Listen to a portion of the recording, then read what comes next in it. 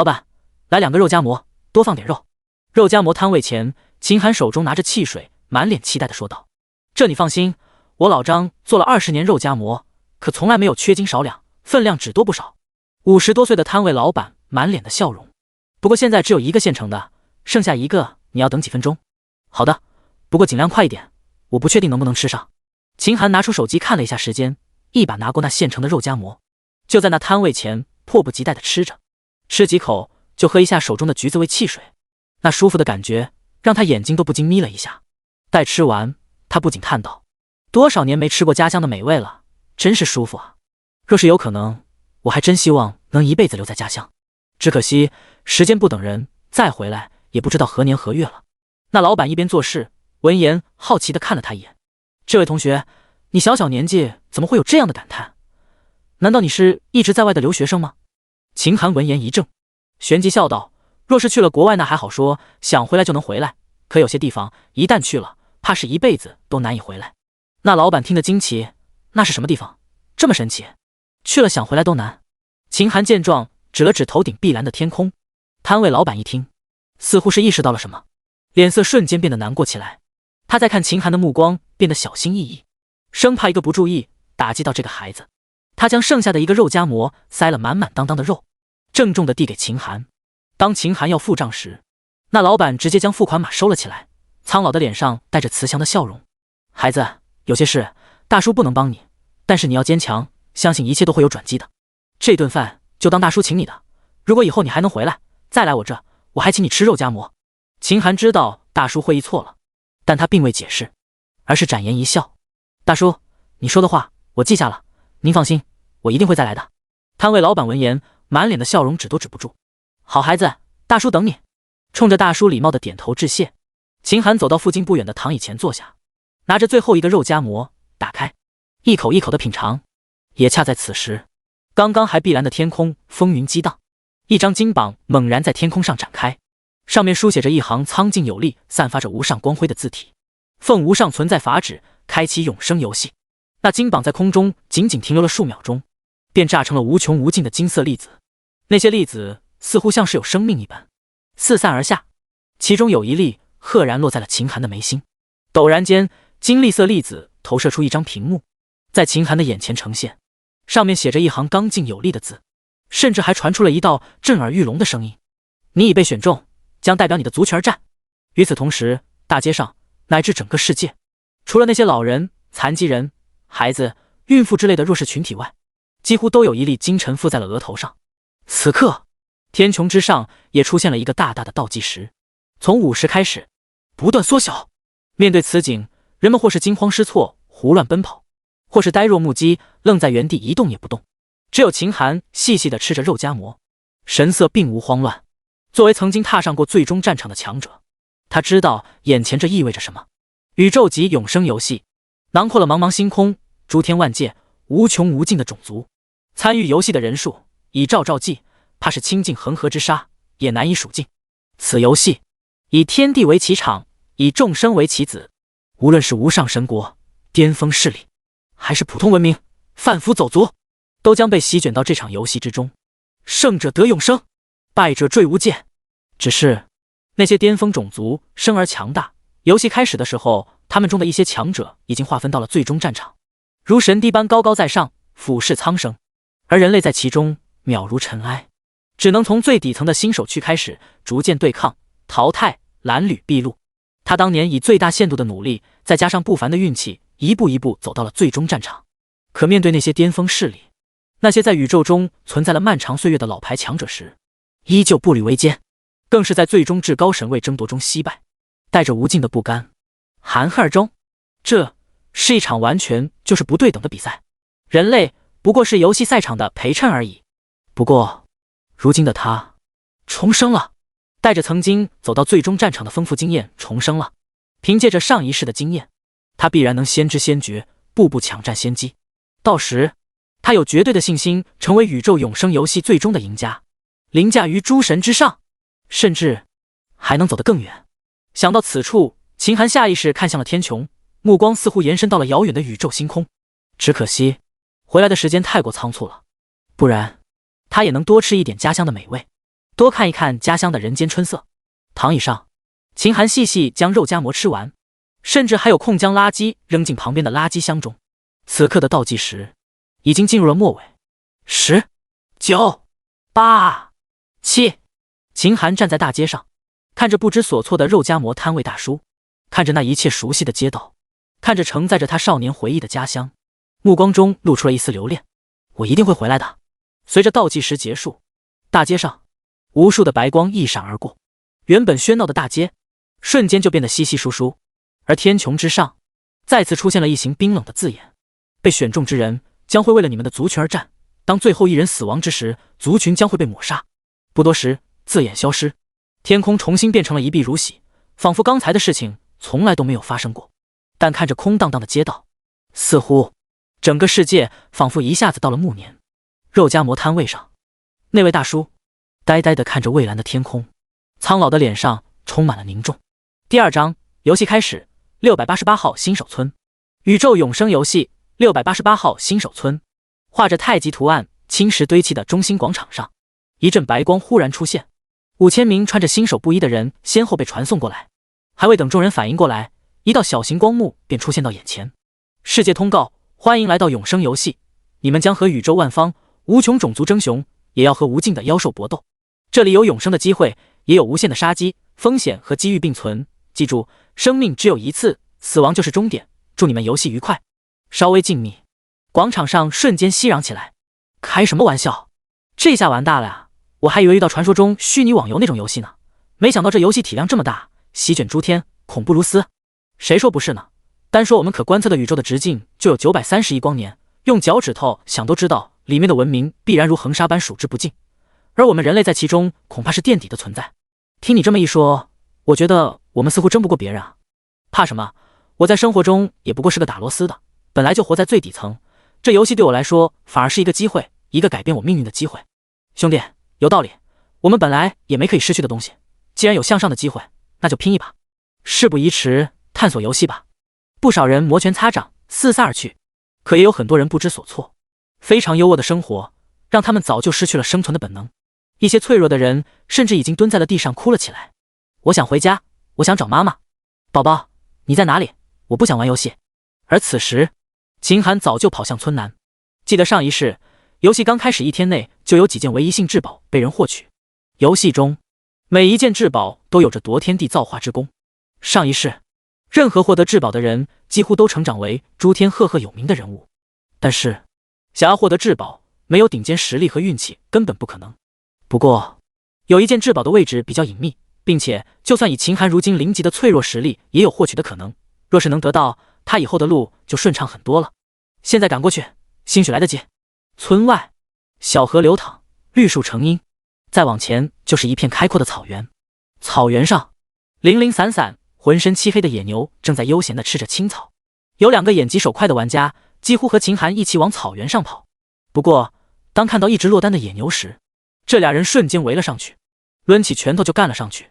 旋即，只听啪嗒一声，愤怒的野牛一顶一扭，直接干翻了2个玩家。糟了，我的腿好像断了，我肋骨好像也断了。好在野牛并没有再次攻击，瞪了他们一眼就扭头吃草。他们求助地看着秦寒：“这位兄弟，帮帮我们吧。”而此刻的秦寒目光如晦，脚下丝毫不停，径直朝着草原深处走去。他甚至连头都没有回一下。他有重要事情做，可顾不得这点小事。游戏初始只给了1件新手布衣，什么装备都没有。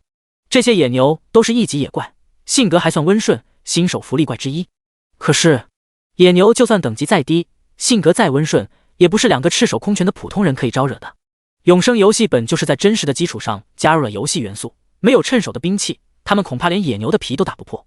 野外可不是随便就能来的，就算是秦寒这样的老玩家，也要小心翼翼才行。好在这里只是野牛区，只要等其他玩家过来，这俩人估计还能得救。若是换成其他野区，怕是2人早就被撕成碎片了。不过有这2人的前车之鉴，他更是打起12分精神，朝着野区深处走去。野牛草原非常辽阔，纵深都有10几里。秦寒连走带跑，硬是用了1个小时左右才走到野牛草原边界。他找到一个大石头，坐下喘息。1个小时的剧烈运动让他的身体几乎达到极限，等下还有更困难的事情，不得不坐下休息，恢复体力。与此同时，经过1个小时的游戏，688新手村的玩家们也都发生了新的变化。村里面做任务能领取的白板、长刀、长剑、弓箭之类的武器都被人领光。除了一些做任务的玩家外，大部分玩家都已经穿戴着武器装备，涌向了野外进行杀怪升级。野牛草原，一个拿着长刀的壮汉，他动作非常迅捷，快速从一头野牛身后摸过去，来到近前，刀锋一闪，只听扑哧一声，长刀深深没入野牛脖颈处的大动脉。他紧接着一扭一拉，只听哗啦一声，野牛立刻倒地，一道白光立刻从野牛身上飘出，涌进大汉身体中。同时，一条村域通告忽然跳了出来：恭喜本村玩家刘狂率先提升到1级，奖励体质+1，本村聊天功能开启，等级排名开启。新手村公共聊天区刚开启，里面就炸开了锅。这才1个小时多点吧，居然有人升了1级了，太牛了！那肯定牛啊！外面那些野牛我和兄弟一起去打过，差点没把我俩撞死，真是人比人气死人。谁说不是呢？我们3个人一起杀牛，忙活这么久也就杀了3头，经验还要平分，升级遥遥无期啊！刘狂大佬，能告诉我们升级的诀窍吗？刘狂，兄弟们抬爱，大佬不敢当。本人以前在屠宰场宰牛的，对牛身上的弱点知道的一清二楚，所以才能快速击杀，杀着杀着，谁知一不留神，居然升级了。哇，刘狂大佬说话了，大佬看看我，我叫李浩，一定要记住我啊！大佬，升级了有什么感觉？刘狂，感觉很美好啊，加了10点体质，还奖励了1点，我的身体感觉比以前强壮了1倍。刘狂说着，就将自己的属性栏截图到公共聊天群中。刘狂，等级1级，体质22点。休息中的秦寒也瞄了一眼，他微微一笑。游戏里初始只有1个属性，那就是体质。只要体质提升，身体的敏捷、反应、力量、耐力、血量这些都会跟着全面提升，非常均衡。一般人的初始体质都在10点左右，刘狂1级22点，去掉升级的10点和奖励的1点，他的初始体质是11点。也就是说，在现实生活中，此人的体质也是比较优秀的那种。哎呀，刘狂大佬本来就强，第1个升级还多加1点体质，照这样下去，强者会越来越强，我们恐怕永远都跟不上大佬的脚步了。可以预见，刘狂就是以后新手村霸主了，到时候欺负我们怎么办？刘狂，兄弟们放心，我这人实在，等我级别高了，我会好好照顾大家的。听大佬这么说，我的心一下子就踏实了。大佬你赶紧练级，把优势彻底建立起来。好的兄弟，我要打怪升级去了。秦寒扫了一眼，轻轻摇头。刘狂这人显然在一声声的大佬中迷失了自我，再加上升级后加那1点微不足道的体质，让他信心倍增。只是永生游戏可不是打怪升级这么简单，万界种族初始实力是不一样的。蓝星上大家的初始实力是10点体质左右，第5世界初始实力大概在20点体质左右，优秀者可以达到100-200点，而有些站在宇宙顶端的种族，初始实力更是能达到了恐怖的5000多点，其中顶尖者甚至可以达到惊骇的7-8千点体质。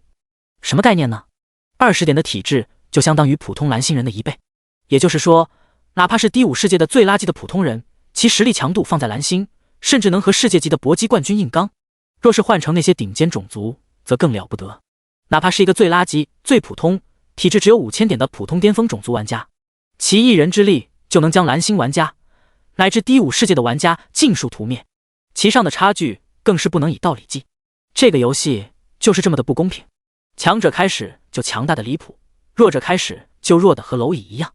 所有的种族每升1级加的体质都是固定的10点，1级10点体质，新手极限等级是20级，升到20级，满打满算也不过才200点体质。也就是说，就刘狂这种玩法，单纯的升级升到顶点，还不如人家顶尖种族初始体质的零头。这样的实力，怕是游戏前期都难以活过去。好在游戏前期都是强对强，弱对弱，人类也不需要面对那些巅峰种族，只有到了最终战场，才会让诸天寰宇的人聚在一起。所以游戏还是给了那些弱小的种族成长发育的机会，至于能不能把握住，那就看个人机缘了。而且游戏初始实力虽然不对等，但还是给普通种族超越的可能。游戏里有不少提升实力超越阶级的东西，哪怕获得这些东西的概率很低很低，低到让人绝望。第3章，隐藏在山林中的训练场。快速休整完毕，秦寒再次往前行进，前方就是灌木丛生的2级野区，远远看去能看到不少毛发顺亮、目光凶狠的野狼正不断在野区游走。他心顿时沉了3分。过了野牛草原，野怪就会主动攻击人，以自己0级的实力，一旦遭遇高级别野怪，后果不堪设想。沉下心，他小心翼翼地避开一个个野狼的视线，继续往前行进。时间缓缓流逝，出了2级野区，他走了一条山间捷径，一下子越过了不少野区，距目的地的时间缩减了很多。时间再次流逝，又过了一段漫长的时间。这是一处古老的山林，山林中大树连绵，遮天蔽日，环境阴森森的，空气中甚至有一丝丝淡薄的白雾在流淌，看起来非常诡异，让人望而生畏。一棵3人合抱的大树后面，秦寒绷直了身体，后背紧紧靠在树上，呼吸都暂时屏住。大树另一侧，一条身长近10米、粗如水桶、身上如西瓜一般绿色纹路的巨型蟒蛇正吐着红杏子，如灯泡大小的蛇眼不断扫视着周围。隔着大树，秦寒都能闻到它身上散发的浓重腥味。森蟒10级野怪，这片森林的霸主，以秦寒现在的实力根本不是敌手，一旦被发现，只能是送命的下场。静！周围的一切在这一刻变得异常静谧，静得落针可闻，没有蚊虫鸟叫，没有风吹叶动，唯一的声音就是秦寒那微微跳动的心脏。1秒、2秒、3秒，几分钟的时间对他来说仿佛过了一个世纪般漫长。不远处，一只野鸡忽然从草丛中飞出，造成的颤动被森蟒捕捉到，吐着红杏子的头颅当即一扫，热成像的视角中轻易的就锁定了正在低空飞行的野鸡，扭动着庞大身躯就冲了上去。听到蟒蛇移动的动静越来越远，秦寒毫不犹豫，迅速从树后弹出，拼命朝着山上跑去。这是一个被削平的山顶，顶上面有一个篱笆围起来的弓箭训练场，场内陈设简单，只有几个箭靶，一个制弓架，靠近悬崖的边缘还有一棵孤零零的迎客松。烈阳下，一名穿着皮甲抱着一把古朴长弓的男人正靠在迎客松上闭眼假寐。秦寒双手扶着膝盖，大口喘着气，背后甚至已经被汗水浸湿，但目光却紧紧盯住抱着弓箭的男人，像是看到了久违重逢的亲人一般。奔波大半天，终于安全到达了。原地休整了1分钟，身体恢复了不少。秦寒赶紧跑了过去，这个男人就是新手弓箭训练导师，无尽新手村中固定的 NPC 之一，不仅可以教授弓箭技能，通过剑术考核后还会根据成绩赠送弓箭装备，若是达到优秀，甚至可以获得极为稀少的职业转职名额，甚至考核成绩达到完美的玩家将会得到顶级职业转职资格，而第一个成绩达到完美的玩家不仅会得到顶级职业令牌，更是会奖励唯一至宝。这里距离新手村很远，又在茂密的山林中，位置异常偏僻，现在本村估计除了自己外没人能找过来，甚至蓝星文明近100万个新手村也绝对没人能找过来。不过秦寒要赶超的是无穷宇宙无尽新手村的所有人。虽然游戏初期为了公平起见，每个新手村的怪物实力都是动态增强的，比如说蓝星人的普通人打野牛有多费劲，那顶尖文明的人打野牛的难度也差不多。但是蓝星上的搏击总冠军或者流狂这样人的，他们的体质就比一般人强，在开始玩游戏的时候比一般的玩家更有优势。而那些武道文明，人与人之间的差距则会更大，比如一个最低级的武道文明，新手村的平均体质在20到200之间，游戏只会按照实力最低的人增强怪物，那些体质在200点的强者等于天生比别人多了20级，这些人也能在开局探索得更远，哪怕他们不知道此处，但凭借超大的概率，无穷无尽的新手村里怕是已经有几十上百亿的人早就探索到了这里。而且剑术是不少习武之人的基本功，卓越者剑术入微，百发百中，也就是说这些人中多数都能通过剑术的考核。不过秦寒一个最弱文明中的人敢跟上百亿强者竞争，自然有他的依仗。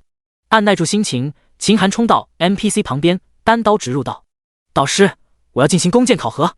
那弓箭手导师闻言显然有些意外，没想到我隐居在这么偏僻的地方，居然还有人能找到我，看来命运这东西是躲不掉的。孩子，既然我们有缘，那我可以给你一个转职的机会，不过我看你毫无射术根基，我建议你先学习弓箭基础后再来考核，毕竟考核的机会只有1次。不用了，我已经学会了，现在就开始考核吧。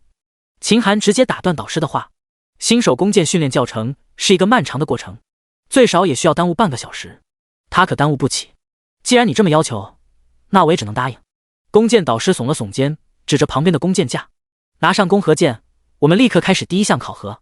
秦寒迅速照做，然后2人来到训练场的固定靶前，弓箭导师指着前方几个靶子，严肃道：“你的前方一共有5个靶子，距离分别是50米、60米、80米、100米和120米。你必须在10秒钟射出5箭，50环完美，40环优秀，30环良好，20环合格。只有成绩达到完美，你才能继续进行新的考核。记住，你的机会只有一次，一定要珍惜。”秦寒点点头，握住训练弓，拉了2下，熟悉手感。作为游戏走到最终战场的玩家，他的经验本就是骨灰级的，几乎所有游戏技能他都有所涉猎。对于弓箭这种几乎每个人必不可缺的技能，更是练得技惊乎道。深吸一口气，秦寒道：“开始吧。”下一秒，他面前的空中竟然凭空出现一个倒计时的数字：10、9、8、7，数字快速流逝。秦寒目光一凝，弯弓搭箭，目视靶心。一瞬间，时间仿佛变得极为缓慢，就连上面的数字似乎也停止了跳动。屏息，松指，训练木箭嗖的一声离弦而出。当木箭还没有命中靶心时，秦寒已经将第2支箭搭在了弦上。嗖，木箭再次射出，随后他的动作越来越快。嗖嗖嗖3声快速响起。下一秒，秦寒放下弓箭，只听噗噗噗噗噗，弓箭中靶的闷响声接连传来。抬眼望去，5支木箭赫然全中靶心。另一边，弓箭导师惊讶的声音传来：“50环，完美！你的射术天赋令我惊讶，假以时日，你定会成为一名优秀的射手。”第4章传到桥头自然直，逃课办法。考核场内，弓箭训练导师继续道：“孩子，下面的考核项目将会更加困难，你还要继续考核吗？如果你选择放弃，我将会送你一把优秀的猎弓作为礼物；如果你选择继续，失败后将没有任何奖励。”秦寒毫不犹豫，继续考核。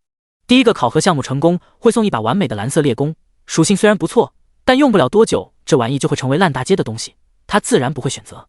很好，你是一个有坚定信念的孩子。那我们进行第2次考核吧。随着弓箭手训练导师话落，前方的靶子忽然变得灵活起来，居然开始左右移动。猛然看去，感觉眼花缭乱。规则还是和上一次一样，10秒内50环为完美。秦寒神色轻松，这种移动靶子速度都是恒定的，只需要增加提前量就可以轻松击中。对于任何一个优秀射手来说，打这种移动靶子和打固定靶子的难度几乎相当。屏息，挽弓搭箭，动作一气呵成。嗖嗖嗖，噗噗噗，毫无意外，5支箭正中靶心。太让人意外了，你的进步让我刮目相看。弓箭训练导师的声音再次传来：“孩子，如果你选择现在放弃，我将会给你一个初级弓箭手转职凭证，拥有它你就可以去新手村转职祭坛进行转职。一旦转职，会有意想不到的好处哦。接下来的考核项目将会越来越难，如果你选择继续，很可能将会一无所获。”秦寒嘴角轻动，转职是所有玩家游戏初始时最重要的事情之一，也是实力孱弱的种族超越强大种族的路径之一。初级弓箭手是最低级的职业等级，会给玩家带来每级 1.5 倍的成长值。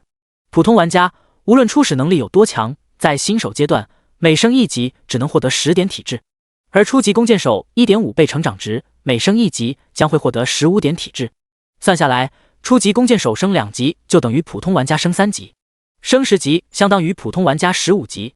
长此以往，差距将会越来越大。转职没有等级要求，0级就可以转，越早转职对玩家好处越多。毕竟等级不可逆，如果一个玩家5级的时候才转职，那之前升的级就没有成长加成，如此一来损失就大了。更重要的一点是，永生游戏里面转职名额是有限的，万界之中所有玩家争抢固定的名额，先到先得。初级弓箭手的名额在导师这里至少超过万亿，听起来很多，但分担到无尽新手村，这个数字就是杯水车薪。记得上一世自己所在的新手区到最后拥有职业的人寥寥无几，初级职业 1.5 倍的差距，和无职业玩家相比，一对一决能形成碾压，一对3拉扯一番也可以赢。但是初级职业的上限无非就是新手村的小高手，在新手村称霸都困难，更别说和无尽星空的强者争雄，那就是个笑话。既然重生，秦寒一定要做绝对的万界第一，初级职业就算是免费给他，他都不会看一眼。秦寒微微摇头道：“导师，我要继续考核。”这次导师没有再废话，开始着手张罗考核资源。1分钟后，好了，可以开始下一项考核了。秦寒抬眼一看，只见眼前不远的天空上，5个靶子如大雁一般在天上盘旋。他目光凝聚，启动考核。时间一点一滴过去，弓箭训练场内，秦寒一次次通过考核，终于他将完成了高级职业考核。此时，那弓箭手导师脸色很惊讶，道：“孩子，很久没有人能够像你这么优秀了，在我的职业生涯中所见到过的孩子里，你绝对能排到前列。只要你现在完成考核，我将给你一个高职职业转职资格令牌，也会给你一把非常顶尖的长弓作为奖励。如果你还要继续考核，不仅非常艰难，有很大的概率会失败。一旦失败，之前的一切将会前功尽弃。而且，在考核之前，你还要完成我给你的前置任务来证明你的资格。你可一定要想清楚了。”秦寒点点头，继续道：“导师，我选择继续进行下面的考核。”导师说接下来有前置任务，这不但不让他感到为难，反而更加高兴。毕竟就像之前所说，宇宙所有玩家之中，此刻能够达到此地的定然超过了100亿之数，而能够完成高级职业资格的，怕最少也有50亿之数。如果弓箭考核能够一气呵成，怕是最终的职业名额早就给别人抢去了，那还能轮得到他呢？而这个前置任务，方才是他能够赶在所有玩家之前拿到弓箭手顶级职业令牌的关键所在。弓箭手导师闻言点了点头：“你真是个非常有勇气的孩子，我也希望你能在接下来的考核中更加顺利。为了证明你有资格继承顶级职业的资格，接下来你要在1天之内猎杀100只森蟒、100只猎豹、100只灰鹰，只要猎杀完成，你就可以回来继续进行最终的考核。”饶是秦寒知道这个前置任务，如今亲耳听到也感到头皮发麻。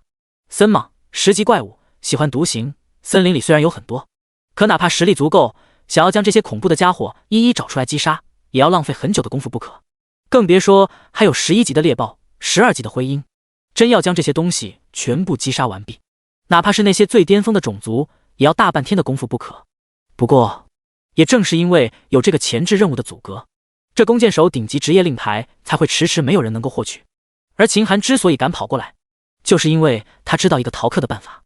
后面随着玩家们的探索，运气好的话，会在新手村黑云寨的强盗窝点中一处不起眼的角落中找到一本书，名字叫做《弓箭手之泪》，里面讲的是一个优秀弓箭手和一名女子的爱情。只要看过这本书的内容来跟弓箭手导师聊一聊，就会将对方的好感度提升到友善，到时就可以要求对方跳过前置任务。第5章，至宝到手，世界级通告。考核场地内，只见秦寒迅速说道：“导师，我在机缘巧合下看过一本书，名字叫《弓箭手之泪》，而作者是一个叫做红绫的女人。”那弓箭手导师闻言，脸色瞬间大变，焦急道：“红绫？你刚才说那作者叫红绫？”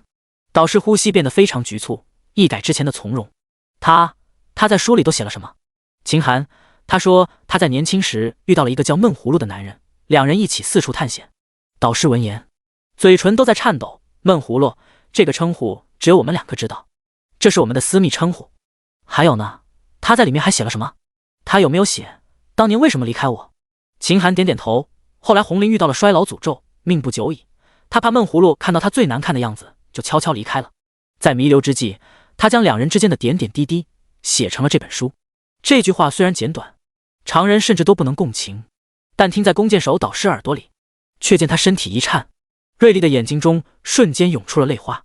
原来他竟然是因为这件事情离开我的，原来他竟然是害怕我伤心难过才离开我的。可他又知不知道，失去他的日子我有多么的难过？我最心爱的人啊，不管你变得多么的难看，我也不会变心，我也会一直陪伴在你身前，陪你走到最后的。一旁看着弓箭手导师流下的泪水，秦寒忽然恍然大悟道：怪不得这本书的名字叫做《弓箭手之泪》，原来如此呢。看来这个叫红绫的女人真是非常了解导师你呢。她一定是预料到，只要您听到了这个故事，就一定会流泪。你们之间的感情，常人难以企及。弓箭手导师闻言，情绪稍微恢复了一点。此时，他看向秦寒的目光也变得非常的柔和。孩子，没想到我们之间这么有缘啊！你能告诉我这件事，我非常高兴。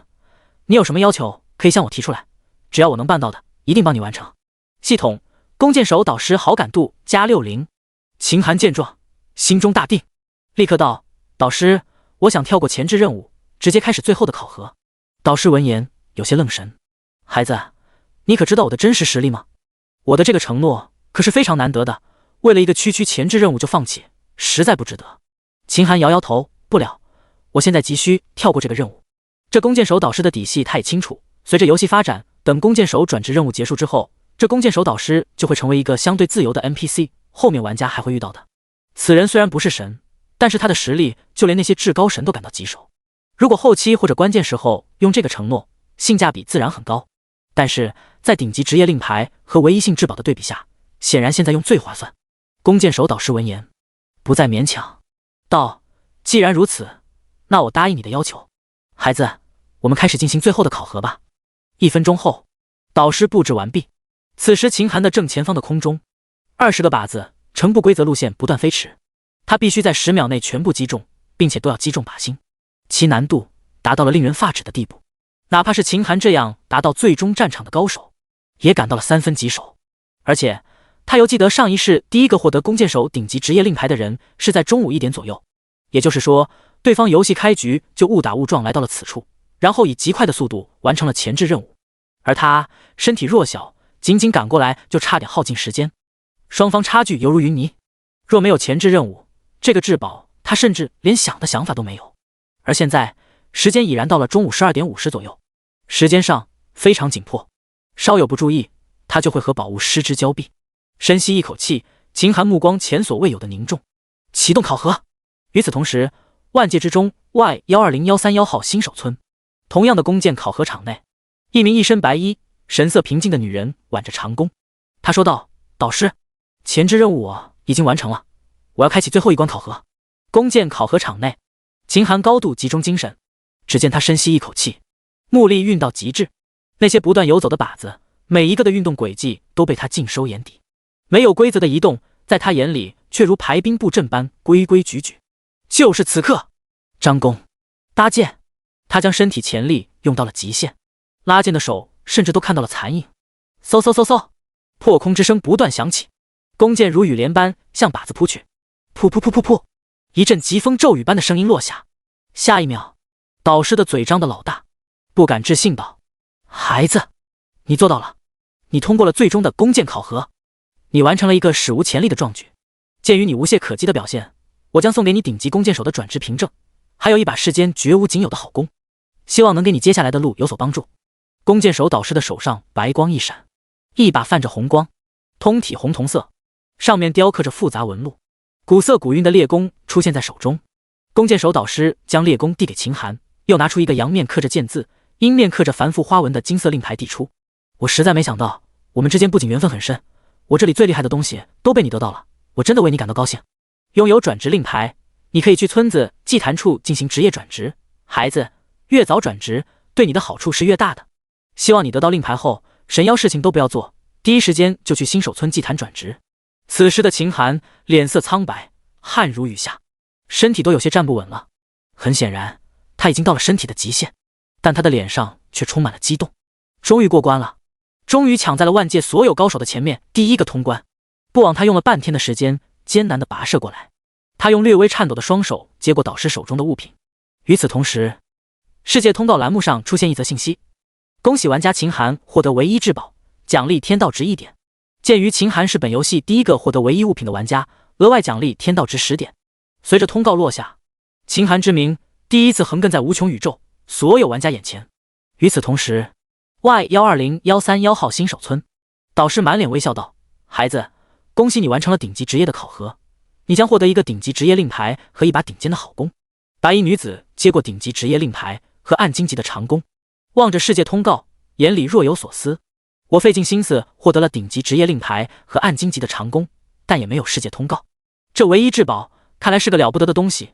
茫茫宇宙，藏龙卧虎，哪怕我是巅峰种族，也该砥砺前行，不能落后于人。第6章顶级职业，恐怖如斯。此时此刻，688新手村聊天区里，有人不确定道：“兄弟们，我发现一个大事情。刚才我翻看等级排行榜时，发现一个叫秦寒的玩家，难道至宝是被他得到了吗？啊，这玩笑是不是开得有点大啊？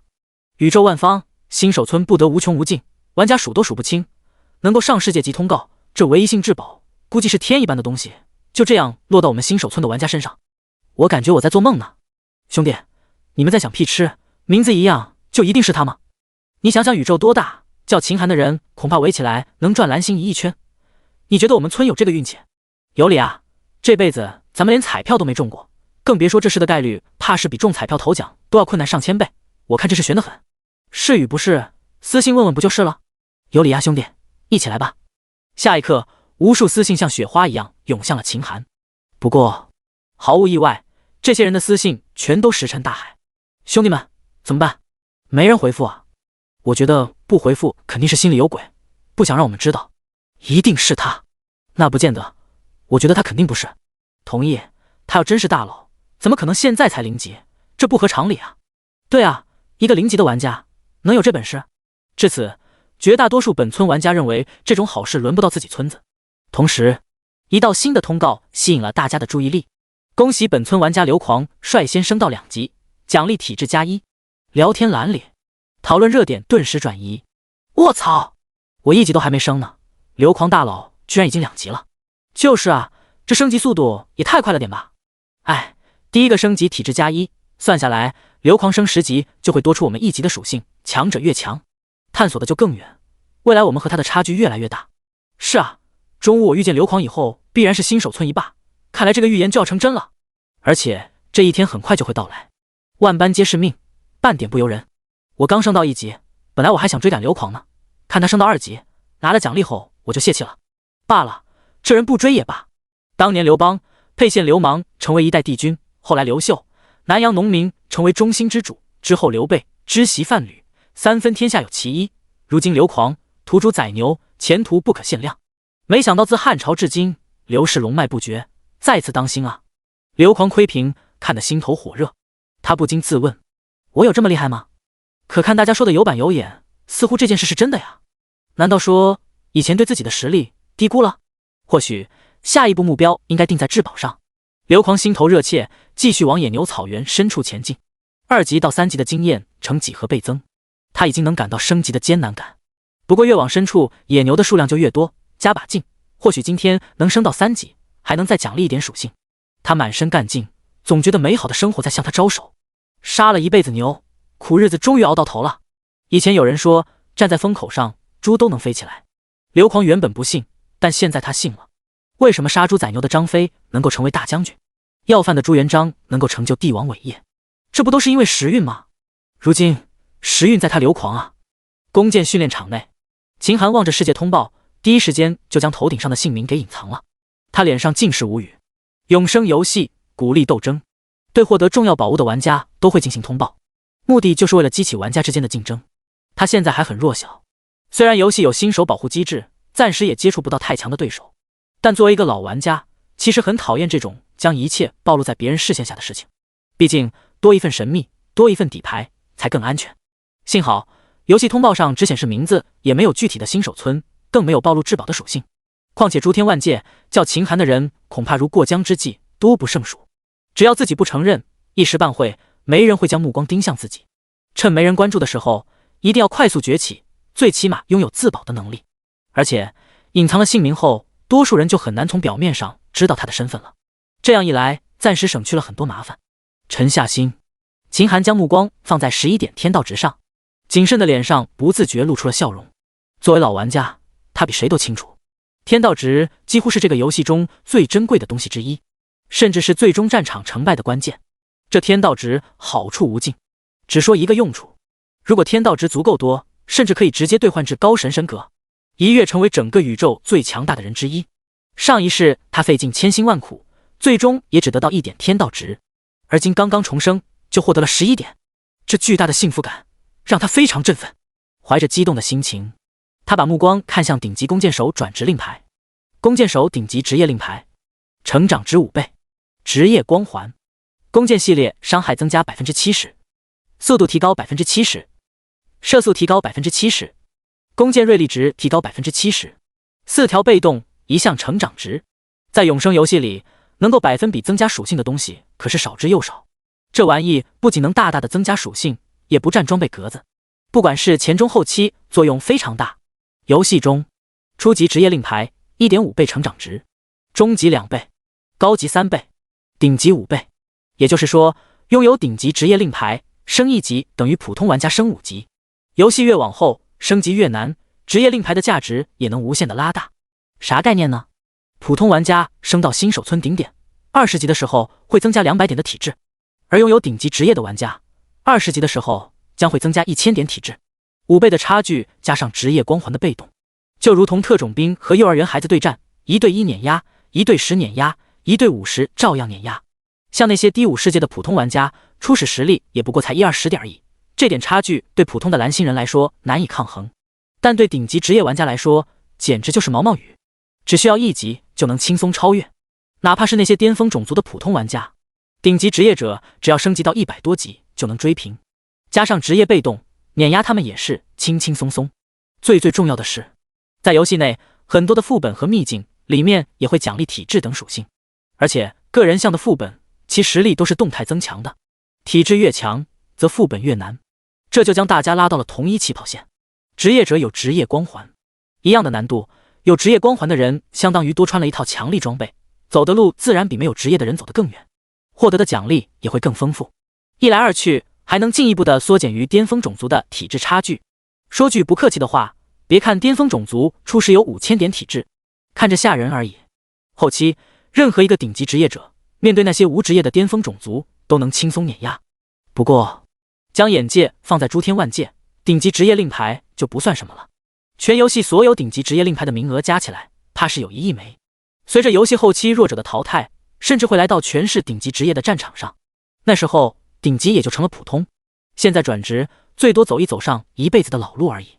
而且那些巅峰种族中，其战斗素养远比一般世界的人要高明，若是人家得到了顶级职业令牌，强联合之下实力堪称恐怖，他要做的是超过诸天星空所有人，仅凭这点底蕴那是远远不够的。第7章神马梦魇第2次世界通告。当然顶级职业也不是最高的职业等级，上面还有更高的存在，2枚顶级职业令牌组合可以转职成为圣级职业，成为圣级职业会让他更进一步，这将是他接下来的一个目标。秦寒微微定神，将顶级弓箭手转职令牌放进口袋，目光来到了弑神弓上。弑神弓成长性至宝，攻击力100，无视防御，攻击会随着主人的提升而提高，1%概率一击必杀，无需装填，更多能力将会随着成长而开发。弑神弓名副其实啊，1%概率一击必杀，虽然希望渺茫，但就凭这个属性，他就有了击杀至高之神的可能。况且随着弑神弓不断成长，这个概率还会继续增加，终有一天可以一击杀神。无视防御简直就如真实伤害，这可是神级被动，前世就算是排行榜顶尖的弓箭手也没几个拥有。还有无需装填，这可是所有弓箭手做梦都求不来的好属性，有了这个属性，以后不再为弓箭发愁了。绑定弑神弓绑定成功，不可交易，不可掉落，主人死亡，弑神弓将跟着消散。一瞬间，秦寒和弑神弓之间便多了一种血脉相融的联系。收！随着他念头一动，手中的弑神弓立刻消失不见。现！下一秒，弑神弓再次回到手中。至宝有灵，一旦绑定就能收到至宝空间，收发由心。拉了拉弓弦，那丝滑的感觉让人心醉。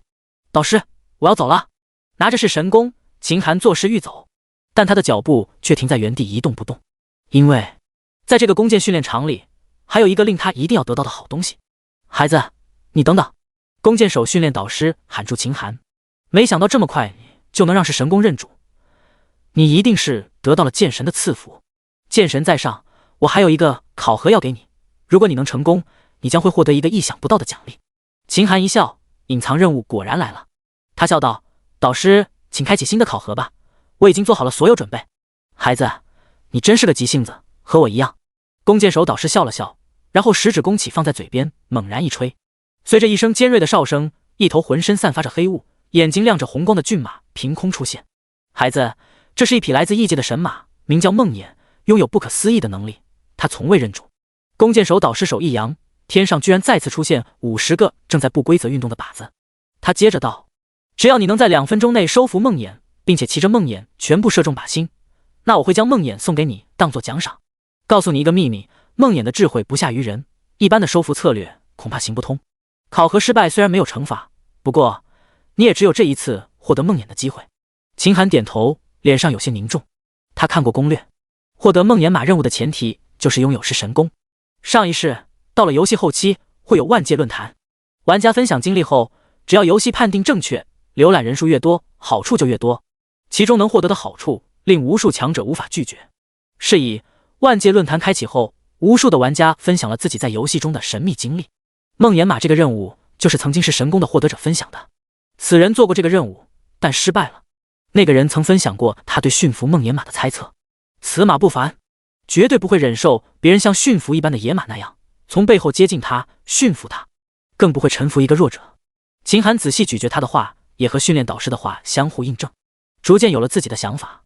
思索片刻，秦寒立刻开启任务。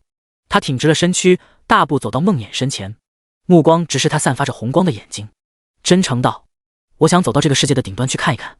我走的路注定会充满荆棘，注定艰难重重。我希望有一个伴随我一生的伙伴，不抛弃也不放弃。你可以吗？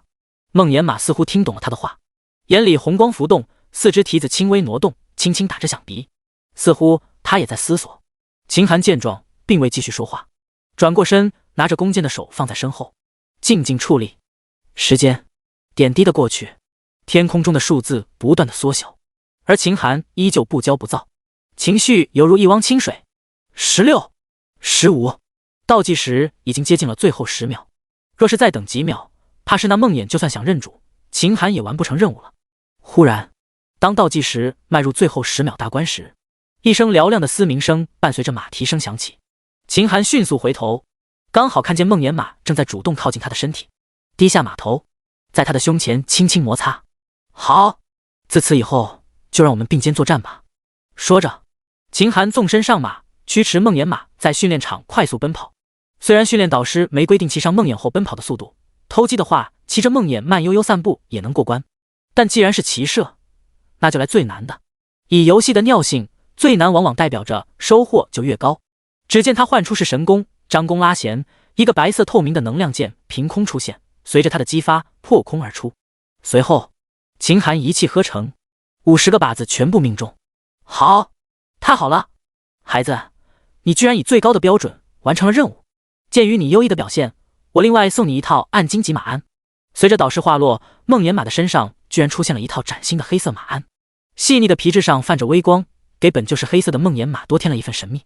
秦寒一脸欣喜，连忙和梦魇马进行绑定。梦魇马绑定成功。梦魇马，唯一成长性神马，至宝，世间最孤傲的神马，一生只认一个主人，主人死则追随自爆。基础移速随着主人提升而提升，速度加成100%，无限精力，可遇水而行，非自爆不可死亡。更多功能随着成长开发。马匹装备：灰鹰马鞍套装，暗金级装备，增加马匹负重力1倍，增加马匹移速30%。马鞍包空间1000，马匹50米内可凭意念随意存取。秦寒大喜，果然是神马，单单最初级的状态就能吊打一众好马，若是未来成长起来，那将是何等神意。还有那黑鹰马鞍也不错，特别是1000储物空间，刚好解了自己燃眉之急。与此同时，世界通告再次响起，恭喜玩家秦寒获得唯一至宝，奖励天道值1点。第8章史诗级任务：孤独灵魂的救赎。望着世界通告，诸天万界，大部分人都懵了。这他娘的，刚进游戏还不到半天吧？甚至大部分人还在新手广场如好奇宝宝般四处赏花赏草呢。别人已经获得了2件至宝，唯一性至宝啊！还有世界通报，一定非常强大。照这样下去，谁能抵抗得了此人？这还让不让人玩了？干脆大家往地上一躺，等死算了。这还玩个屁的游戏！几乎瞬间，秦寒就成了万界所有人羡慕憎恨的对象。Y120131新手村内，白衣女子脚步一顿，秀眉微蹙。如果说一次是运气，那接连2次就该是实力了。这个秦寒，诸天未来一定有他一席之地，该重点关注。688新手村，人们再次炸开了锅。又是唯一性至宝，又是叫秦寒，估计10有8九还是上一个人。这个人难道是老天爷的私生子吗？这么偏袒他，这可是世界级通告啊！哪怕是我以前玩的普通网游，能够触发全服通告的玩家，也都是顶尖之人。如今这宇宙万方能够被通告，我敢说，绝必是那种高到我们无法想象的存在，绝必是那种顶尖的不能再顶尖的超级文明之人。你们别这样，我心里还是有点期待，是我们688的那个秦寒呢。让你们这么说，直接将我的梦给破灭了。咱们村算了吧，我看了一下，那个秦寒的等级依旧是0级，怕是这个人这会让还没玩明白游戏，在村里瞎转悠呢。游戏开始如此重要的时候不去练级，这种人能有前途吗？你们看看流狂大佬，这才是真正的强者。刚才听人说，流狂大佬中午饭都没吃，依旧在努力杀怪呢。这才是我辈之楷模呀！新手草原深处，正在赶往更多野牛区的路上，流狂顺手点开聊天区，见人们正在聊他，他自豪一笑，但没有说话。那些世界级通告他不管，秦寒是谁他没兴趣，他能管的就是在这个新手村称王称霸。正所谓两鸟在林不如一鸟在手，远处的东西得不到，那就不是自己的，能够拿到手里的才是最好的。第一个升级那一点体质加成，这才是实打实的好处。弓箭手训练场获得所有好处后，秦寒不再逗留。导师再见。骑上马，秦寒刚疾驰几步，却猛然调转马头，回身道：差点忘了一件事，导师，如果有可能，等以后实力足够了，或许我可以帮你找回你的心上人。弓箭手导师闻言，身体再次一震。你是说红灵他还活着？秦寒，人死不能复生，但是人的灵魂应该会去一个神秘的所在，红灵实力不弱于你，他的灵魂或许尚在宇宙中某一个角落呢。弓箭手导师听后，身体已经颤抖得不能自持，他的目光前所未有坚定。若是你能帮我找回红灵，我当以我的性命发誓，今生效忠于你。系统弓箭导师好感度加20。史诗级任务：孤独灵魂的救赎，请前往灵界找到红灵的灵魂，解除他身上的诅咒，并让他和弓箭手导师重逢。秦寒见状，顿时一喜，这可是史诗级任务。纵观整个游戏历程，能够称得上史诗级任务的可是非常稀少，而且史诗级任务都是唯一性的，完成任务最少也能得到一点天道值，甚至有可能获得至宝。更别说这个任务打底就能获得弓箭手导师这样的强大人物。他刚才说那些话，无非是忽然想起了游戏后期一个庞大的游戏世界灵界，那里面是宇宙中强者的安息之地，实力到了一定程度的强者死后灵魂都会前往灵界。没想到仅仅是多提了一句话，居然能得到一个史诗级任务，这简直就是意外之喜。导师，后会有期。在马上郑重地向导师抱拳后，秦寒调转马头，疾驰而去。他骑着梦魇直冲山下。来的时候他一穷二白，身上就一件布衣，遇到稍微强大点的怪物都要躲着走。如今单凭梦魇的速度，他就敢在新手村怪区横穿。下山的路很崎岖，但在梦魇的铁蹄下却如履平地，脚下的大地飞驰而过，像是眨眼间，秦寒就来到了山林中。死！熟悉的声音响起，那只离去的森蟒居然又回来了。这家伙非常霸道，横亘在路中间，犹如拦路抢劫的土匪。见到秦寒过来，他那眸子里流露出嗜血的寒芒。来人了，那就有食物了。今天的晚餐有着落了。人类应该很美味吧？毫不犹豫，他张开血盆大口，闪电般朝秦寒咬去，凶狠的牙齿是要把眼前的敌人生生撕碎。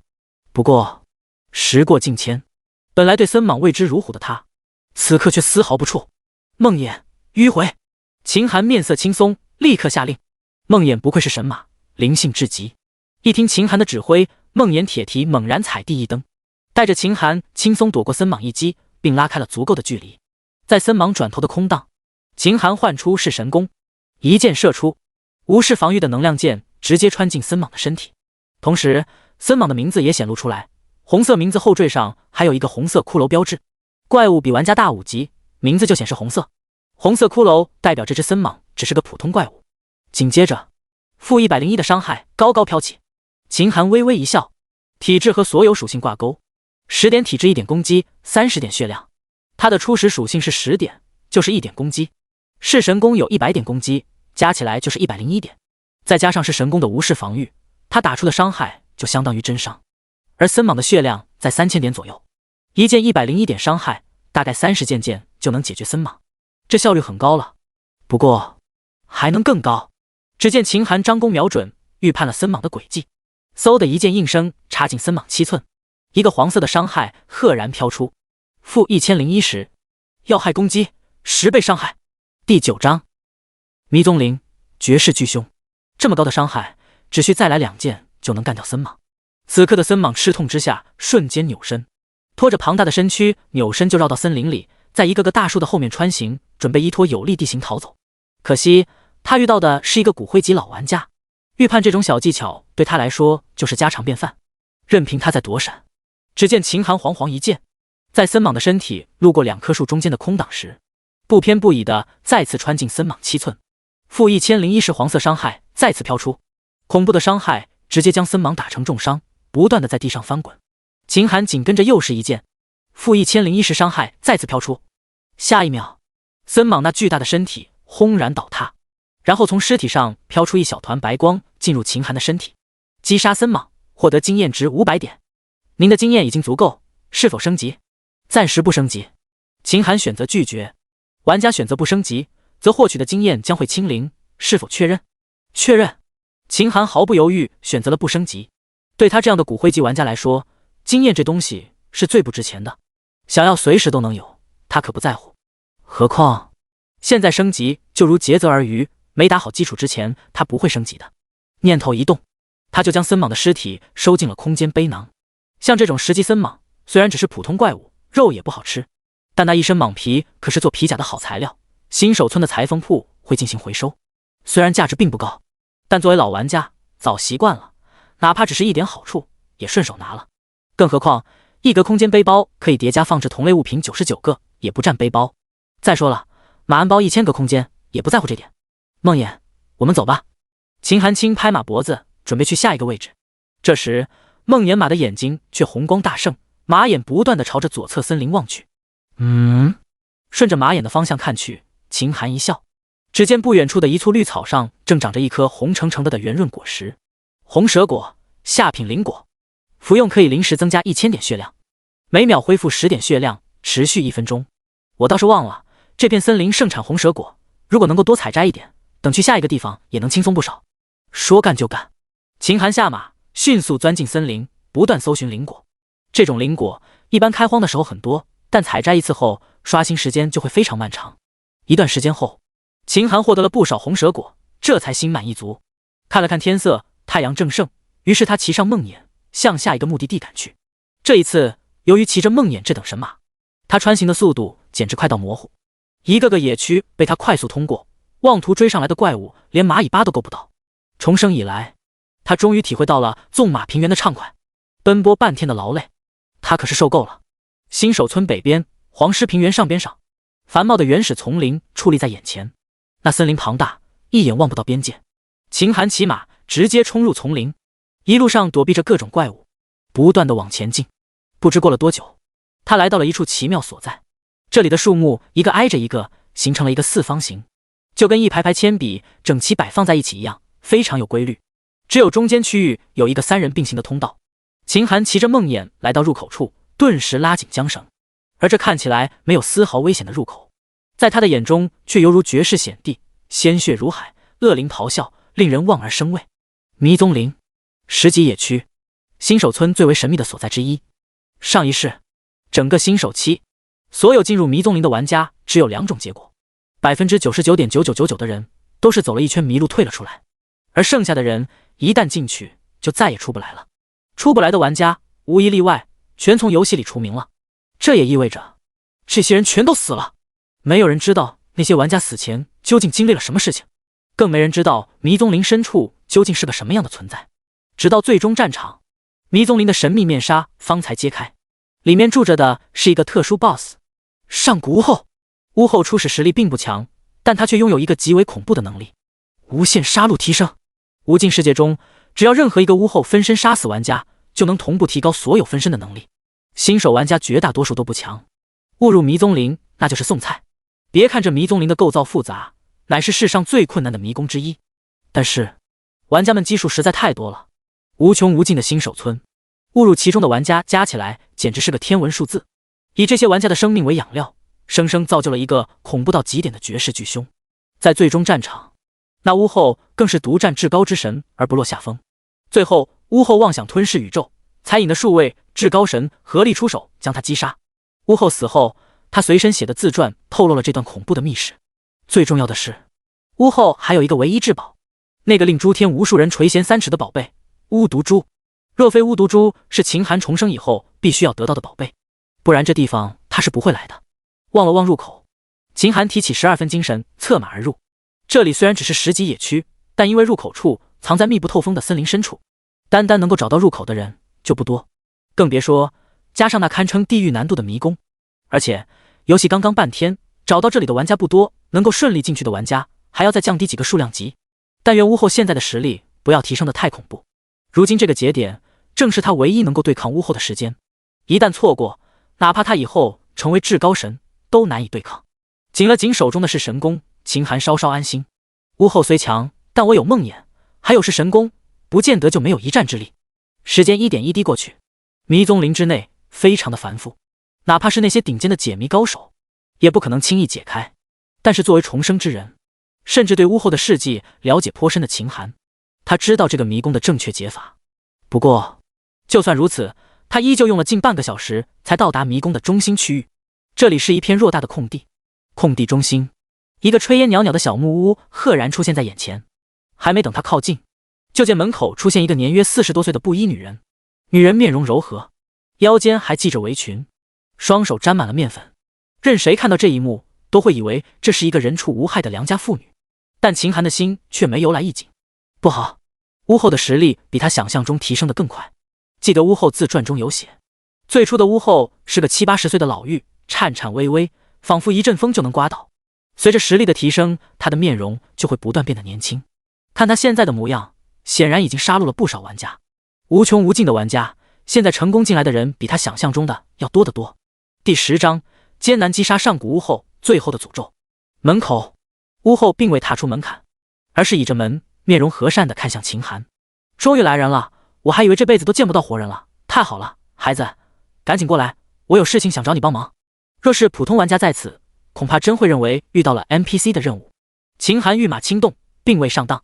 巫后巫术、毒术双绝，真跟他进去，怕是要倒大霉。贸然进入，恐怕会让自己陷入绝地。秦寒，马儿太高大，不好进屋，要不你过来吧。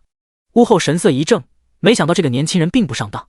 若是最虚弱的时候，他可能会多费一番手脚，但是现在已经恢复不少的他，可没有把眼前这个灵级又脆弱的小家伙当盘菜。只见巫后眸子忽然变得通红，语速缓缓道：“孩子，你累了，赶紧下马进来休息吧。屋里面的床非常的舒服。”马上，秦寒目光突然变得懵懂，毫无焦距。冥冥之中，他居然想听从那话的指挥，下马进屋。只是上一世的游戏经历让他的心变得异常警觉，身体一震，立刻就醒了过来。咦，有意思，你居然能挣脱我的催眠之术，不错。像你这样意志坚强之人的血肉应该会更美味吧。这时的巫后直接撕开伪装，目光变得狰狞，竟然从屋内冲了出来，迅捷的动作丝毫不像一个中年妇女。就是此刻，秦寒内心顿时振奋。巫后如果躲在屋内，恐怕不好杀他，但现在他出来了，那就好办多了。梦魇，拦住他，一定不要让他施法，更不要让他回屋。大叫一声，秦寒翻身下马，立刻拉开距离，举起是神弓，遥遥瞄准。梦魇不愧是神马，立刻意会，直冲巫后。哼，区区小马也敢阻拦我，简直就是做梦。只见他手中运起一个团毒雾，猛然拍向梦魇冲过来的马头。空地上，巫后运起的毒雾即将拍中梦魇，只是梦魇的速度显然比巫后更快，前蹄扬起，猛然一蹬，竟然将巫后蹬了一个趔趄，手中的施法竟被打断。巫后退了一步，还想继续施法，居然又被梦魇打断。这是什么马？居然不怕我的掌力！好样的梦魇！秦寒见状则是大喜。梦魇的属性上攻击力虽然不高，甚至聊胜于无，但凭借他无限生命、无限耐力这些特长，完全可以不断打断巫后的行动，让他无暇他顾。按耐住激动，秦寒努力瞄准，然后找准空档，嗖的一箭射出，噗嗤，一箭击中上古巫后的肩膀，一个鲜红色的数字101飘了出来，同时上古巫后的名字显露出来，名字后缀上竟然还显示着一个金灿灿的骷髅标志。秦寒目光一凝，红色骷髅代表的是普通怪物，银色骷髅代表这是精英怪物，而金色骷髅就代表着首领级别怪物。普通10级怪物血量3300点，精英怪物比普通怪物血量高了20倍，大概 6.6万血，而首领级怪物要比精英级怪物血量再高50倍，也就是恐怖的330万血。高血量往往代表着攻击和防御都不低，一般的10级玩家对上10级首领，恐怕连人家的防御都破不了，更别谈击杀。幸好噬神弓有无视防御的属性，让秦寒有了击杀的可能。沉下心，他再接再厉，白色能量箭如下雨般连珠射出，头颅、咽喉、心口，每一箭都射中巫后要害，一个个1010的黄色数字接连飘出。巫后吃痛，行动也缓了几分，他又惊又怒，很想越过梦魇，将后面放冷箭的秦寒给撕碎了。可惜以梦魇的速度，根本不给他一丝机会，只能被动挨打。秦寒抓紧机会，1秒3箭，几乎箭箭都能射进要害。屋后的血量也肉眼般的不断往下降。10分钟后，只听一声凄厉的尖叫，屋后竟然倒地不起，看似已经死去，只是空气中的气氛却越加压抑，似乎有一个恐怖的存在即将破土而出。梦魇，赶紧回来！秦寒迅速召回坐骑，翻身上马，距离屋后10米外打起12分精神警戒。屋后半血已经开启了第2形态，这时候再让梦魇拉扯，用处就不大了。过了10秒，地上的屋后身上开始散发出浓浓的绿光，他的身体也开始不断蜕变，一条条藤蔓从他的身体内长出来，有的藤蔓钻进了泥土，有的迎风飞扬，飞扬的藤蔓上长出一个个肉芽，不到1秒，肉芽就长出了粉色的花朵。随着藤蔓的飞扬，从花朵上散发出粉红色的花粉，弥漫在空气中，整个空间都染成了粉红。您已经中毒，血量50。您已经中毒，血量50。马上，秦寒心下骇然，他现在只有10点体质，血量换算下来只有30点。这花粉的毒性避无可避，每秒钟强制减少50点血量，只需1秒就能杀了自己。好在进来的时候他吃了红蛇果，血量激增1000点，并且还有持续1分钟每秒钟加10点的治疗效果。兜里红蛇果还有很多很多，这种小消耗他并不惧怕。该死，是你将本后逼成这个样子，我一定要将你碎尸万段，将你的灵魂拘禁，永世不得超生。变成藤蔓怪物的屋后残忍的声音传来，他操控藤蔓如风般向秦寒袭来。与此同时，地面上也开始颤动，地下的藤蔓破土而出，触手化为血盆巨口向秦寒咬去。幸好梦魇警觉性极高，凭借着超凡的速度轻松躲了过去。秦寒心下稍安，举起式神弓不断射击。-1001时，-101，-1001时，-101，伤害数字不断跳动。屋后的血量再次持续下降，中心空地方不小，藤蔓数终究有限，就算屋后再愤怒，攻击再迅速，也难以摸到秦寒一下。时间缓缓过去，屋后的血只剩下了1/10，胜利就在眼前。可这个时候，天边居然飘来一阵乌云，天色居然顿时陷入灰暗，林间狂风激荡，树叶灰尘漫天，视线受阻。梦魇是神马，黑暗中事物这种普通手段自然是会的，但秦寒只是0级，在这个环境中看不是很真切。在他眼里，屋后的身影变得极为模糊，只能凭借大概的轮廓艰难射击。-101，-101，-101，接连的攻击很难打中要害，打击效率直接减少了10倍。好在屋后血量已经不多，秦寒凭借模糊的影子，甚至听声辨位不断射击，加上偶尔忙中的要害攻击。15分钟后，又听到一阵绝望的叫声，屋后终于要陨落了。没想到我最后还是输了，竟然输给了一个普通人。不过我虽然要死了，可你也别想活着。第11章，至宝巫毒株，世界再次通报。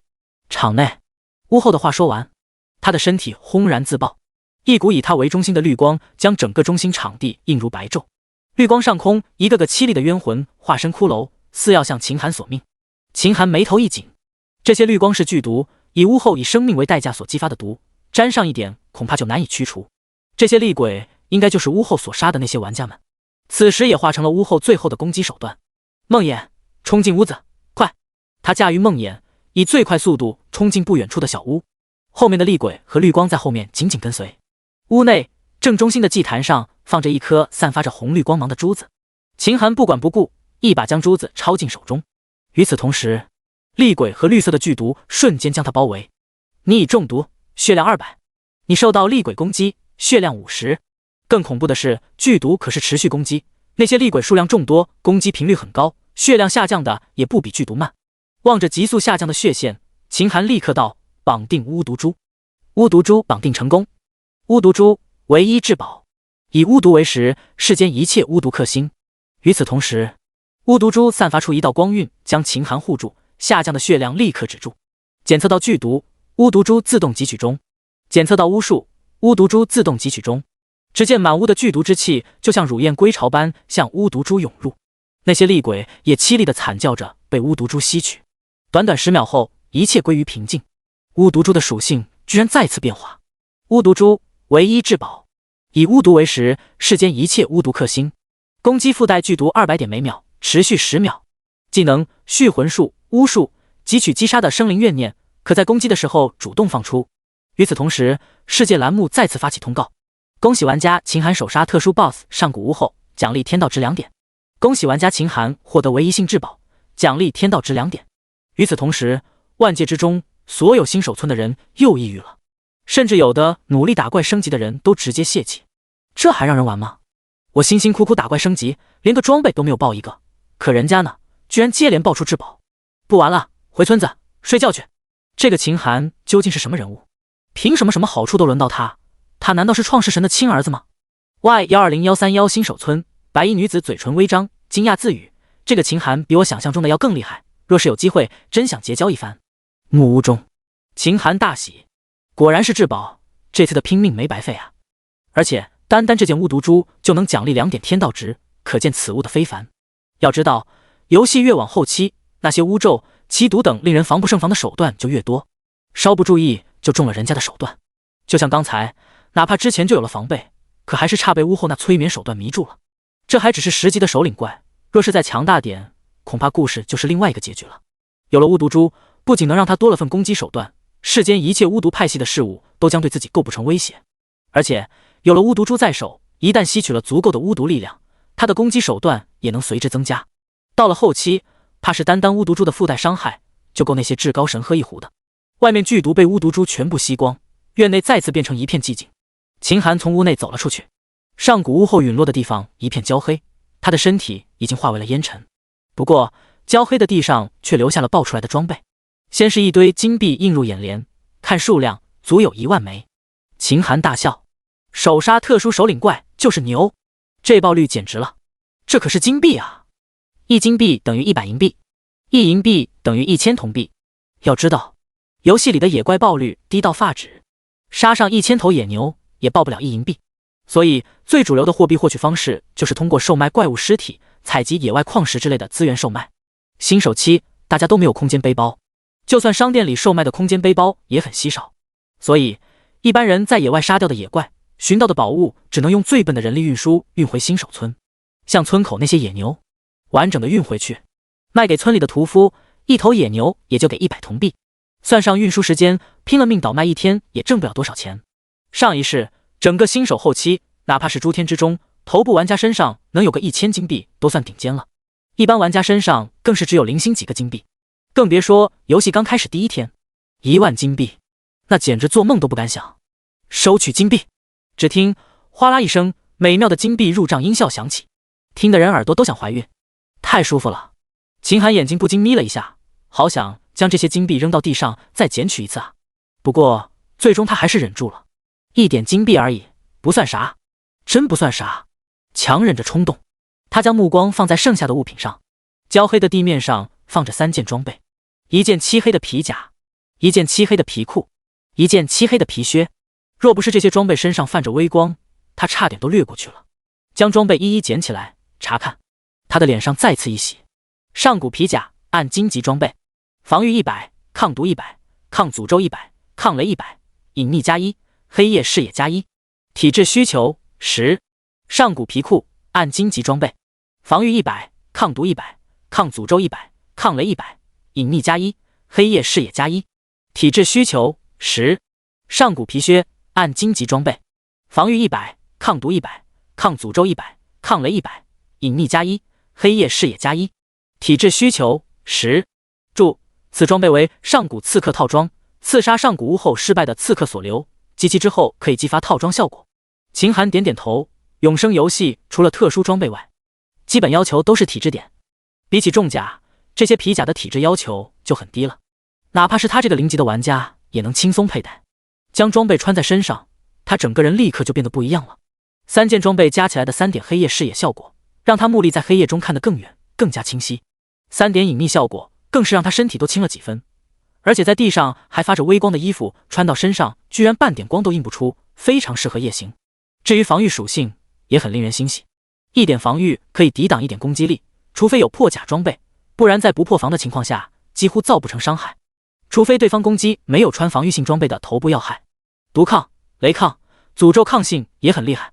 3件装备加起来有300点抗性，若使用不超过300点的诅咒，雷元素和剧毒攻击也根本不掉血，就算超出，也只按照超出的点来计算。只是很可惜，没有将上古套装都爆出来，不然属性还能再上一个台阶。第12章重影之地，688村职业玩家诞生。不过，巫后这种特殊 BOSS， 击杀一次后，万界所有的巫后分身就没了杀戮提升能力，再次刷新就是一个普通的首领级怪物，能杀他一次就能杀他10次100次，以后再刷就是，就算刷不到，也可以等以后世界交易频道开启时和别人进行交易。就算爆率再低，无穷无尽的世界，总有人能爆出其他部件。盘点完收获，秦寒没有离开，反而略显期待地走进巫后的房间。作为上古巫后，她的房间应该会有价值之物吧？房间一共就3间，左边卧室，中间客厅，右边厨房。里面的陈设古朴，平平无奇。发现上古餐刀，是否捡取？发现上古餐盘，是否捡取？发现上古配方制成的面饼，是否捡取？发现上古蚕丝被，是否捡取？秦寒转了一圈，居然没发现任何好东西。这些所谓的上古物件都是普通用品，根本不值钱。况且这都是上古巫后用过的，他也懒得捡。就在他准备失望离开时，在巫后的书架上居然发现了一本泛着微光的书籍。这本书游戏系统并没有给出提示，以至于差点被他错过。书籍很薄，皮质的封面上写着4个烫金大字：重影之地。翻开书籍，里面的内容讲的是巫后的一段神奇经历。上古年代，巫后曾经在古神域误入一个奇怪的异度空间，在里面获得了一块重影金块。这种重影金块居然可以制造一个和本体一模一样，甚至实力共享的分身。也就是说，无论本体还是分身，只要任何一方提高实力，两者都可以同时进步。巫后被天道复制无数，成为新手村 BOSS 后，连带着重影金块也一起复制了无数。万界巫后实力相通，互相提升。正因为如此，才造就了上一世那个几乎无可匹敌的绝世巨凶。秦寒见状，呼吸顿时变得急促起来。游戏后期会有神格这种顶尖之物，融合之后立刻就能成神，但是一般人只能融合一个神格而已。可若是有这个重影金块，那岂不是说一人多神格就成为了可能？如此重宝，其价值怕是比一般的至宝都强大。这种宝贝一定可以在最终战场上大放异彩。秦寒打定主意，今生必须要得到它。只可惜古神域他记得是一个后期的存在，暂时还没实力过去，只能暂时先缓一缓了。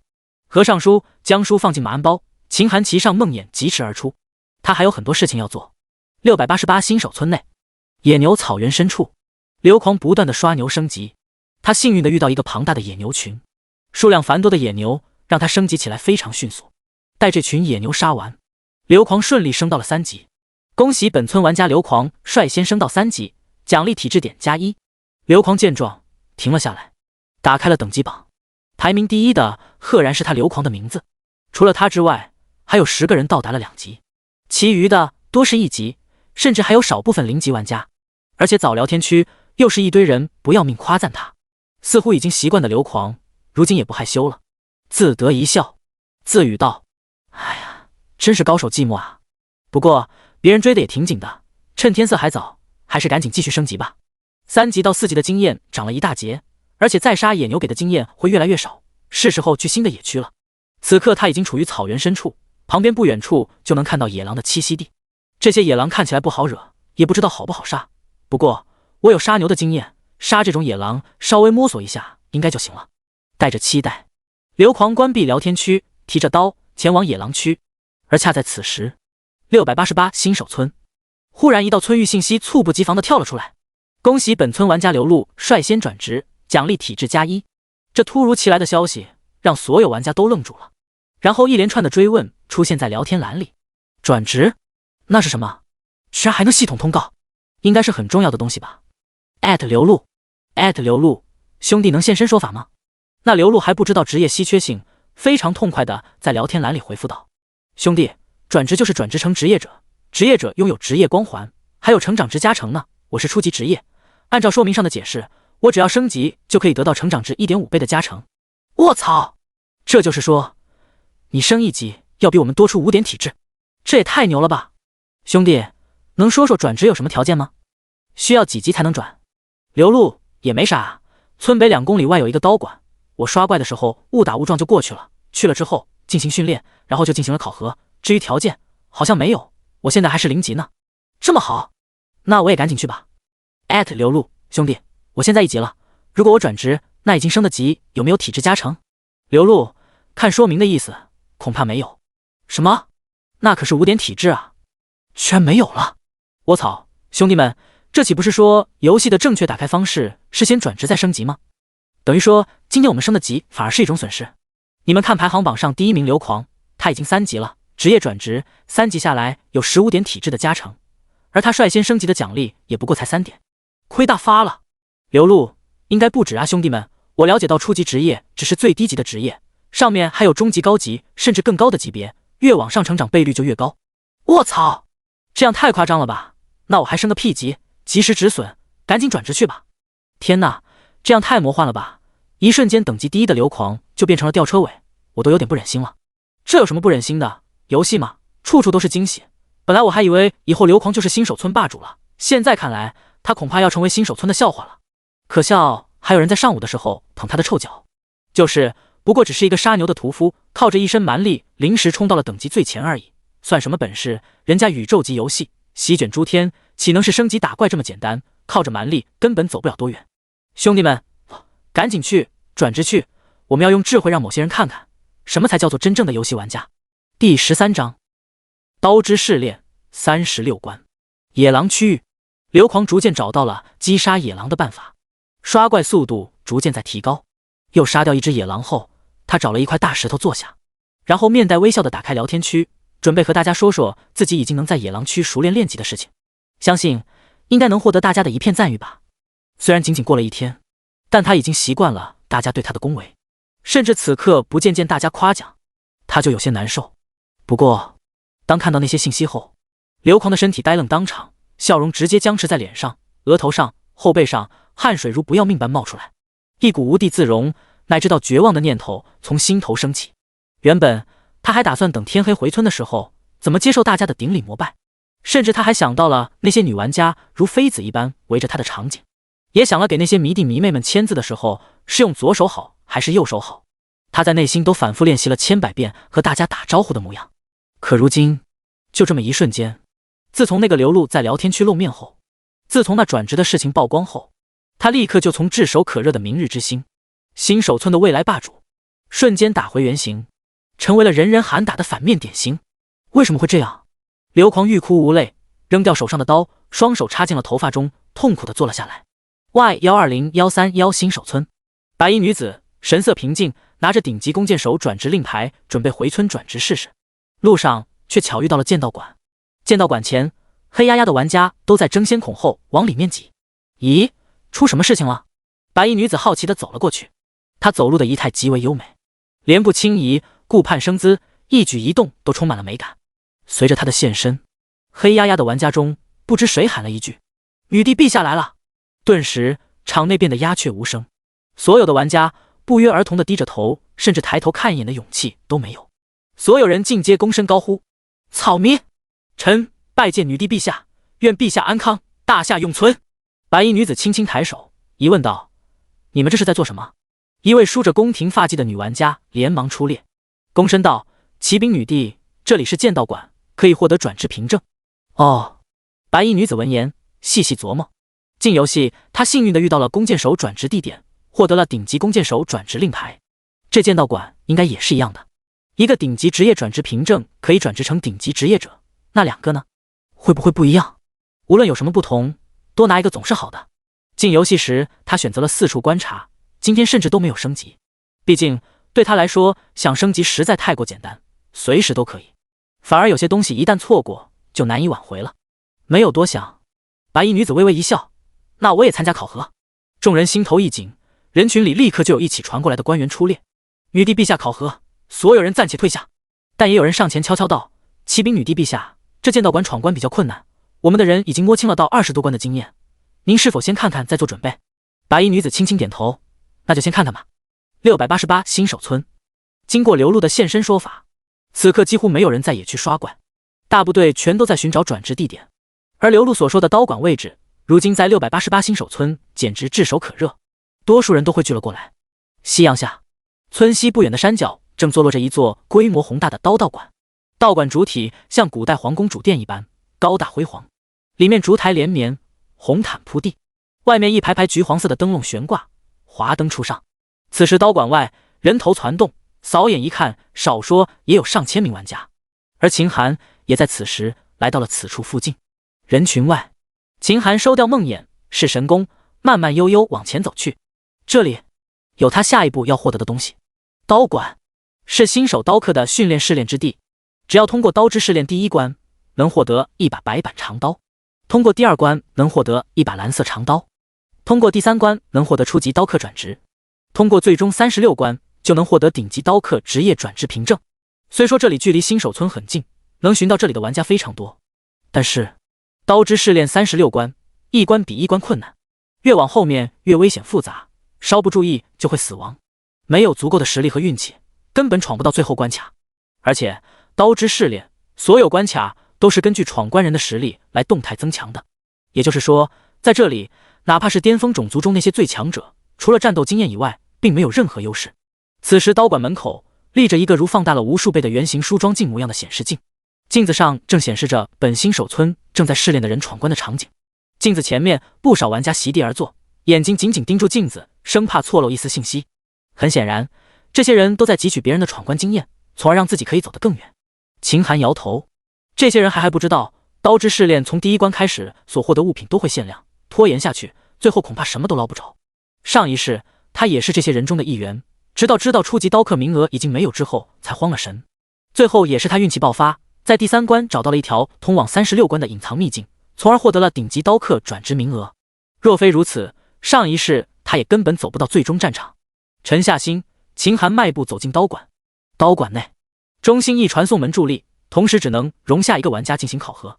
传送门前有不少玩家正在提前等待。馆内其他地方36个训练地点上都有一个刀馆弟子正在给新来的玩家进行基础刀术训练。刀馆门口还在不断汇集过来的玩家正在有序登记，秦寒也排在了后面。登记处的玩家很多，一直排了半个小时才轮到秦寒。一个桌子前，坐在前面的刀馆弟子目光冷淡，不由分说道：“新来的，拿上训练令牌，轮到你后，你再过来进行基础刀术训练吧。”秦寒摇摇头：“不用了，直接给我报名刀之试炼吧。”刀馆弟子嘴角轻动，并没有劝阻，不训练就进行试炼，不是自信就是蠢，反正前途是自己的，没人替他买单。拿着这个令牌，排队去吧，等令牌警示后，你再进来。刀馆弟子扔给秦寒一块试炼令牌后，就不耐烦地赶人。令牌上有闪烁的数字，上面显示着563，也就是说，在秦寒前面还有500多人正在排队等着考核。正常来说，就算一个一个来，轮到他都到天亮了。但是他一个重生之人，知道后续的发展，自然不急。秦寒拿着令牌，找了一棵大树，默默坐下，对周围的一切漠不关心。哪怕有人看他身上有装备，想过来询问，他也闭着眼睛当个木头人。等下还有一场硬仗要打，忙了一天，他可要抓紧机会休息，哪有功夫跟别人聊闲天。时间逐渐过去，门口不断有人出来，这些人手中要么拿着一把白色长刀，要么拿着一把蓝色长刀，尽皆一副难过的模样。镜像前面，那些观看镜像的玩家洞若观火，前3关那么简单都闯不过去，真是废物。是啊，只要稍微卖个破绽就能将守关人轻松击败，这些人真是脑子里灌水了吗？看了这么久，闯过第3关的也才1、2个人，我想看看后面的情景都不行。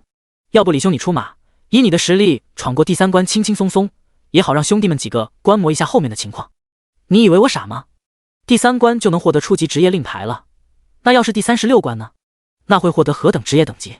那人尴尬一笑，打着圆场道：“正巧，小弟我的志向也是闯到最后关卡，那我们还是一起观看吧。闯吧，最好全村的玩家都赶紧过来闯关，等所有人都闯完，我们再出马。到时候就算闯不到第36关，但有前面的人替我们探索，我们也可以走得更远。先胖不算胖，后胖压倒炕，真正的高手往往都是最后发力，用不了多久，我们在座的这些人都会成为新手村的大佬。有理。”几人正聊着天，忽然镜像中人群中出现一道急促的声音：“大家快看镜像！第14章，名额有限，如丧考妣。688新手村。”刀道馆外面，镜像中一个玩家此时成功通过了第3关，在外面镜像前观看的人们惊呼道：“又一个职业者要诞生了吗？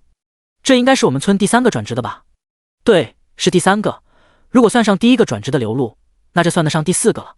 快，兄弟，赶紧继续往下闯啊，也好让我们看看第4关是个什么样子。镜像中，那个玩家并没继续往下，反而谨慎地选择放弃考核。搞什么啊？这就不闯了？真怂！兄弟，不能这么说。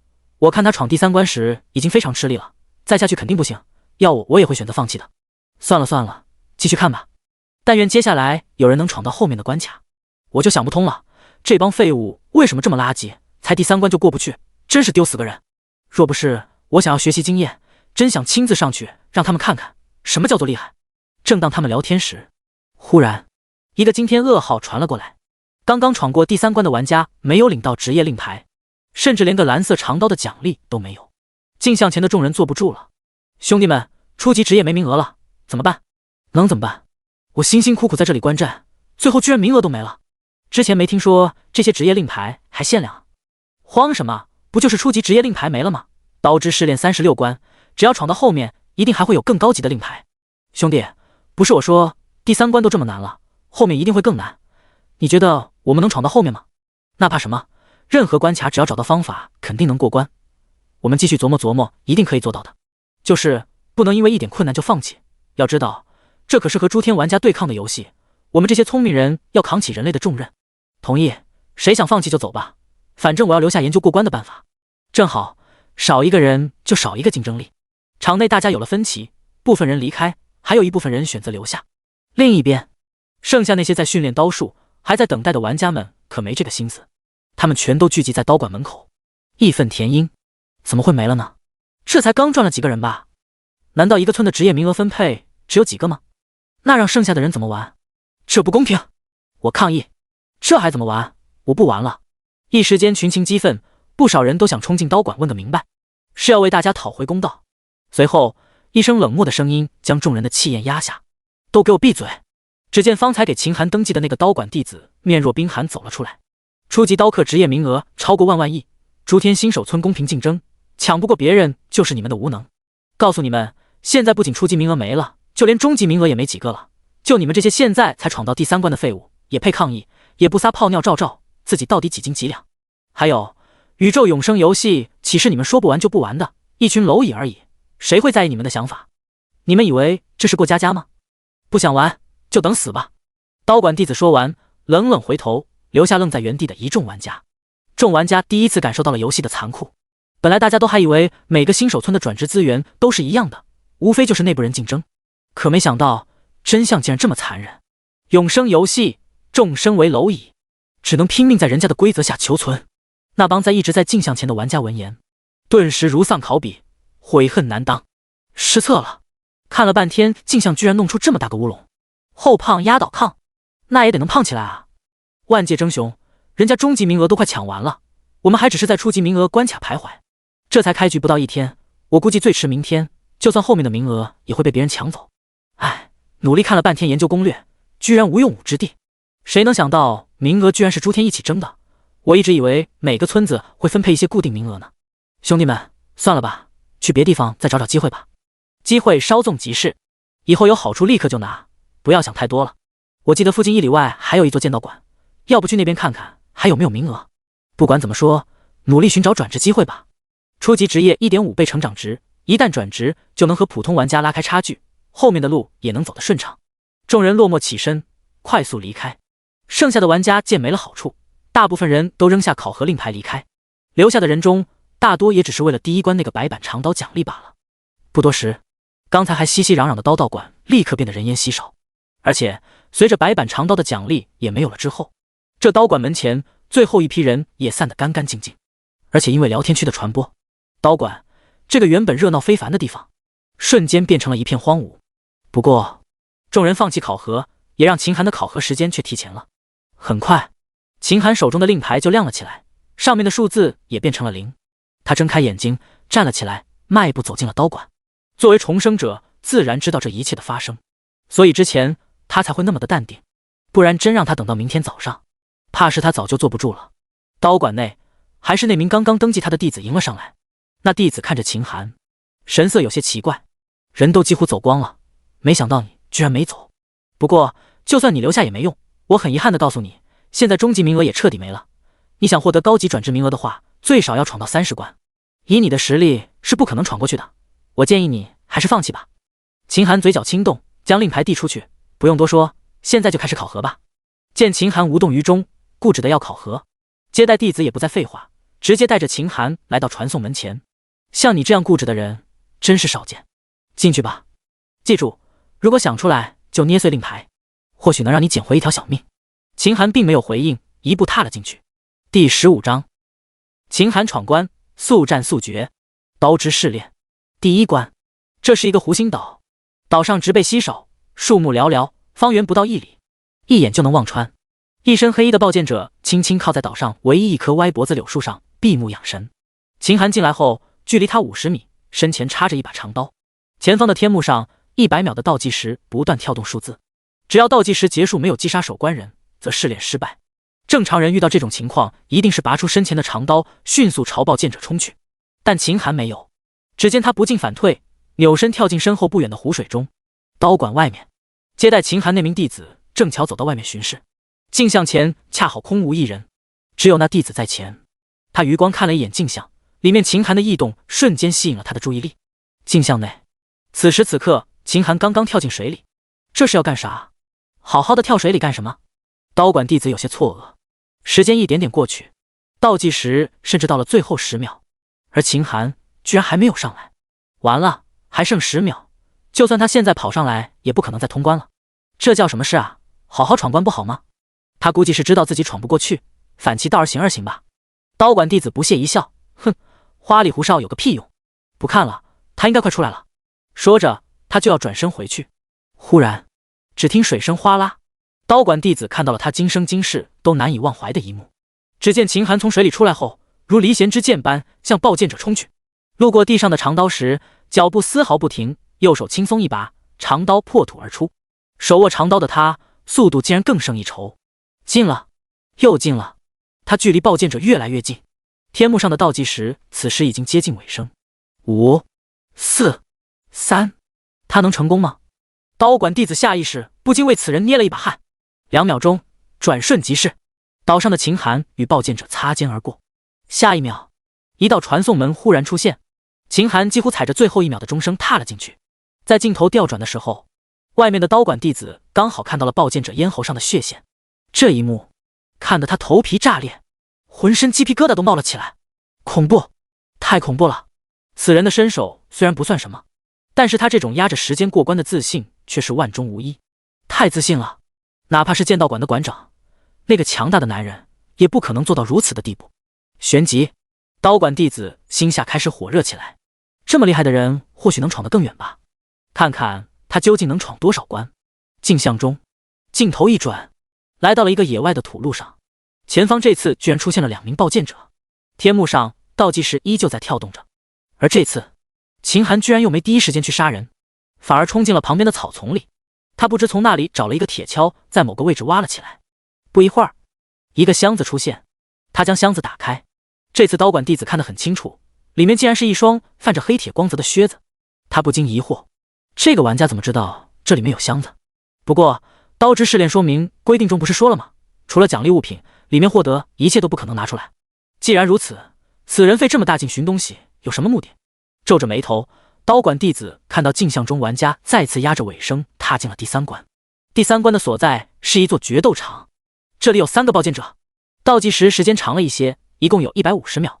决斗场内，秦寒这次没有反其道而行，直接上前3下5除2将3人击杀。一道光门亮了起来，他没进光门，反而往前走了10米，长刀一挥，砍断了一个石膏像。下一秒，一件泛着黑铁光泽的胸甲，一件同样颜色的裤子掉了出来。他脸上一喜，齐了，可以继续闯关了。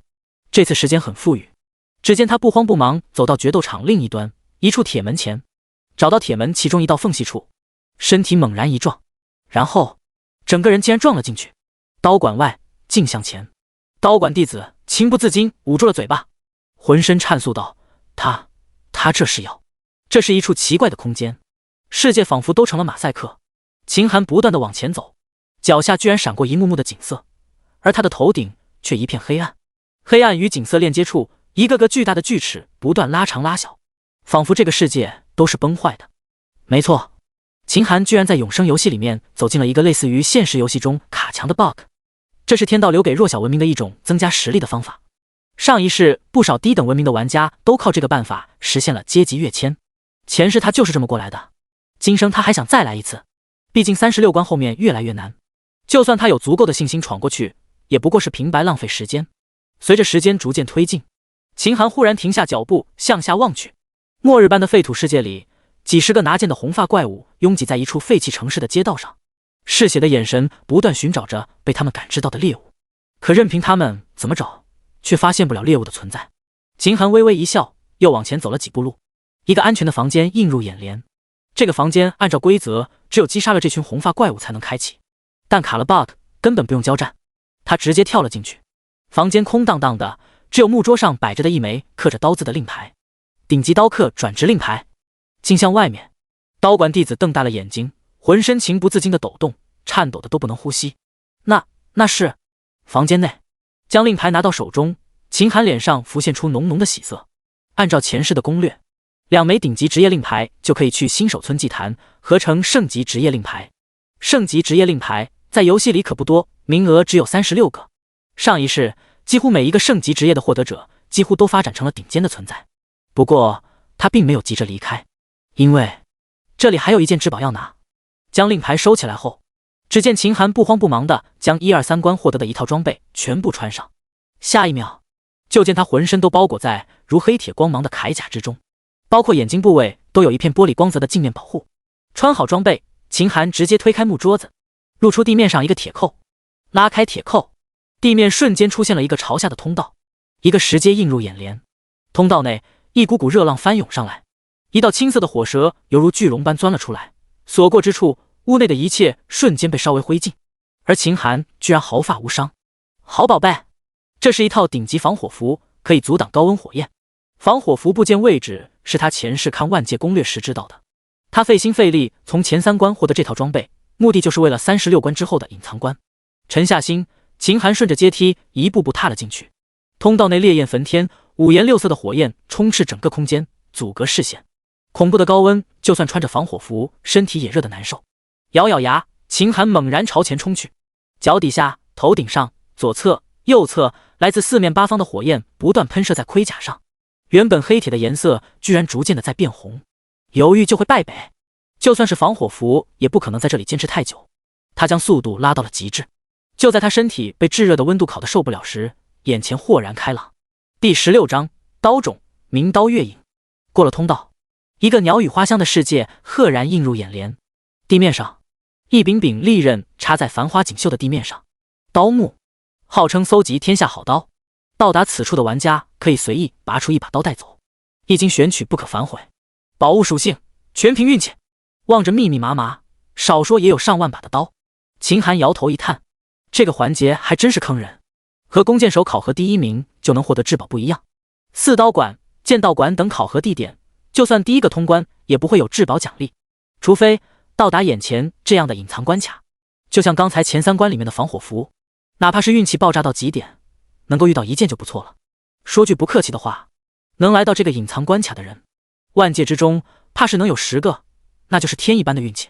上一世有人细说，能来到此处的人怕是一辈子运气都耗光了。可就这，到最后还给人家来这么一出。这里的刀虽然多，但料想绝大多数都是暗金级装备，其中至宝没几个。毕竟在上一世来此的人选到的都是暗金刀，只有1个幸运儿获得了至宝。得到至宝的人分享了这段经历，可具体的位置他一笔带过，根本无从下手。这些刀此时都返璞归真，外表看起来都平平无奇，就算最好的剑刀师也难以从其中找到至宝。印象中那个人说至宝的位置是在东北角。秦寒辨别方位，来到东北位置。这里是个小山坡，上面密密麻麻，少说也有近千把刀，这可怎么选？1/1000的概率绝对抓瞎啊！秦寒大脑急速转动，恍惚间他灵光一闪，似乎以前听人说过至宝有灵，2个至宝放在一起可以产生共鸣，这方法或许可以试一试。想到就做，只见他直接召唤出是神弓，弓弦拉满，四方扫视。可地面上的那些刀居然毫无反应，难道因为是神弓没有成长成为完全体吗？想着，他又将巫毒珠拿了出来，意念催动间，红绿色的光芒辐射开来，轻轻从地面上的刀身上拂过。几秒钟后，那些刀依旧毫无反应。开什么玩笑？难道这个传说是假的吗？忽然，秦寒扶额一笑，被糊弄了呀。他身上本来就有是神功和巫毒珠嘛，也没见这两位有什么共鸣反应。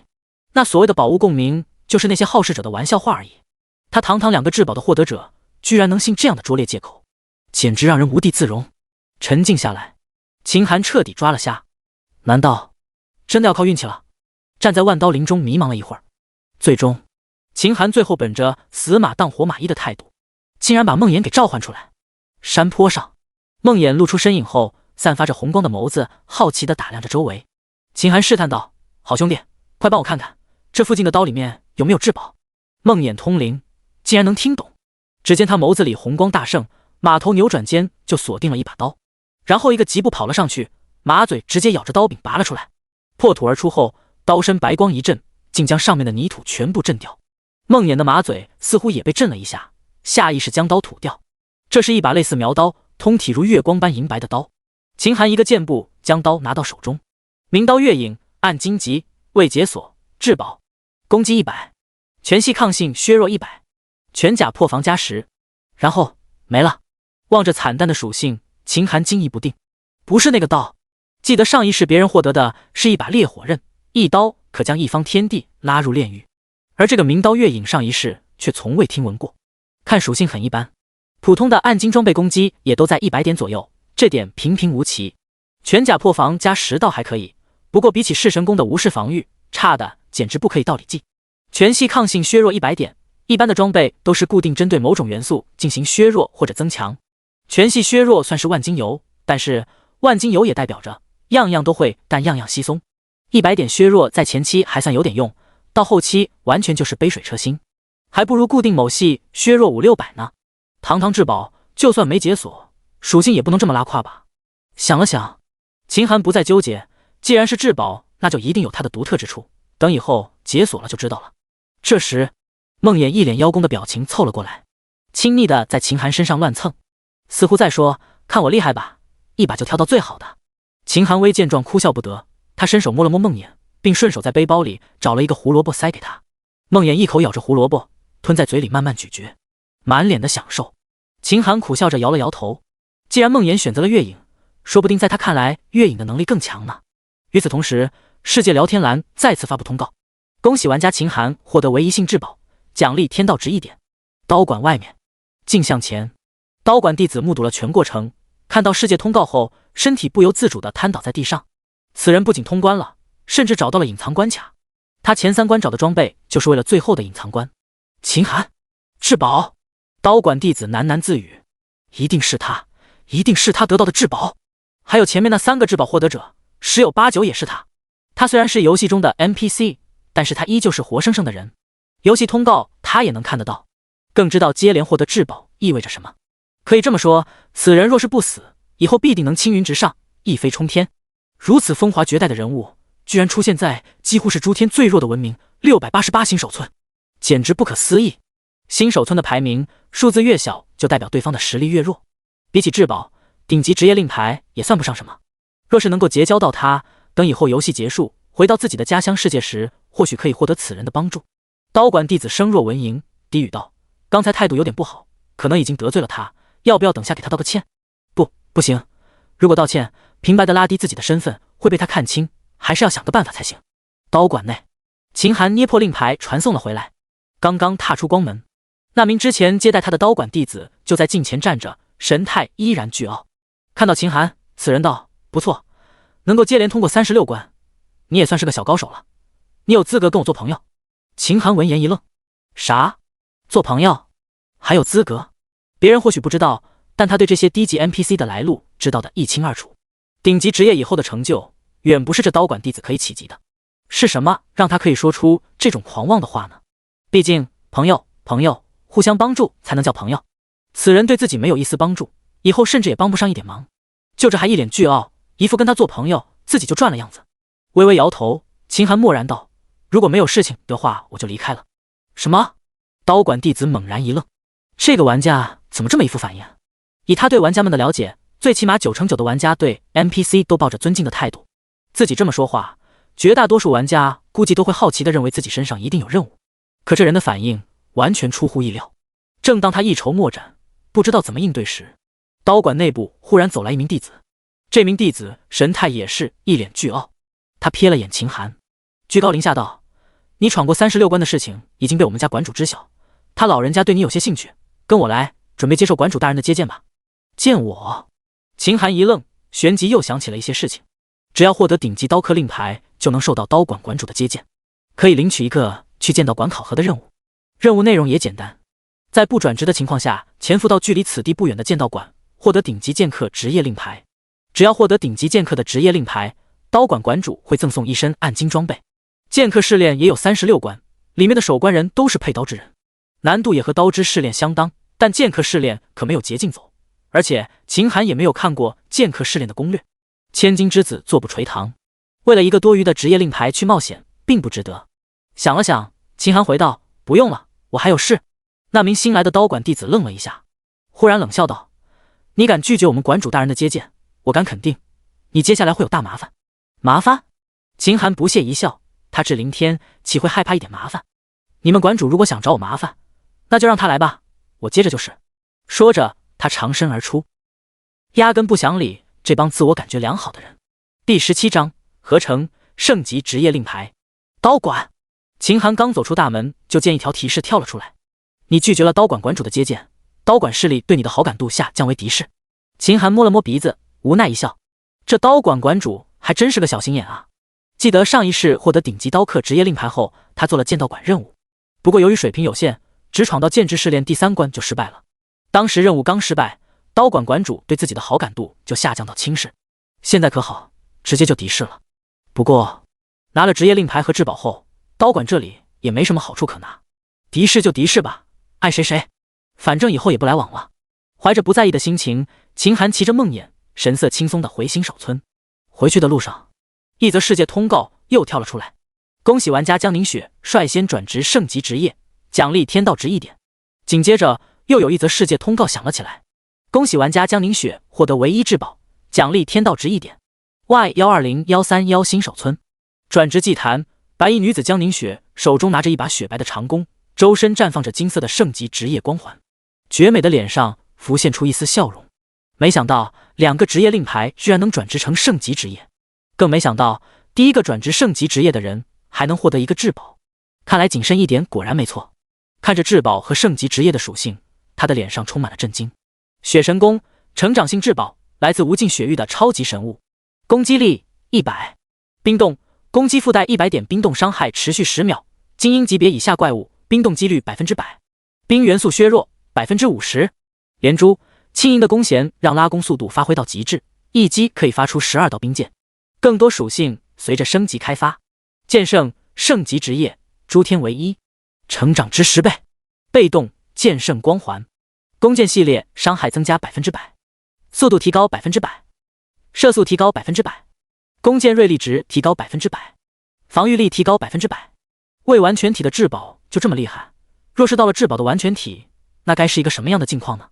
还有这件圣职业可真是厉害呢，单单成长值就有10倍，每次升1级就能加100点体质呢。还有这件圣光环，甚至比至宝都厉害，5条增幅加起来可以轻松将我的实力翻倍，而且这都是100%比增幅，无论以后成就多高都有大用。想来这圣级职业应该是游戏中最重要的东西之一吧，能够获得圣职的人未来成就定然不可限量。不由自主的江宁雪脑海中秦寒的名字，也不知道那个秦寒能不能转职成圣级职业，不过以他的实力想必也能吧。688新手村，秦寒骑在马上，目光看向世界通告，嘴角微微勾起，原来是他，看来游戏的轨迹除了我这个变数外并没有多大的变动。江宁雪，宇宙巅峰势力，无上神国大夏皇朝的圣女，像这种站在宇宙巅峰的强者本应该被划分到最终战场，不过上一世秦寒听过一些事情，无上神国神位代代相传，神位交替的时候需要继承者剥离神力进行新力量的灌输，新旧力量交替时有短暂的实力真空期，那时候犹如凡人。江宁雪就是在女帝加冕仪式上的真空期被游戏判定成新手传送了过来，不过像他这种身份，就算没了神力，仅靠身体力量也能站在新手的绝对巅峰。无上神国哪怕是最普通的玩家都有4、5千的体质，而江宁雪这样的人，初始体质应该在8000左右，绝对是整个游戏新手村玩家中最顶尖之人。而且无上神国的法度极为森严，怕是江宁雪进入任何一个本国旗下的新手村，都会被属下们想尽办法增强实力。他能成功获得圣级职业令牌，也在情理之中。说来也不好意思，上一世两人没有见过面，但江宁雪发誓神功攻略的帖子，他可是看得清清楚楚的。说起来也是自己抢了他的机缘，不过这种大户人家可不缺这些。现在他手里的应该就是另一件至宝血神功，此功成长到最后，甚至能将一方天地拉入极寒之中，非常霸道。月亮不知何时跳了出来，月白的光芒洒得地上一片银白。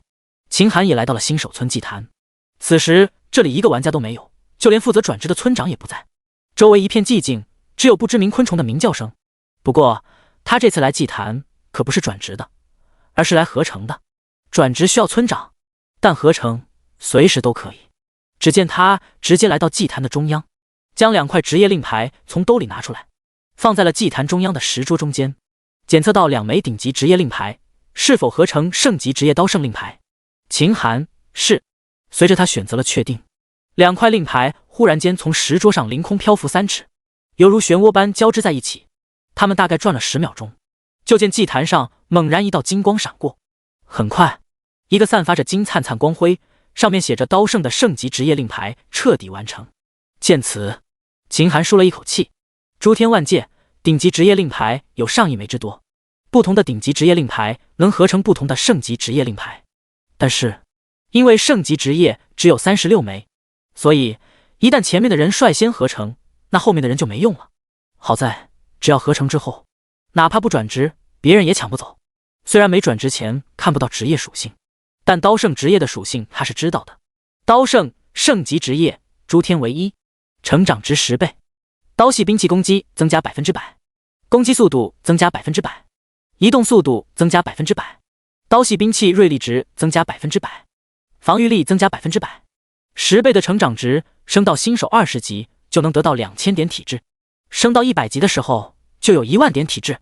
单凭这个升级职业加上被动光环，一旦转职，哪怕他从今以后彻底躺平，除了刷怪升级外什么都不做，以后的成就也不会很低，最起码走到最终战场是轻轻松松的，哪怕稍稍动动手指就能碾压一切，成为诸天之中有数的人物。不过圣级职业在诸天还是有36个，而且似江宁雪这样的强者，血脉顶级，背景通天，初始体质都达到了8000点之多，人家也获得了圣级职业。若他仅仅只是圣级职业，哪怕以后机遇很多，最终的成就最多能和江宁雪持平，更别谈到了最终战场的时候，还要面对那帮子活了几亿年的甚至更长岁月的超级老怪物。好在圣级职业并不是职业的终点，在网上还有神级职业，上一世压根就没有人获得过神级职业。神级职业的消息还是游戏系统在以后的万界论坛中公布的。这神级职业的合成方式说简单也很简单，圣级职业令牌加上一个隐藏职业令牌即可。第18章隐藏职业的消息，神秘目的。游戏里除了摆在明面上的职业令牌外，还有一些隐藏的职业令牌。这些隐藏职业令牌数量不多，一共就100枚。除了被动不同外，成长倍率都是7倍，比顶级强又比圣级弱。这些隐藏的职业令牌不仅获取的方式非常刁钻，而且所有隐藏职业令牌都是万界唯一。上一世能够获得隐藏职业令牌的玩家，基本上都是误打误撞，甚至是稀里糊涂的获得的。有钓鱼钓着钓着钓出来的，有刷怪刷着刷着爆出来的，也有在副本和野区迷路了，莫名其妙接个任务，又莫名其妙完成后获得的。总之，这隐藏职业令牌最起码有90%不具有复刻性，完全看脸。隐藏职业说穿了就是游戏分给万界玩家的一个特殊福利而已。不管你是低等文明还是高等文明，获得的隐藏职业的机会是均等的。所以那些得到圣级令牌的玩家再想获得一枚隐藏职业，那概率几乎相当于连续买10000次彩票都中头奖一样不可思议。这也是为什么上一世压根就没有神级职业的根本原因。不过凡事都有例外，秦寒记得有一个隐藏职业令牌就坐落在野牛草原上一处隐藏地点内，获取难度不是很大。印象中这枚令牌游戏开始1周后才被某个幸运儿偶然获得，对方写的攻略他也看过，如今才开始1天不到，他有信心弄来，先把隐藏职业令牌拿了，等转职成神级职业后，才算初步的打好了根基。祭坛处，秦寒将刀圣职业令牌装进背包之中，转身离开。只是当他走出祭坛后，居然依旧没有看到村长的影子，这让他心里有些奇怪。一般情况下，只要玩家带着职业令牌走上祭坛，不管何时，用不了几分钟，村长就会闻讯而来。毕竟村长和玩家都是相辅相成的关系，玩家们越厉害，村长以后的成就也就越高。若是玩家们不争气，村子被别人攻灭，那村长的下场也好不到哪里去。两者之间本身就是一荣俱荣的关系，每一个职业玩家的诞生，对村子来说都是一股不小的提升。村长不可能不重视，而现在从他上祭坛合成到现在离开，最起码过了15分钟左右。这村长没道理不来啊！事出反常必有妖，这里面可能有事情。对游戏的敏锐，秦寒立刻就感到了一丝不同寻常。一般 NPC 做出反常的举动，里面十有八九牵扯着任务。转职这么大的事情都不来，想来这任务一定不小。带着疑惑的心思，秦寒直接离去。当秦寒刚离开，就见头发花白的村长和刀馆馆主一起从暗地里走了出来。村长拄着拐杖，看着秦寒渐行渐远的身影，叹气道：“哎，本想着吊一吊这小子的胃口，让他老老实实回刀馆接取你给的任务，可没想到在这万界之中几乎最弱的新手村里，居然有人能够获得圣级职业令牌。怪不得你给对方安排任务的时候，人家压根就不理会。只是没了慈子帮忙，我那乖孙女谁来救呢？实在不行，我们就把传送令给他，或许那样还有一线希望呢。”刀馆馆主此刻一改傲慢的脾气，附和的点点头，看来只能如此了。出村前，秦寒路过杂货铺时买了火油、火把等杂物，又在其他店里面随意买了一些吃食等必需品，就迅速出村。这会儿多数人要么去找转职地点，要么就回村休息了。村南通往草原的路上，甚至都看不到几个人影。秦寒见此也不再隐藏，直接召唤出梦魇，飞速朝着野牛草原疾驰而去。不多时，他就已经来到了草原之中。此刻月华之下，整个草原笼罩在一种银白的朦胧之中，微风吹来，带着丝丝凉意。扫眼望去，偌大的草原上，野牛几乎都被杀得干干净净，视线内几乎没了野牛的踪迹。永生游戏新手村的野怪是有一定数量的，杀完之后只能3天之后才能刷新。不过就算如此，还是有零星的玩家行走在草原上，找寻那为数不多的野牛。秦寒骑着梦魇，以月光为指引，在草原上驰骋，不一会儿就来到了草原的中央位置。此处看起来平平无奇，任谁都想不到，此处地下5米处深埋着一处神秘的墓地。按照那玩家的攻略，此处的开启方法有一种，就是在此处杀10个以上的玩家，然后就会触发法阵，打开通往地下的通道。杀人，秦寒不在乎。上一世他的双手不知道沾染了多少玩家的血，汇聚起来，怕是能将长江染红。不过除了杀人外，他有的是办法。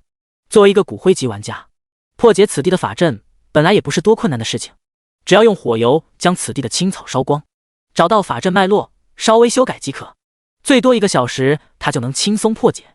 只见他骑着梦魇往后退了几步，拿出早就备好的火油，就准备往地上扔。可这时身后却忽然响起一道急切的呼喊声：“兄弟，快跑啊！有人在追杀我们！”秦寒转过身，却见3个跌跌撞撞的身影正朝着他的方向没命狂奔。他们身后不远处正有10几个玩家拿着武器，朝着3人努力追逐。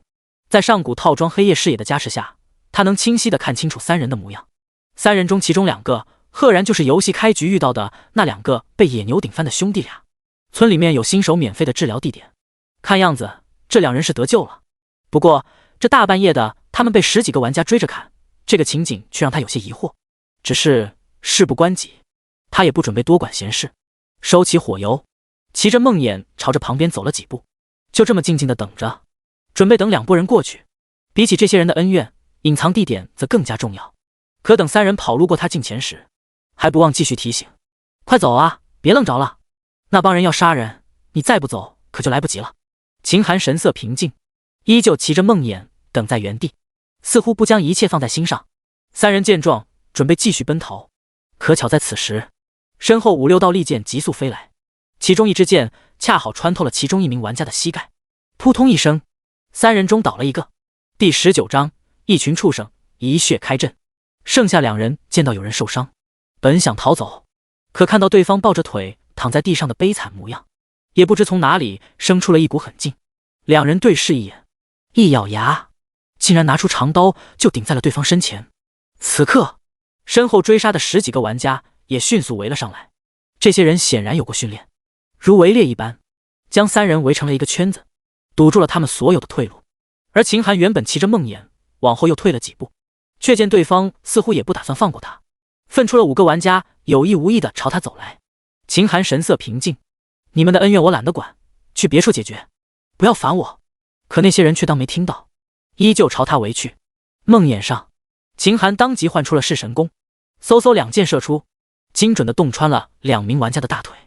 他声音透着冰寒，再敢上前一步，死！那些追杀者见秦寒面对这么多人，不仅不慌张，居然还如此强势。又见对方一身装备似乎不错，一时间摸不清根底，不敢乱来。这时，一个梳着马尾辫的女孩从追杀者中走出，脸上带着天真的笑容，看着秦寒：“小哥哥，你别误会，我们没有恶意，是哪3个玩家偷了我们的装备？你跟这事没关系，我们不会为难你的。”被围在其中的3人闻言，当即反驳：“放屁！连带着我们，你们在村里骗了5个玩家，以组队打怪的名义出村，到了野外，你们就准备杀人抢装备。要不是我们3个反应及时，也早跟其他2个玩家一样被你们杀了。女孩，小哥哥，你评评理，哪有这样污蔑人的？说的好像我们这些人是那种十恶不赦的大恶人一样。可我进游戏前连只鸡都没杀过，怎么可能杀人呢？”一旁，原本秦寒不太想搭理这些人的烂事，可听到杀人爆装备这件事后，脸色瞬间变得冰寒。上一世在游戏中出现过一群畜生玩家，那些畜生平日里看起来就只是个正常的游戏玩家，在人前也装作和普通玩家一样，可是一旦到了野外，四下无人的时候，他们就会找到那些落单的玩家，引诱到无人的角落围杀，甚至还会以刷副本的名义，用一些好处骗一些玩家组队，等到了暗处就杀人灭口，搜刮装备。永生游戏没有监控，更没有所谓罪恶值，加上这帮畜生行动都挑选在隐秘的地方，出手又非常果断，每次都在别人毫无防备的时候动手。而且这帮畜生全部匿名，就算杀了人，对方临死前在聊天区求救也没用。杀人放火金腰带，这帮畜生靠着这样的黑活，硬是在没有转职者参与的情况下，成为了装备最好、最富裕的一批人，更是踩着同族的尸体走到了游戏中期，人数也越来越多。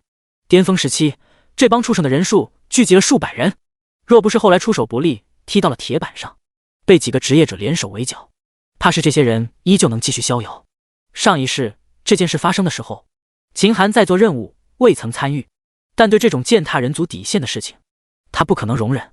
他目光看向被追杀的3人，你们说刚才他们杀了2个玩家，尸体还在吗？在的，在的，就在野牛草原边上，他们为了追杀我们，尸体应该没来得及收拾。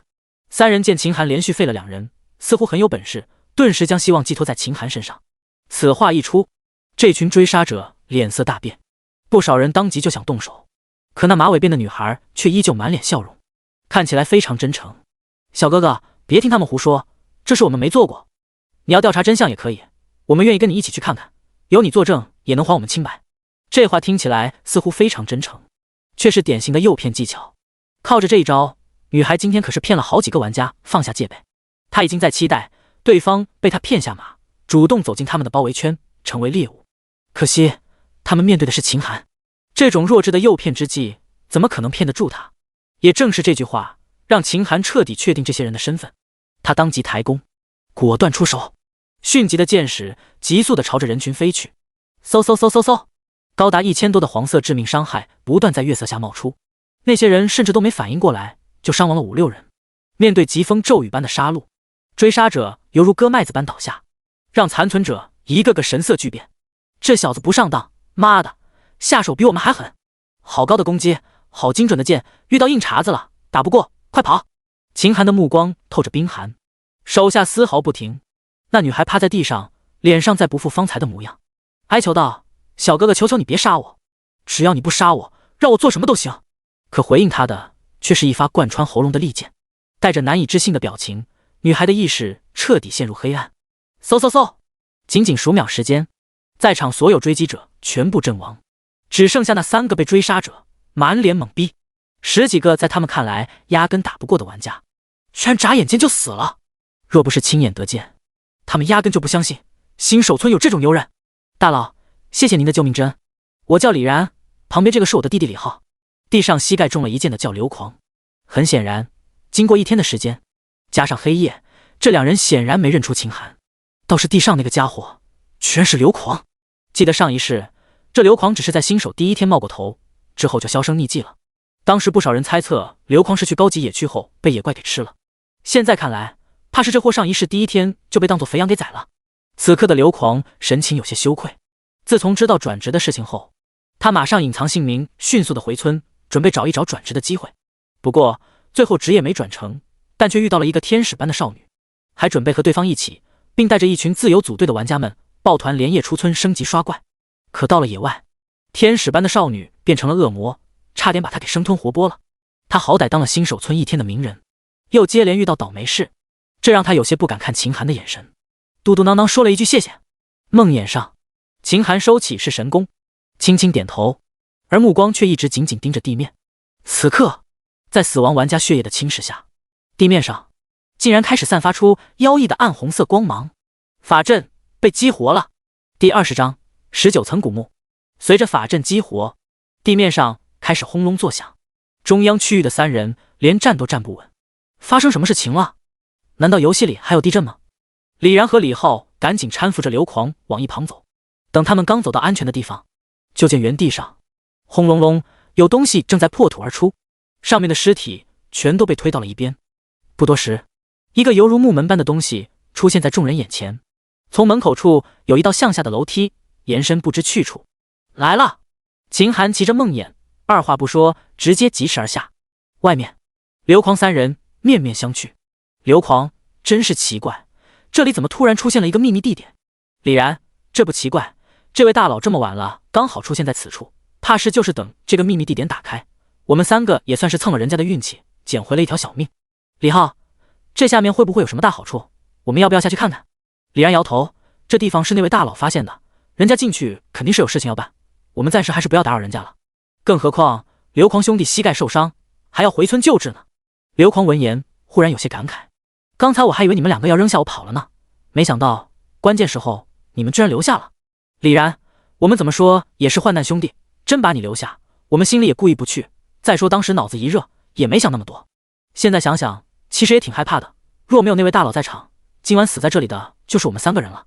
刘狂点点头，说起来是这位大佬救了我们三人的性命，以后若是有机会，一定要回报人家。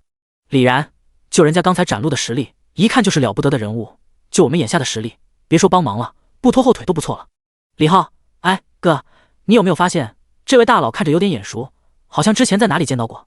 李然闻言神情一怔，大脑急速飞转，电光石火间，他似乎想起了一个场景，脱口而出：早上草原边上。此话也激起了李浩的记忆，对，就是那会儿，当时我们遇到那个人，似乎长得和这个大佬很像啊。当时那大佬好像没有匿名，好像叫秦什么来着。此话一出，三人身体猛然一震，不由自主地吐出了一个名字：秦寒。当说出这个名字后，三人只觉得头皮发麻，双手都在颤抖。李浩结结巴巴道：难道他是世界通告上那个刘狂？这位大佬几秒钟就杀了10几个玩家，这种实力表现，估计一般的职业者绝对做不到，所以我猜测他绝对是通告上那位。李浩吓得牙齿发颤，688居然隐藏着这样一位真神，这实在难以置信。那我们现在该怎么办？李然，大佬既然隐藏了名字，肯定是不愿意别人知道他的姓名，我们就当啥都不知道，以后也最好不要在人前讨论大佬的事情。走，我们回村吧。临走时，刘狂看着不远处死去玩家爆出的装备，那些人怎么办？还有那么多装备呢。李然，收起来，留在这里，怕是会便宜了路过的玩家。这些人既然是大佬杀的，那这些装备就是大佬的东西，就算人家看不上，我们也要将东西收走，等回村卖了钱，找机会还给大佬。当然，如果有合适的装备，我们也可以穿戴，等提升了实力，我们升级也会更快捷，到时候报恩的时候也能多出一份力。在李然的带动下，三人迅速将地上的装备全部搜集起来，又带着刘狂回村治疗、售卖物品。另一边，秦寒疾驰进墓地后，眼前赫然变得空旷，四周都是一根根粗大的承重柱，整个空间都是用沙色的石头堆砌，每根柱子上都有着一个长明灯，将空间照得透亮。空间内，一只黑色的绵羊正漫无目的地游荡在空间之中。他抬起弓箭，随意射了一只黑羊，高达1000的暴击高高飘起。接着，巫毒株携带的伤害也跟着冒出，对方已中毒，血量200。与此同时，怪物的名字也冒了出来：牧羊，2级怪物，血量2000点。这是一种活跃在墓地之中的羊，会攻击一切陌生的事物。那只牧羊受到攻击，调转羊头就朝着秦寒冲来。可是刚跑几步，巫毒株携带的毒素伤害就将他的血条耗空。随着咩的一声，一道经验团飘进了秦寒的身体。经验值加100，经验足够，是否升级？不，暂时不升级。秦寒选择不升级，同时他也有些惊奇，这些羊血量高到离谱，比一般的2级野怪高了5倍。不过高血量，经验值给的可是真高，足足比一般的2级野怪高了3倍。而且这牧羊呆头呆脑，非常好杀，效率上可比杀同等血量的高级怪强多了，是个新手玩家练级的好地方。不过也对，这神秘墓地由于地方实在偏僻，在万界新手村中能开启的也不多。若不是万界论坛，我甚至都不知道野牛草原有这个地方。4这样的隐藏地点给的奖励丰厚，也在情理之中。扫了一下环境，秦寒继续策马前进。这一层的地方非常大，哪怕骑着梦魇转了一圈，也费了他10几分钟。在这一层墙壁处，他一共发现了5个向下的通道。按照那个人写的攻略，这神秘墓地一共19层，每层都有5个向下的通道，必须连续走对每一个通道才能成功走到最底层。若不然，这些通道相互勾连，闷着头走，怕是走一辈子都走不到最底层。记得攻略上写的方法是左左右右，左左左右，还好记得，不然想走下去可就难了。努力回忆着记忆中的攻略，秦寒不断地往下走去。这墓地的怪物有些神奇，每下一层怪物的等级都会提高1级，而且全是羊类，毛羊、胡羊、滩羊、黄羊，各不相同。好在这些羊速度都不算快，数量也不算太多，一路上他都没有交战，顺顺利利地来到了第18层通道口。他深吸一口气，19层就是整个隐藏墓地的 BOSS 房间了。18层的野怪的等级都来到了19级，等下 BOSS 房间的怪物怕是等级能达到20级。稍微休整一下，秦寒骑着梦魇一步跳了下去。第21章，羊族守护者首领级 BOSS， 一步踏入 BOSS 房。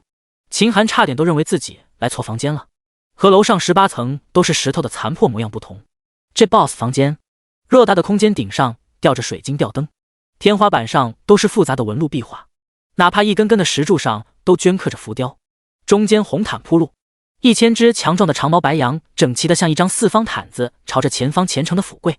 而最前方，一张半圆形的金色书架前，一个羊头人身，头上戴着金色王冠的高昂着头颅，正坐在一架金属马车制作的王座上。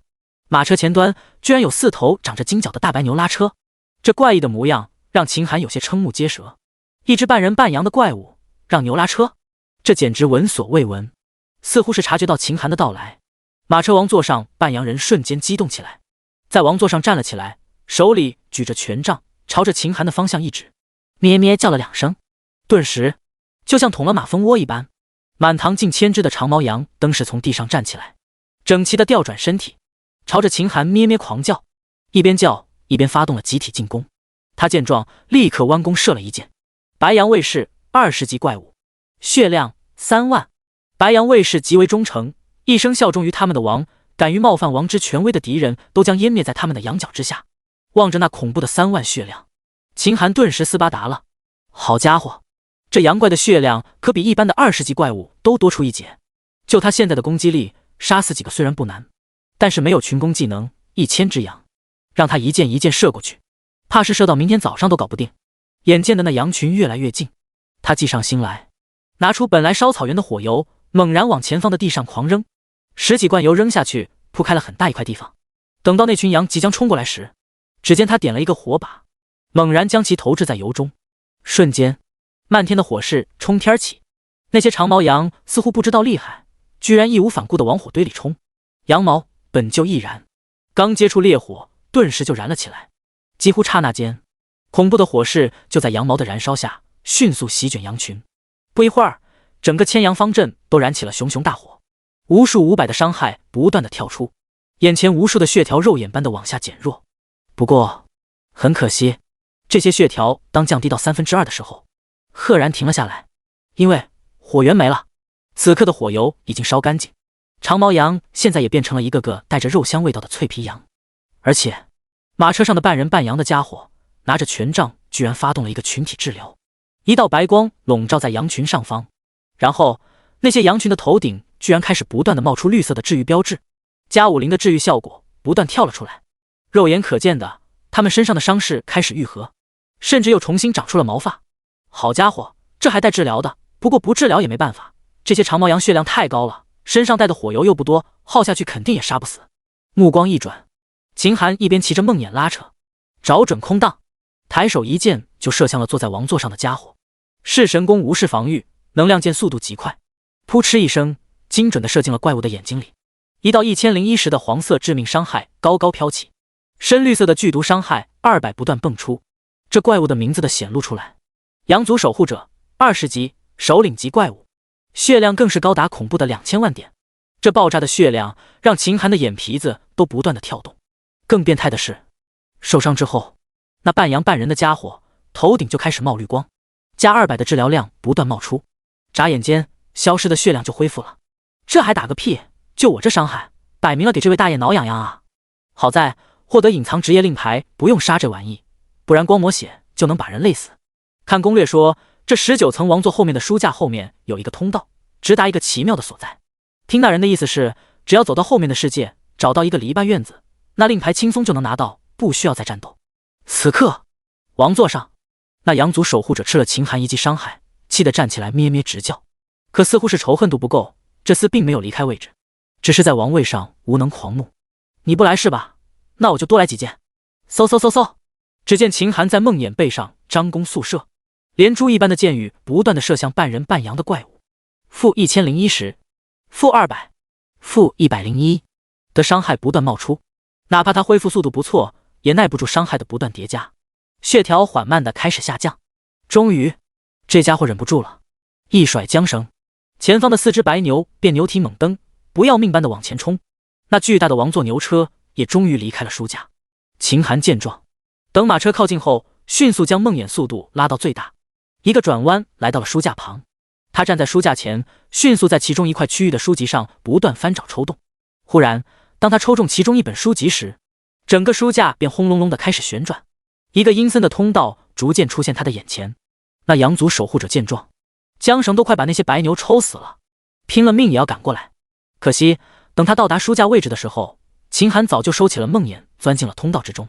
通道里静悄悄的，空无一物，偶然间还能听到水滴落水的声音。这地方看起来阴森，保险之下，他还是将梦魇召唤出来，一人一马小心翼翼地往前走。不知过了多久，眼前出现了一丝亮光，快到了，攻略中说的地方应该就在前方。几分钟后，光亮越来越盛，等秦寒出了洞口，眼前豁然开朗，只见一处如梦似幻般的世界映入眼帘，目之所处，鲜花锦簇，绿树成荫，小河流淌，双兔傍地，不时还有艳丽的小鸟从空中飞过，而天空上则是一片碧蓝，蓝的似乎不像是人间，而且这个世界的对比度非常高，犹如一幅油画一般艳丽。发现隐藏地点桃源之境，经验加100，经验足够，是否升级？第22章桃源之地，黄级怪物。时间过去大概2个小时，李然3人趁着黑夜再次来到此地，看着秦寒走进去的洞穴，也跟着走了进去。如果大佬进去做事情，应该差不多了，我们下去看看，顺便将卖出的钱还给大佬。如果有大佬不要的边角料，我们也看看能不能帮忙解决一下。隐藏古墓1层，我操，这地方在外面看好像不是很大，但一进来却别有洞天啊！这地方好大啊！只是这里面的怪物好像没人动过，看来大佬并没有杀怪啊。刘狂3个人四下看去，压根就看不到秦寒的身影。你们看，这里有向下的通道，大佬应该不在第1层。既然第1层的怪物大佬不要，我们就清理了吧。面对未知地图，从未接触过的怪物，作为玩家，他们肯定想练级。心照不宣的找到一只落单的黑羊，悄悄地围了上去，趁黑羊不注意，3把刀剑不要命般的捅了上去。-9、-8、-100的红色伤害不断飘起，比起野怪2000点的血量，他们这个攻击力实在低了点。李浩，我去，这些只是2级野怪，怎么血量这么高？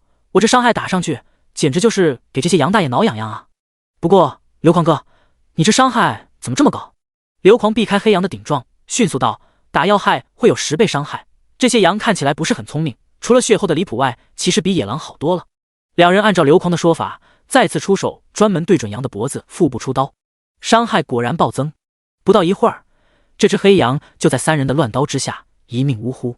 然后看到经验的几人，顿时都惊了。李浩，外面的野牛听说一只是10点经验，一级需要100点经验，只要单独杀掉10只野牛就能升级。而这黑羊更是牛，我们3个经验平分，每个人居然还能落到30多点经验，真是厉害。刘狂见状也非常高兴，这游戏往后升级会越来越难。别看他一天升到了3级，那也是拼命杀了几百头野牛换来的结果。而且3级到4级又是一个分水岭，经验条增长了变态的一大截。正常刷野狼想要升到4级，怕是最少需要1-2天的时间。而且现在随着职业者诞生，他这个等级优先之人很快就要落后了。但今天遇到这隐藏目的，却是个天赐良机。只要率先升到4级，就又能获得一个体质点。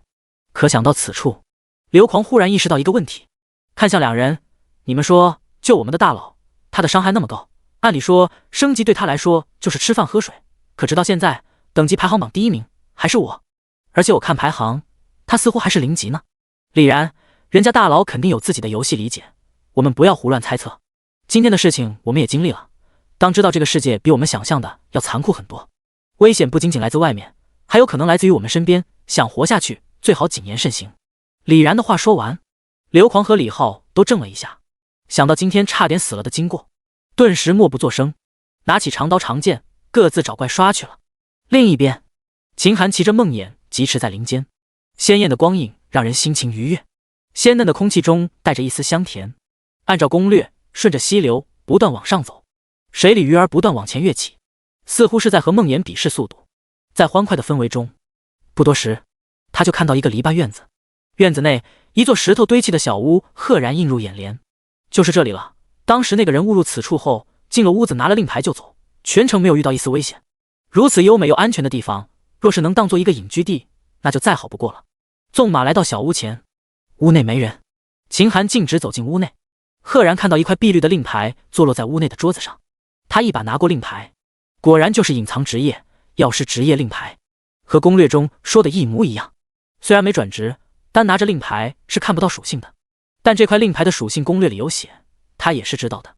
药师职业令牌，诸天为1，成长值7倍，药师光环，治疗效果增加 90%， 血量增加 90%， 血量每秒恢复 1%， 毒系伤害增加 90%， 制裁敌方回血 50%。 说实话，若是一般人转职药师职业，走毒系和走治疗系，甚至两者兼修，到了后期那威力简直不敢想象。若是有这种人辅助，等于身后跟了一个移动泉水，还能制裁敌人的恢复，亦能增加不少输出，简直完美。只可惜一旦合成了神级令牌，这药师令牌就消失了。不过有舍就有得，在神级职业的诱惑前，这药师令就算不得什么了。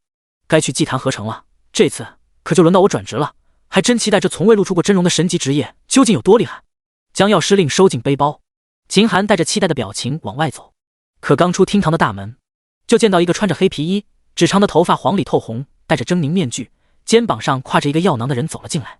双方一见面，此人就怒了：“你是谁？怎么可能来到我这桃源境？我的药师令气息居然消失了，绝对是你偷了我的令牌！”说话间，此人面具下的脸似乎都愤怒的颤抖。只见他迅速从药囊拿出一个药罐子，啪嗒一声扔到了两人之间。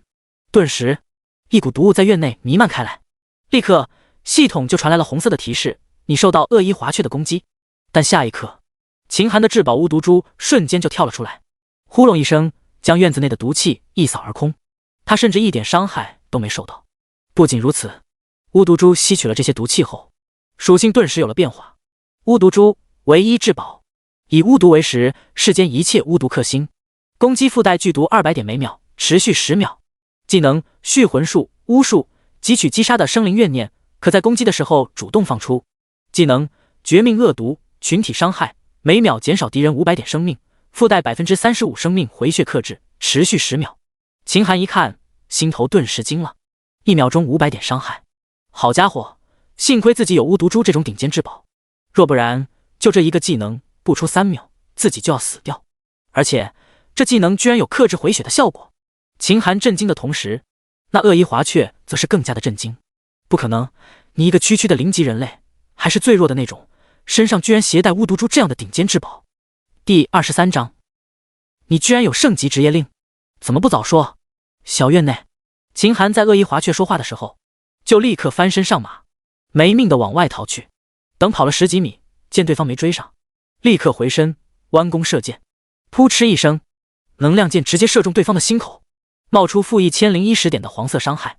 巫毒珠的毒素伤害更是没有一丝。同时，恶衣化雀的血条也冒了出来。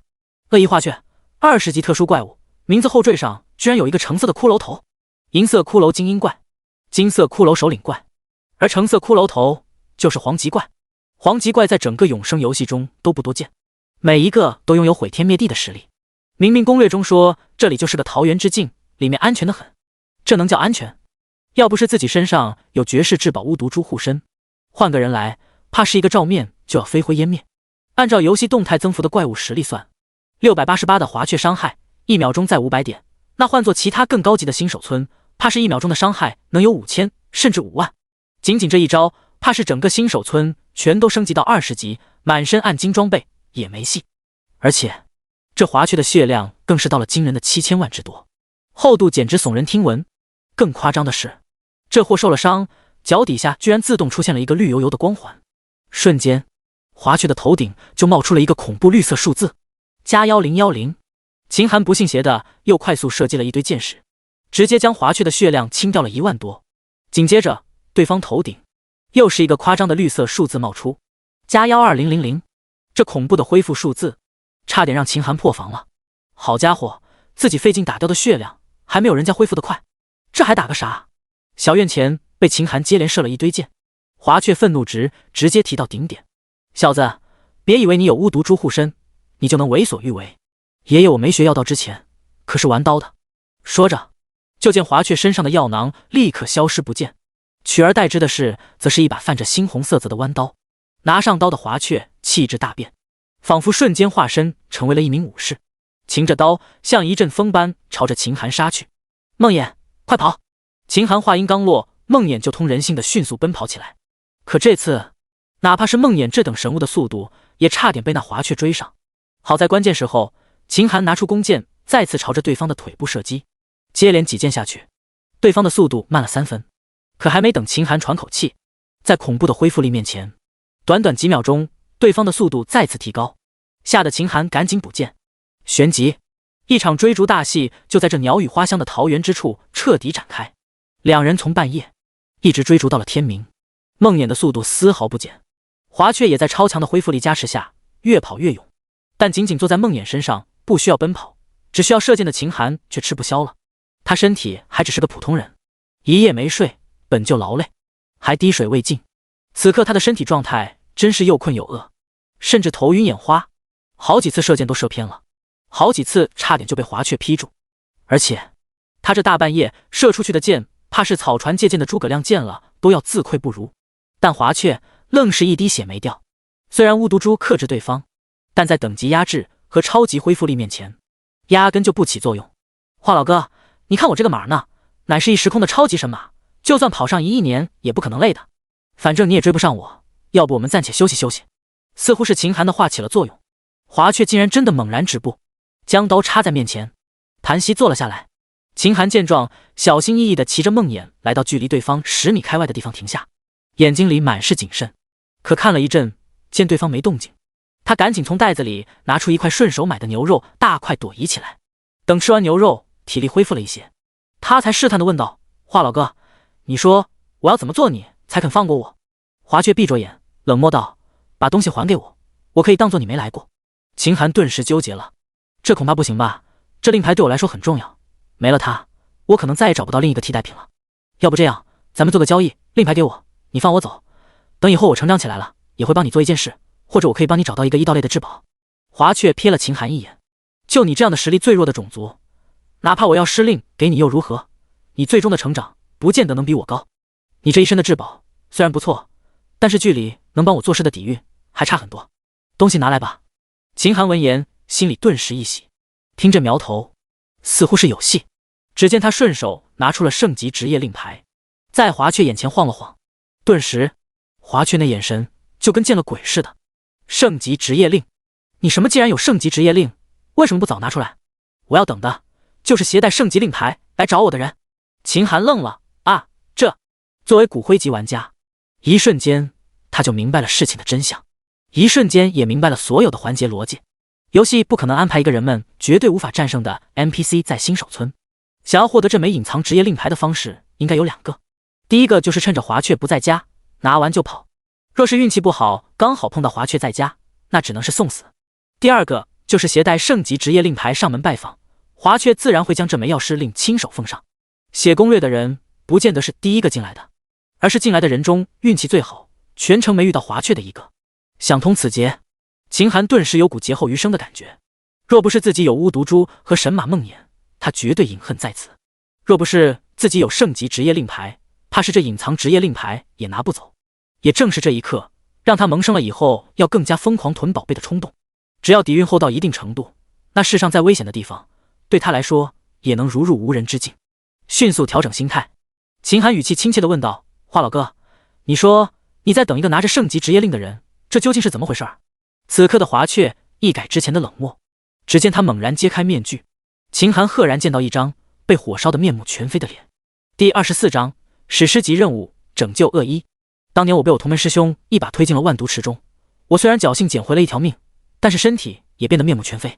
这万毒之液损伤的皮肤，万界之中只有生命之树的枝叶才能恢复，但生命之树所在，远不是我这种实力的人能够进去的。秦寒，所以你就想找一个潜力无穷的人进行交易，等那个人成长起来，帮你取得枝叶，治好你身上的伤。华雀点点头，是的，只要你拿着圣级职业令和隐藏职业令，到了祭坛合成转职之后，顷刻间你就会成为诸天之中潜力最强大的人之一。那样的你，成就才会无限大，才会有把握在未来帮我实现愿望。只要你能帮我找到一滴生命之树的枝叶，我不仅让你将药师令带走，还会给你3个我的本命药瓶，这药瓶每使用1瓶，就能让你获得我5成能力1天的使用时间。还有，若是以后你还能帮我杀了暗害我的师兄，我将发誓永世效忠于你，哪怕地狱降临，也万死不悔。秦寒闻言，内心一阵欢喜。游戏里会治疗、会用毒的人好找，但多数的治疗师毒师水平差劲，普通玩家用还算勉强。到了后期，治疗量的需求动不动就是几万甚至几十万生命值，普通治疗师压根就没这个本事。若是有华雀这样堪称恐怖的医道高手在侧，那简直等于随身带了一个移动泉水，想死都难。更重要的是 NPC 和玩家不一样，哪怕最信任的玩家，可能在关键时候都会在你背后捅刀子，但那些忠诚度一旦达到满点的 NPC， 关键时候是真能为主人赴死的。没有犹豫，秦寒果断道：这件事情我答应了，若是某一天我实力足够，一定帮你完成心愿。甚至为了表明自己的心意，他还拍了拍梦魇的屁股，惹得梦魇蹄子躁动，一阵不满。君子一诺，梦魇难追，我秦寒答应的话从来都是作数的。华雀闻言，眼睛里露出了一丝希冀，然后只见他从药囊里拿出了3个拳头大小、散发着紫光的瓶子。你过来，这几个瓶子就是我的本命药瓶，它们现在是你的了。秦寒闻言，只是脸带微笑，并未轻易上前，而是笑呵呵道：华老哥，我有点累，咱们再聊一会儿。哪怕到现在，他始终还是与华雀保持一定的距离，警惕心直接拉到了顶点。华雀目光一冷，空气中似乎都弥漫起了一丝冰寒，似乎连周围的温度都开始降低。你不信任我？秦寒，哪能呢？我就是劳累了这么久，身体有点抽筋，再缓缓，再缓缓。其实他一直是在等系统的提示，像华雀这种，定然是游戏可以安排在这里的特殊 NPC。刚才说的话9成9就是任务，但是他们2个方才把话都说到那个份上了，系统的任务提示居然没来。作为老玩家，他清晰的知道这是华雀到现在压根就没有彻底信任自己，现在贸然上前，万一被华雀抱起一刀劈死，那他找谁说理去？稍微等了一会儿，看系统提示还没来，秦寒顿时又道：华老哥，要不这样，你这几瓶药我就先不拿了，等有空再说，累了一夜，我也该回去休息休息了。说着他就想调转马头准备溜走，不过此话一出，系统的提示立刻就来了：史诗级任务，拯救恶一，帮助恶一华雀找到一滴生命之树的枝叶。分支任务，帮助华雀杀死他的同门师兄。也正是这一刻，就见华雀的语气缓和了很多。不错，你倒是有些警惕性。诸天凶险，若是连一点自保的意识都没有，那任凭你潜力再高，成就也高不到哪里去。当年我可是公认的一道天才，就是因为轻信师兄，才沦落到如今这个地步。你可不要步我的后尘。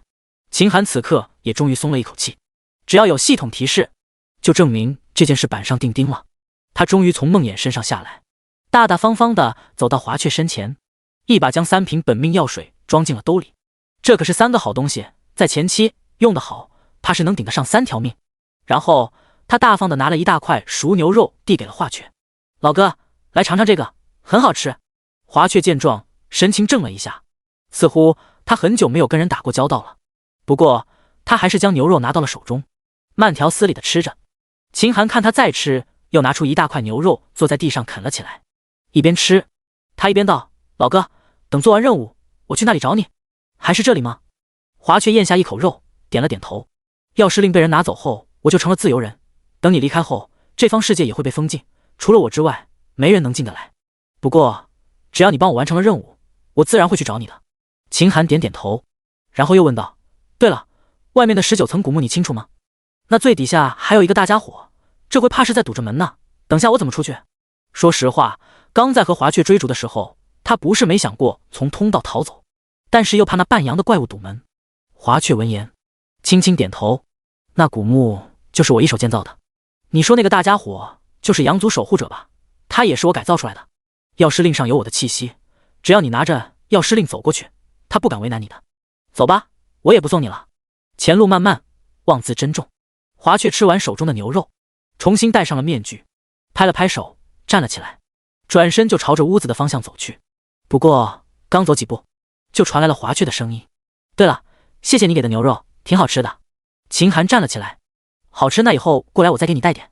华雀微微摇头，并未说话。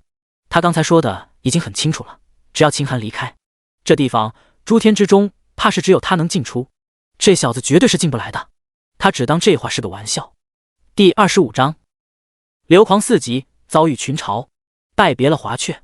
秦寒顺着阴暗的通道折返，说来也是郁闷，这永生游戏绝大多数的地点都没有离开的捷径，从哪里来就要从哪里走。到了后期，有的地图动辄需要探索几个月甚至几年的时间，一来一去用的时间简直就是海量。能够在两地传送的宝贝在游戏里比较稀缺，玩家想要接触到只能到中后期了，而且能够传送的东西一般都死贵，多数玩家压根就不舍得使用。好在眼下这个地图并不算复杂，不一会儿他就返回了古墓19层书架门口。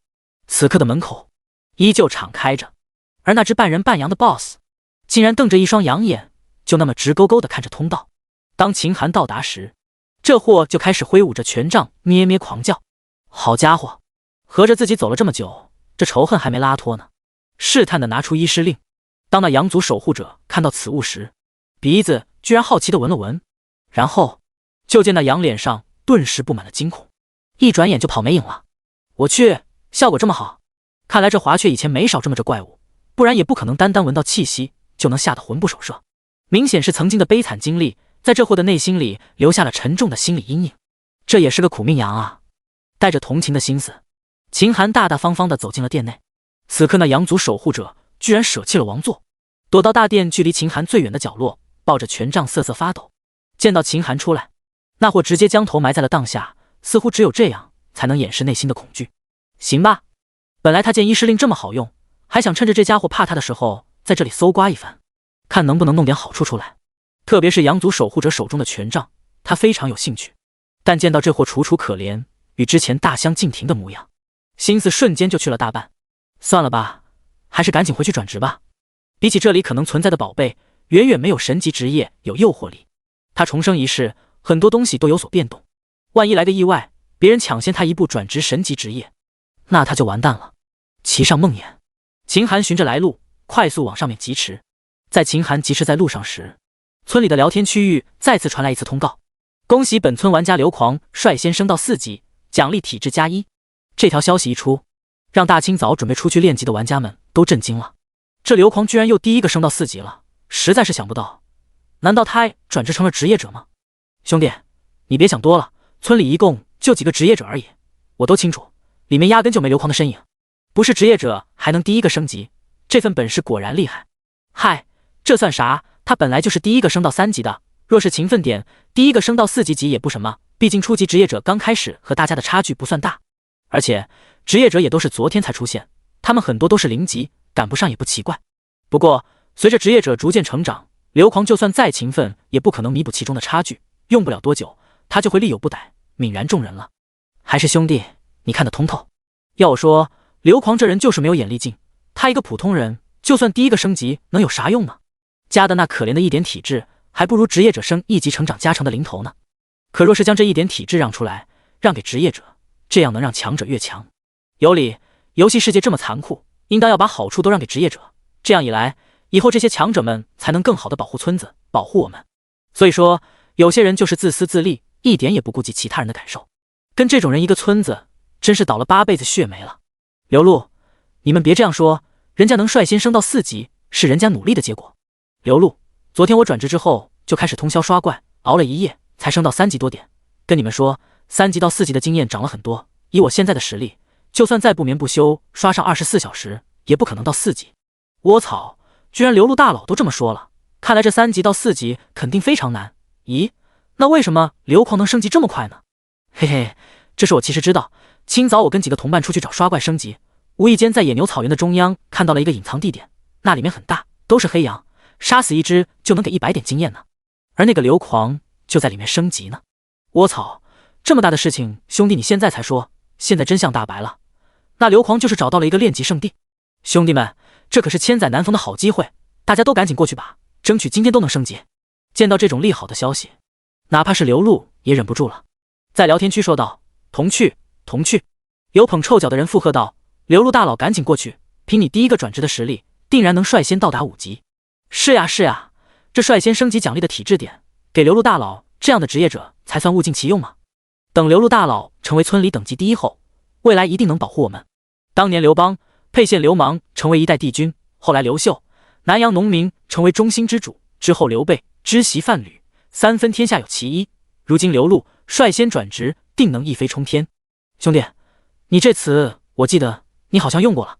嗨，那是我算错了，没想到刘狂这么不争气，同样姓刘差距怎么这么大呢？看来天命在路不在狂啊。秦寒从19层往第1层折返的时候，等他来到第1层的时候，简直是人满为患。粗略一看，怕不是有上千人，典型的人多怪少。见他从通道中上来，俊逸非凡的梦魇，加上上古套装，令不少眼前一亮。不少人围了上来：“兄弟，下面啥情况？是不是有好处？你这战马是不是就是从下面获得的？”秦寒并未搭理他们，但心里有些郁闷。早知道会有这么多人，他就提前收掉梦魇了。如今在上千玩家面前骑着神骏的坐骑，直接成了众人的焦点。无数人都看到了他的面容，本就不怎么喜欢高调的他，眼观鼻，鼻观心，默默从人群中走到了草原上。此刻仍旧有无数玩家从新手村走来，目标直指古墓。这场面跟家乡的集会差不多。第26章合成神级职业令牌。古墓外面，越来越多的玩家往里走，可除了秦寒之外，还有3个人正默不作声的正在往回赶。他们正是刘狂3人，似乎是为了躲避人们异样的目光，刘狂的名字再次隐藏起来。他们和秦寒一样，刷了一夜怪，此刻也都困倦不堪，准备回村休整。而且刷了一夜，古墓1层的黑羊本来就所剩无几，这一下子又涌进如此多的玩家，压根就不够打。而古墓2层的怪物可比1层血量高多了，哪怕3人加起来打死一只也要耗费很久。暂时他们没有继续往下的心思。3人远远地看着骑着骏马先行远去的秦寒，想追过去都不可能。李浩，昨晚我们刷了一夜怪，却始终没有见到大佬的身影出现，原本以为人家早就回去了，没想到大清早上居然又遇到了。可惜我们追不上，大佬就是大佬，连骑着马跑都跑得那么帅。刘狂，这古墓有些邪门，我们半夜的时候试着探索过，可就那几个通道翻来覆去都走不通，稍不注意就回到了1层，忙活了半小时，最多能下到3层，再往下就无能为力了。我想大佬应该去了解下面的地图，只是我想不通大佬是怎么下去的。李然，大佬的世界真不是我们能够揣测的，管好我们自己就行了。走吧，我们也赶紧跟回去，如果遇到大佬，就将昨晚卖的钱给人还回去。三人点头，结伴朝着村子走去。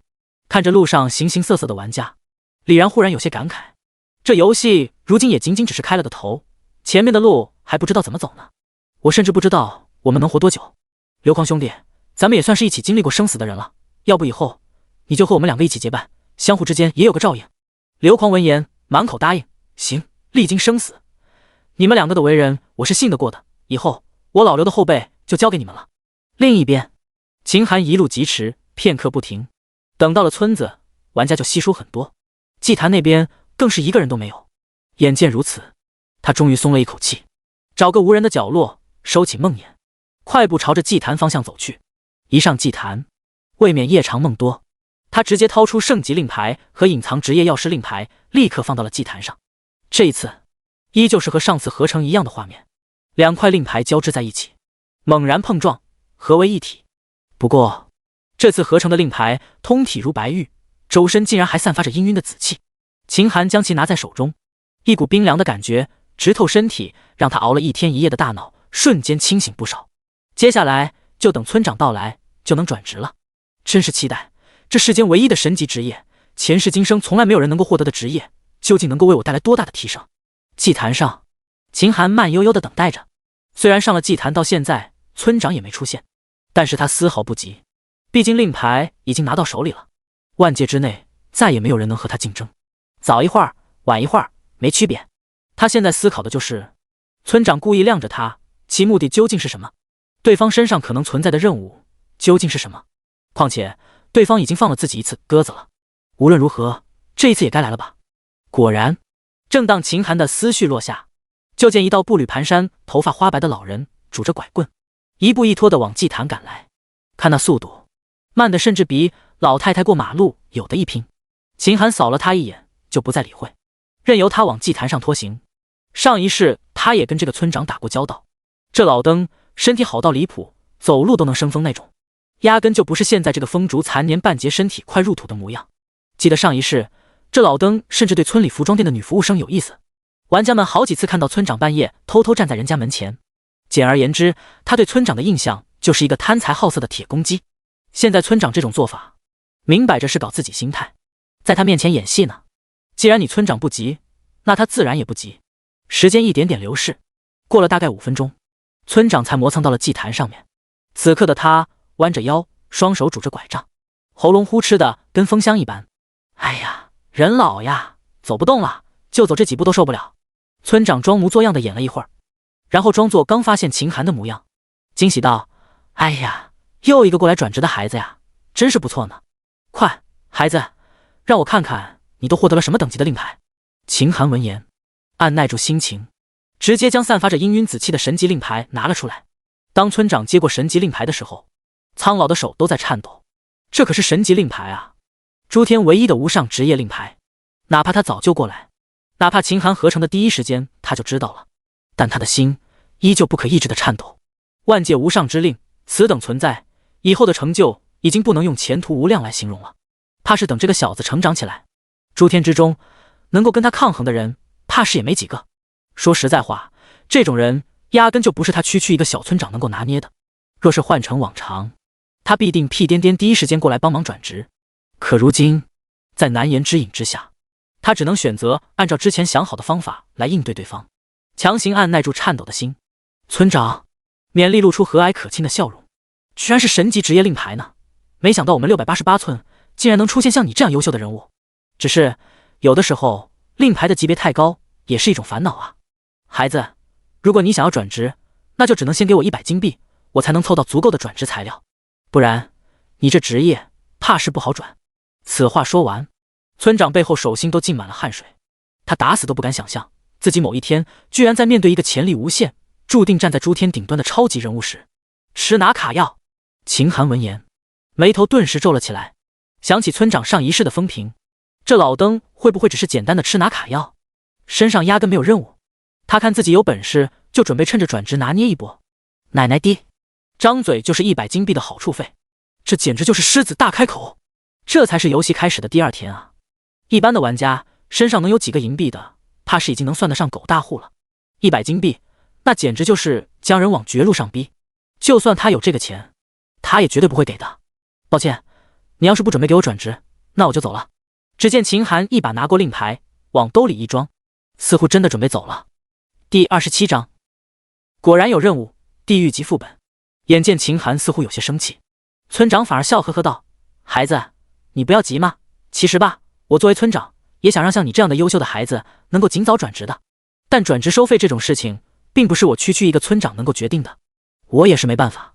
再说了，趁早转职对你可是有无尽的好处的，如果你不赚，那岂不是可惜了？”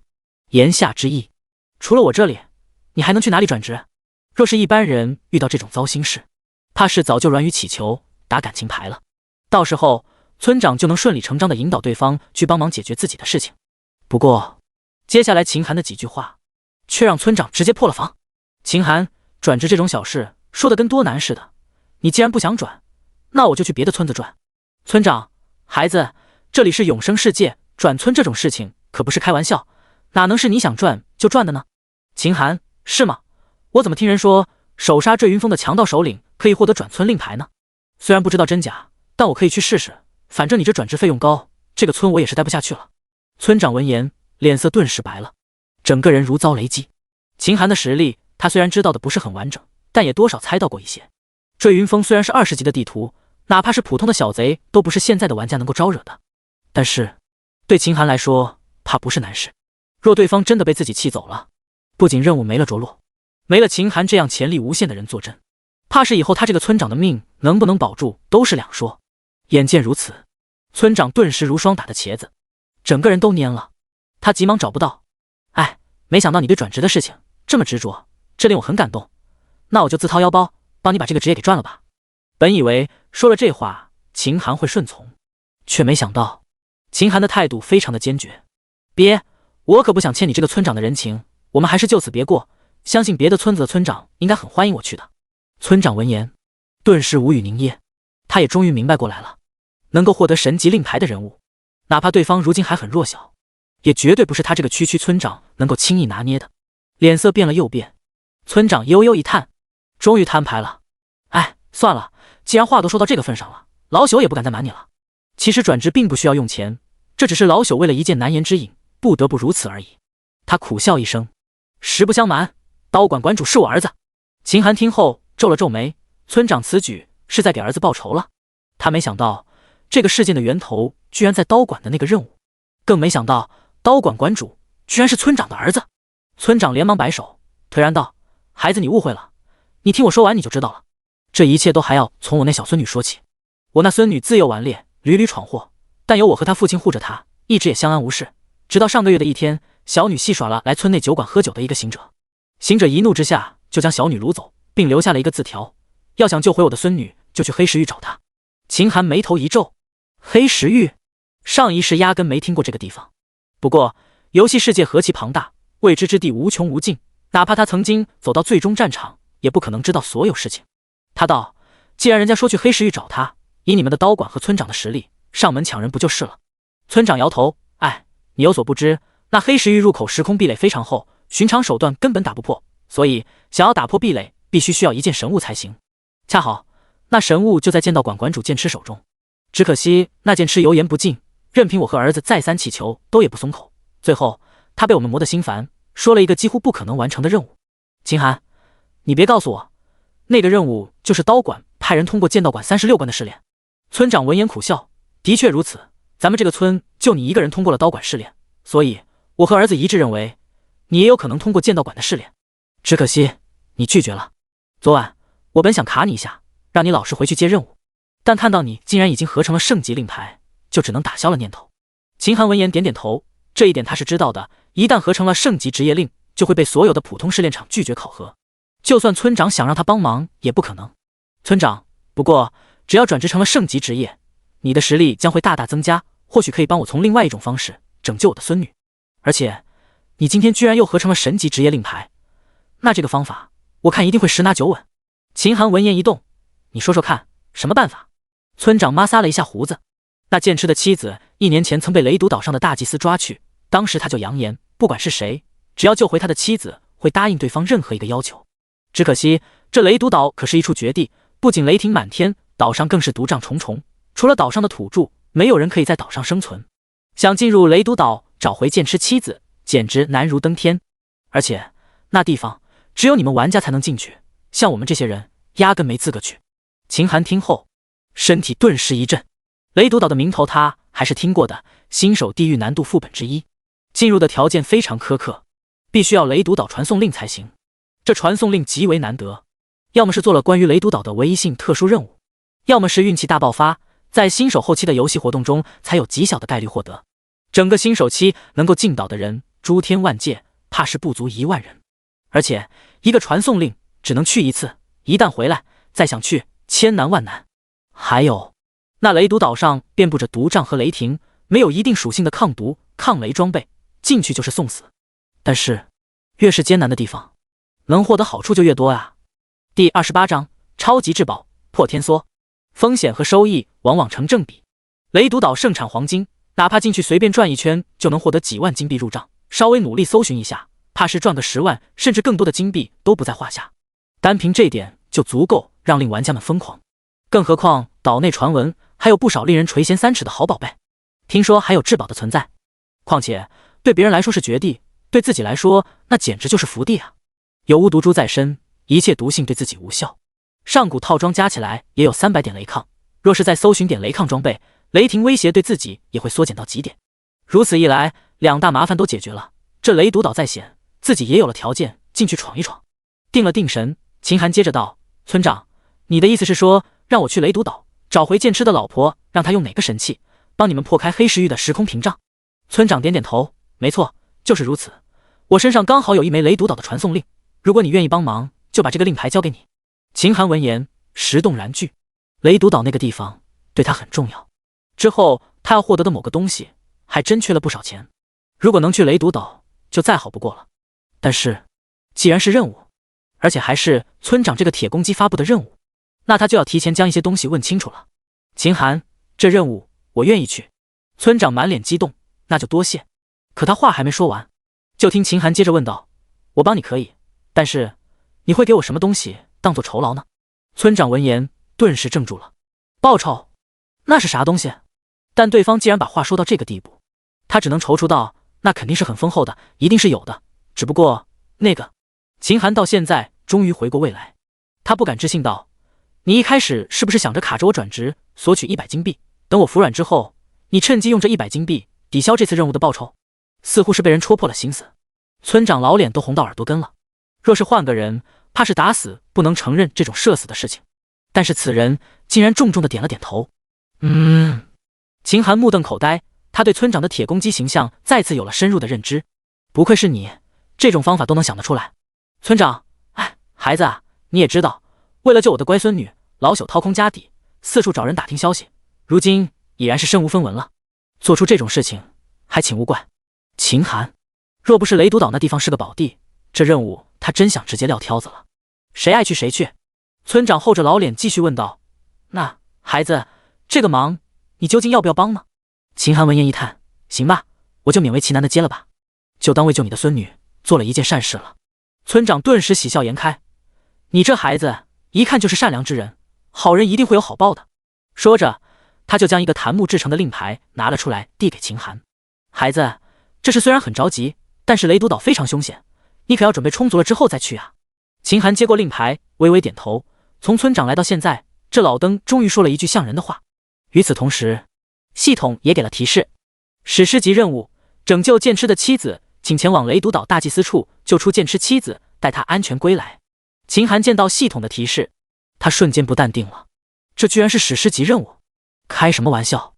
任何史诗级任务不仅是唯一的，奖励更是丰厚到极致，像之前的弓箭手导师任务和恶意滑雀的任务，保底收入几乎都不次于至宝了。可眼下这个任务无非就是救人回来而已，甚至抠门的村长都不准备给1分钱，这跟史诗级有半毛钱关系？带着疑惑，他看向了村长。村长，你是不是还有什么事情瞒着我？村长疑惑道：孩子，没有啊，该说的事情我都说了呀，只要你去岛上把人救回来就行了。不，应该没这么简单。你等等，让我回忆一下。秦寒的脑海中不断的回忆着村长说任务的细节，忽然电光石火间，他明白了一件事情。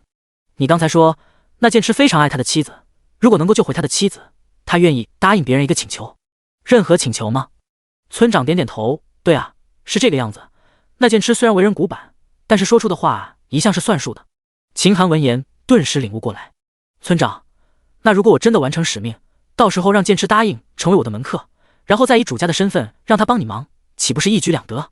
村长闻言顿时摇头，这恐怕不行，剑痴一生从不会屈居人下，你要是让他当门客，怕是到时候会适得其反。秦寒微微点头，他的想法可能过于丰满了，人都有底线，有些事情怕是宁死都做不到，真要用这个拿捏对方，就是在逼对方去死。但既然受不了剑痴，那这任务还有什么好处？没有天大的好处，压根就配不上史诗级任务啊！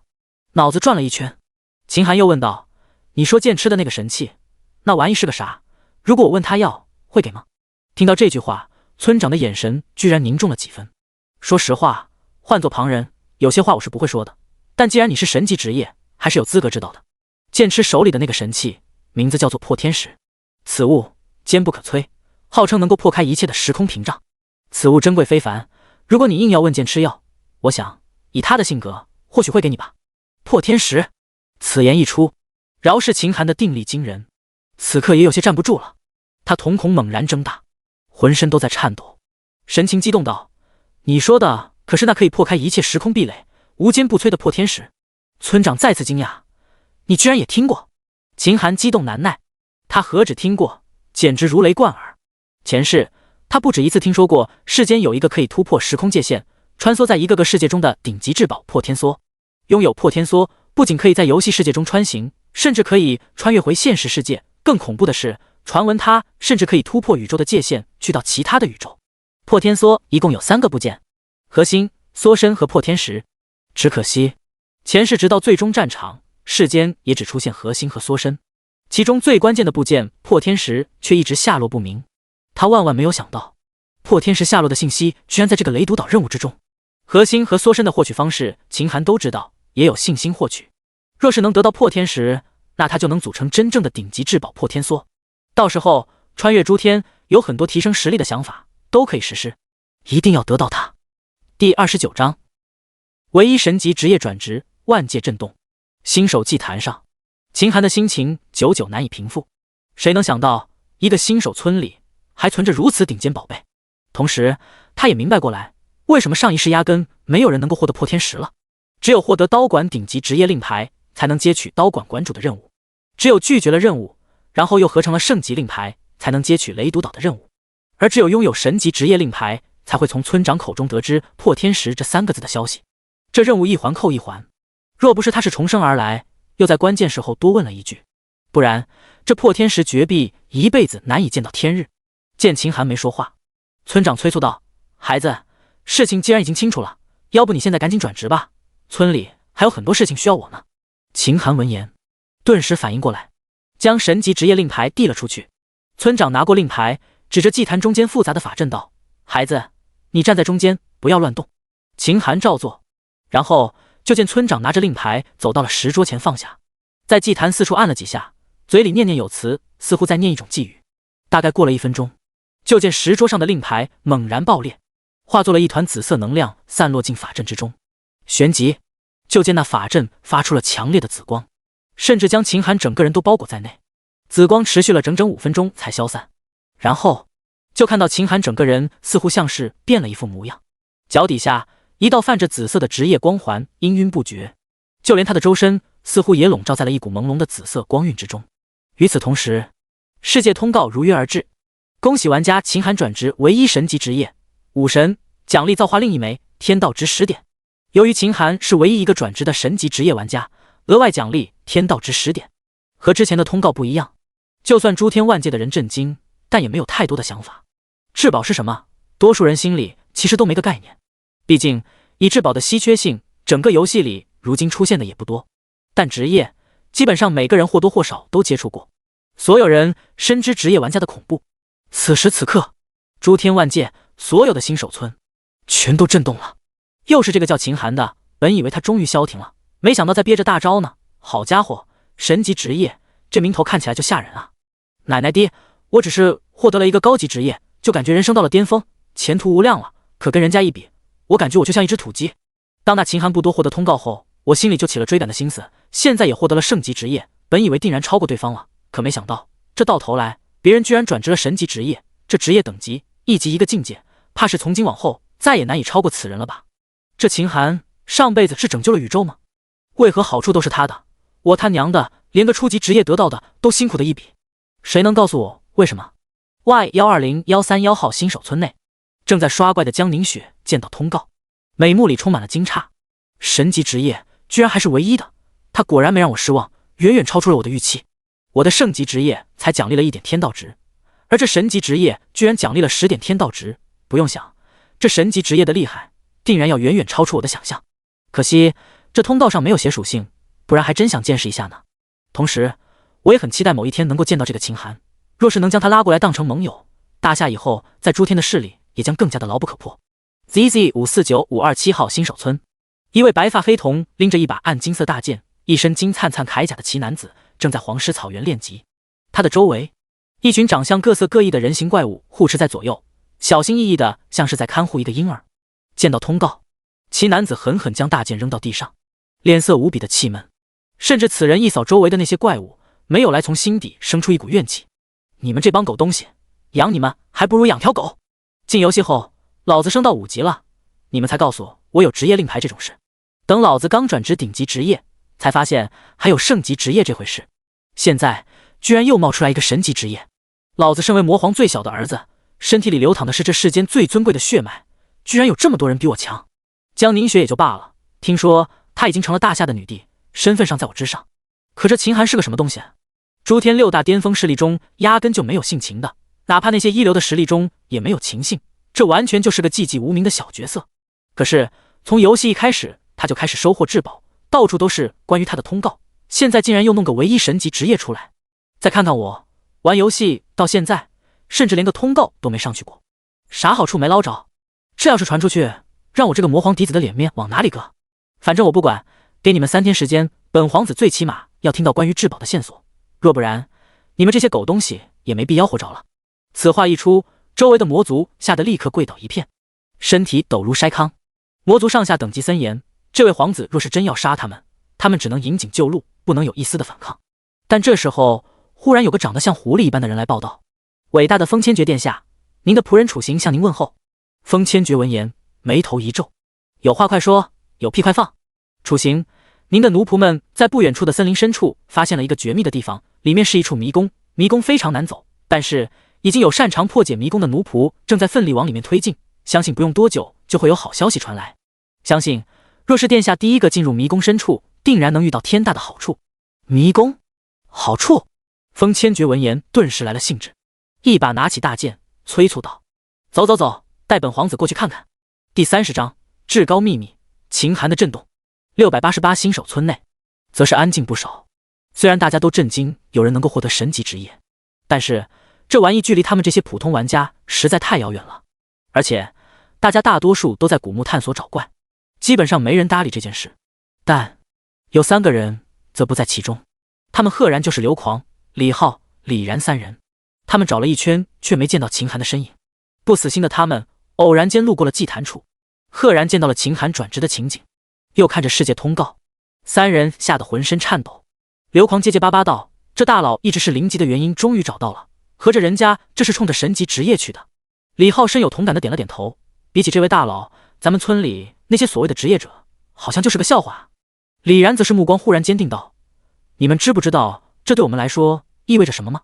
刘狂：不清楚，反正这都是人家强大，跟我们这些小虾米没有任何关系。李浩：对啊，我们只有羡慕的份。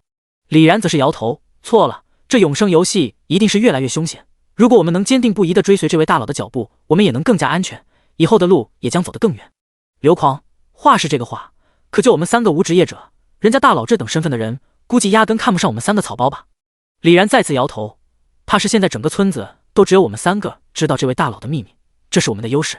皇帝手下也会有差遣的小兵的，如果我们表现得好，或许能够成为这位大佬的手下，到时候在大佬的忽悠下，我们也能走得更远呢。刘狂：就咱们3个的实力，我现在虽然是等级第1，但是迟早会被那些职业者反超，也就是说就我们3个的实力，哪怕是在咱们688新手村都不能服众，又凭什么帮这位大佬办事？又能帮得了什么事情？李然闻言，眼里顿时有些泄气，但很快他就打起了精神。不试试又怎么能知道呢？正好我们要还钱，到时候试试看。祭坛处，秦寒见到通告，顿时有些欣喜，转职给了10点天道值，额外的奖励10点天道值，加起来这次足足入账了20点天道值。照此下去，他怕是能成为整个游戏拥有天道值最多之人。若是到游戏后期，天道值的用处曝光之后，怕是整个诸天万界的人都会羡慕死。不过，那造化令却是前世都未曾听过的东西，而且此物看起来虽然造型不凡，但除了名字之外，甚至连个属性都没有，压根不知道用法。但此物既然在诸天唯一的神级转职中奖励给他，说明此物的价值可能在至宝之上。他有预感，此物在将来绝对会有大用。定了定神，他将目光看向了职业属性上。武神，神级职业，万界唯一，成长值30倍。被动技能，武神光环。武神光环，神级光环，物理系伤害增幅100%，物理系锐利值增幅100%，物理系攻速增幅100%，全系抗性属性增幅100%，防御力增幅100%，移动速度增幅100%，韧性抵抗100%，攻击吸血50%。被动技能，武神守护，受到致命伤害后产生绝对防御，持续10秒。冷却时间1月。见到如此喜人的属性，饶是两世为人的秦寒也不免身体震颤。不愧是真正唯一的神级职业，这些神级被动每一条都很牛。全系增幅那些自不必说，这要比那些圣级职业只能增幅某个门类的强了不止1星半点。值得一提的是，攻击吸血50%。在永生游戏里，凡是有吸血属性的装备，每一个都很了不得。但就算是至宝级别的吸血属性，在前世他也只见过25%的吸血。能够达到50%的攻击吸血量，这简直就等于有一个无限回血的超级装备加身。只要不遇到那种能够一击必杀的超级变态，拥有此条属性，简直就是打不死的小强。而另一条被动100%韧性抵抗则更了不得。整个游戏世界越往后期，心灵控制、减速、冰冻、泥沼、潮汐、毒药、催眠、幻觉、嘲讽等等，各种邪门的控制手段层出不穷，就算再谨慎的人也难免中招。而100%的韧性抵抗，天克此刻手段，巫毒珠只对那些毒术和咒术生效，难免有保护不到的地方。可一旦加上这个100%韧性抵抗，从此以后他就基本上宣布对那些控制手段免疫了。韧性抵抗加上50%吸血，加上是神功的无视防御，三者相加，他简直就是一个打不死的小强。然后秦寒将目光看向了最后一个被动技能武神守护。这技能就是1月只能生效一次的致命伤害防御，触发一次就等于有10秒钟的绝对无敌状态。对普通玩家来说，短短的10秒钟可能算不上什么，但对他这种老玩家来说，别说10秒钟，哪怕仅仅3秒乃至1秒，他都能借机绝地翻盘。当然这也要看对象，若是遇到那种绝对强大的存在，哪怕再给他10分钟无敌时间也无济于事。不过若是能够获得破天梭，10秒钟时间，他可以轻易地利用破天梭的能力逃之夭夭。那样一来，宇宙中最强大的人对他也毫无办法。最终，秦寒的目光看向了成长值。神级职业，单成长值都足足有30倍，这堪比3个圣级职业的增幅。也就是说，他只要升1级就能拥有300点体质点，10级就是3000点，20级就是6000点。不过，游戏每一个时期都是一个门槛。新手期的极限等级是20级，也就是说，只要不过新手期，就算杀怪再多，也只能停留在20级。纵然他是神级职业，到了20级，达成6000点体质，也还比不过巅峰玩家的初始体质。对一般的玩家来说，走到这一步，或许就已经满足了。可秦寒不同，他是重生者，知道永生游戏诸多的隐秘。游戏后期，万界论坛中曾爆出过一个至高秘密，核心内容就是，游戏数值其实是有极限的。只要每一步能够达成极限，未来的成就将会真正的不可限量。新手期的极限就是体质达到10万点，他已经获得了前世难以企及的唯一神级职业，已经有了接触极限体质的资格。接下来，若是积极进取，或许真能在新手村达成极限10万体质的极限目标。到时，他将踏上一个从来没有人曾走过的道路，一个只属于他自己的巅峰之路。第31章，增幅令，弱化的职业令牌。意识到能够触及极限值这个惊天秘密后，秦寒就不淡定了。他要立刻开始着手谋划极限值的一切事宜。村长，既然没事，我就先走了。既然已经转职，雷毒岛的传送令也到手了，他也该去忙其他的东西了。稍微和村长说了句话，秦寒转身就要往祭坛下面走，但他行色匆匆的模样，让村长的心里一阵发虚。这小家伙刚才该不会是在敷衍他吧？毕竟他先吃拿卡药，后面甚至一点好处都没给别人。平心而论，是个人遇到这种事，怕是都有怨气啊。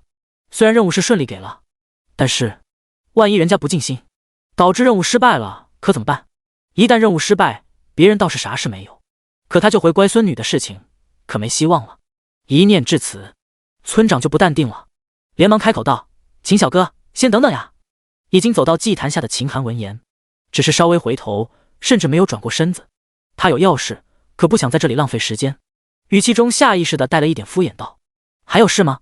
老奸巨猾的村长瞬间就捕捉到了秦寒脸上那不耐烦的表情，那敷衍了事的态度，让村长的心顿时往谷底落去。好家伙，和他想的一样，这小子怕是压根就没把自己的任务当回事呀！就这态度，仿佛就像是提上裤子不认账的渣男一样，骗自己转职，又骗取了传送令，自己这里没了价值，对方现在甚至连装都不想装了呀！但是形势比人强，又是他有错在先，村长只能耐着性子说道：“哎呀，差点忘了，刚才你转职之后，作为村长的我也被游戏奖励了不少好处呢。这其中还有5个高级体质增幅令，你看看有用吗？”高级体质增幅令。秦寒闻言直接接过增幅令，他心下有些惊讶，新手玩家越强，越是做出增加底蕴的事情。作为玩家一荣俱荣的村长，就会同样受到游戏的眷顾，会赐予不少东西。他虽然只游戏的1天多点，但也屡次获得世界通告。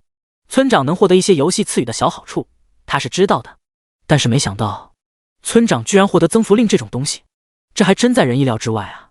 增幅令牌其实就是职业令牌的弱化版，简而言之就是只有属性增幅被动的职业令牌。高级增幅令对标的就是高级职业的体质成长，每升1级给3倍的体质加成。但是没了职业被动，比起真正的职业者，实力差距可不是一星半点。也就是说，高级增幅令的成长前景最多对标中级职业。不过再怎么样，3倍的体质增幅也是个绝好的宝贝，而且这玩意压根就不需要在祭坛转职，只需捏碎就能行，任何时候都可以使用。这玩意虽然比不得至宝之类的，但是也远不是金钱能够买到的。村长能将这种增幅令给自己，看来是下了血本的。你也知道，这玩意只对玩家有用，对我这个村长来说，给那个人都是给，但是我对玩家的了解肯定没有你深，你拿着或许能帮上忙。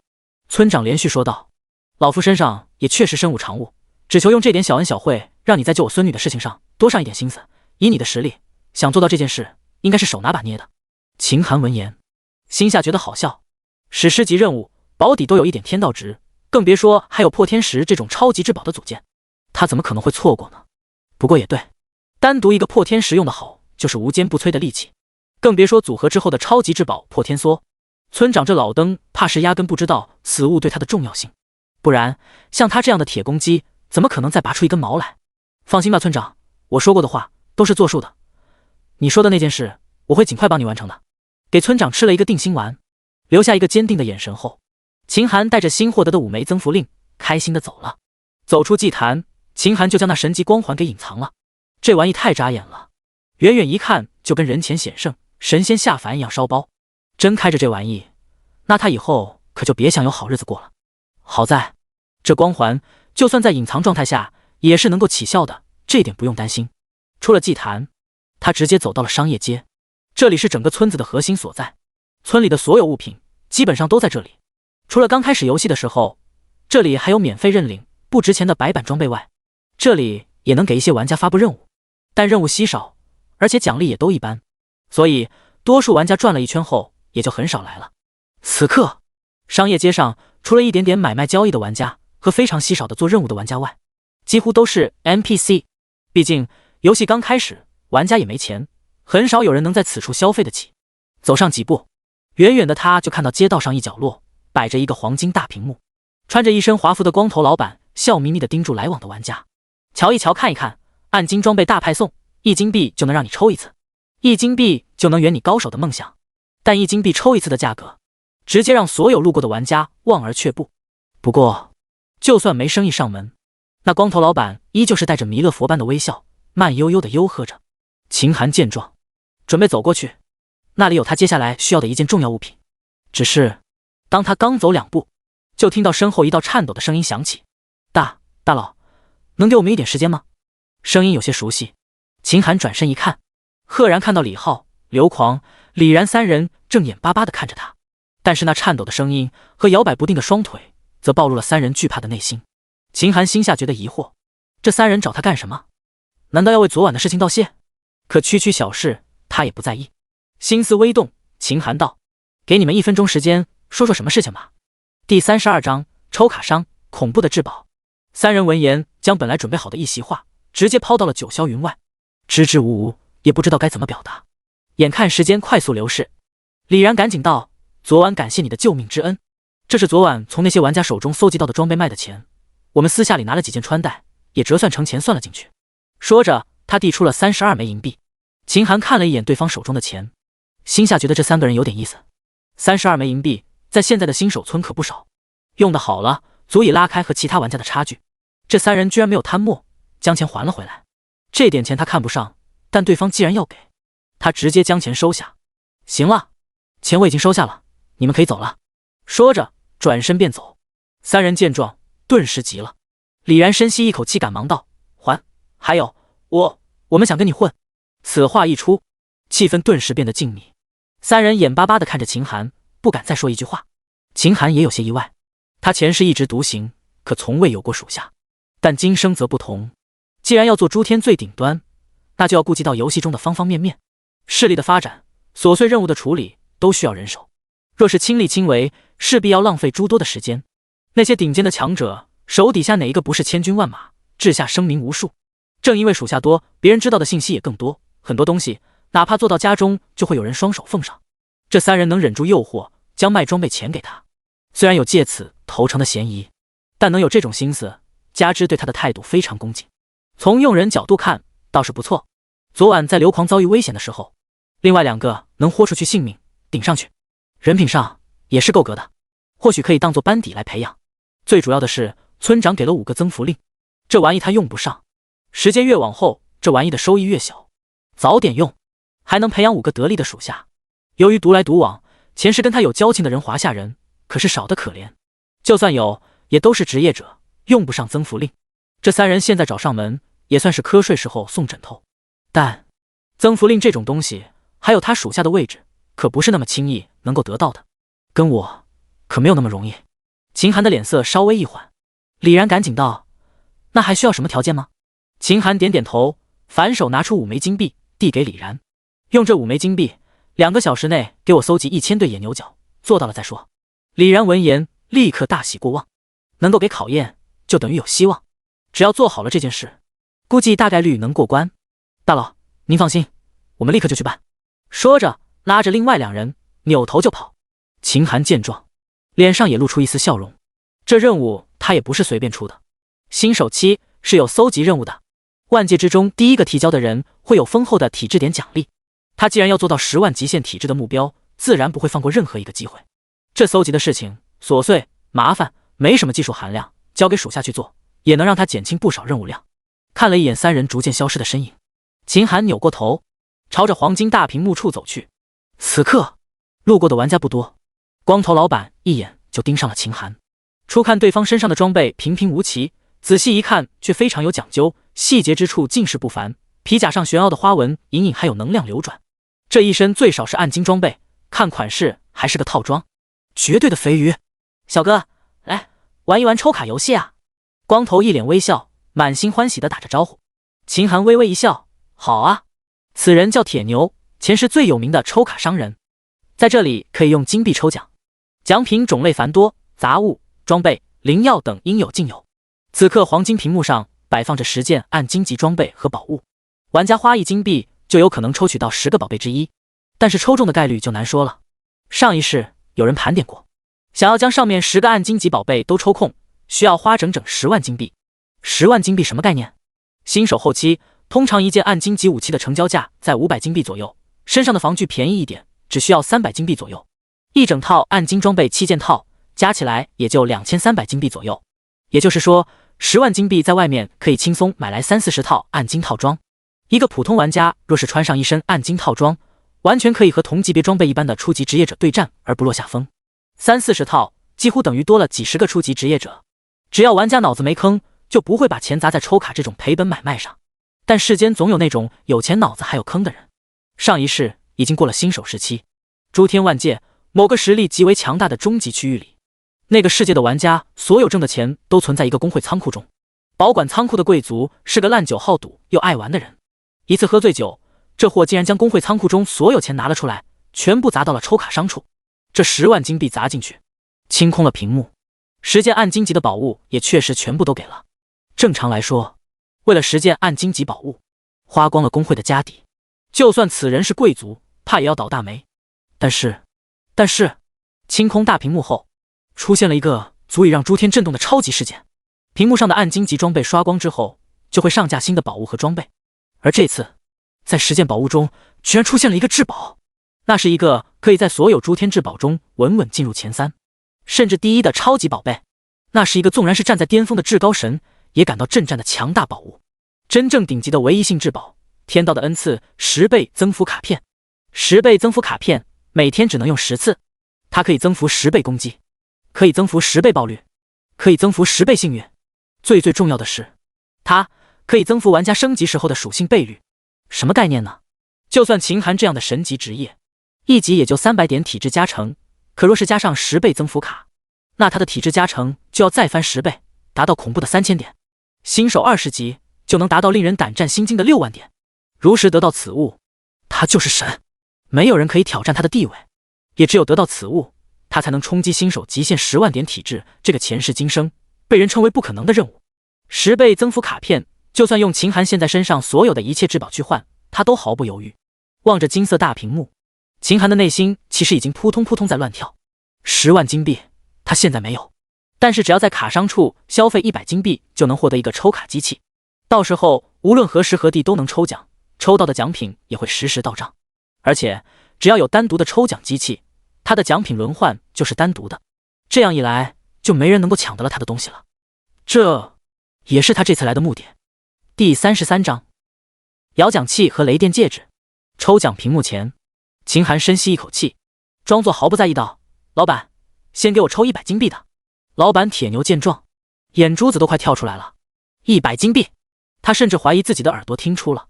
这可是游戏刚开始，就他了解的信息，别说这个几乎最弱的新手村，哪怕是诸天万界那些最顶尖的新手村里，能够随手拿出10金币的人都少得可怜。此人竟然能够拿出100金币，这简直不可思议。这位小哥，你别不是跟我老牛开玩笑的吧？秦寒也不解释，直接拿出了100金币递了过去。哗啦啦，金灿灿的金币入手的声音，那悦耳的声音简直能让耳朵怀孕。铁牛激动地捧着金币，两人有了交易，他瞬间知道了对方的名字，叫秦寒。不用想，能出手这么阔绰的，必然是世界通告上出场率最高的那位大佬，也只有这样的人物才能伸手就拿出100金币。小哥，来，赶紧摇奖，咱们这个中奖率是非常高的，你买了之后绝对不亏的。直接铁牛在屏幕上设置一番，指着其中摇奖的按钮，你看是你点还是我帮你点？我来吧。秦寒直接上前一步，伸手就在那摇奖按钮上轻轻一点，跟着大屏幕哗哗的开始转动，叮叮叮的声音不断响起。不多时，一个金灿灿的物件被摇了出来，暗金骑士剑碎片，集齐10块碎片就能兑换完整的装备。铁牛见状夸赞道：“小哥，你这运气真是逆天啊，居然第一次就摇中了暗金级物品，再摇几次就能组成暗金武器，看来今天我这铺子要赔钱了。”秦寒没理他，别人不知道，他还能不了解？这破碎片的抽出几率的逐次递增的，第一块50%概率就能抽出来，后面的就会越来越难，直到最后一块不抽个几千上万次想抽出来，那就是在做梦。若不是获得至宝必须抽奖，他打死也不会来这种破地方。耐着性子，他继续点击按钮，哔，奖品接连不断被抽出来，扫帚一把，铁盆一个，铁锹一把，白板铁剑一把，白板弓箭一把，白板长刀一把。摇到第7下才冒出来一个蓝色弓箭，第10下则又是一个暗金大剑的碎片。然后又是一堆破铜烂铁，直到100次，他也仅仅抽出了5件蓝色装备，3块暗金大件的碎片，其余都是白板或者其他垃圾物品。就这中奖率，狗看了都摇头。看到100金币抽完，铁牛摇摇头，叹息道：“哎呀，真是可惜啊，就差7个碎片就能得到暗金级长剑了。要不小哥你再摇几下，兴许就能摇出来了。”秦寒撇撇嘴，作势欲走：“算了，不玩了，我还有事，先走了。”奸商铁牛见状立刻急了，连忙招呼道：“小哥，别走啊，再玩一会儿。这好不容易抓到的肥羊，怎么能这么轻易放走呢？”秦寒不为所动：“我也想再玩，只是我现在真有事，下次吧。”铁牛咬了咬牙，忍痛道：“老板，看你应该很忙，要不这样吧，我给你一个小玩意，你偶尔闲暇的时候也可以摇摇看。”新手村商业街一角，秦寒看着刚到手的抽卡机器，微微一笑。有了这玩意，就可以随时随地抽卡，也省得浪费时间跑来跑去。抽卡机器很像现实中的平板电脑，上面功能和大屏幕一样，就算上面的宝贝也是一样的，唯一不同的是加了一个进度条。这种抽卡游戏，每个人只要抽卡就有个人进度条，抽的金币越多，进度条就越满。哪怕手气特别臭的玩家也不用担心，等进度条彻底满了，所有装备都能全部获取。更重要的一点，就算秦寒抽空屏幕进行宝物更新，那也和别人没关系。别人想更新屏幕，先砸10万金币再说。随意抽了几下，叮叮叮，又是一堆破烂抽出来，哪怕是个暗金级大件的碎片都没出。他撇撇嘴，将抽卡机器放进梦魇的马鞍包里面，然后迈步走进新手村饰品店。他来此事准备找一找有没有雷抗装备售卖，他已经做好了打算，等准备好了就出发雷毒岛。那地方黄金遍地，是个刷钱的好去处，只要刷够钱就能摇到10倍增幅卡片，到时候就可以升级了。饰品店内近200平米的空间里划分出3个区域，3个区域分别是普通区、中档区域、高档区。3个区域分别都有1名导购站立。普通区卖的都是无属性配饰或者只加1-2点属性的白色饰物，由于价钱便宜，这个区域的玩家也最多，导购迎来送往，忙得不可开交。中档区卖的是一些蓝色饰品，价格都在1银币以上，1金币以下，以现在的玩家水平，很少有人能买得起，只有那种闲的没事只看不买的玩家再次观光。而高档区卖的都是1金币以上的饰品，价格更加昂贵，更没人买得起。秦寒直接走到了高档区，高冷的高档区导购员甚至都不看他一眼，在他看来，现在绝对没人能买得起他这里的东西，热情待客只能浪费口舌。秦寒也不在意，盯着柜台上的商品仔细看了过去。毒素戒指，金色装备，攻击附带29点毒素，伤害每秒持续10秒，体质+5，精力恢复+1，售价51金币。秦寒微微一笑，游戏里面的初期的装备分为白色装备、蓝色装备、金色装备、暗金装备。作为老玩家，对装备的机制很透彻。白色装备属性攻击一般在1至9点徘徊，蓝色装备属性攻击一般在9至20点徘徊，而金色装备属性攻击在20至50点徘徊，暗金装备属性攻击在50至100点徘徊。像这个金色戒指29点毒素伤害，只能算中游数字，并不算强，卖51金币确实贵了，到新手后期最多也就30金币的价值。他继续往下看，治愈的空间戒指，金色装备，空间+66，每秒恢复生命值2点，售价66金币。一看属性，秦寒顿时笑了，居然是金色空间戒指。空间类的装备无论在那个时期对玩家来说都是好宝贝，毕竟野区太过庞大，游戏后期有些人出去一趟甚至需要几月甚至几年时间，有一个空间装备势在必行。就算在新手期，有空间装备和没空间装备两者的做事效率甚至可以差几十上百倍。比如新手区外面的野牛，一个空间可以叠加99头野牛，完全可以刷够了再回来。而没有空间戒指，只能用最笨最原始的办法进行运输，其中差距天壤之别。前世到新手后期，一格空间最高的时候甚至炒到了10金币的高价。这个戒指66个空间，到时转手一卖就有660金币，这可比一件普通的暗金武器都值钱。你好，这个戒指我买了。秦寒直接下单，数好66金币扔了过去。导购店员一愣，旋即挂上了职业般的笑容，立刻迎了上去。好的小哥，这就给你取出去。说着点好钱，然后喜滋滋的将戒指递出。秦寒拿过戒指戴到左手上，然后继续看了下去。锋利的治愈戒指，金色装备，攻击+39，生命+50，每秒恢复生命值2点，售价55金币。这个还不错，加攻击的，买下。秦寒不断看下去，多数装备都不太符合他的要求。再者说，每个人只能佩戴2只戒指，再多也就没了效果。当他快看完时，一个蕴含着紫色流光的戒指映入他的眼帘。好东西啊！雷电戒指，金色装备，攻击附带雷电伤害36点，雷抗38，攻击有 2% 概率麻痹对方1秒，精英级以上怪物无效。售价61金币。秦寒立刻把这个戒指买了，直接戴到手上，换下了锋利治愈戒指。不错，雷电戒指加38点雷抗，再加上上古皮甲的300点雷抗，还有武神光环的被动，直接让他的雷抗翻倍，达到了676点的恐怖值。不过雷毒岛那种地狱级副本需要700点雷抗，雷抗哪怕少一点，进去后就会每秒掉1点血量，稍不注意就血量耗空而亡。所以满雷抗势在必行。还差24点，只是空间戒指加2点每秒治愈，实在不行再找个22点雷抗的装备也是可以的。秦寒的目光继续往下看去。第34章暗影兜帽和友善探测珠。饰品店内，秦寒一路看去，却再也看不到一件加雷抗的饰品。正当他有些遗憾准备离去时，却见那高级柜员又拿出一个泛着七彩光芒、鸽子蛋大小的珠子。咦，这是？他连忙查探过去。友善探测珠，特殊物品，诸天唯一，可以查探10米内所有生灵对你的友善度，对玩家不生效，放在背包即可生效。售价1000金币，高昂的价格，怕是能将如今所有玩家给劝退。不过在他这里，1000金币却不算什么，一挥手直接买下。这可是好东西啊！诸天茫茫，生灵无数，谁也不知道别人表皮下面藏着的是一颗怎样的内心。很多演技卓绝的人，表面上看似和善，内心估计在想着怎么坑你，就算再谨慎也难免不掉进坑里。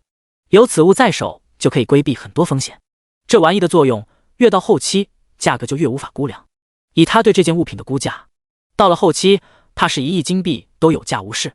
这玩意掌控在高层次玩家手里，能够发挥的作用实在是太大了。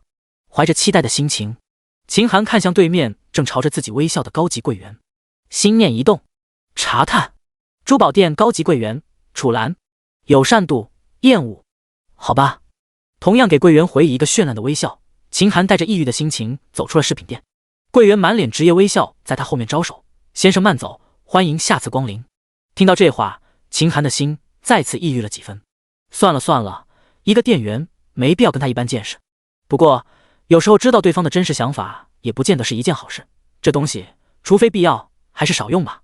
走过饰品店，他直接进了旁边的服装店。这家店占地不小，占地怕是有500平，也分了不少区域：常用衣物区、白色装备区、蓝色装备区、金色装备区，门类从布甲、皮甲到铠甲，甚至藤甲都有。帽子、面具、绑腿、护手、鞋子等等，全都摆放得整整齐齐。秦寒直接走到金色装备区域，这次他没有自己看，而是开口问道：“有增加雷抗属性的帽子吗？”金色装备区的店员同样是一个漂亮的小姐姐，不知为何，对方的笑容要比饰品店的那位好看很多。小姐姐明显对店里的事物非常了解，如数家珍介绍道：“有的，咱们这里一共有2件增加雷抗的帽子，一件是皮帽加雷抗15点，一件是不做的兜帽加雷抗37点。”秦寒闻言一喜，把兜帽拿来看看。小姐姐闻言迅速进入装备区，不到10秒钟，秦寒的手中就拿到一个黑色兜帽。这兜帽通体漆黑，质地则是类似于棉花，无色无味，触手非常柔软透气，面部甚至还有设计了一个护面，可以将鼻子一下遮住。属性也不错，暗影兜帽，金色装备，雷抗37点，隐匿+1，黑夜视野+1。他试着将暗影兜帽戴上，将脸部遮住，瞬间他整个人就如那行走在黑暗之中的刺客般变得神秘，气质中冷酷的色彩平添了3分。秦寒心下非常满意，不错，能够加黑夜视野，还能加隐匿和雷抗，这简直就是为我量身打造的宝贝。虽然和上古套装不能相比，但在上古套装的帽子没有获得前，此物正好能用，而且遮住了脸，以后在村里行走也更加方便。小姐姐也夸赞道：“这兜帽跟先生你身上的衣服很是搭配呢。”秦寒，多少钱？程慧，这一件暗影兜帽56金币。小姐姐满脸微笑，作为卖装备的行家，她早就看出了秦寒身上装备的不凡，任何一件怕是都要比店内最好的东西值钱，自然不担心对方出不起钱，爽快的给了钱。秦寒戴着兜帽，遮挡了面容，迈步走出了服装店。上古套装加了300雷抗，雷电戒指加了38点雷抗，再加上暗影兜帽加的37点，他的装备雷抗赫然来到了375点，加上武神被动，他的实际雷抗赫然达到了750点，超出了雷毒岛50点。装备上的准备自此完全充足了。紧接着，秦寒就进入了另外的大扫荡模式。此去茫茫，路途遥远，也不知道多久才能回来。路上吃穿用度住宿等等都需要解决，这些都需要解决。想着，他立刻前往新手村所有卖东西的地方搜集物资。装进水的琉璃壶，20升装的大家伙直接来10个。柴米油盐酱醋茶调料，反正不差钱，直接叠了一大包。野狼精肉、野牛精肉、野兔野鸡精肉，囤积一大堆，甚至锅碗瓢盆帐篷被子火把，这些都买了好几份。还有野果蔬菜也买了不少。他像个仓鼠一样到处囤积物资。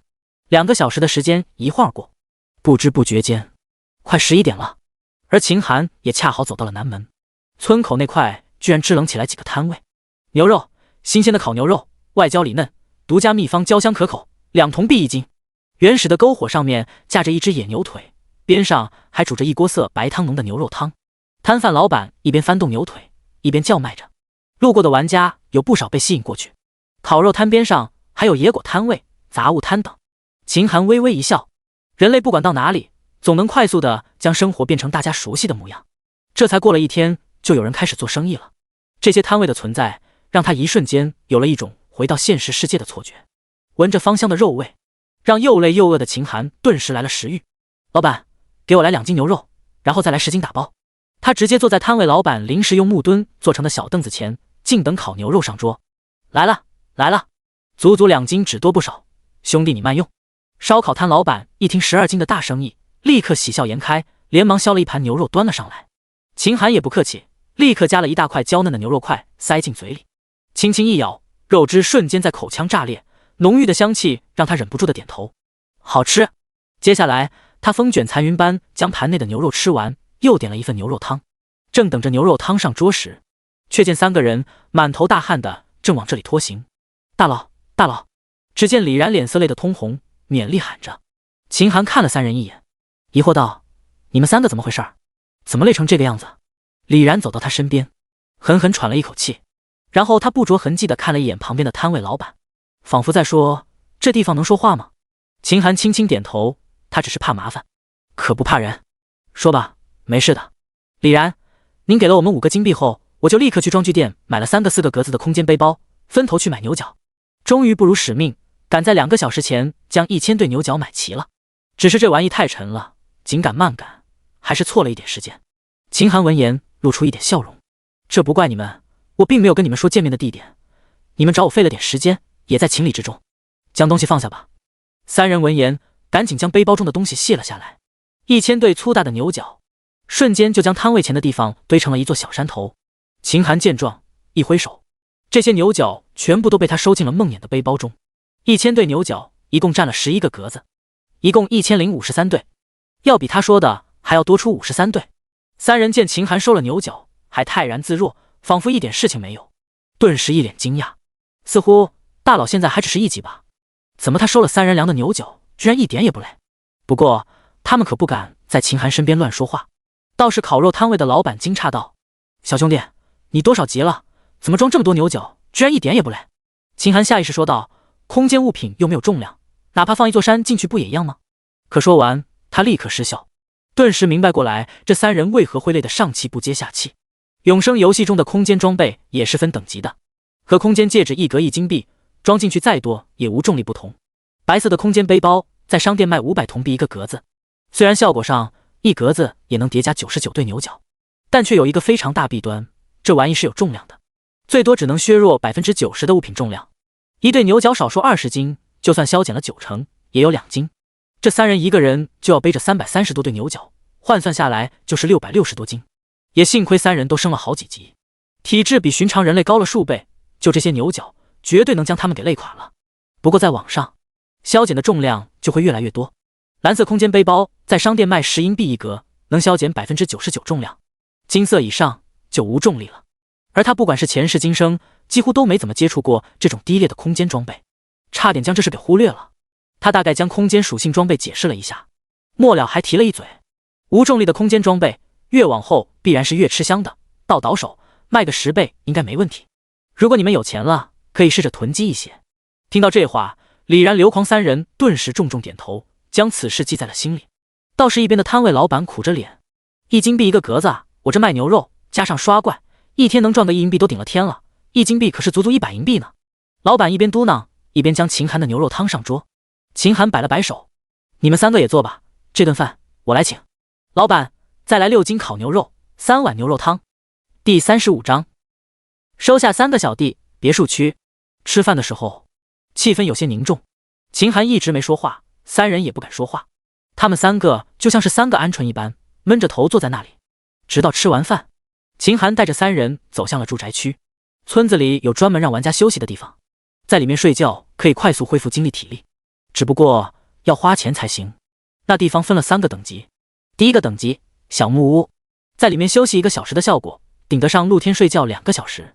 只是这地方房子挨着房子，就连厕所都是公用的，而且没有洗漱之处，非常的简陋。唯一优点就是价格便宜，只要10个铜币就能租下来1天。第2个等级是小院子，里面有独立的厕所和洗漱之处，休息1个小时能顶得上外面3个小时，价格是100铜币1天。第3个等级是独栋别墅，整个村子只有3栋别墅，里面的恢复能力比外界快了10倍，但价格也最贵，需要10个银币1天。路上，李然将3枚金币和一些银币铜币拿出来，甚至那几个空间背包也拿了出来。这是结余，那些牛角不算值钱，很多人几个铜币就卖了。秦寒并未收下，而是看向了3人，道：你们3个能够完成任务，算是经过了我的考验，我可以收下你们。此话一出，3人顿时舒了一口气，沉了半天的心终于是舒展了。能够跟着这样的大佬，他们以后的发展一定会比别的玩家长远，最重要的是他们也能活得更久吧。不过秦寒话音一转，变得有些冰寒，跟我办事要有2点必须做到：忠诚、尽力。吃里扒外者杀，阳奉阴违，办事不尽心者杀。你们可要考虑清楚了。3人闻言脸色顿时一惊，秦寒的话让他们对这永生游戏的认知更深刻了一层。这里可是随时都会出人命的地方，跟老大也不是现实中上班，想辞职就辞职，想离开就离开，真要做了背叛的事情是会死人的。一旦认了老大，等于他们身上贴上了秦寒的标签，就再也不戒不掉了。3人的脸上出现了一丝犹豫，眼神不断的交流。最后只见李然一咬牙，当先道：我愿意跟着您，绝不背叛。见李然开口，刘狂和李浩也打定了主意，不再犹豫，同时道：我也愿意跟着您，永不背叛。秦寒闻言脸色终于缓和了许多，既然跟我混，你们尽心尽力，我这当老大的自然不会亏待你们。只见秦寒拿出了300枚金币和3枚令牌递给了李然，3个令牌1人1个，捏碎了使用，钱也分了吧。无重力的空间装备最好多买点，以后为我办事也方便。还有，除了牛角之外，还有狼牙、鹰羽、蛇皮之类收集任务，我会列举一个清单给你们，以后刷怪之余可以帮我搜集。你们的好友我已经加了，以后联系我可以通过私信。还有，我的名字不准给任何人透露。说完，就见秦寒转过身，朝着别墅区的方向走去，原地只留下面面相觑的3人，不知所措。李然颤抖着双手将东西分了，然后按照秦寒说的方法将手中的高级增幅令捏碎。旋即只见他身上白光一闪，然后只见他嘴角都在颤抖。这增幅令居然能增加3倍的体质增长，我好像记得初级职业玩家也只有 1.5 倍的体质增长吧？3倍？开什么玩笑！另外2人也赶紧捏碎了令牌，都吓得浑身冒冷汗。刘狂真是不敢想象，之前我求那初级职业而不得，可没想到就因为一个决定就能收获到如此宝物。李浩，难道我们也是职业玩家了？李然摇头，不是职业，据我所知，职业玩家都有被动增幅，而我们这个增幅令则是没有的。刘狂，就算没有又如何？我们3倍的体质增幅可比那初级职业 1.5 倍的多得多，就算他们有职业被动，靠着体质的碾压，他们也打不过我们。李浩，我记得咱们村就只有几个初级职业玩家而已，那等于说以后除了老大之外，我们3个应该就算村里最强大的人之一了。李然点点头，是的，没错。李浩，那我们赶紧找地方睡一会儿，然后马上去练级去。刘狂，睡个屁，现在就去。李然，别，哪怕睡1个小时，精力恢复后，杀怪效率也能提高呢。你没看老大现在也去别墅区了吗？刘狂，那就睡1个小时。秦寒往前走着，不多时，一个园林般的别墅区映入眼帘。这里是新手村最高档的住宅区，郁郁葱葱的树林围绕着别墅，林间鲜花成簇，美不胜收，私密性拉到极点。而且所有的住宅区除了能够睡觉恢复精力外，还能恢复生命力和身体伤势的修复。村里虽然免费治疗的地方，但名额有限，而且治疗也花费时间。后面随着玩家负伤越来越多，基本上都处于排队都排不上，所以不少玩家都会选择在住宅区修复伤势，恢复精力。特别是身体修复，像那些低档木屋，若是受到了断臂之类的重伤，需要1个月才能修复完毕；中档木屋需要2周时间才能修复，而高档别墅仅需要1天就能将一个重伤垂危的人完全修复。对秦寒这样经常在刀尖上跳舞的人来说，有一个高档别墅的居住权势在必行。这里的高档别墅只有3个，其中1个还是不可租状态，也就是说，整个新手村只有2个别墅可以让玩家们租用。来到其中1个别墅的大门口，一道提示栏立刻跳出：是否租用新手别墅，1天租金10硬币，租用100天。秦寒立刻回应：租用合同已生效，祝你住房愉快。哗啦，背包中10金币被凭空划走。秦寒微微一笑，直接推门而入。这里一旦租用，其他人根本进不来，也不用钥匙，直接就可以入住。别墅的主体是个3层小楼，通体用青石砌成，里面的陈设也偏新中式，简约中透着不凡。这里的灯用的是魔法灯，心念一动就可以亮起。开始方式的厨房甚至有水龙头这些熟悉的用品，给人的感觉仿佛回到了现代社会。当然，别墅内最重要的陈设还是主卧中的床。华丽的房间内，在魔法的加持下四季恒温。偌大的软床上隐隐有光痕流转，靠近床边，整个人立刻变得清爽了许多。没有洗澡，秦寒直接将装备取下，一头扑进了柔软的鹅绒被上。很快他就进入了梦乡。第36章雪山之巅，队长任务开启。1个小时后，秦寒从100平米的房间中醒来，神清气爽，灵台清明，身体的状态达到了巅峰。他洗了一个澡，换上一身新的内衬，又装备上上古套装，戴上了黑色兜帽，整个人此刻就像远古时期穿越过来的刺客一般，充满着神秘古朴。带好一切东西，他站在富丽堂皇的客厅中，猛然将手中的雷毒岛副本传送令捏碎，瞬间他的身前就亮起了一道泛着紫红色光芒的传送门。没有耽搁，他迈步就走了进去，眼前猛然一黑，旋即又大亮。就这么转瞬间，秦寒便站在了一片广袤无垠的青草地上，无数牛羊在青草地上悠闲地吃着草，而他视线的左上角赫然出现了一道传送标志：一次性传送令，使用后将会回到出发之处。终于到了，希望这雷毒岛不要让我失望，我能不能囤够资金，就要靠这里了。不过从攻略看，这里距离雷毒岛还有一段漫长的距离，但愿能今晚之前达到雷毒岛边缘。说着，秦寒召唤出梦魇，飞身上马，朝着看之无尽的草原深处疾驰。这个副本虽然名叫雷毒岛，但他很清楚，此处其实就是一个不折不扣的小世界，山河湖泊、草原沙漠一应俱全，就连怪物也是从弱到强，而雷毒岛就是隐藏在这方广袤的天地之中。路上，随着他不断深入，路过草原，越过沙漠，穿过森林，顺流而上，遇到的野怪也从普普通通的野牛逐渐的增强，哪怕是以梦魇的速度，可依旧从上午一直跑到了夕阳西下。在一片惊惶中，他刚好到达了一处峡谷前。这是一条深不见底、宽约1000米的峡谷，左右看去蔓延无尽，似乎将这方天地划分成了2块。峡谷内狂风阵阵，如恶魔在咆哮，甚至眼睛都能看到那恐怖的风道。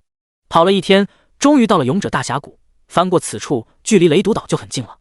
勇者大峡谷，顾名思义，只有拥有无比勇气的人才能走到峡谷对面，才能获得藏在后面的财富与宝物。秦寒捡起一块人头大小的石头，往峡谷中一扔，只见那沉重的石头在狂风之下犹如鹅毛般轻盈，急速朝着下风处飞去，眨眼便不见了踪影。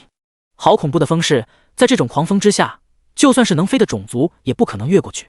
但秦寒丝毫不慌，只见他顺着峡谷的边缘，看着风势，不断的奔跑，直到遇到了一处突出的平台处。此处的风向和其他地方不一样，他甚至能看到一股向上不断吹着的风道。就在此处，深吸一口气，秦寒纵马一跃，随后整个身体开始失控，一股向上的恐怖风力直接将他两人带马往上吹了1000米，然后身体就开始慢慢滑落。啪嗒一声，接触实地的声音响起。只见此刻，他和梦魇竟然站在了半空之中，脚下似乎是一条看不见的通道。往下看了一眼深不见底的峡谷，一股来自基因的无力感传进了灵魂之中。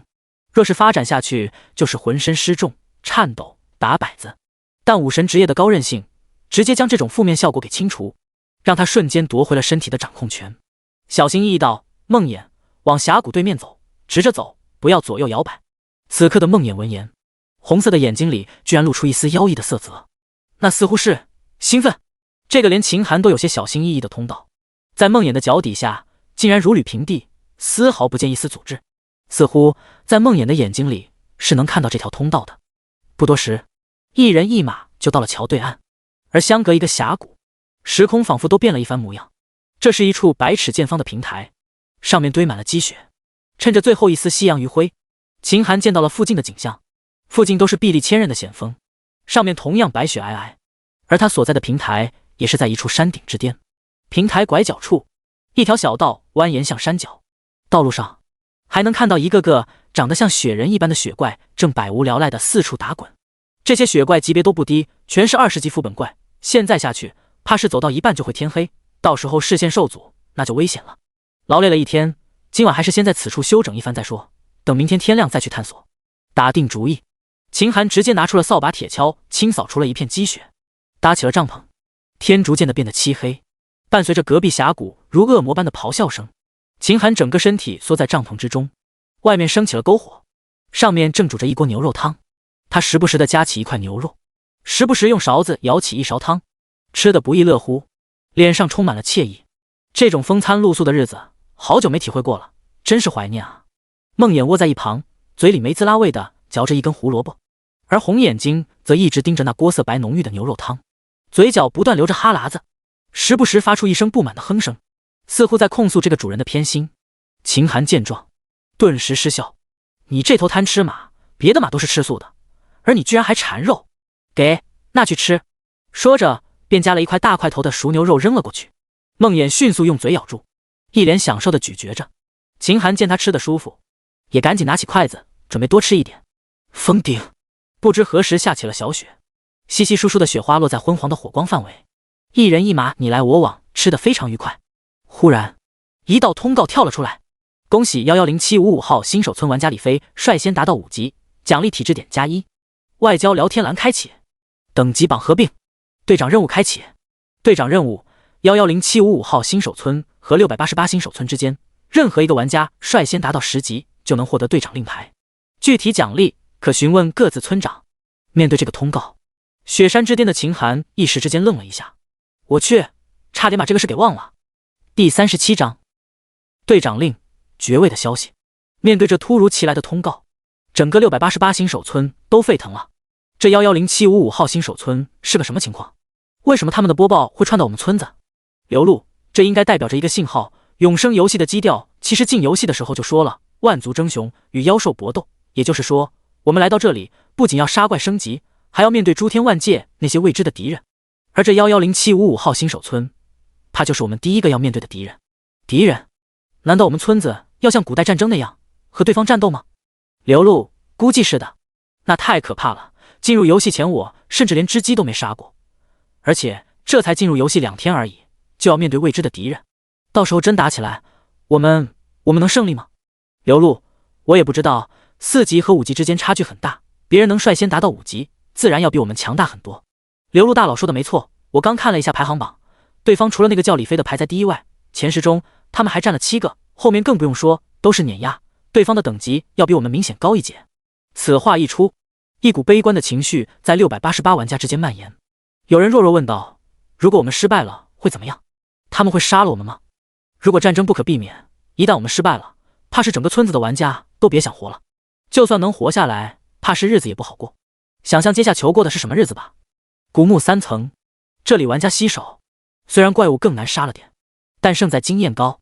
李然三人合力击杀，还是能正常刷怪升级的。他们瞄了一眼聊天栏目，玩家的悲观情绪完全影响不到他们。不说他们家大佬的恐怖实力，就单凭他们3个的3倍增幅令，越往后实力就会越强大。等到真开战的那天，他们3个就能让对方喝一壶。此刻，外交聊天栏开启后，不少红色字体的话语不断的在上面跳出，似乎是等级榜给这些人的底气。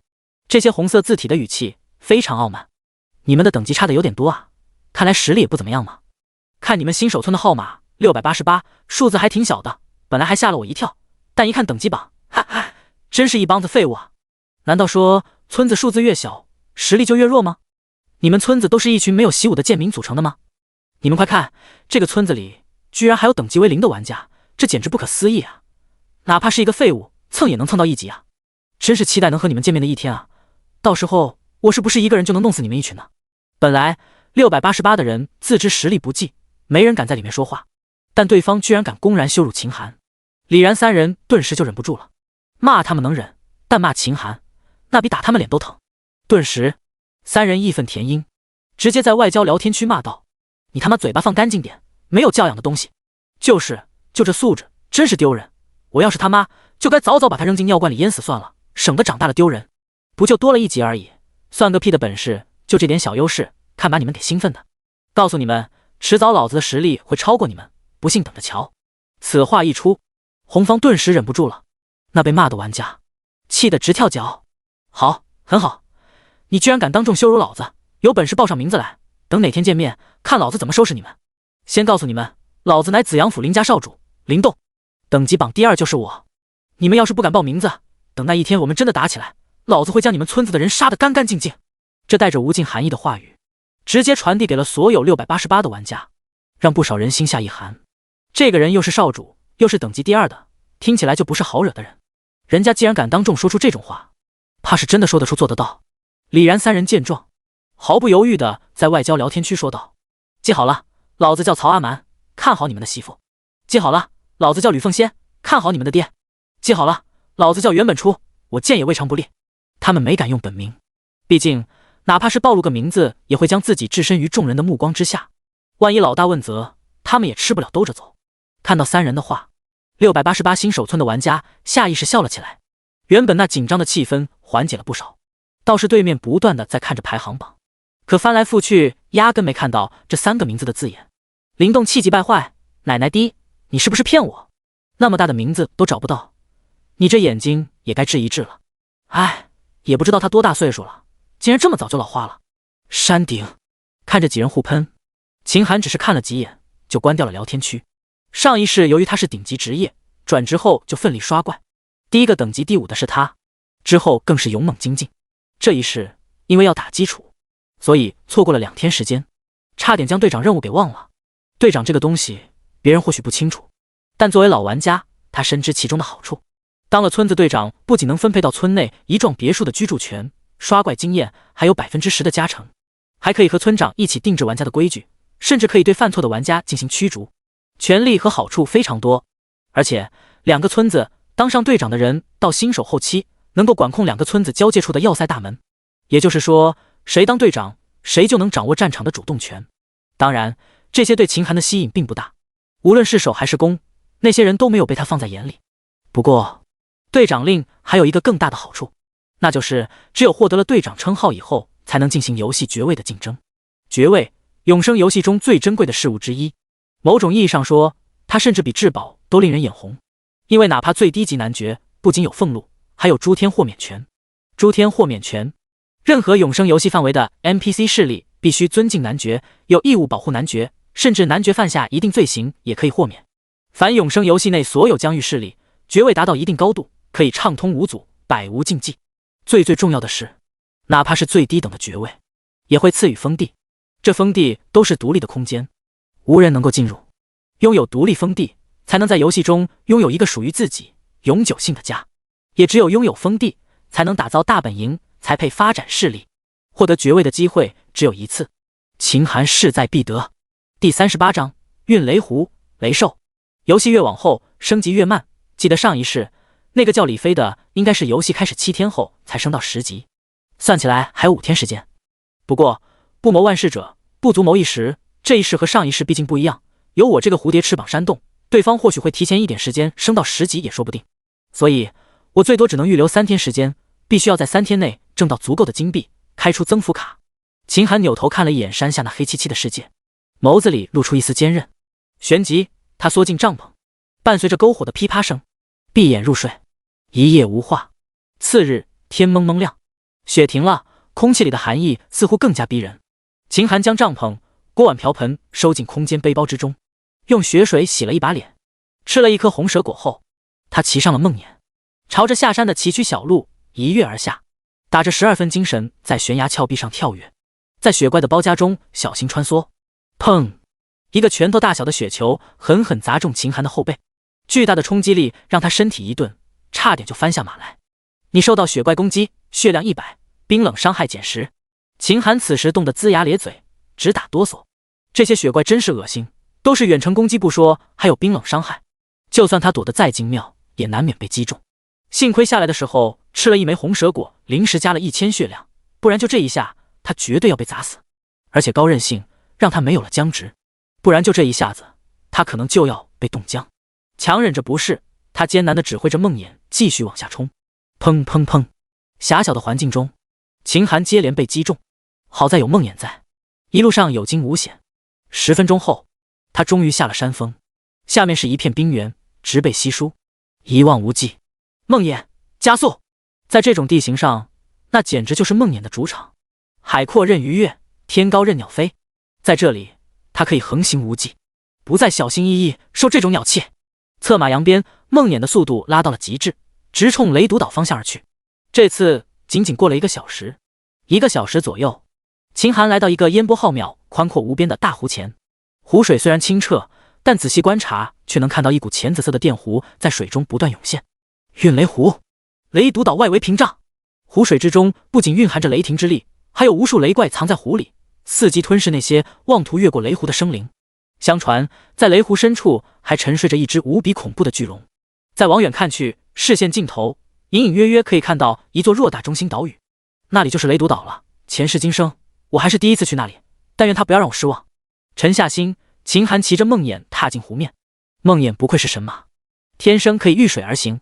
梦魇的蹄子一接触湖水，就自动延伸出一团白色能量，让他在湖面上行进如履平地。不过在梦魇的蹄子刚踏入湖内，那些蕴含在水中的雷元素便源源不断地汇集过来。滋滋，嗡嗡，浅紫色的电弧汇聚成力场，将一人一马完全笼罩在内。梦魇是神马，免疫一切伤害，而秦寒一身高达750点的雷抗，让他安全感爆棚。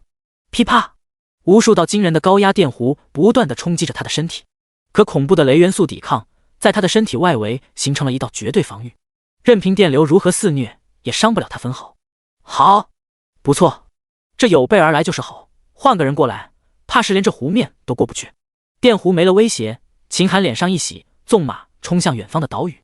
在他行进过程中，不断有长得像鳄鱼、长3丈、浑身带着电光、五颜六色的雷怪不断从湖水里窜出来。雷怪大嘴猛然一剪，是要将秦寒和梦魇一块吞进去。只可惜梦魇速度太快，他们不仅咬不到，反而凶猛的力道将自己的牙齿崩碎几块。秦寒心下畅快，这些雷怪血厚防高，但速度却慢得可怜，就凭他们这种乌龟般的速度，还想攻击到他，那简直就是做梦。轻轻一笑，他一边前进，一边用噬神功回敬一支能量箭，一箭射出，精准地刺入一头雷怪的眼睛。负2020的黄色伤害高高飘起，负200的深绿色的剧毒伤害飘起，还有雷电戒指那30多点雷电伤害。不过这雷电伤害打到雷怪身上压根就不破防，甚至连个强制伤害都没有。雷怪血厚防高，达到惊人的5万多。若是普通20级玩家在此，就算将雷怪绑在树上让他们打，也要磨上半天才行。可在噬神功无视防御的属性加持下，雷怪的防御犹如纸糊，加上巫毒株的毒素攻击，刷刷几剑下去，雷怪的血量蹭蹭往下降，不一会儿就残血了。呜呜，雷怪吃痛，居然扭身往水里钻去。他连忙再补2剑，但是雷怪下潜的速度不慢，很快就潜到了深处。真可惜，差点就杀了他。他摇头叹息，正准备继续往前时，一道游戏提示跳了出来：你击杀了雷怪，经验加2000。您的经验已足够，是否升级？不升级。秦寒直接拒了，他的念头还放在雷怪身上，应该是巫毒株的毒素持续伤害杀了他。不过这雷怪身体密度很高，一旦死亡就会沉进湖底，就算我拾取范围挺远，但看不到野怪的尸体也没办法，真是可惜啊。这些雷怪生长在这运雷湖中，身体里充满了雷元素抗性，用它的皮制成的甲胄甚至不用附魔精制就可以有极强的雷抗。如果去极端的雷暴地点，穿上一身雷怪皮制成的防具，将会大大增加安全感。雷毒岛副本能过来的人本就不多，所以到了后期，雷怪皮直接卖上了天价。这玩意太刁钻了，皮糙肉厚，心眼还多，受了重伤就往湖地下钻，想要弄到他的尸体可不容易。想要轻松弄到雷兽尸体，必须要等他逃跑之前一击必杀。我现在攻击还是不够，现在先去找钱，等转过头实力提高了再来找他。正当秦寒思索的时候，四周水花翻腾，仿佛有无数东西正在朝他游来。扫眼一看，竟然全是雷兽。这些雷兽此时此刻正从四面八方包抄过来，场面颇有一些万马奔腾之感。秦寒嘴角一勾，骑着梦魇在雷兽包围他之前，靠着梦魇的速度轻松摆脱包围圈，急速往岛内行去。第39章，精英级 BOSS 黄金鹰。正所谓望山跑死马，这雷毒岛看起来不算远，可真正跑过去却耗费了不少时间，哪怕是以梦魇的速度，也足足跑了半小时，才堪堪抵达雷毒岛边缘。从远处看过去，岛上尽是参天大树，有一股子原始野蛮的味道。秦寒正要找个合适的地方登岸，这时一声锐利的鹰啼从上空传来，庞大的倒影如洪荒巨兽般从水面掠过。抬眼望去，只见天空上一个翼展将近20米，通体黄金的巨鹰正用那冰冷的眸子盯着他，似乎将他当成了猎物。居然是黄金鹰，运气真不错啊！黄金鹰20级精英怪物，血量将近50万，性格孤傲，独来独往。相传此鹰住在悬崖峭壁上，巢穴里面尽是黄金珠宝，而且这家伙爆金币的概率可比那些一般的精英怪物高了上百倍，哪怕是宋才童子跟他一比，都算穷苦之家。想到此处，秦寒心头一热，立刻拿出是神弓准备射击。此时天上的黄金鹰也俯冲而下，一个0级的人类刚好可以做晚餐。看对方敢朝他射击，黄金鹰的眸子里露出一丝残忍。区0级的人类，蝼蚁一样的东西，见到他居然不跑，真是不自量力。此刻的秦寒看着黄金鹰的眼神，也如看到了一堆飞行的金币。张弓拉箭，嗖！能量箭破空声传出，噗嗤！一道能量箭刚好射进了黄金鹰右翼骨架缝隙处，负202的伤害飘起，负20的毒伤飘起，惨淡的伤害，狗看了都摇头。感受着如挠痒痒般的伤害，黄金鹰冰冷的眸子里闪过一丝得意。他盘踞在雷毒岛已久，身上带着不少毒抗、雷抗，这些元素伤害对他的伤害并不大。那道225里伤害对比他几十万的血量也不值一提，甚至自身的恢复能力也不弱，几秒时间打掉的血量就重新恢复。小小人类，乖乖成为鹰大爷的食物吧。还有那只马，看起来口味应该也不错，留着晚上加餐。水面上，秦寒不为所动，不闪不避，寸步不让，依旧一箭箭射向相同的位置。天空上，黄金鹰越来越近，甚至那庞大身躯的黑影已经遮住了天上的太阳。100米、50米、30米，直到20米时，只听咔嚓一声脆响，黄金鹰的右翼居然一沉，连带着飞行也变得摇摇晃晃。不好，这个奸诈的人类居然下手阴我！一股受伤，如果继续伏击，恐怕会掉进湖中。以他庞大的身体，必然会向下沉。那湖水越往下，雷电之力就越厉害，一定扛不住。没办法，黄金鹰只能生生抬高俯冲的角度，用力向上飞去。这也导致到距离原本的俯冲角度生生抬高了10米。一人一鹰交错而过的时候，黄金鹰的腹部刚好暴露在秦寒的弓箭之下。好机会！他抬起是神弓，箭如连珠般朝着黄金鹰腹部要害射去，高达2000多的黄色伤害密密麻麻闪现。绝命恶毒，使用！这是巫毒株从恶衣华雀攻击中吸收的技能，如今初次使用，效果立竿见影。噗嗤一声，原本金黄色的黄金鹰身体忽然蒙上了一片惨绿，50点的毒伤不断冒着，甚至他的恢复能力居然也受到了限制。等到黄金鹰成功上天，血量居然损失了好几万。感受着逐渐开始虚弱的身体，黄金英的眸子里充满了愤怒。该死的人类，又被他阴了！今日不吃掉你，本应是不罢休。他盘旋在秦寒头顶，眸子越发冰冷，是要找到机会再次攻击。水面上，秦寒满意一笑。游戏中虽然有血量这个东西，血量不耗空，人就不会死。但是，如果人的双腿如果断了，那就不能走路，只能任人宰割。这黄金鹰靠着翅膀飞行，如今右翼受伤，势必会影响飞行。和刚才不一样，此刻的黄金鹰飞行的高度和速度明显降低了一大截，已然进入了噬神宫的射程之内。只见秦寒拉弓如满月，一道道能量箭不断地朝着黄金鹰飞去，一个个伤害再次爆出，时不时的还掺杂着防止回血的毒箭。黄金鹰的血量继续开始下降，慢慢的，他已经感到了一丝死亡的危险。他甚至产生了一个可怕的想法：这个看似弱小的人类似乎可以杀了自己，要逃还是战斗？正当他犹豫时，一道能量箭不偏不倚地射进他的右眼，强烈的痛楚让他怒火中烧，脑海中只剩下了仇恨，俯冲而下，是要将这个人类撕碎。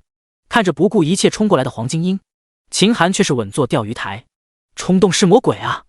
一股受伤，眼睛受伤，黄金鹰的速度已经降到了极致，压根就不是他的对手。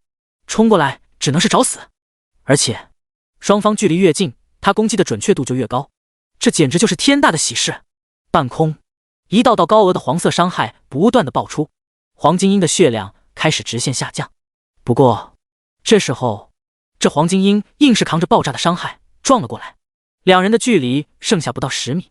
疏忽间，秦寒轻拉缰绳，梦魇快速移位，轻松躲过黄金鹰的撞击，而对方差点就掉进了运雷湖中，带着庞大笨重的身体艰难转身。黄金鹰竟然再次朝着秦寒撞去，但在本就无比灵活的梦魇身前，他做的一切明显是徒劳的。轻轻一转，秦寒就再次躲过攻击，而手上射击动作压根就没断过。就这么2次冲锋，赫然将黄金鹰的血量拉到了半血以下。此刻的黄金鹰似乎彻底陷入了癫狂，不要命般继续发起自杀式冲击。1次、2次、3次，在双方不断的交错中，黄金鹰的血量直接见底。头上挂着一个重伤状态的他，不仅不能回血，甚至还有微量的血量流逝。就照这种情况下去，怕是不用秦寒动手，这家伙就该流血而死了。轰！残存的状态唤起了黄金鹰最后的理智，他这一次不再冲过来，反而扭身拖着残躯摇摇晃晃往岛内飞去。他要回到巢穴，那里能让他的伤势恢复，那里才能让他活下去。黄金色的血液滴滴答答从空中洒下，形成一道星星点点的血路。秦寒收起了噬神弓，不再出手，骑着梦魇慢悠悠掉在了黄金鹰的身后。第40章击杀黄金鹰，村域通报。啪嗒，梦魇纵身一跃，跳到了岛上的土地上。丛林茂密的岛上笼罩着淡淡的雾气，还没走几步，秦寒就闻到了一股若有若无的香味，脑袋瞬间变得有些昏沉，脚步也有些踉跄。旋即，巫毒珠忽然散发出光晕，将它包裹住。检测到毒障，自动汲取中。过了几秒，巫毒珠的属性再次变化。巫毒珠唯一至宝，以巫毒为食，世间一切巫毒克星。攻击附带剧毒200点每秒，持续10秒。技能续魂术、巫术，汲取击杀的生灵怨念，可在攻击的时候主动放出。技能绝命恶毒，群体伤害，每秒减少敌人500点生命，附带 35% 生命回血克制，持续10秒。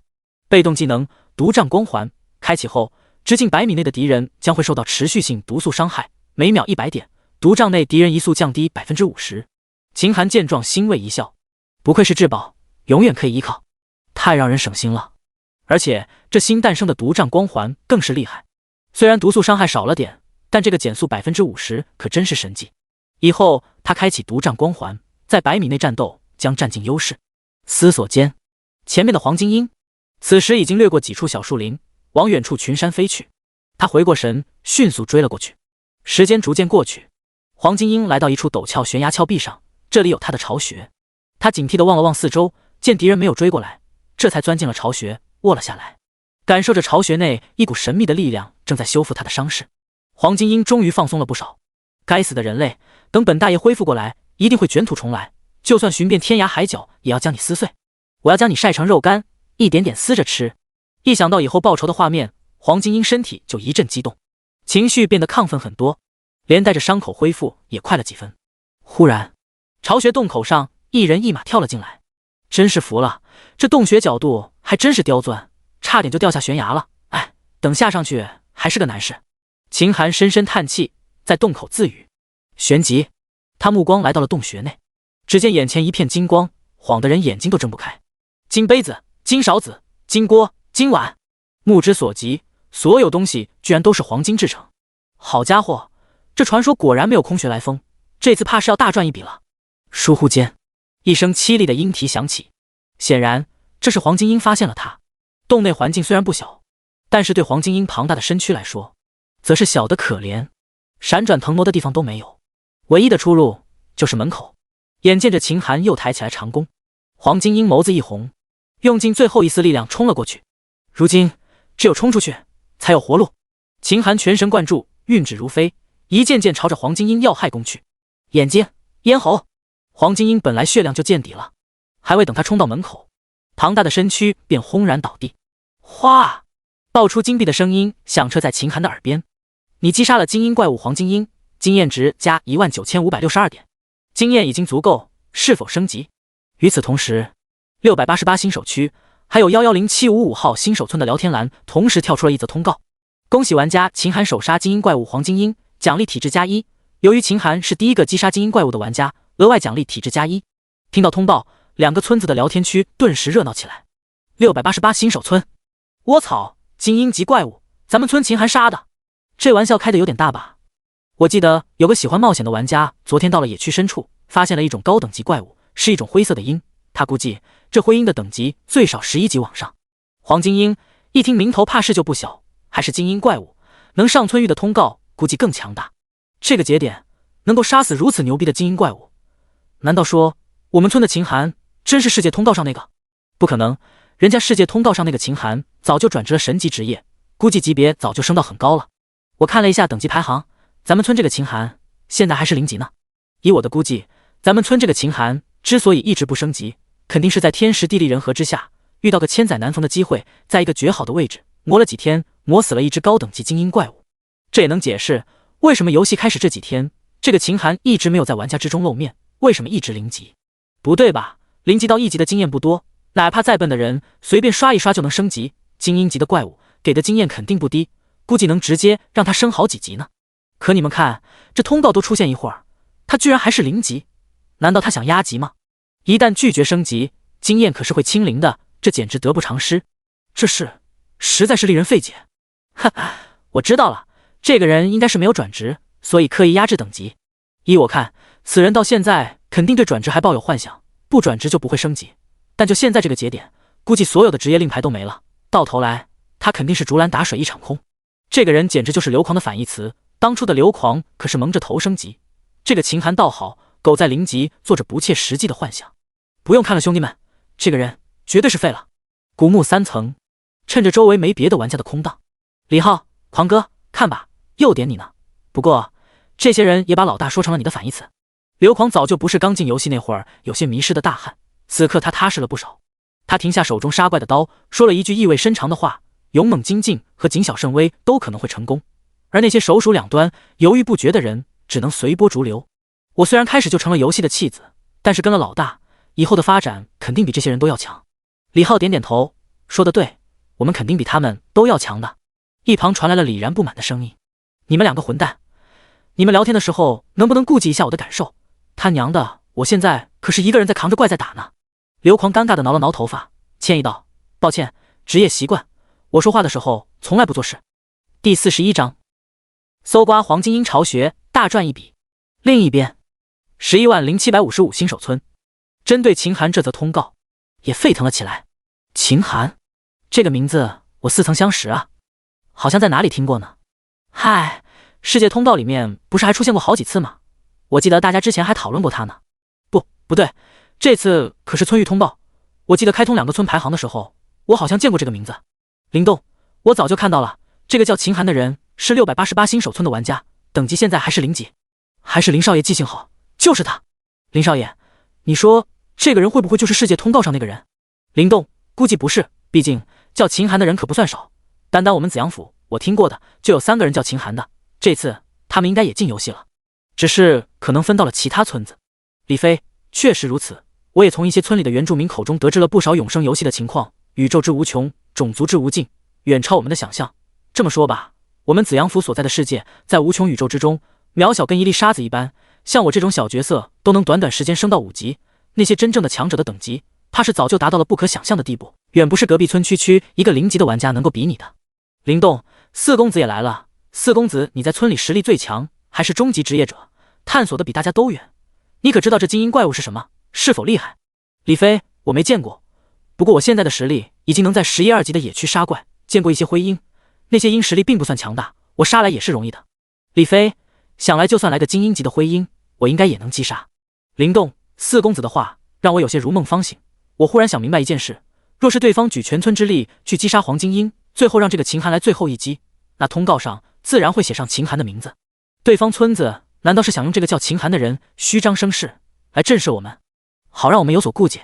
此话一出，整个110755新手村再次沸腾。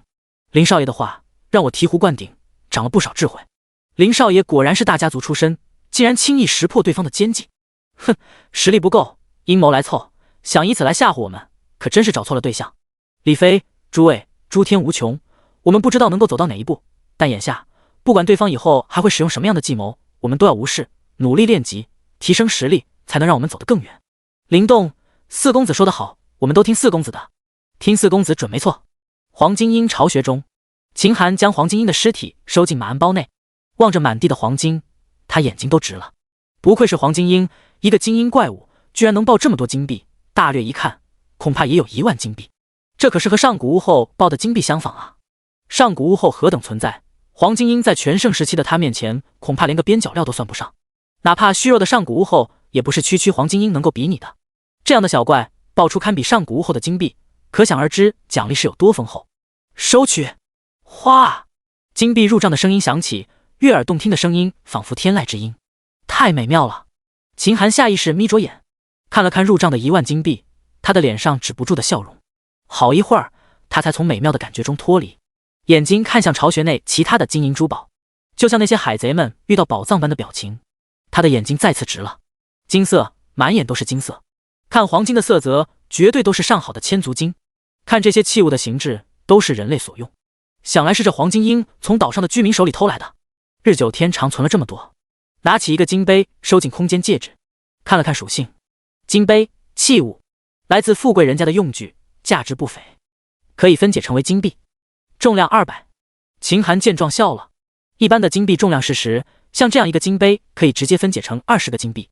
再看看满巢穴的黄金物品，这该能兑换多少呢？怀着激动的心情，他快速在巢穴内捡取。时间逐渐过去，过了好一阵子，他才将所有的物品清扫分解干净。这里所有器物分解一共得到13906个金币，加上背包中其他的金币，他身上现在拥有金币超过了32000多枚。他再次一笑，雷毒岛不愧是黄金之地，刚进岛就有这么大的收获，这让他对接下来的行程非常期待。扫了一眼巢穴，他准备离开。空荡荡的巢穴中，此时再也没有一丝金色的存在，只有一些破旧的散碎玩意散落在地上，比如骨头、破布条、烂木头之类的东西。咦，这是……忽然，秦寒的余光瞄到了一个红色的木牌子，木牌子上面纹着云雷异兽的图腾，看起来颇为不凡。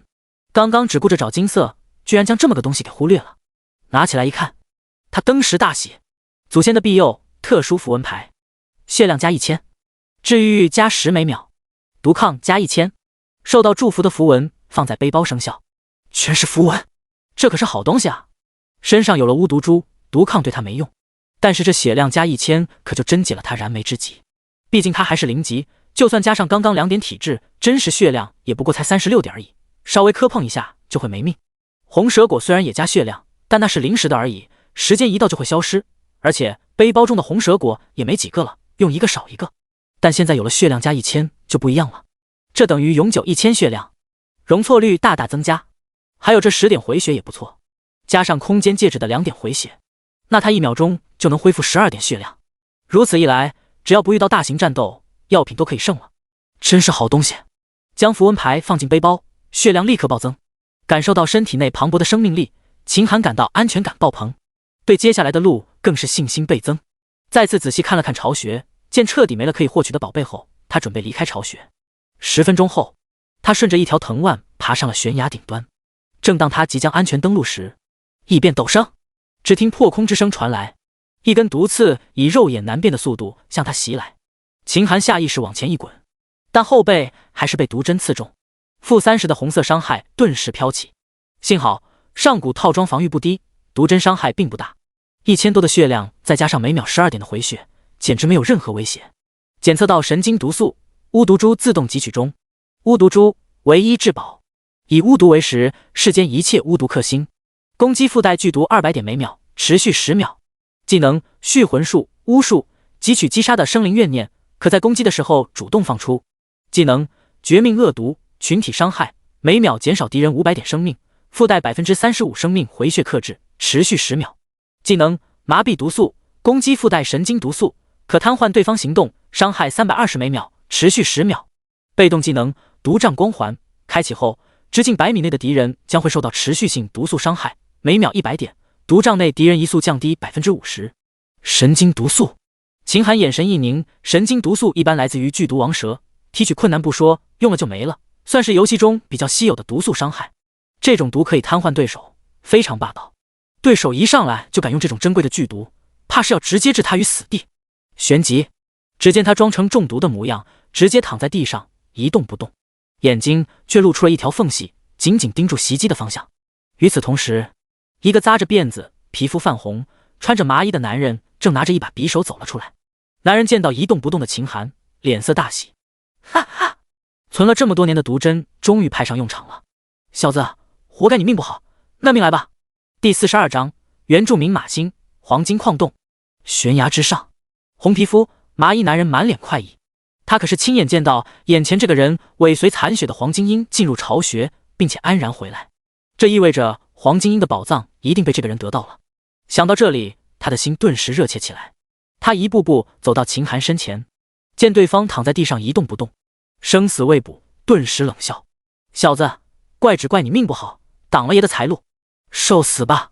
麻衣男人抄起匕首，蹲下身，快速抹向秦寒喉咙。这时，只见秦寒唤出一直没用过的名刀月影，至宝从宝物空间祭出，不仅快如闪电，更是如羚羊挂角，无迹可寻。刷刷几刀劈下，麻衣男人没有防备，身上登时就多了几个伤口。负200的红色伤害不断冒出，负150的绿色伤害也在不断跳动。同时，麻衣男子的资料也显现了出来：雷毒岛居民，等级20。面对秦寒的攻击，好在麻衣男子皮糙肉厚，连忙躲开几步。你没事？你中了王蛇之毒，怎么没事？麻衣男子方寸大乱，难以置信。秦寒，你现在要关心的是你自己有没有事情。麻衣男子闻言，刚想说什么，身体就忽然一僵，扑通一声栽倒在地。他似乎想到了什么，脸色猛然一白。王蛇之毒，你居然也有王蛇之毒？麻衣男子整个人都懵了。王蛇之毒何等珍贵稀少，他也是偶然才存了一滴。若不是见眼前这个人得了黄金鹰的宝藏，他甚至舍不得用。秦寒没有说话，拿着明刀月影再次劈出。游戏中的神经毒素和现实还是不太一样，虽然可以瘫痪对手，但却有时效性。一旦时间过了，敌人就有反击的机会。不过再次攻击还可以继续瘫痪。刷刷刷，数刀下去，对方的血量已经降低到危险区域，随时都有可能死掉。饶命！饶命！好汉饶命！我知道错了。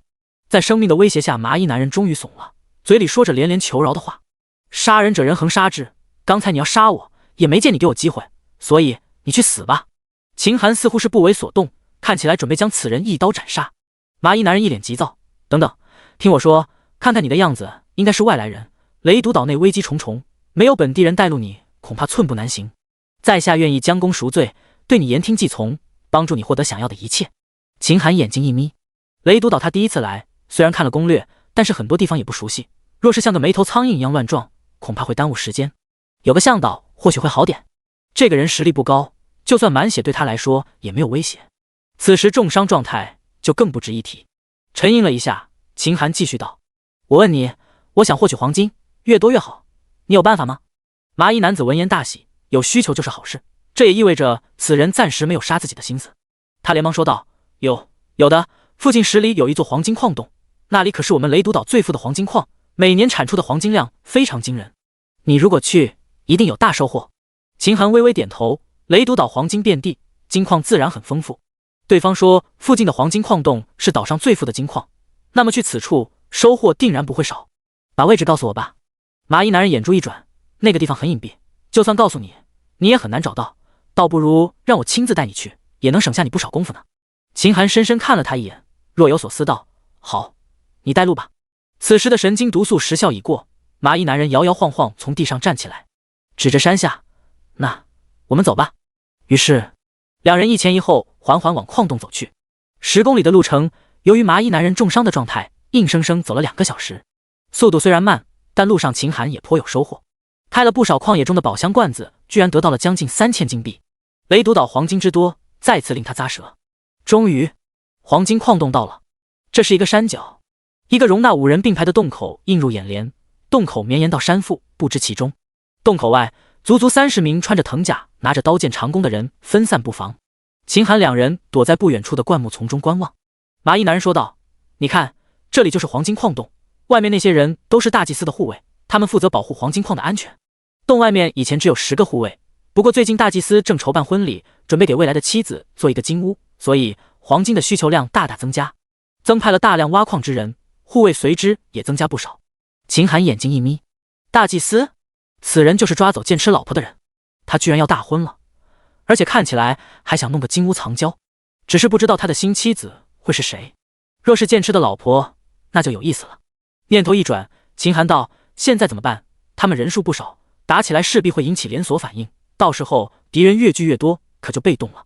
麻衣男人，你放心，不用正面对抗，我父亲在矿洞是督工，我可以先进去找他要一个矿工名额，到时你就以矿工的身份大摇大摆进去，到时进了里面，你想干什么不都可以。秦寒没有说话，神色平静，盯住麻衣男人。麻衣男人见状道：怎么，你不相信我吗？自从你答应放了我后，我就已经放下了仇恨，我现在对你只有感激，绝对不会有丝毫恨意。一路走来，麻衣男人的血量恢复不少，此时脸上也红润了许多，面容看起来非常真诚。秦寒微不可察地使用了友善查探珠。查探，马星，友善度，极度仇恨，他对你恨之入骨，一旦有机会就会将你碎尸万段。秦寒表面上神色不动，对方对他仇恨，这本就在情理之中，他来这时也只是为了黄金，压根就没相信对方的话。既然地方到了，那对方就作用了。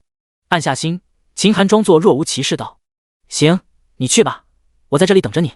马星闻言大喜，这人可真好骗，3言2语就将对方糊弄住了。只要他靠近大祭司护卫就安全了，到时候甚至还能凭着父亲的身份派遣护卫带人将场子找回来。一念至此，马星就兴奋得难以自抑，甚至脸上的笑意止都止不住。临走时，他还善意提醒道：兄弟，你在这里可要小心点，可别让那些护卫发现了。你放心，我去就回，用不了多久的，等下就找人弄死你。秦寒面色沉静：好，把你也小心。那我走了呀。马星微微一笑，1步3回头，不断向前移动。见快要接近大祭司护卫时，他整个人都在颤抖。安全了，我要安全了，死里逃生，这感觉简直太棒了。可就在此时，疏忽间，他再次回头探查，这一看直接让他肝胆炸裂。第43章，10万金币到手，按金级重甲。黄金矿洞外的密林中，马星回头之时，恰好看到一支箭向他飞了过来。他想躲，可已经为时已晚。瞳孔里面箭支的模样越来越大，随后只听噗的一声，眼前一黑，他的世界陷入了沉寂。扑通，尸体砸在茂密的草地上，失去了踪影，并未惊扰到矿洞前的护卫们。灌木丛中，你击杀了雷毒岛20级居民，经验值加1900点。秦寒目光冷淡，这些原住民和怪物其实是有区别的。和怪物不同，这些原住民虽然能提供经验，但根子上却是正儿八经的人。只是这些人并没有玩家的各种功能，不能杀怪升级而已。甚至他们连个 NPC 都不是。一般的 NPC 多少知道点游戏的内幕，而这些原住民甚至连游戏和玩家这种事情都不知道。整个雷毒岛怕是只有那大祭司等少数几人知道游戏的事情。可能对这个马星来说，他秦寒只是一个偶然误入此地的外乡人而已。不过虽然杀了人，但在永生游戏的世界中，杀伐本就是主旋律，一个小人物的死压根不会在他心湖荡起一丝涟漪。此时的他正紧紧盯住洞外那30多个护卫，正在思索潜入策略。雷毒岛是20级副本，这些护卫的等级应当都在20级左右，加上带着甲胄，携带弓箭，虽然同为20级，但这些人的实力明显比纳玛星强很多。而且和怪物不同，人类是有组织性，在躲闪、战术、潜藏等多种战斗素养加持下，真要打起来也是一件麻烦事。而且千亿发动全身，一旦和这些人杀起来，怕是整个雷毒岛就会联动起来，援兵就会源源不断。除非他能将整个雷毒岛的人都杀光，或者打服气，不然硬碰硬是最愚蠢的办法。一旦将自己拉入持久战，就算最终胜利，怕是时间也要耗费很久很久，到时候队长令早没影了。微微思索，秦寒顿时有了主意。他唤出梦魇，在他耳边语几句，通灵的梦魇立刻意会，扭身疾驰而去。半个小时后，只听附近忽然开始地动山摇，无数怪物的叫声响起，一头3丈高如小山般的穿山甲扭动着庞大身躯，直冲护卫布防地点。几头身长近10米的鳄鱼也紧紧冲了过来。一时间矿洞外怪物遍地，30多个护卫立刻乱作一团。该死，怪物暴动！快点帮忙，可别让他们冲进矿洞，不然大祭司怪罪下来，我们可吃罪不起。于是30多个护卫无一例外全部都投入战斗。秦寒身边，梦魇神不知鬼不觉地潜了回来，用马头蹭着秦寒的肩膀，一副求表扬的样子。他摸了摸梦魇的头，给了一个鼓励的眼神，干得不错。然后将他收起，随后趁着众多护卫和怪物搏斗，悄悄潜入了矿洞之中。黄金矿洞，曲径通幽，里面漆黑一片，加上秦寒身上的上古皮甲本来就有隐匿效果，他整个人仿佛都和黑暗融为了一体，顺着黑暗的矿洞不断前行。没一会儿，眼前出现3个通道。3个通道，该走哪一条呢？矿洞连绵，一旦走错了，非常浪费时间。一时间，秦寒难以抉择。忽然，一阵脚步声响起，其中一个通道闪出了光亮。秦寒迅速躲到一个矿车后面，只露出一双眼睛，悄悄观察。很快，洞内出现2个举着火把的护卫。刚才似乎听到洞外面有声响，要不要出去看看？还是算了吧，我们只负责矿洞内部的警戒，不管外面发生什么事情都和我们没关系。不过外面既然有事情，难说会不会有人潜藏进来。这一批挖的黄金还没有交付，一旦出了问题，我们难辞其咎。现在最重要的事情就是保护黄金的安全。你说的没错，我们赶紧去黄金仓库看一看吧，不然我心里不放心。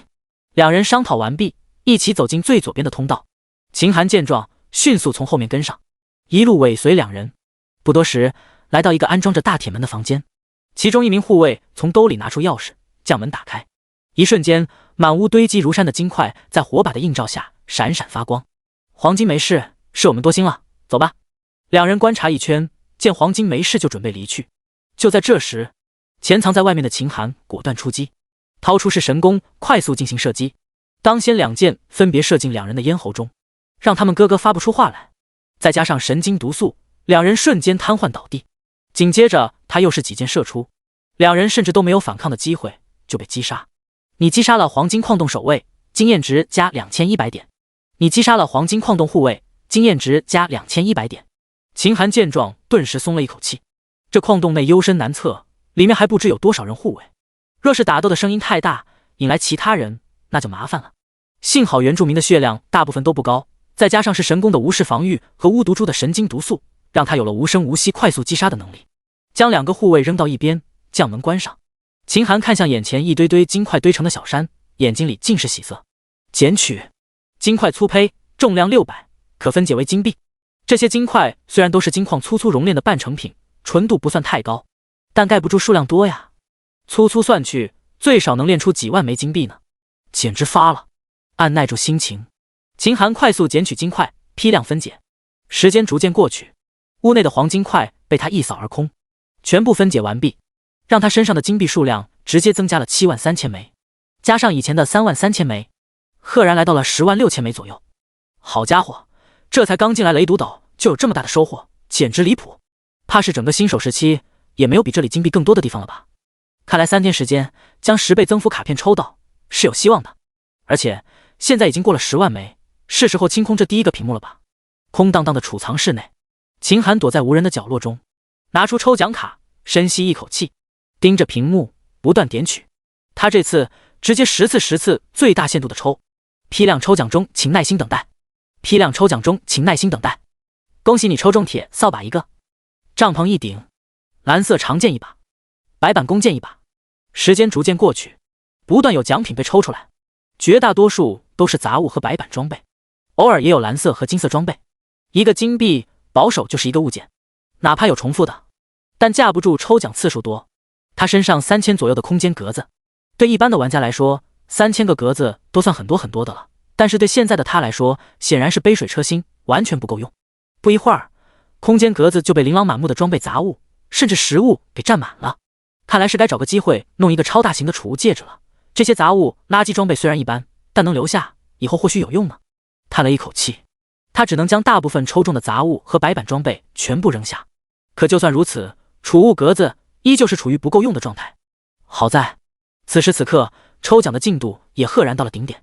再次连抽，只听叮叮叮，屏幕上剩下的暗金装备竟然一次全部摇了出来。黄金重甲套装，暗金级，7个部件：头盔、铠甲、护腿、战靴、护手、长剑、披风。这套装备通体金黄，就连披风都是金线缝制，看起来特别晃眼和拉风。套装总属性：防御力1200点，血量增加1200点，攻击力150点，冰抗500点，毒抗500点，每秒回血50点，体质要求300点。这套装备是典型的重甲，属性其实算不错的，毕竟再怎么说也是10万金币摇出来的，比一般的暗金级套装要好很多很多，当属于暗金级极品套装了。防御力很高，一般的玩家只用普通物理系攻击几乎很难破防。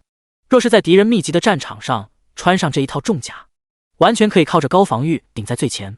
就这一套装备，怕是一般的初中级职业玩家都很难抵挡。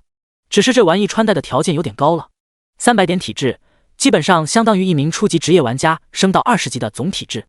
还有重甲这玩意笨重，穿戴之后速度必然降低，除非死斗，不然别人想跑，怕是追都追不上。这种其实就是典型的血牛装备，虽然属性好挺好，穿起来也够拉风，但对秦寒的作用确实不大。将目光从黄金重甲套装上移开，转移到抽奖卡上。此时此刻，抽奖卡屏幕上混沌一片，界面不断变换着，似乎有一种奇妙的东西要显现出来。第44章，矿区深处的怪兽叫声。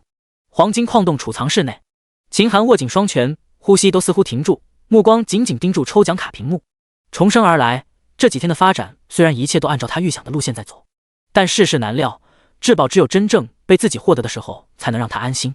此物乃是他达到10万点体质极限的核心之物，一旦没了，那可就麻烦了。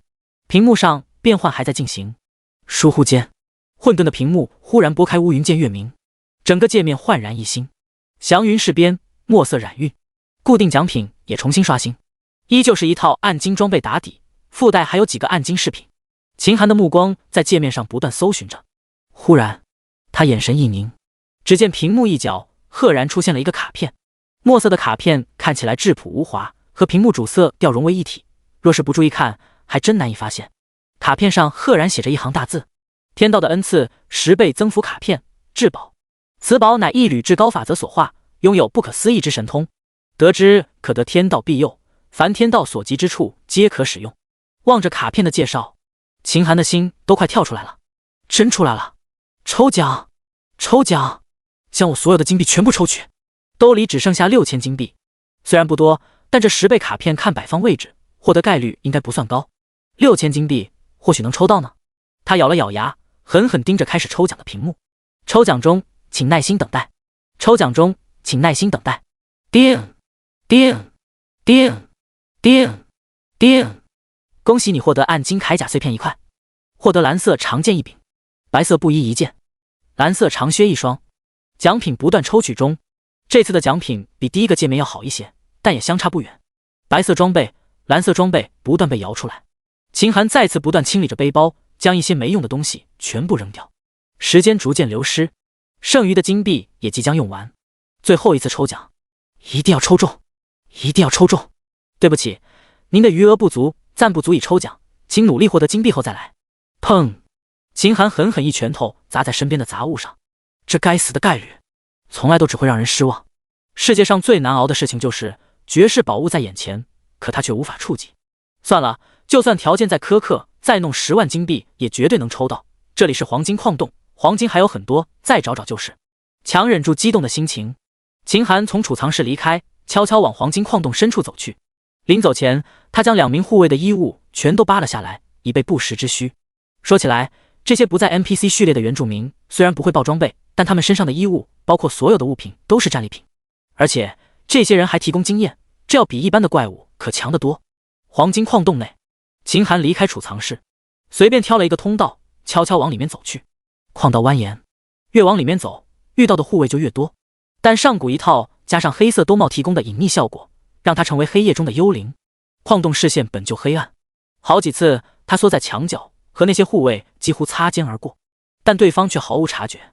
越往深处走，逐渐的，矿洞内也变得热闹起来，叮叮当当开矿的声音，呜呜咽咽抽泣的声音，趾高气扬训话的声音此起彼伏。仅走几步，眼前灯火通明，豁然开朗。偌大的洞窟中，黑压压的人群，10几个护卫提着刀剑定点站立，衣衫褴褛、蓬头垢面的矿工麻木地重复着机械劳动，穿着白衣的督工拿着鞭子虎视眈眈，时不时会用鞭子随机奖赏一个倒霉蛋，以彰显自己的权威。护卫中间的空地上还有一个矿车里装着满满当当的黄金。秦寒微微点头，有人，说明来对了，这里应该就是矿藏位置了。看矿车里面黄金的量，若是分解，应该有近1万金币，但以抽奖的尿性，恐怕1万金币也难说能抽中。现在还不是动手的时机，要找到更多的黄金再说。他抬眼望人群后看去，里面的矿洞依旧蜿蜒，里面的地方应该不小，说不定在里面还能获得更多的金币。最好的办法应该是混进入，探查清楚这矿洞内剩余的黄金数量，只是时间上该快一点，毕竟那储藏室的黄金都被他清空了，万一有人去查探，那就麻烦了。而且前方灯火通明，压根就不可能前行通过。思绪一转，秦寒迅速撤退，找了一个无人的角落，换上了1名护卫衣服。为了逼真，他甚至将脸上抹上了一些红色的颜料，然后大摇大摆地往矿区里走。可他刚走几步，就听到矿区处传来叮叮当当的声音，这猝不及防的声音让他吓了一跳，还以为是对方发现黄金储藏室失窃发出的示警。正当他疑惑时，却见1名拿着火把的护卫刚好走了过来。一见秦寒，对方就打了个招呼：“兄弟，去吃饭呢？听说今天晚上最后一批金子就能凑齐，到时候我们就启程回去了，所以这顿饭督工可是加了餐呢。”秦寒嗯了一声：“那我们可有口福了。”他心下稍安，看来这所谓的示警声应该是开饭的意思。也对，储藏室在另一端，就算示警也不可能在矿区内。按下心，他和这名护卫并排而行，慢悠悠地往矿区走。走了几步，那忽然侧脸看了秦寒一眼：“兄弟，看你的样子挺面生啊，新来的？”秦寒淡淡道：“我和马星是生死之交。”对方闻言，脸上顿时露出一丝巴结之色：“马星是督工之子，看来兄弟你与督工的关系匪浅呀。我叫黎阳，黑寨借调过来的护卫，不知兄弟你叫什么名字？”秦寒眼睛一眯：“在下马超。”黎阳闻言顿时道：“原来是兄弟也姓马，那看来是跟督工还是本家呢，以后可要多多关照。”好说。秦寒故意走得很慢，一路上不断套话，这个叫黎阳的对他也是有问必答。不一会儿，他就知道了不少信息，和马星之前说的差不多。大祭司准备2天后在大本营黑寨举行大婚典礼，那未婚妻听说是大祭司在外界游历找来的女子，非常水灵。只是这女子有一个爱好，就是喜欢黄金。放出话，以后她住的地方必须是黄金打造，哪怕是马桶都要是金子打造的。大祭司似乎对这个女子非常痴迷，对她的话一概应允，所以一时间整个岛上的黄金矿洞都加班加点工作，甚至大祭司还从黑寨调动了无数的护卫，分散到各地监管运输黄金。这些矿洞提炼1批黄金就送1批黄金，也就是说，如今这个黄金矿洞里，除了之前储藏室时还有矿车中为数不多的黄金矿石外，再无其他。如今整个岛上能够有足量黄金的地方，只有大祭司处。听到这个消息后，秦寒瞬间就没了动力，本想找个借口就溜走，可此刻2人已经来到矿区，这里的人密密麻麻，中间的位置摆了2张长长桌子，上面摆满了丰盛的菜肴。桌子前，一名身材壮硕、一身白色绸缎衣服、手中拿着鞭子的中年男人正趾高气扬地听着身边一名灰衣老者说话：“督工大人，第9矿区那帮人又在闹腾了，他们说矿洞深处那怪兽的声音又叫起来了，非要我们派护卫去查探。”督工手里握着鞭子，不断地在手掌中拍打。脸上充满了不屑。矿洞深处都是矿，哪来的什么怪兽呼啸？我看这帮人真是被关傻了吧？灰衣老者，那帮人已经说了好几次了，看起来似乎真有点异常。督工摇了摇头，这帮人真是麻烦，要不是大祭司大人仁慈，不愿杀生，我早就要将这帮人给杀了。他一边说，目光却在四周一扫，赫然看到了秦寒和黎阳，立刻道：你们两个跟刘管事去第9矿区看看，要是有怪兽声音就回来汇报，如果没有，就把那帮东西一人抽个10鞭子，尝尝记性。黎阳闻言立刻拍着胸脯道：督工大人请放心，小的定然不辱使命，一定好好完成您交代的任务。督工点点头，那就辛苦了。秦寒本来想跑，但听到灰衣老者说矿洞深处似乎有怪兽叫声，这让他眼神变得若有所思。那里面该不是那个东西吧？如果真是那种东西，那这次估计要发。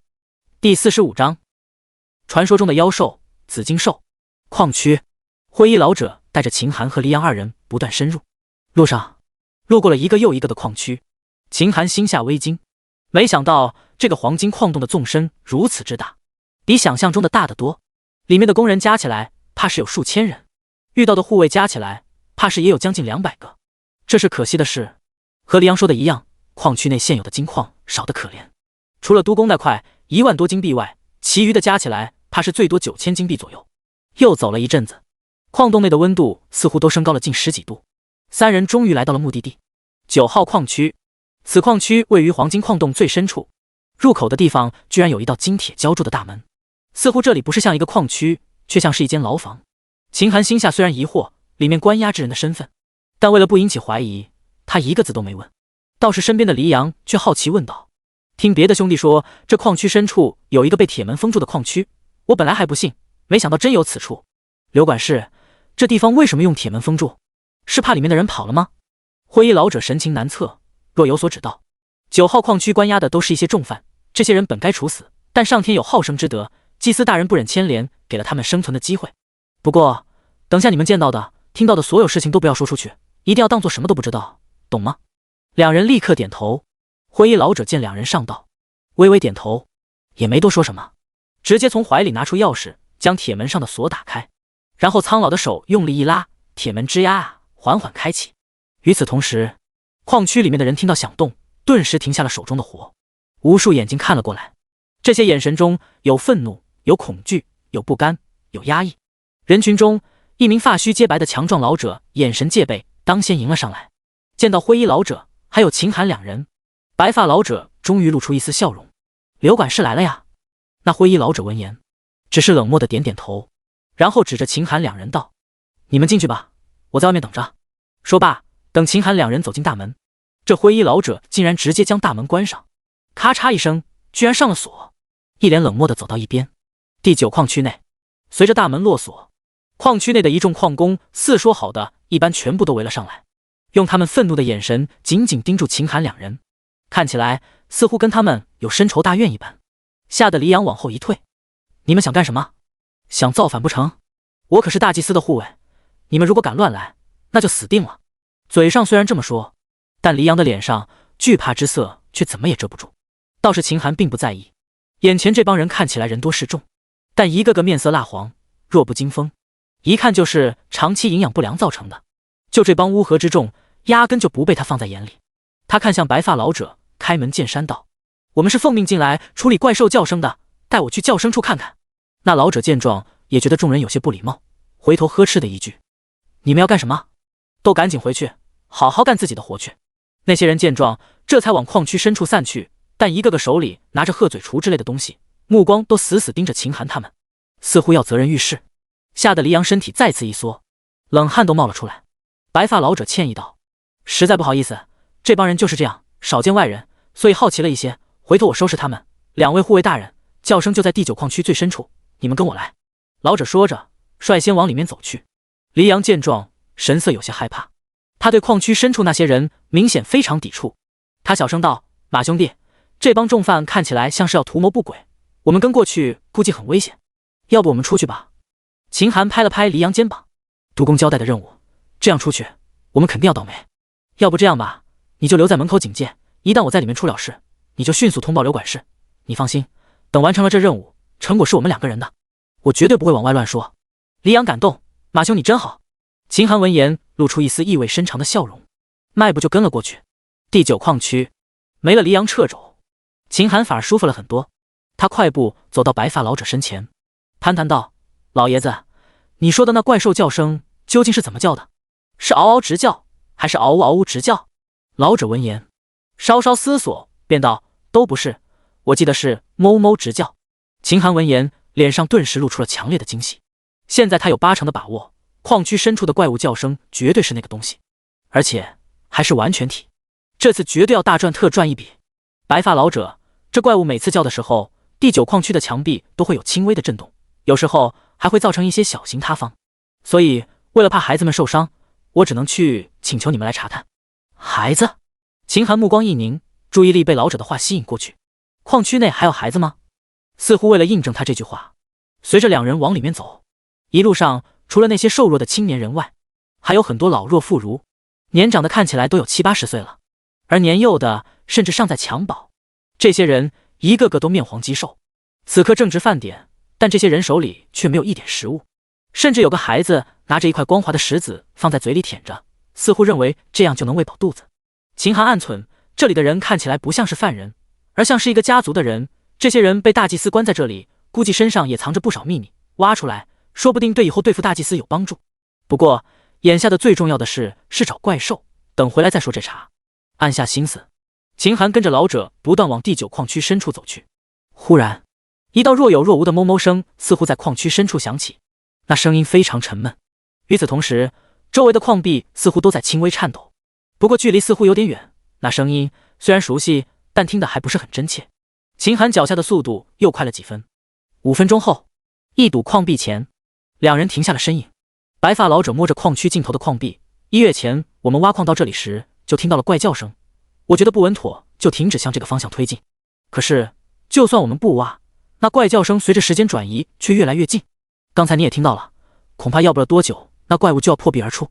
老者的脸上浮现出浓浓的忧愁。秦寒没有说话，耳朵靠近矿壁，耳朵贴在上面，静静等待着。忽然只听哞哞一声，怪物再次吼叫。这次秦寒听得真切，顿时大喜，是他，真的是他，紫金兽，传说中的妖兽。此兽以金矿为食，最喜欢钻进黄金矿脉中步步蚕食金矿，吃完一条就换下一条。随着食黄金矿日久，紫金兽的背后也会逐渐长出紫色的晶体。这种紫金受到游戏天道认可，一颗可以直接分解成10万金币。当然，紫金的真正作用可比10万金币珍贵多了。前世后期，一颗紫金在诸天甚至可以卖出近50万金币的天价，由此可见紫金的稀少。当之前知道紫金兽的存在时，秦寒甚至都以为自己听错了。毕竟紫金兽口味很刁，一般的金矿他还真看不上。就眼前这个黄金矿洞，虽说是个副矿，但在诸天真正的大金矿眼前，压根就不算什么。这种金矿能引来紫金兽，简直就是不可思议。第46章一剑破壁，新手村刷新蛮牛统领。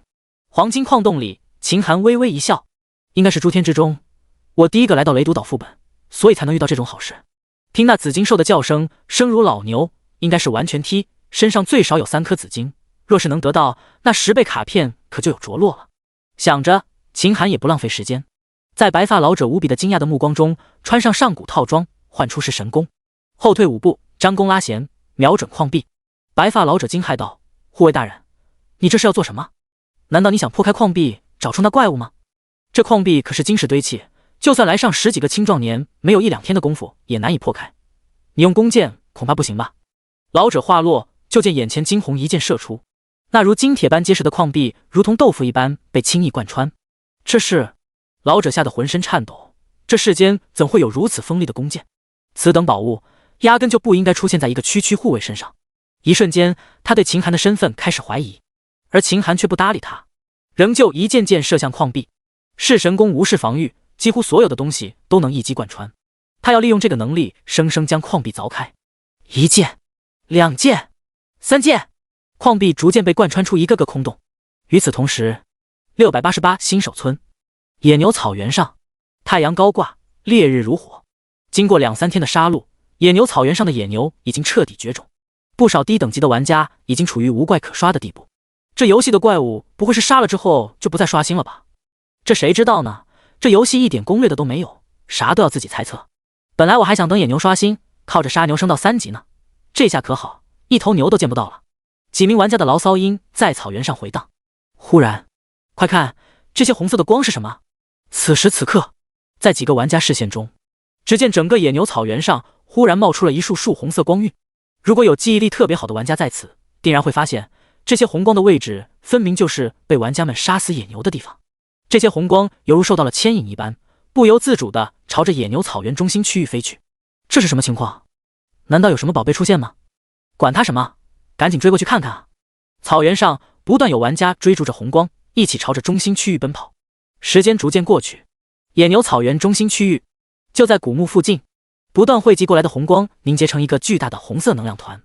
随着红光越来越多，红光中心居然出现了一个野牛轮廓，那只野牛的影子也越来越清晰，身体也越来越大。忽的，能量团猛地爆炸，一头犹如2层楼高的野牛从中心露出身影，通体红色的牛皮闪着妖异的红光，一双黑色的眸子里闪着残忍的寒芒。红色野牛扭着头颅扫视一眼周围的玩家，然后猛地朝天一吼：哞！沉闷的牛叫声震彻旷野，声波甚至传到了附近的野区内。玩家们一个个朝着声音的方向看去，想要找到源头。发生了什么事情？好大的叫声啊！这时688新手区聊天栏里面跳出了一道信息：野牛草原中心区域刷新精英怪物蛮牛统领，击杀蛮牛统领可获得大量经验值，大概率获得金色套装，请玩家踊跃击杀。击杀完成后，野牛草原怪物将会刷新。我操，精英怪物！终于能见到精英怪物的样子了。看系统提示，不仅经验多，还能获得金色套装。天哪，我记得开局到现在除了村里做任务给的蓝装外，野外很少能爆出装备呢。这一下居然给金色套装，简直不可思议。奖励和困难度一定成比例吧，我估计没那么好击杀的。哈哈，兄弟你这有点杞人忧天了。之前有个叫秦寒的玩家0级都能击杀黄金鹰呢，想来这精英怪物也不是多了不起的东西，只是个野牛的精英怪而已，一定不强的。我们这么多人，堆也堆死他了。冲啊兄弟们，先到先得。一时间，无数玩家蜂拥跑向野牛草原，而此时的野牛草原中心，大约有近100玩家正围着蛮牛统领。这些人多是在古墓刷怪的玩家，听到消息后，第一时间就跑了出来。望着那庞大的身躯，大家内心都有些忐忑。这么高，跟远古巨兽似的，我们能打得过吗？或许吧。要不是一试，这牛看起来大，或许只是虚张声势而已呢。说的有理，要不你上？不了吧，要不一起？正当玩家们犹豫时，蛮牛统领却发飙了。他瞄准站的最密集的玩家群体，双腿一蹬，犹如炮弹般冲了出去。轰！好几个玩家躲之不及，硬生生被撞飞10几米。砰！砰！砰！一个个玩家倒地，溅起一片烟尘。他们大多是1、2级的玩家，血量本来就不多，这一撞直接血条湮灭。他们死了！他们死了！有眼尖的玩家扫了一眼，顿时吓得魂不附体。快跑！快跑！这头牛太强了，根本打不过。分开跑！在生命的威胁下，众玩家四散而逃。蛮牛统领见到散开的玩家，眸子里稍稍迷惑后，随即找了一名玩家就追了上去，以恐怖的速度步步紧逼，眼看着就要撞到，却见一人从远处跑来，一把推走那名玩家，然后此人猛然倒地，躲过蛮牛统领的正面撞击。蛮牛统领一时之间刹不住车，竟从此人的身上跳了过去。就是现在！此人心一横，将手中的刀猛然划向蛮牛统领的腹部。这套操作行云流水，看得新赶来的玩家们一个个瞠目结舌。是流路大佬，我见过他，这操作简直跟拍大片似的，佩服。此刻牛肚子底下，只听叮的一声，坚硬的牛皮犹如钢铁，直接将流路手中的刀撞飞，而牛皮上仅只出现了一丝划痕，腐蚀的红色伤害飘出。与此同时，蛮牛统领的信息也冒了出来。蛮牛统领5级精英怪，血量55000，防御太厚了，哪怕攻击腹部弱点也打不动。精英怪物要比想象中的恐怖100倍。刘露的心沉到了谷底，这头牛压根就不是他能对付的。慌忙从地上爬起来，捡起刀，果断往远处跑去。和688新手村一样，110755新手村此刻也刷新了蛮牛统领。他们村子的整体实力要比688强大，所以刷新的蛮牛统领实力也更强了一筹。一个照面，对方村子就死了10几个玩家。这恐怖的怪物瞬间成了新手村的噩梦。第47章，隔壁村倒大霉，鏖战紫金兽，110755新手村。听到噩耗，林家少主林动迅速召集了200名玩家中的翘楚，亲自领队，自信满满的朝着蛮牛统领杀去。区蛮牛统领都打不过，还死了那么多人，这些闲散玩家真是一群乌合之众。路上，他一边走，甚至还有空在外交聊天区内叫嚣：“我们村刷新精英怪物了，想必你们那里应该也刷了。不过，这头精英怪物的首杀，就让少爷我来完成吧。紫阳府上下一心，组织有度，这次就让你们这些隔壁村的乡巴佬看看，爷爷我是怎么轻松杀死精英怪物的。”688新手村看到这话后，顿时人心惶惶，聊天区都快炸了。咱们村那头蛮牛统领正在草原上到处搜寻玩家，凡是照面的，非死即伤。这玩意怎么如此之强？跟他娘的牛魔王在世似的，我们压根就打不过。我们村不是有个秦寒之前不是杀了一个精英怪物吗？要不找他问问经验？问个屁！我刚才私信了，人家直接屏蔽了陌生人的对话，我们压根就联系不上。那现在怎么办？一旦被对方拿了首杀，我们村子以后就更抬不起头了。而且那首杀的奖励金色套装是不是也没我们的份了？还能怎么办？凉拌呗。时间一点一滴过去，110755新手村，噩耗突然传来，林家少主林动带领200名玩家迎战蛮牛统领，仅仅一个照面，200人队伍就死伤无数。林动双臂骨折，肋骨断了3根，晕了过去，被人救回村子治病。晕倒前，林动对人说：“不要告诉对面，丢死个人。”其后，新手村最强者李飞亲自赶往野牛草原对阵蛮牛统领。虽然双方斗了几个回合，甚至李飞凭借灵活性还略占上风，但蛮牛统领实在是皮糙肉厚，还带着回血，压根就磨不掉血。无奈对方只能逃走，并告诫所有人在没有想到杀牛办法之前要绕着走。同时，一股绝望的气氛也在他们新手村蔓延。林少爷是初级职业，差点被打死；李飞少爷本就是顶尖高手，还是中级职业，却奈何不了对方。这精英怪实力简直强大到变态，可人家隔壁村的秦寒之前就已经有了杀死精英怪的记录，而且对方仅仅只是0级玩家。受到治疗后醒过来的林动见到众人说的话，顿时呵斥道：“别长他人志气，灭自己威风。那秦寒能杀精英怪，肯定是机缘巧合。他若是真有本事，怎么不把蛮牛统领杀了呢？现在时间过去也有一会儿了，我也见到隔壁村杀死蛮牛统领的通告，这恰恰说明了那秦寒压根就没本事。不信你们等着看，这蛮牛统领的首杀最后必然会在我们村里。”另一边，黄金矿洞第9矿区深处，矿壁前，秦寒看了一眼聊天区，顿时露出一丝尴尬。这蛮牛统领上一世是没有的，野怪刷新都是正常的，毕竟这种5级的精英怪压根就不是现阶段的玩家们能够对战的存在。放在野牛草原，那玩家们就别想在此地刷怪了。同级别的精英怪，就算是顶级职业带上一身强力装备，杀起来也非常艰难。顶级职业以下，除非拥有天克蛮牛统领的超级武器，不然压根不用想。这次蛮牛统领的出现，应该是和他开启了隐藏地点古墓有关系。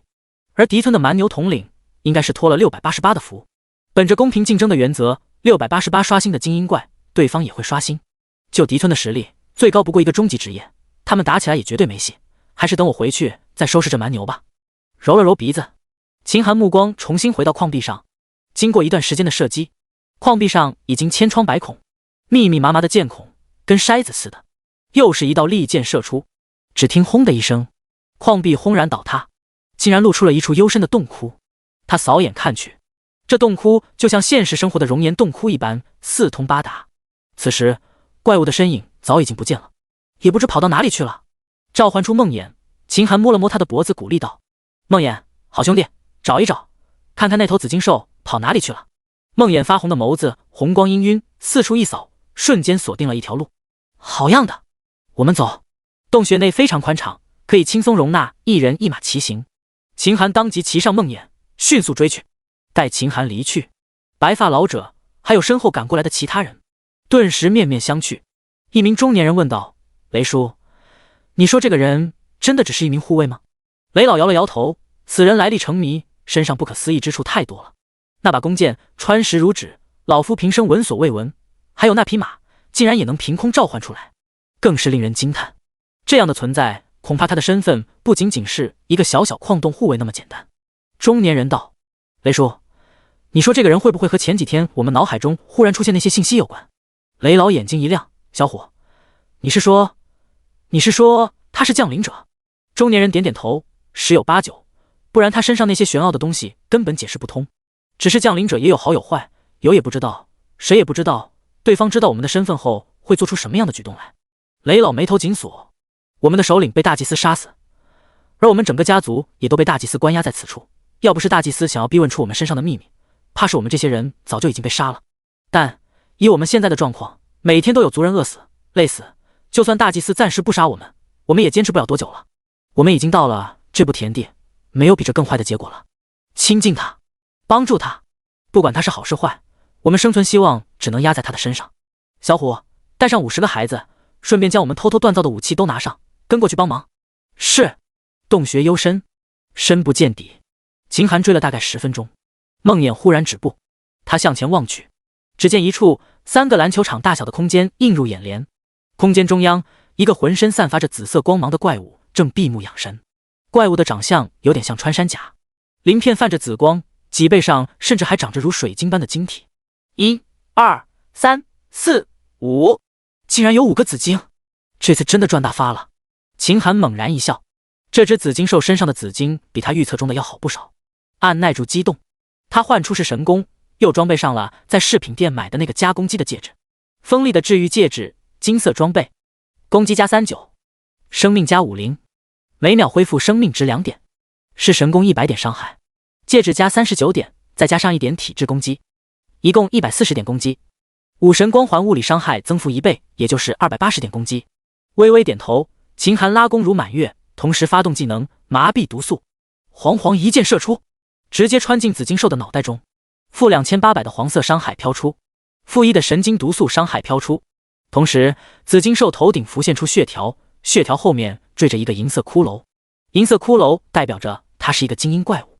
但秦寒深知，这种传说中的怪物根本不能以标志来看待。紫晶兽常年吞噬金矿，身体已经进化到了无坚不摧的地步，防御力高的吓人。而且这种身体几乎能量化的怪物，一般的元素伤害甚至毒素之类的伤害几乎不能对它造成实质伤害。说句难听话，就眼前这头紫晶兽，就算来5000个20级高级职业玩家来围剿，恐怕也不能顺利击杀。他身上如果没有噬神功这种神兵利器，绝对会有多远跑多远，死也不会靠近紫晶兽一步。哞哞，沉睡的紫晶兽被伤害疼醒，谁敢打扰我的休闲？真是不知死活。紫晶兽想要抬起头寻找攻击的来源，可总觉得平日里如臂使唤的身体却变得异常缓慢，抬个头的动作居然用了比平时多几倍的时间。远处的秦寒一笑，这应该是神经毒素起了作用。王蛇之毒果然霸道，麻痹毒素虽然不能对紫晶兽造成实质伤害，但针对神经反应的伤害还是影响到了紫晶兽，让它的反应稍微缓慢了一丝丝。好机会，不敢耽误，他快速拉动弓弦，一箭箭射向紫晶兽。高额的伤害将紫晶兽厚实的血条肉眼可见的刷下。洞内，紫晶兽受伤之下，身体上的鳞片猛然炸起，双脚蹬地，庞大的身躯跟汽车般迅疾，朝着秦寒撞去。眼见如此，秦寒迅速骑着梦魇躲闪，可就算如此，也差点被撞上。好家伙，这货看着体积比庞大，速度却一点也不慢，而且这还是我攻击附带神经毒素迟缓之后的表现。若不是有梦魇，根本躲不过去。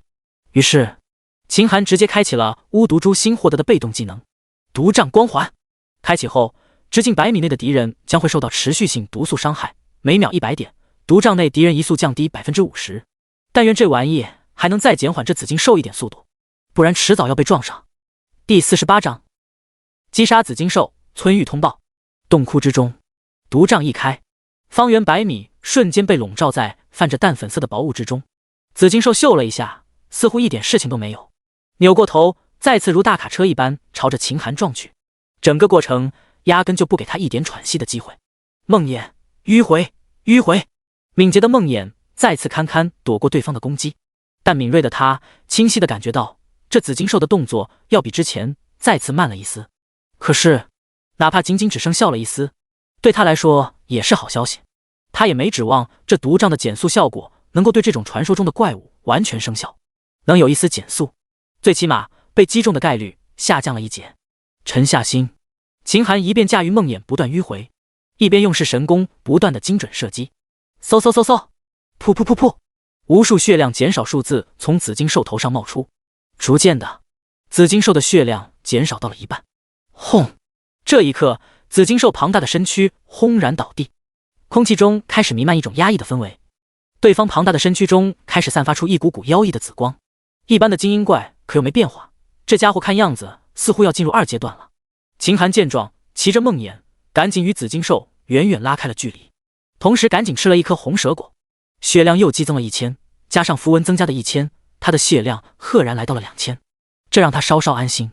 地面上，紫金兽的身体开始发生剧烈的变化，他的身体不断的在拉长，爪子变得越来越锋利，头上甚至长出了鹿角，眼神变得一片通红。哞！变身后的紫金兽摇动着大尾巴，不断寻找着秦寒的身影。一个转身，双方打了一个照面，仇人见面，分外眼红。紫金兽的眸子里变成了愤怒的红色，继而又变成了紫色。紧接着，2道紫色的光柱犹如2道激光，朝着秦寒的方向猛然射去。嗡嗡！光柱所过之地，竟然将对面坚硬的矿壁射出了2道深不见底幽深洞口。这要是打到人身上，怕是一瞬间就能将人给化成气体。好在秦寒在对方施法的时候就已经躲开，手里的式神弓依旧在不断的射击。嗖！噗！一支支箭如流星般射出。哞！箭一击不中，紫金兽更加愤怒，整个身体猛然跃起，又势若千钧的往地上猛然一踏。瞬间，一道无形的冲击波朝着四周扩散。这冲击波速度极快，又无差别攻击。秦寒首当其冲，连人带马硬是被击退5米之远，负1500的伤害高高飘起。好在梦魇是神马，甚至都没有跌倒，而秦寒由于高韧性的缘故，身体没有丝毫僵直，一人一马瞬间就反应过来，这紫金兽居然还有一招冲击波，幸亏吃了红蛇果，不然这下绝对会触发武神被动。再次吃下一颗红蛇果，血量也在逐渐修复治愈。秦寒一刻也不敢耽误，张弓拉箭，片刻不停地磨着血量。此刻的紫金兽见这一击又没拿下对方，已经彻底癫狂，泛着红眼睛朝着秦寒冲去。这一次和之前不一样，待到了近前，他锋利的尾巴猛然一扫，好在梦魇反应更快，在对方尾巴扫过来的时候，硬是猛然跳起躲过致命攻击，而他们身后的矿壁则未能幸免，一击神龙摆尾，硬是将面前结实的矿壁扫出一个深深的沟壑。一旁心有余悸的秦寒连忙跑到洞窟另一边继续封着。时间再次一点点过去，在梦魇的速度下，秦寒有惊无险地躲过一次次攻击。此时此刻，紫金兽的血量已经被他磨得只剩下一丝。这时雷老居然带着一群人赶到，这群人手中拿着犹如粗坯的刀剑，目光紧紧盯住眼前的庞然大物。雷老看到正在和紫金兽搏斗的秦寒，立刻吩咐道：孩子们，该我们上场了。他手一挥，一群人竟然提着刀剑就冲着紫金兽庞大的身躯围了上去，同时他冲着秦寒高声大喊：少侠，我们来帮你了。里面的秦寒被紫金兽的庞大身躯阻挡视线，听到声音后往前移了几步，这才看到攻上来的人群，顿时急道：快走，你们赶紧退下，不要帮忙。可这时为时已晚，只见那几个青壮年拿着刀剑已经来到紫金兽身下，用力挥手，只听叮叮当当的声音不绝于耳。可紫金兽哪怕虚弱到最低谷，也不是这些人能够破防的，他们那些破铜烂铁打在紫金兽身上比挠痒痒都微弱。糟了，这怪物的身体好硬啊，居然一点都打不动。雷老，怎么办？我们还要不要打？与此同时，紫金兽庞大的头颅已经转了过来，正那猩红的眼睛盯着眼前这一群不速之客。一群蝼蚁也敢欺负他？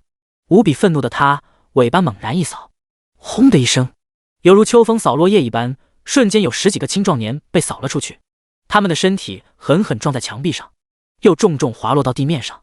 眼看着出气多进气少，瞳孔逐渐涣散，尽皆殒命。雷老目眦欲裂，耗子，雷子。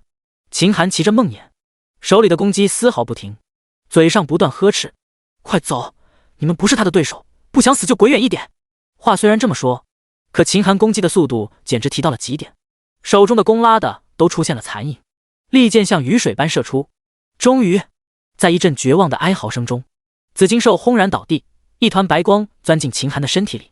你击杀了精英怪物紫金兽，经验值加25923点，经验已经足够，是否升级？否。同时688新手村和110755新手村聊天栏跳出了一则信息：恭喜玩家秦寒首杀精英怪物紫金兽，奖励体质加1。面对此景，两村所有玩家直接就懵逼了。他们可是刚刚见识了一头精英怪物，那恐怖的实力，哪怕是全村一起上也打不过好不。可这秦寒究竟是个什么人？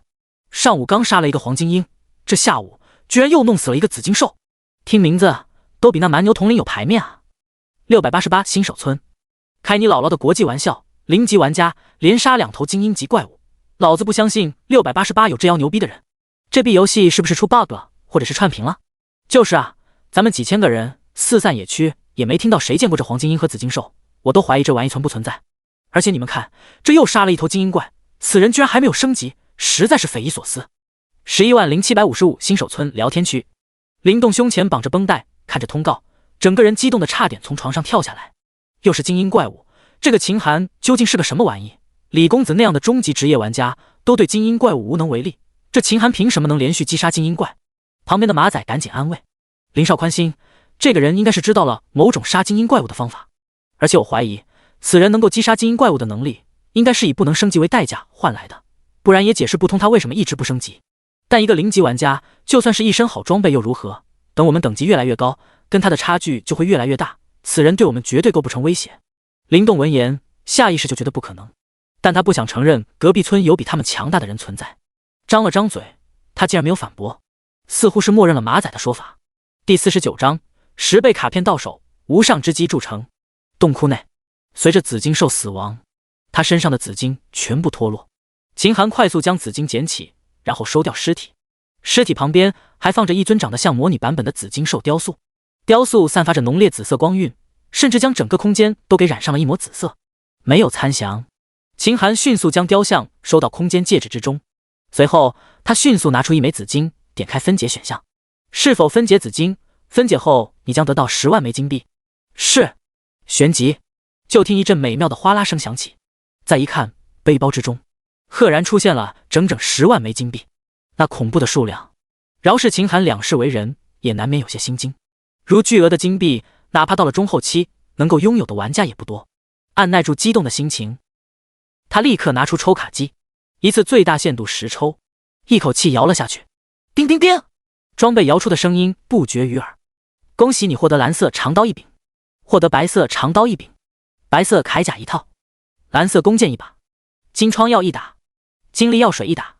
叮叮叮，恭喜你获得帐篷一顶，恭喜你获得暗金法杖碎片1片，恭喜你获得毒药1瓶，恭喜你获得山泉水1瓶，恭喜你获得坚果面包1块。背包中装备杂物再次蜂拥而至，一共就3000多点的背包迅速被占满。没办法，他只能和上次一样，一边摇奖，一边将不要的装备杂物全部都扔到旁边的空地上。一旁雷老一行人都看傻眼了，这降临者手中的东西好厉害啊，随便点点就会出现很多东西，而且这位少侠似乎很挑剔啊，很多东西直接就扔了。地上就这么一会儿时间，吃的喝的穿的兵器铠甲弓箭等等物件逐渐都堆成了一座小山。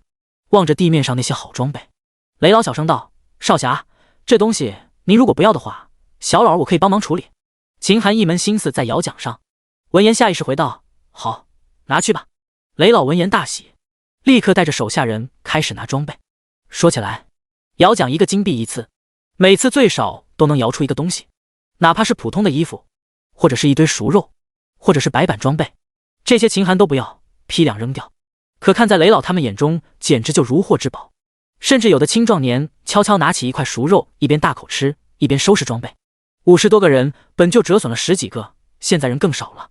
面对黑压压的物品堆，他们的身上很快就堆满了物品。没有储物装备，他们只能看着地上越来越多的物品装备干瞪眼。没办法，雷老悄悄喊过胡子，让他回去将人们都带过来，这里的东西足够装备9矿区所有人。与此同时，矿区内督工处一名护卫慌慌张张地跑了过来。督工大人，不好了，我们储藏室里面的黄金都不见了，取而代之的是满仓库的杂物，在杂物旁边，我们还发现了2名护卫的尸体。督工闻言，脸色瞬间大变，手中的长鞭狠狠抽在旁边的餐桌上，硬是将整张桌子给抽成了2段。他脸上带着无尽的怒火，扭头便往储藏室走去。不多时，矿洞里市井集合的哨子声大作，督工愤怒的声音几乎要将整个矿区给震塌。查，就算给老子掘地3尺，也要把偷东西的贼找出来，若是让老子抓到贼人，定然会将他剥皮抽筋。第9矿区门口，黎阳听到消息，身体猛然一惊。这市井集合的哨音一旦响起，一定是有天大的事情发生。按照规矩，只要听到这种哨音，不管对方在做什么，都要放下一切，第一时间集合。他正犹豫要不要进去喊一下马超，可忽然铁门就被会议管事打开。管事的冷着脸，另一个人呢？督工吹了集合令，一刻耽误不得，所有人要立刻过去。黎阳吞吞吐吐，还在里面处理事情。管事的眉头一皱，第9矿区地方不小，现在进去找人，怕是要耗费很长时间。他目光一凝，立刻将黎阳拉出来，咔嚓一声将门锁上。不管他了，我们先去集合。矿洞内，秦寒此刻的眼睛里只有摇奖，抽到不要的东西，他就随手往身边一扔。而那雷老此刻居然就守在他身边，他扔一个，雷老在半道上就接住了，每接一次还配上一个笑脸。如此，两人配合无间。秦寒抽奖扔东西，雷老接住东西，几乎成为了一道流水线作业。忽然，一个声音响起：“恭喜你获得卡片天道的恩赐，10倍增幅卡片至宝。”可能是摇习惯了，秦寒下意识就要把刚到手的卡片扔出去，手刚扔了一半，甚至旁边的雷老一脸惨笑，还捧起双手去接呢。这时他瞬间反应过来，吓得一身冷汗，暗道：“呼，惊险啊！要是让这老头拿去，一旦给用了，我找谁说理去？忙活了这么久，就为了这个卡片，这要是没了，他恐怕能悔死。”平复一下心情，秦寒看着10倍增幅卡片，墨色的卡片外表看去平平无奇，也没有任何让人心悸的能量波动，可它的的确确就是诸天真正顶级的至宝。有了它，超脱新手村体质极限就成了可能。按耐住心中的激动，盯着卡片，他默念道：“使用。”卡片使用中，天道的恩赐10倍增幅卡片至宝，一旦使用不可解绑，宿主死亡，卡片消失。是否继续？秦寒重重点头，继续。叮，卡片使用成功。下一秒，秦寒身上一股墨韵一闪而逝，若不注意观察，甚至都看不出他身上发生了什么事情。但他闭上眼睛，就能感觉到一张墨色卡片似乎正在他的脑海中盘旋，卡片中似乎蕴含着一种无穷的伟力。这一刻，秦寒的整个身体都在颤抖，他这是激动的。重活一世，哪怕他做梦都不敢想象，自己居然真能走到这一步。神级职业，数个至宝，更有这10倍增幅卡片，接下来终于可以升级了。与此同时，一道世界性的通告再次响彻了诸天万界。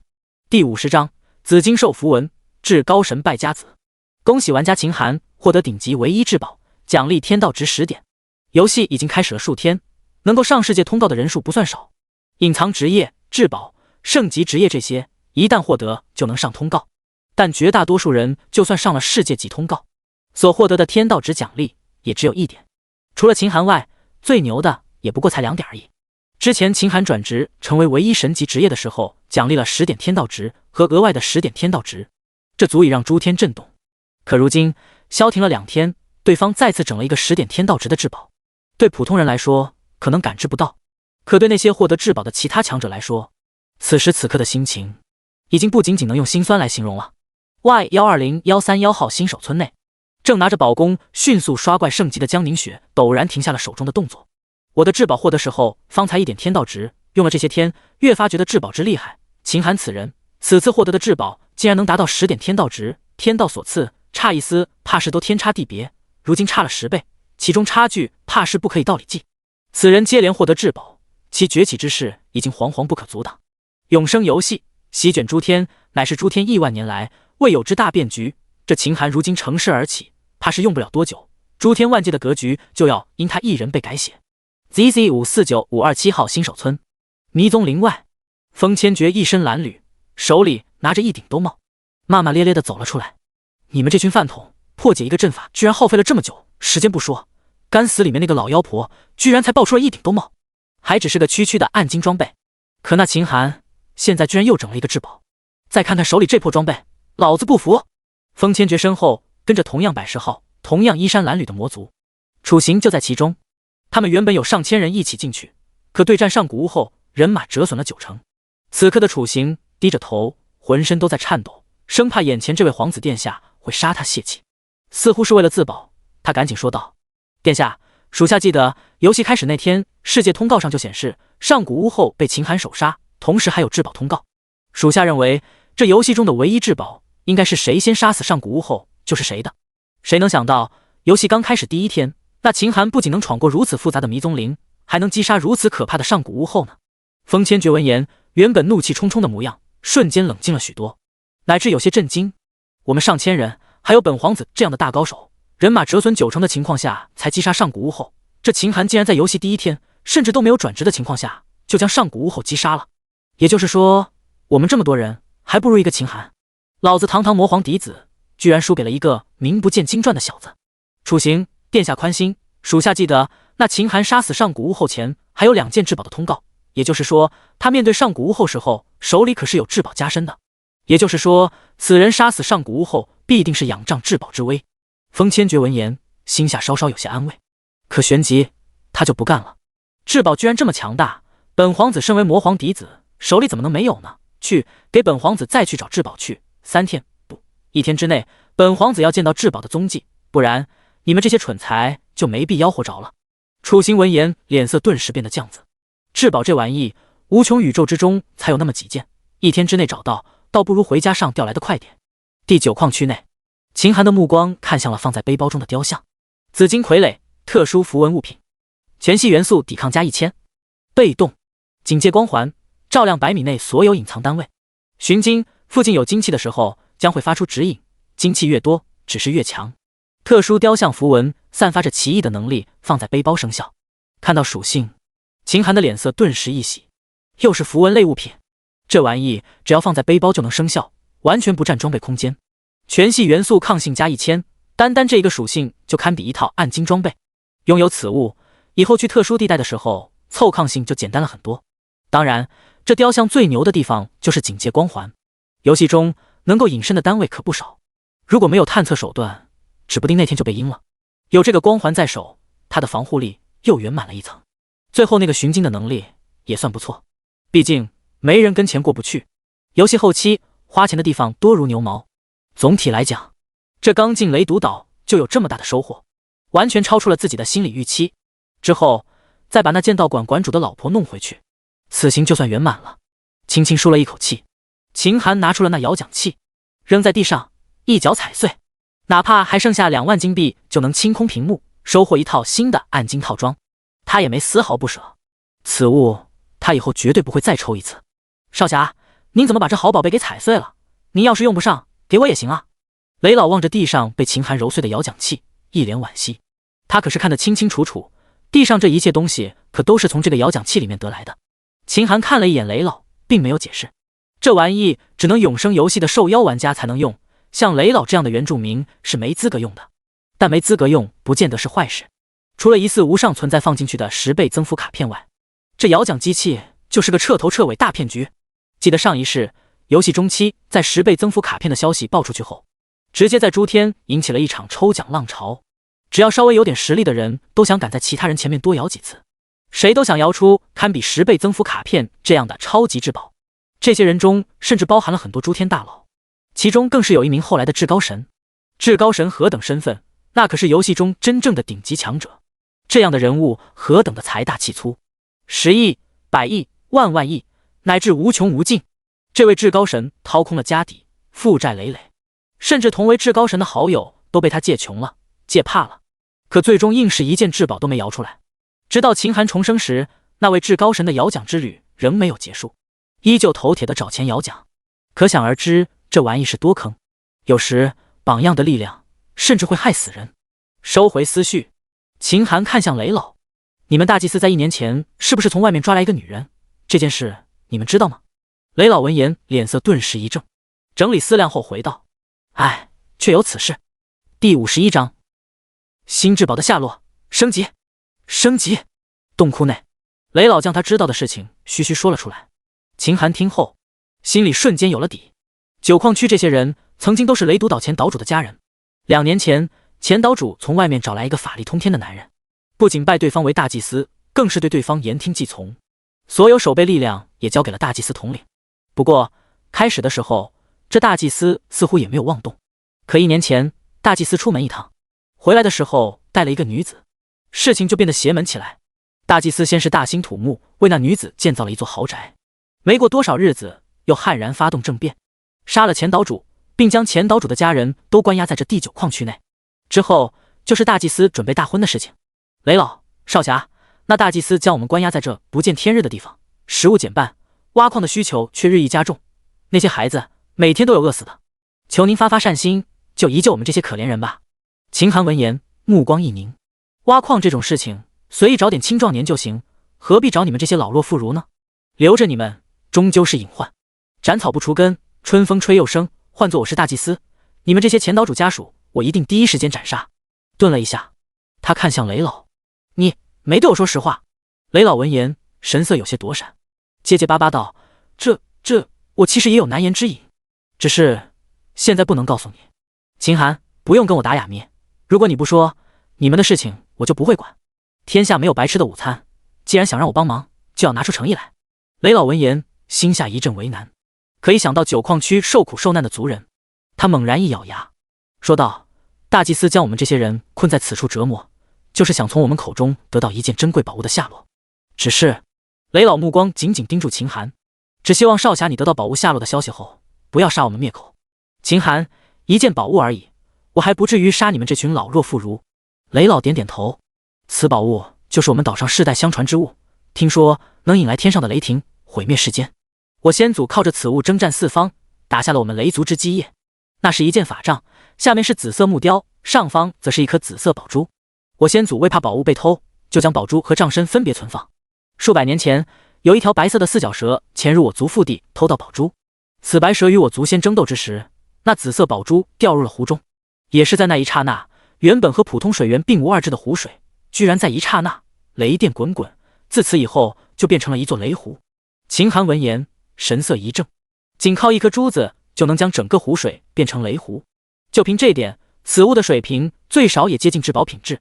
那珠子难道还在湖底下吗？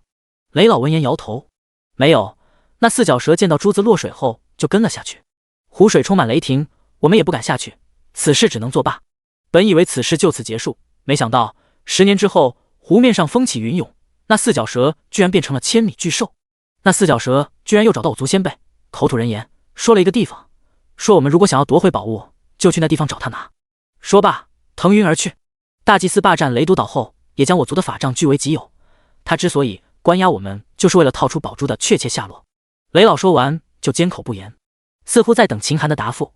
秦寒见状，也明白，如果自己想要知道这个秘密，就要先帮他们脱离苦海。不过，反正他救人也一定会跟那大祭司干上，救他们也是顺手的事情，何乐而不为呢？加一个条件，如果我救了你们，除了秘密外，那法杖我可能也要拿走。雷老似乎早知道他会这么说，点点头，等于默认了此事。秦寒见状，正想和他再聊一聊岛上的细节问题时，忽然却听通道外面有一群人跑了过来。当先那人赫然是之前过来时遇到过的少女。少女脸上带着惊惧：“雷爷爷，督工带着所有的护卫怒气冲冲的过来了，已经有10几个族人被他杀了。”雷老闻言，脸色一紧：“少侠，我们这会儿该怎么办？”秦寒闻言，心下有些意外，看来是储藏室的事情被发现了，说不定他的身份也被人戳破了。不过这些人来的正好，刚巧紫金兽的经验被他清零，此刻还没升级呢，今生第一次升级经验就落在督工他们头上吧。念此，秦寒迈步就往外走，目光沉静，底气十足，一边走一边道：“来几个人给我引路，其他人该干嘛干嘛去。”雷老闻言顿时大喜：“少侠，我来跟着您走。”另一边，9矿区内，黎阳跟在督工身后，唯唯诺诺道：“那个人叫马超，说认识马星少爷，所以属下不敢继续探究他的身份。”督工神色阴晴不定，能够轻易将整个储藏室的黄金偷走，仅靠一个人压根就不可能，除非对方是降临者。他跟在大祭司身边，也听过降临者的一些信息，这些人非常神秘，手段怕是远超想象，真要打起来，结果难料。可那些黄金可是大祭司指明要的东西，如果不如数追究，以大祭司的手段，他也绝对活不成。此人隐藏身份进来，想来实力没有想象中的高。如果我有碾压这里的实力，将矿洞里的人杀干净就行了，何须藏头露尾呢？念头一动，督工心下稍微舒缓，但未免意外，他就让其他的护卫走在最前面，而他则是往护卫中间靠拢。忽然，前方的通道中破空之声传来，督工刚反应过来，就见前方的一名护卫脖子中箭，身上冒着绿光，整个人直挺挺的倒地。随后又是几道锋利的箭矢嗖嗖飞来，又在那名护卫身上扎了几箭。与此同时，黑暗中，秦寒眼前一道熟悉的提示冒了出来：你击杀了黄金矿洞守卫，经验值加2100点，经验已经足够，是否升级？秦寒满脸的激动，使用10倍增幅卡升级。第52章，秦寒升级，等级榜刷新。黑漆漆的矿洞角落，随着一道白光从秦寒的脚底下升起，他整个人当即发生了天翻地覆的变化。唯一神级职业，体质加成30倍，普通玩家升1级增加10点体质，神级职业加成30倍后来到了300点体质，而10倍增幅卡使用后，在此基础上更是再翻10倍。也就是说，秦寒仅仅升了1级，体质点就增加了惊人的3000点。而这还不算完，丰厚的经验让他连升了3级，体质点赫然来到了恐怖的9000点。此刻他的目光变得无比的敏锐，哪怕是在这昏暗的洞穴之中，也能轻松视物，周围的一切变得纤毫毕现，身体变得非常完美，合乎自然，一举一动都能调动一股庞大的身体力量，似乎眼前的矿壁也能被他一击粉碎。这重新拥有力量的感觉真是美妙啊！开局以来，他总是小心翼翼，遇到的怪物都很强大，哪怕身怀至宝，也依旧是在刀尖上跳舞。可此刻却不一样了，看着自己的属性面板，秦寒满脸的喜悦。玩家秦寒，等级3级，职业武神，体质9013，血量28089，1点体质，3点血量加上被动和装备增幅，攻击2080，10点体质，1点攻击加上被动和装备增幅，防御2402，10点体质，1点防御加上被动和装备增幅，韧性100%，攻击吸血50%，回血每秒14点，毒抗至高，诅咒抵抗至高，雷抗2676，其余元素抗性2000，至宝巫毒珠是神功10倍增幅卡明刀月影，坐骑神马梦魇，符文祖先的庇护紫金傀儡，装备上古套装3件套，暗影兜帽，锋利的治愈戒指，治愈的空间戒指。仅仅3级就有9000点体质，这已经超过了江宁雪，成为诸天新手村中当之无愧的体质第一。接近3万点的血量和高达2000多点的防御，满满的安全感，怕是在遇到紫金兽站着不动跟他战撸都成。不过这也仅仅是他的开始而已，超过江宁雪不算什么，他以后要面对的是诸天寰宇之中那些存在了几亿年、几十亿年甚至更加久远的老怪物们，想要将那群老家伙踩在脚下，他就必须每一步都达到诸天极限。新手村的极限很简单，就是10万体质，新手上限等级的20级，只要他能在新手时期结束之前达成这个目标即可。如今他升1级能得到3000体质，20级满打满算有6万点体质，距离10万体质还有4万左右的差距，但最艰难的时候已经过去了。别看率先升个级，手杀个精英怪，游戏仅仅奖励1点体质点，但这些都是仅限于一个个小村子的活动而已。整个新手时期，游戏官方会组织几场诸天级别的活动，排名越靠前，奖励就越丰厚，体质点奖励也越多。以他的实力，取得好的名次自然是很简单的事情。少侠，少侠，您这是怎么了？正当秦寒思索的时候，旁边的雷老小心翼翼地开口。在雷老的目光中，似乎这个少侠一瞬间好似变了一个人一样，不仅更俊秀了，而且身上散发的气息居然让他有一种高山仰止的感觉。督工的人已经摸上来了，现在我们怎么办？雷老说话间，眼前不远处已经有5个护卫摸了上来，似乎是怕了之前袭击，他们有些谨慎小心，身前甚至举起了藤盾开路。秦寒抬起是神功，运至如电，速度比以前快了何止数倍，甚至在雷老还未反应过来时，就见5道锐利的能量剑急速飞出，那恐怖的剑矢透过盾牌，精准地从5名护卫咽喉处穿过，瞬间5道高达2万的黄色致命伤害高高飘起，5个护卫身体顿时僵直，眼里带着不敢置信，轰然倒地。你击杀了黄金矿洞守卫，经验值加2100点。你击杀了黄金矿洞守卫，经验值加2100点。经验已经足够，是否升级？升级！恐怖的实力直接让战斗成了一面倒的屠杀。只见秦寒脚下不停，迅速朝着前方冲去，一会儿就看到了正被护卫们围在一起的督工和身边的黎阳。督工没有看到5名护卫死亡的场景，但对方一人前来，那几名护卫怕是已经凶多吉少，但想到自己这边人多势众，他的态度依旧无比强硬。哼，果然是你，我见过你，别以为脱下了护卫的衣服我就认不出了，把黄金交出来，本督公或许可以让你死得痛快点。秦寒可不会跟这些人废话，回应督公的赫然是一道道锐利的利剑。转瞬间，3道利剑如连珠般从督公心口穿过，一道道恐怖的高额致命伤害接连冒出。仅仅3秒钟，那督公就一命归西。你击杀了黄金矿洞督公，经验值加3000点。秦寒见状有些失望，他原本以为这督公是个精英级别的人物呢，可没想到不仅3剑就杀了，还仅仅加了3000点经验。看来这货就是个名头虎人、狐假虎威的小角色而已。督公死了，我们打不过他，快撤退！众护卫顿时乱成一团，现在才想着跑，怕是已经晚了。秦寒冰冷的声音传来，再次抬起了食神弓。这些人他绝对不会放过一个，一旦让这些人跑走一个，回去跟那大祭司报信，肯定会给接下来的任务造成困难。嗖嗖嗖嗖，无数道箭矢朝着护卫们呼啸而去，恐怖的箭矢几乎每一箭都能击杀一名护卫的生命。若不是这矿道太过狭窄，9曲18弯，视线容易受阻，怕是这些人早就被秦寒杀干净了。只可惜不少后面的护卫眼见不妙，一个个迅速地朝着矿洞散去，而秦寒也只能仗着无与伦比的速度前去追杀。与此同时，688等级榜上，随着击杀护卫越来越多，秦寒的等级也在不断的攀升。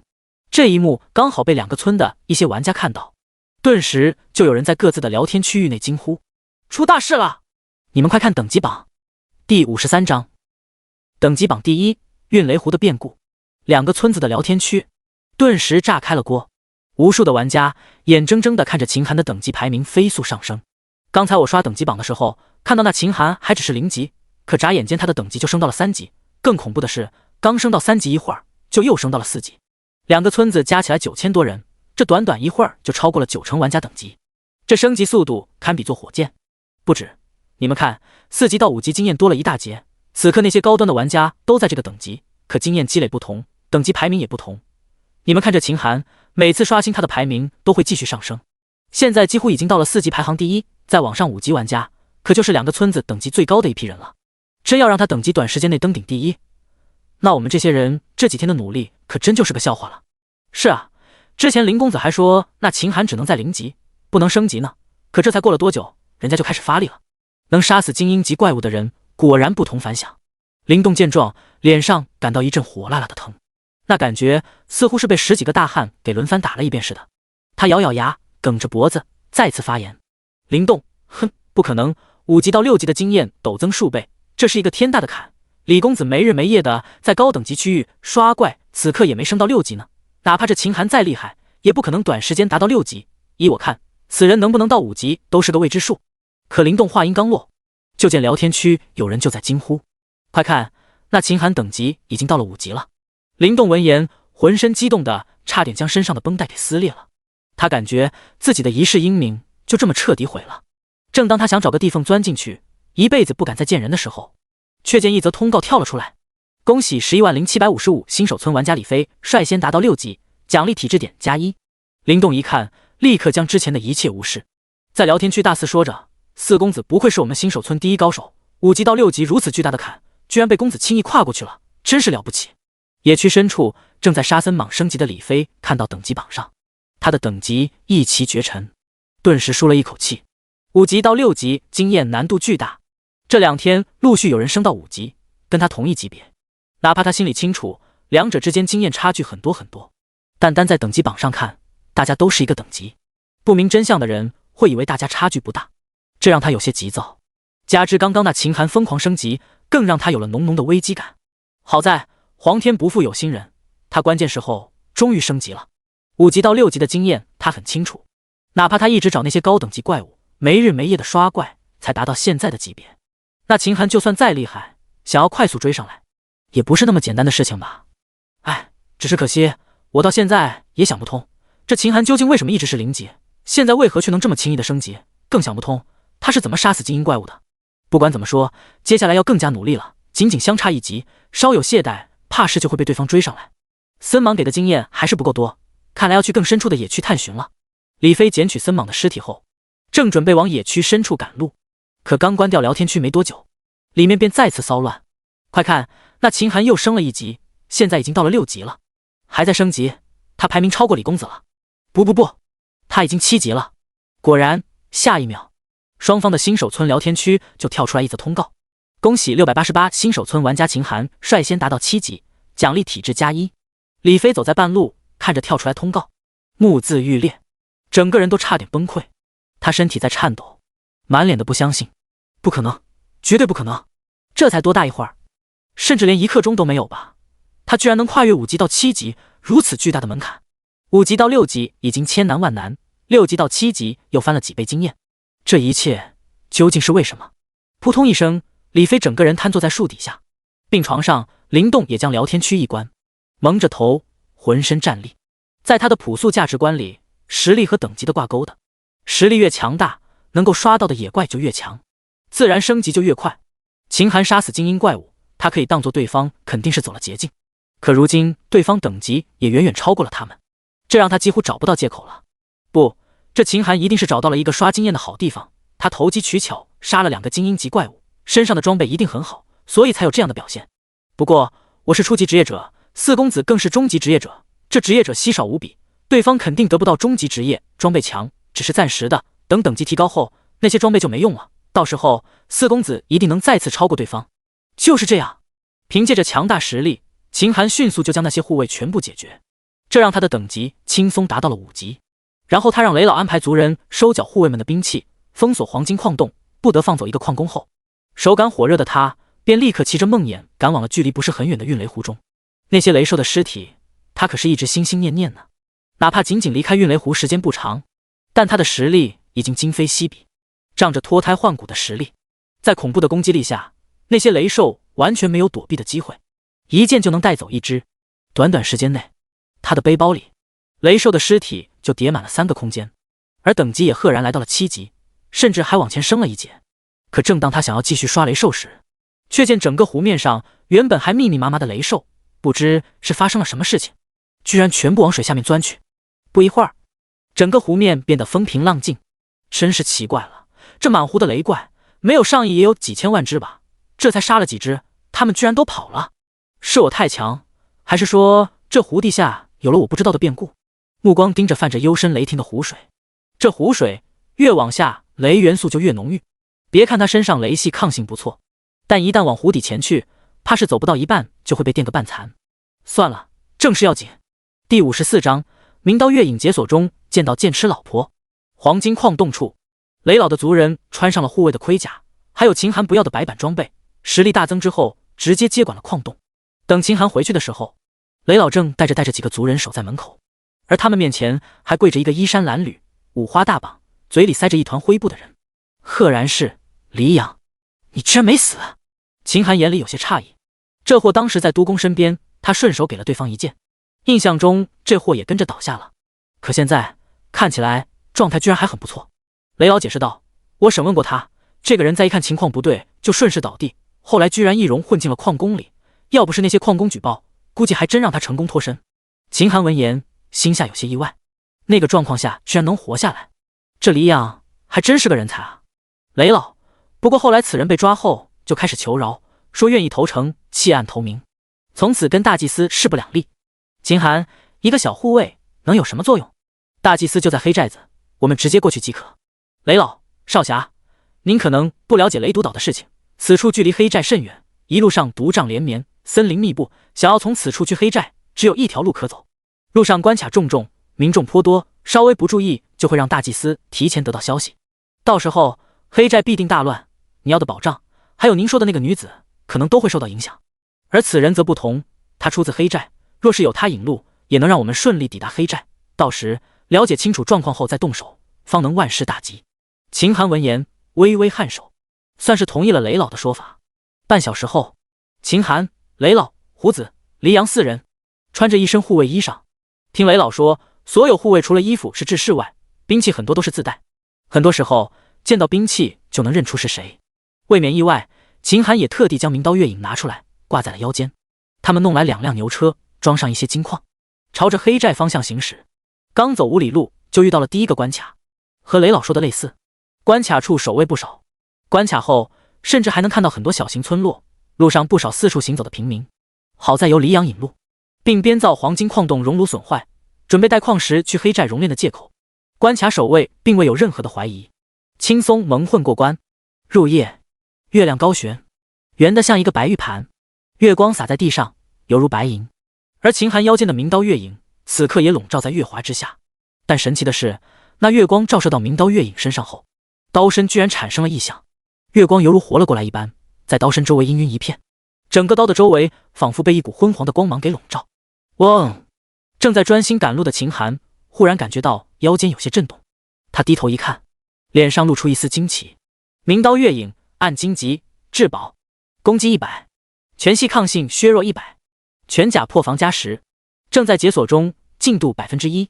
他抬头看了看天上的月亮，若有所思。月影，月影，难道明刀月影的真正用法是吸收月光之力？以前我将它放在至宝空间，难道是埋没了它？就是不知这月影完全解锁之后会是什么样子。对此，秦寒非常期待。时间逐渐流失，一夜逐渐过去，月亮也渐渐的下去了。明刀月影的解锁进度赫然到了49%，但没了月光，解锁进度就直接停滞。一晚上49的进度，算起来最多再晒一晚加一点点月光就能成功解锁，这速度倒也不算慢了。早上9点左右，朝阳正盛的时候，几人成功进入了黑寨。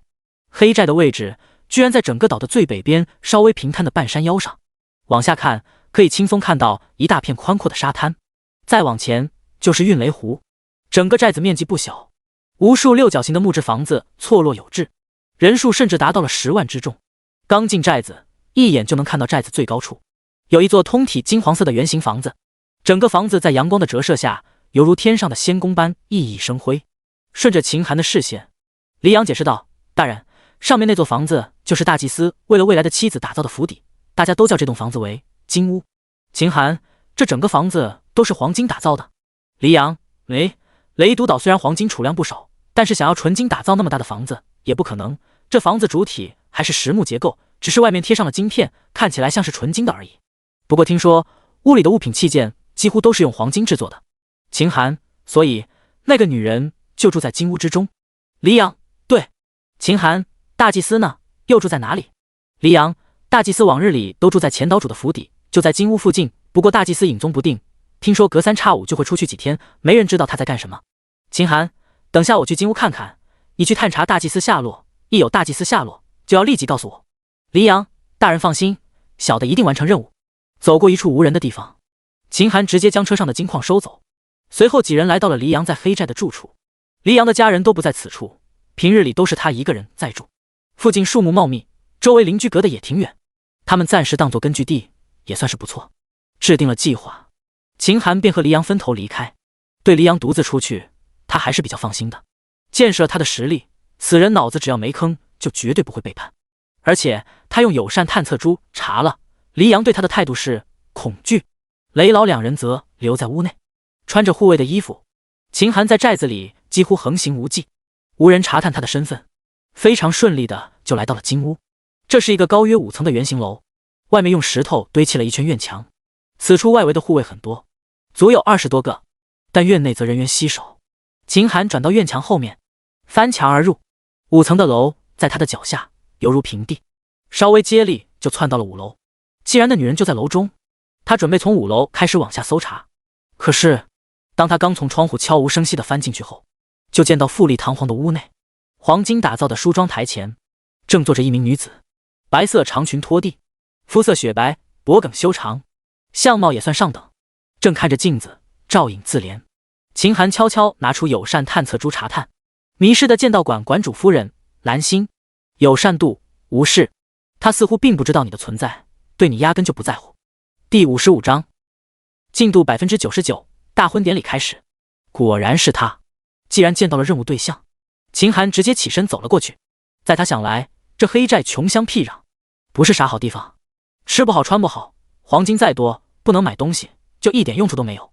虽然黎阳说过是这个女人威胁大祭司想要黄金屋才肯结婚，但秦寒看来这可能是女人的缓兵之计。毕竟剑道馆这地方在诸天的地位可远比这所谓的大祭司强得多，只要脑子没进水，谁也不会选择当个压寨夫人。你走到蓝星身后。秦寒正要开口，却见他从镜子里看到了秦寒的身影。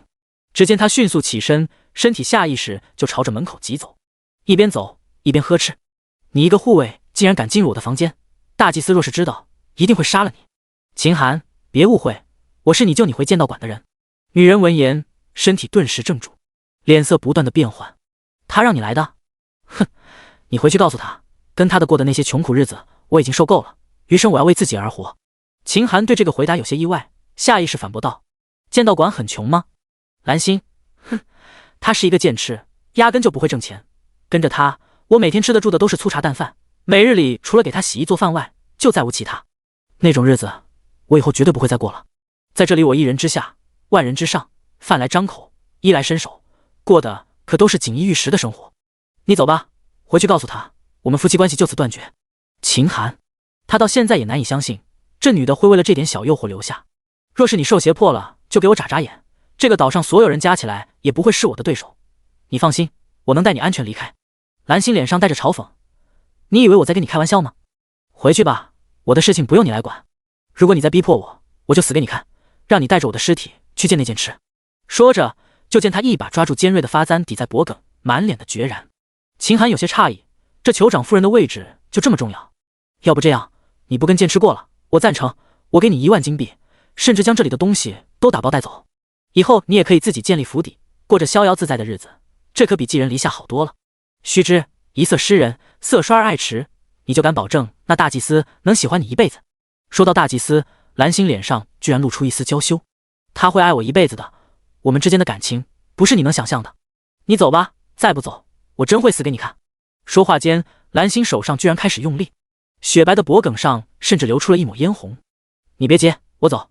不过今天我们见面的事情，希望你不要说出去。眼见如此，秦寒只能暂时作罢。蓝星，哼，如果说了你来的事情，肯定会让大祭司不满，我没那么蠢。秦寒点点头，转过身，几个纵跃，翻窗离去，走得非常干脆。回黎阳住宅的路上，他一直都在疑惑。从任务上看，剑痴对他的妻子可是非常看重的。以剑痴的实力，他若是真想过锦衣玉食的生活，张张嘴就能办到。那有到这穷乡僻壤，委身一个酋长谋富贵的，这事真就透着邪门。回到住处的时候，黎阳也回来了，他带来了一个不好的消息，大祭司昨天就出去了，然后一直未归。秦寒闻言，心下更加疑惑，这大祭司都他娘的要大婚了，不在家里待着，张罗结婚事宜，节骨眼上跑出去干啥？再想想剑痴老婆那宁死不从的样子，秦寒就觉得这其中应该存在着某种隐秘。还有友善探测书上写的迷失之人，这更加让他疑惑。雷老，你们寨子里可有一种能够让人迷失的术法或者东西吗？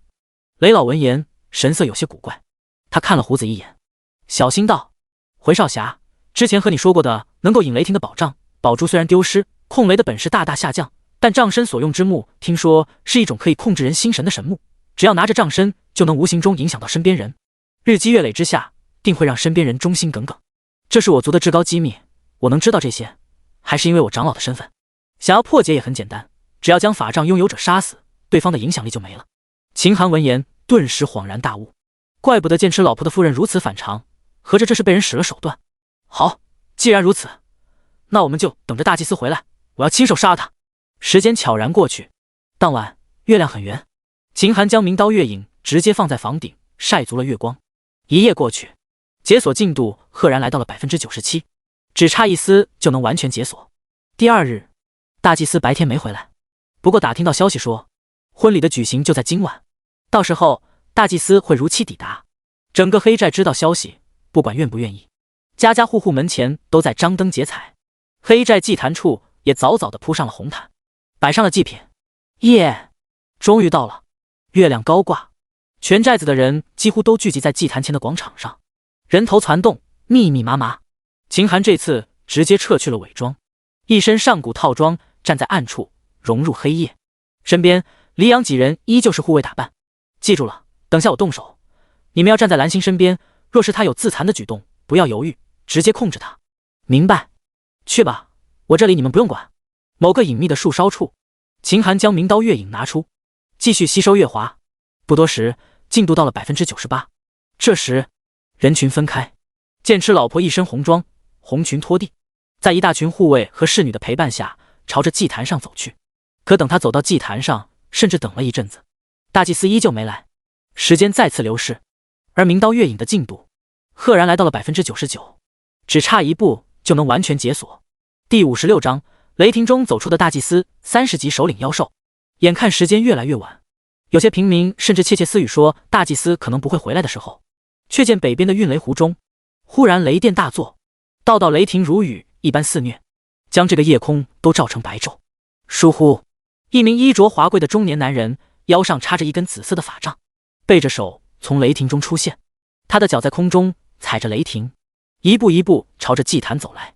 走得近点，人们看清楚了他的面容，不知谁高喊一声：“是大祭司大人！大祭司大人回来了！”旋即，就见广场上跪倒一片，蓝星也在祭坛上翘首以盼，脸上露出丝丝娇羞。树梢上，看着这个场面，秦寒心下有些怪异，心里想起前天下午在运雷湖遇到的事情，那些雷兽的反常，该不会是这货弄出的吧？另一边，随着大祭司的行走，身上的雷霆逐渐消失。等他走到祭坛上时，气息瞬间隐藏，扫眼看去，跟个普通人没有任何区别。蓝星满脸欣喜凑过去，嗔道：“我还以为你不会回来了呢。”大祭司温和道：“怎么会？这是我大婚之日，我岂能不回呢？久等了，我们这就开始吧。”说着，他挥了挥手，就见早就守在一边的司仪老者站了出来。老者面对祭坛下所有人，高声道：“大喜之夜，天人同喜。今晚不仅是我族大祭司大婚之日，更是我大祭司就任岛主之日。值此良辰，大祭司决定赏赐在场诸民每家每户1两黄金，10斤精肉。望我族之民，再往后当要与新任岛主同心同德，共创我雷毒岛之荣光。”一听有好处，在场的民众顿时高呼大祭司仁义，哪怕是台上的大祭司也满脸的微笑，一脸的享受之色。那司仪见状，立刻又道：“接下来正式开始大婚仪式，现在有请新人祭天。”可此话刚出，就听一道一声破空而来：“我反对这门亲事！”声音虽然不大，但是在场众人全都听得清清楚楚，不少人吓得缩了缩脖子。奶奶的，这人是谁啊？这么勇！大祭司的婚礼都敢捣乱，不要命了！台上听到熟悉的声音后，蓝星的脸色顿时变得难堪。他万万没想到，那个人消停了2天，居然敢在这个时候出现，就差一步，他可就成为名副其实的岛主夫人了呀！大祭司的脸色也很不快，方才他故意那样出场，就是要震慑宵小，可没想到他都已经彰显实力了，居然还有人敢当出头鸟。司仪四下望去，大声道：“是谁？有本事就给我出来！”树梢上，一道背着长刀的人影悄然站了起来，整个人沐浴在月光下，显得非常的神秘。秦寒无视一切，目光里只有大祭司，今晚就是你的死期。说罢，是神功瞬间召唤出来，抬弓拉弦，悍然发动攻击，速度之快，甚至都没有给那大祭司躲避的机会。嗖嗖嗖嗖，数道能量箭直接穿胸而过，哪怕没算要害攻击，但这几箭之威，每一箭都带走了大祭司4000多点伤害。下一秒，大祭司的信息也露了出来：神秘的化形之妖，30级妖兽，后缀竟然是一个金色的骷髅头，血量赫然来到了9000万。面对此景，秦寒都不由得神情颤动。一般的怪都是怪物，而过了新手村才会出现妖这种存在。神秘的化形之妖，就是说这个大祭司是妖怪所变，但具体是什么妖怪种类，暂时并没有展露。哪怕最垃圾的妖都堪比一般的精英怪，但这个妖怪后面却挂着金色的骷髅头，这证明大祭司的本体很可能是一个30级首领妖怪。真不愧是新手时期地狱难度的副本，其隐藏的 BOSS 居然这么强大。这种怪物弱点不多，若是没有致命伤害，站着不动让他打，最好也要射上2万多箭才能杀死。听起来不多，可须知1个小时才3600秒啊，哪怕他1秒钟射出5箭也不够。祭台上，面对秦寒的攻击，大祭司的面色瞬间变得冷漠。降临者，你的弓箭伤害如此高，甚至我的身体防御都抵挡不住，难道是至宝？大祭司目光微动，至宝有灵，我虽然得不到，但是能杀死一个拥有至宝的降临者也很不错。说话间，就见大祭司凌空而上，朝着秦寒急速杀来。月光下，秦寒脚尖轻点，借力朝着不远处的沙滩疾驰而去，但大祭司的速度明显比他快一截。在他脚尖刚触及沙滩的时候，大祭司就已经距离他不足10米。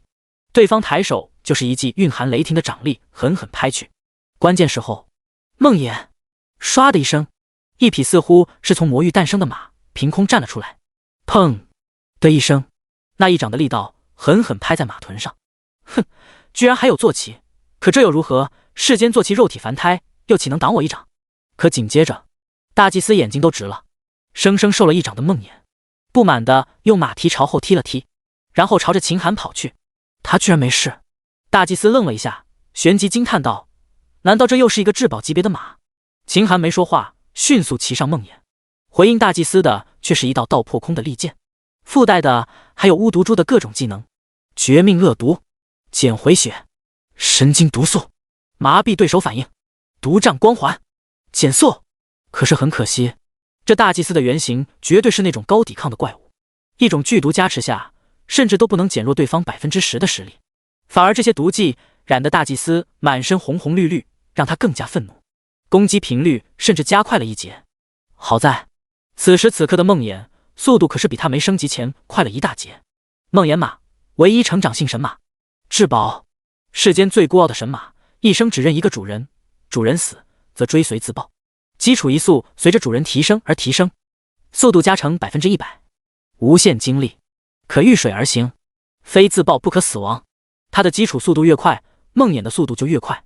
之前大祭司速度比他快上一截，但骑上梦魇之后，他的速度却陡然提升了一大截，反而远远超过了大祭司。沙滩开阔，更是让他有充分的空间迂回，不担心被大祭司追上后，他抬手就开始还击，手中的剑矢如不要钱般倾泻而出，大祭司的血量也开始缓慢的下降。第57章，华雀本命药品使用 ，BOSS 真身显露。运雷湖的沙滩上，大祭司不断中箭，越来越愤怒。你以为在远处射击，我就没有还手之力了吗？今日就让你看看雷霆的力量！说话间，就见大祭司猛然抬手，月色下居然升起了一团黑云，黑云中电光隐现，咔嚓作响，瞬时间，就见一道雷霆朝着秦寒劈下。那雷霆怕是有小树般粗细，一道下来，秦寒所处位置瞬时间就被刺眼的紫色雷霆占据。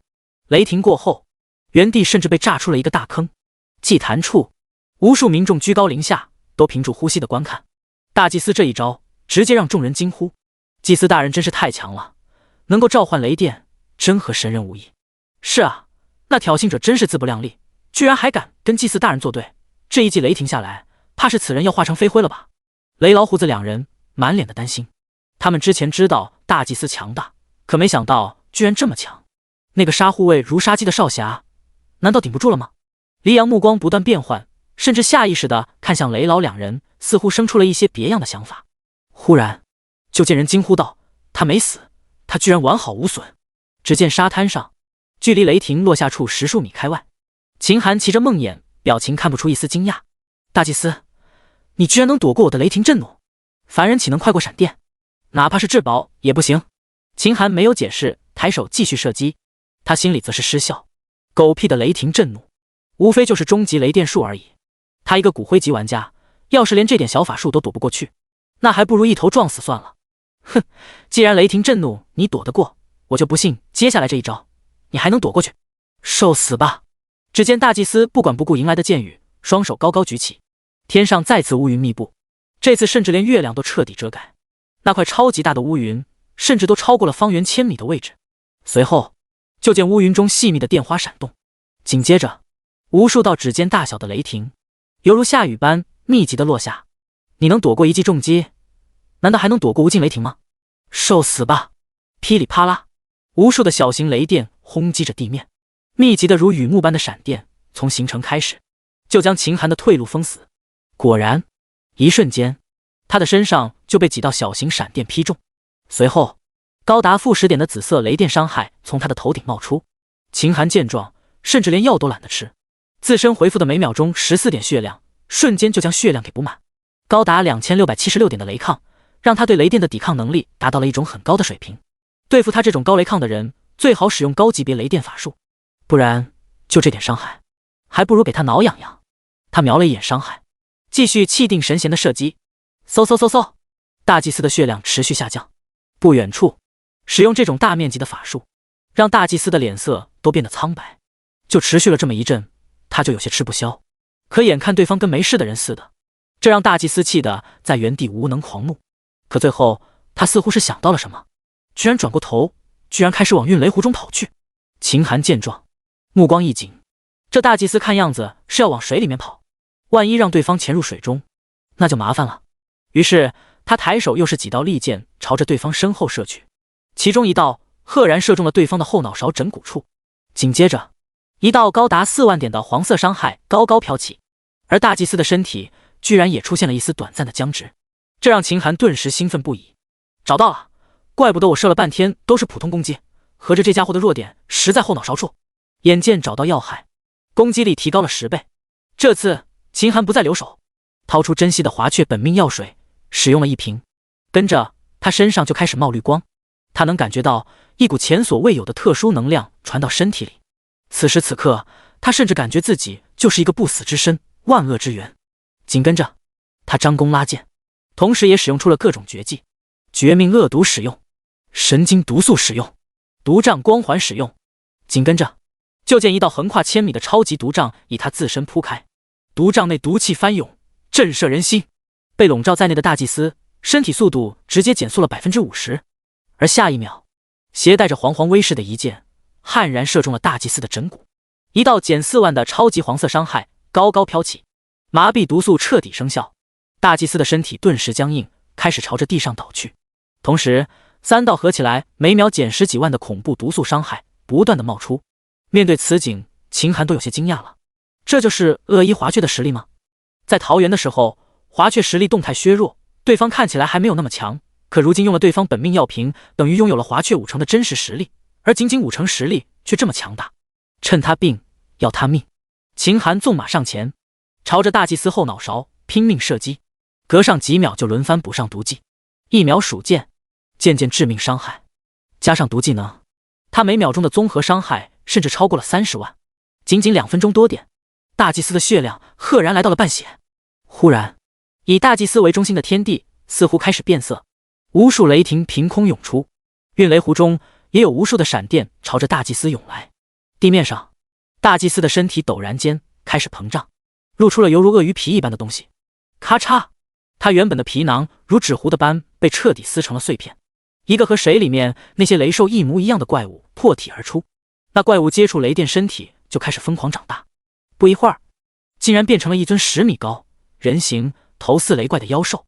而此时，对方的信息也变了：雷兽之王，30级妖兽，首领级，血量9000万，半血。面对此景，秦寒还好说，妖兽见多了，他最多惊叹一下，也没别的想法。但是在祭坛处，居高临下那密密麻麻的平民就吓坏了。大祭司是妖怪，大祭司居然是妖怪！长得好像运雷湖里面的雷兽啊！我们这2年难道被一个怪物统领着？蓝星满脸的不信，不可能，不可能，他不会是妖兽的，就算真是，我也要跟他。身边的一些护卫闻言啧啧称奇，这大祭司夫人口味可真重啊！倒是雷老他们知道一些事情，此刻正守在一旁紧紧看护。第58章明刀月影完全体，月华之下尽为蝼蚁。高楼般的妖兽傲立在运雷湖边的沙滩上，似乎是被当众戳破原形，没有办法面对众人的目光。大祭司的眼眸里闪过一丝难以察觉的惬意，但很快，那惬意便被无尽的愤怒占据。他居高临下，看着渺小如蚂蚁般的秦寒，口吐人言：“是你将我逼到如今这个份上，我要你死无葬身之地。”秦寒难得开口，说大话也要有实力才行。妖兽嘛，我又不是没有杀过。话落，抬弓便射。不过，露出原形的大祭司似乎皮实了不少，之前每秒钟能10几万的毒伤，现在赫然降到了2万左右。而且对方正面对他，枕骨的位置也难以射击，甚至对方竟然对麻痹毒素开始有所免疫。哪怕众多 buff 加持下，他居然还能勉强走动，这显然不是个好兆头。万一让对方逃到水里去，今天怕是就杀不成了。他甚至已经寻思要不要使用每天只能使用10次的10倍增幅卡来加强麻痹毒素的伤害了。毕竟大祭司又不是傻蛋，真到了危难时刻，对方肯定要跑。好在此刻的大祭司似乎没有逃跑的打算，只见他那双眸子里忽然散发出一股股浓烈的紫光，那些紫光在他眼前氤氲，最后竟然化成了一座复杂的法阵。紧接着就见整个运雷湖似乎都开始颤动，看起来好似有无数东西准备破土而出。此刻，大祭司继续说道：“若是2天前我遇到你，一定有多远跑多远。可如今，你遇到我就是一个错误。我的真身既然被你发现了，那你必死无疑。还有岛上的那些蝼蚁，凡是见过我真身的人都得死。”随着大祭司的话落，只听运雷湖中无数水花翻腾之声哗哗作响。秦寒定睛一看，瞬间感到头皮发麻。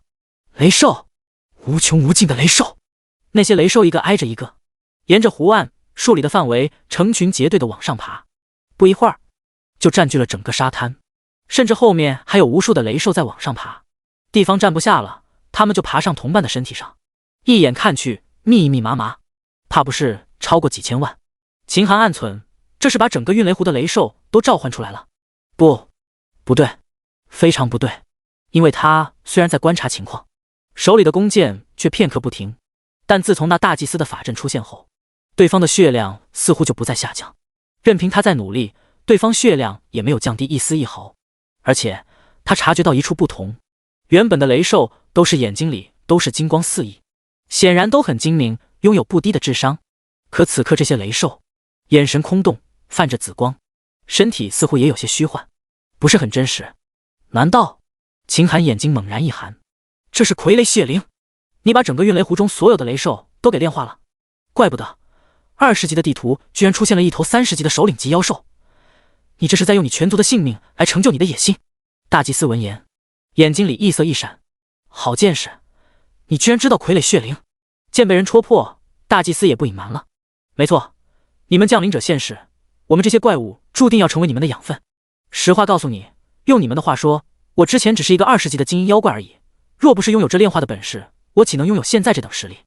你们降临者的成长速度真是惊人啊，才不过数日，哪怕是现在我的，也被你逼到了如此的田地。若是2日前见到你，怕是撑不了几下就死了。不过，你也只能到此为止了。既然你知道傀儡血灵，自然应该明白，这些雷兽如今已成了没有生命的傀儡，他们都是我的养分。除非你能将这几千万只雷兽全部杀死，不然你根本伤不了我分毫。你更应该知道，傀儡血灵可是天生不怕毒的。你的这个毒杖威力不错，但却被傀儡血灵天克。现在你又能如何？秦寒闻言也是一阵头疼。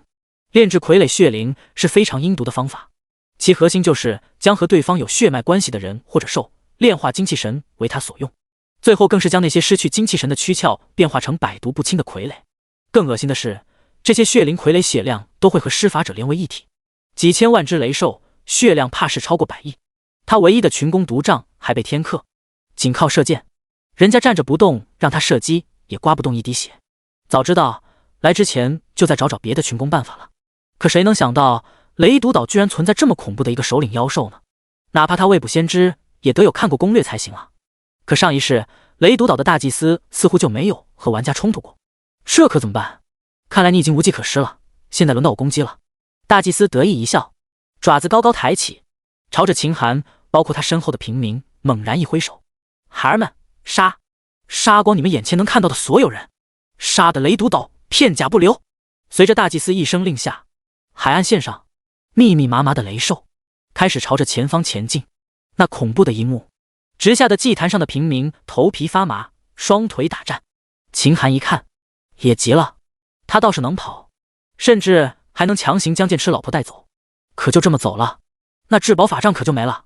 眼看着傀儡血灵越来越近，忽然他背后的明刀月影开始了震动。与此同时，天上的月华直接撕裂阴云，直灌入月影之中。秦寒见状，迅速将明刀月影拿了出来。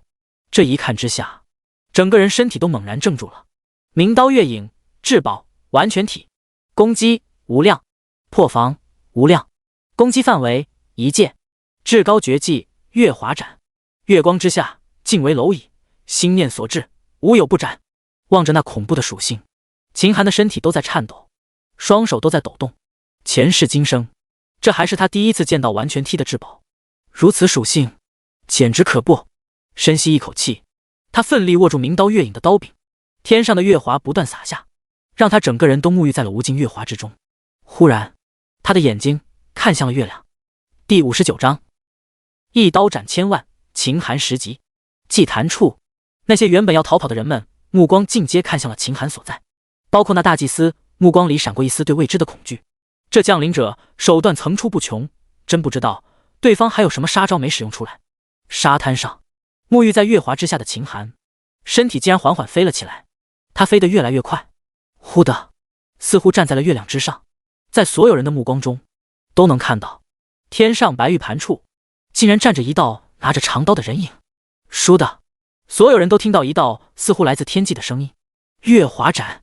当声音落下，就见一道绚烂到无法想象的刀影从天上劈下。这一刀似乎能劈开空间，似乎能将眼前的世界给劈成两段，哪怕前方站着的是一尊神祗，似乎也能一刀斩死。祭坛上，蓝星似乎是感觉到了心爱之人即将面临生死危机，脸上露出了无尽的凄然。无论去哪里，我都陪着你。说罢，竟然又拔下发簪，朝着脖颈狠狠刺去。这一幕发生的非常意外，哪怕是雷老和胡子两人很接近蓝星，但是他们目光都被秦寒的刀光吸引，哪里还有功夫管这女人？等他们看到时候，已然来不及了。关键时候，却见一只大手及时握住了蓝星的手腕，一把将发簪夺下。黎阳，愣着干什么？赶紧将他绑起来，真要是让他自尽了，我们可不好交代。雷老闻言顿时醒悟过来，迅速上前拿出早就准备好的绳子，开始五花大绑。周边的其他护卫见状，却都不敢上前，毕竟大祭司都成妖怪了，现在谁还有心思管人家的家事？绑住蓝星，雷老松了一口气，看向黎阳，满脸的赞叹：你小子不错，我会向少侠为你请功的。黎阳也是松了一口气，应该的。之前大祭司占上风的时候，他本来还想改换门庭，后来秦寒又占了上风，他就心思又变回来了，时时刻刻都在考虑秦寒的嘱托。沙滩上，大祭司眼睛看着刀光落下，内心竟然产生了一股前所未有的绝望。挡不住，他绝对挡不住。不，世上为何有如此强大武器？不可能，我有数千万的血灵，没有人能够杀死我，绝对没有人。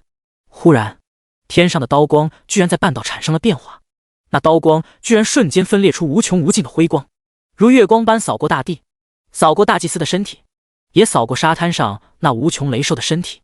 接着，大祭司包括所有雷兽的头顶居然都出现了一道犹如满月的月华标志。大祭司见状，心下再次生出一丝绝望，一股前所未有的死亡危机让他坐立难安。一咬牙，他竟然朝着运雷湖跑去，似乎他认为只要逃到湖底就能躲过死劫。可下一秒，甚至他刚刚走过了一步距离，就见天空上无数道恐怖的刀光似乎从虚无中忽然杀出，刀光划过了大祭司庞大的身躯，划过了所有雷兽的身体，无声无息，甚至连一丝动静都没有。但紧接着，就见大祭司那10米多高的庞大身躯直接从中间分开，轰然倒地，伤口整齐划一，非常规整。而周围那高达数千万的雷兽也全都步入大祭司的后尘。顷刻间，整个沙滩上到处都是散落的尸体。天穹之上，秦寒的身影此刻也乘着月华之力飘然落下，整个人犹如谪仙凌尘，使人不敢张目。你击杀了首领级怪物雷兽之王，经验加50万03026点，经验已经足够，是否升级？使用10倍增幅卡升级。沙滩上，秦寒的身上白光不断闪烁，从7级升到了8级，又升到了9级，最后甚至到了10级。不过他有些郁闷，傀儡血灵这玩意虽然多，但经验却只能和控制者算成一体，要不然这一次他定然能直接升到20级，还绰绰有余。不过对他来说，升级只是附带品，想升级随时都可以，最重要的则是收获，这才是以后制胜的关键。而此刻，2个村子的玩家们面前不断的跳跃着通告：恭喜玩家秦寒击杀首领级怪物雷兽之王，奖励体质点加10。由于秦寒是本村第一个击杀首领怪物的玩家，额外奖励体质点加10。恭喜玩家秦寒等级率先达到10级，获得队长令牌。110755新手村野区深处，李飞凭借着远超普通玩家的实力，正在击杀15级怪物，奋力升级。经过这几天的奋战，无数次的死里逃生，让他的经验不断的进步。可就当他即将迈入7级的时候，眼前的通告却让他直接绝望。首领级怪物，精英级都那么强了，这首领级又该如何强大？他10级了，还获得了队长之位，难道他……此时此刻，李飞终于开始真正的面对自己。他似乎想到了一个以前看来完全不可能的事情：世界通告上的那个人，难道真的是他吗？一直以来，他都以2个新手村的第一人自居，心里自有一股藐视万人的傲气。可此时此刻，他方才知道，和秦寒一比，他自己就只是一个跳梁小丑，一个蠢得不能再蠢的小丑而已。面对如此大敌，他们居然还敢在外交聊天群时不时的嘲讽别人，这是嫌自己死得不够快吗？诸天游戏将两个村子连接，就算他再愚蠢，也能猜到双方最后必有一战。可如今还没有打，他的心已经怯了。聊天区内，反倒是灵动继续大言不惭，游戏有可能会出问题，可能是别的村子的秦寒干的事情，算在对面村子里面了。大家宽心，没事的。除了这个秦寒外，我们的总体实力碾压对方，优势在我。而688新手村聊天区内，秦寒带来的震惊已经不是一次两次了。从最开始的不信，到后来的疑惑，如今再次回到了原点，而且这次的语气似乎更加坚定了一些。你们说，如果咱们村这个秦寒就是世界通告中那个，当如何？哪能咋样？人家强大，跟我有啥关系？你笨啊！这游戏万界争雄，我们迟早要和诸天种族一战。以前呢，我觉得我们可能连隔壁村都打不过就会死，可现在有这样的强者在我们村，他还是队长，你觉得我们能走多远？第60章红蛟魔甲史诗级装备。兄弟，你说的话我似乎有点不太明白啊。悟性真低，这么跟你讲吧，当年沛县刘邦乘势而起，等他当了皇帝后，沛县那群班底不都封侯拜相了？又如当年南阳刘秀，跟着他那些老部下，哪一个不沾光？南阳那些父老乡亲中出现了多少朝廷大员、皇亲国戚？秦寒大佬就如当年的刘邦、刘秀，而我们就是从龙之臣呀。你这话好像有点熟悉啊。哦，我知道你，当初你毒奶刘狂，转过头刘狂就倒霉了，然后你毒奶刘禄。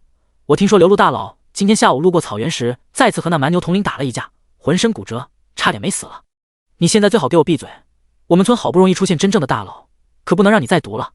这货就是个神棍，建议封杀。对，破除封建迷信，保护我方秦寒大佬，反弹反弹反弹！我愿意替秦寒大佬承受因果，霉运都冲我来吧！沙滩之上，秦寒迅速来到大祭司的尸体前，挥手就将对方的巨型尸体收入囊中。30级的首领级妖兽，价值可不低，以后说不定可以派上用场。收走尸体后，首先映入眼帘的又是一堆金灿灿的金币，赫然是1万金币。金币堆上，2件散发着紫色、红色光芒的物件正静静地躺着。紫色那件赫然是一柄法杖。秦寒迅速拿起观看，紫魂雷杖，残缺的至宝，雷系伤害加1000。技能雷电术，引一道雷霆攻击1000米内的敌人，500%雷系伤害。法力耗费100点。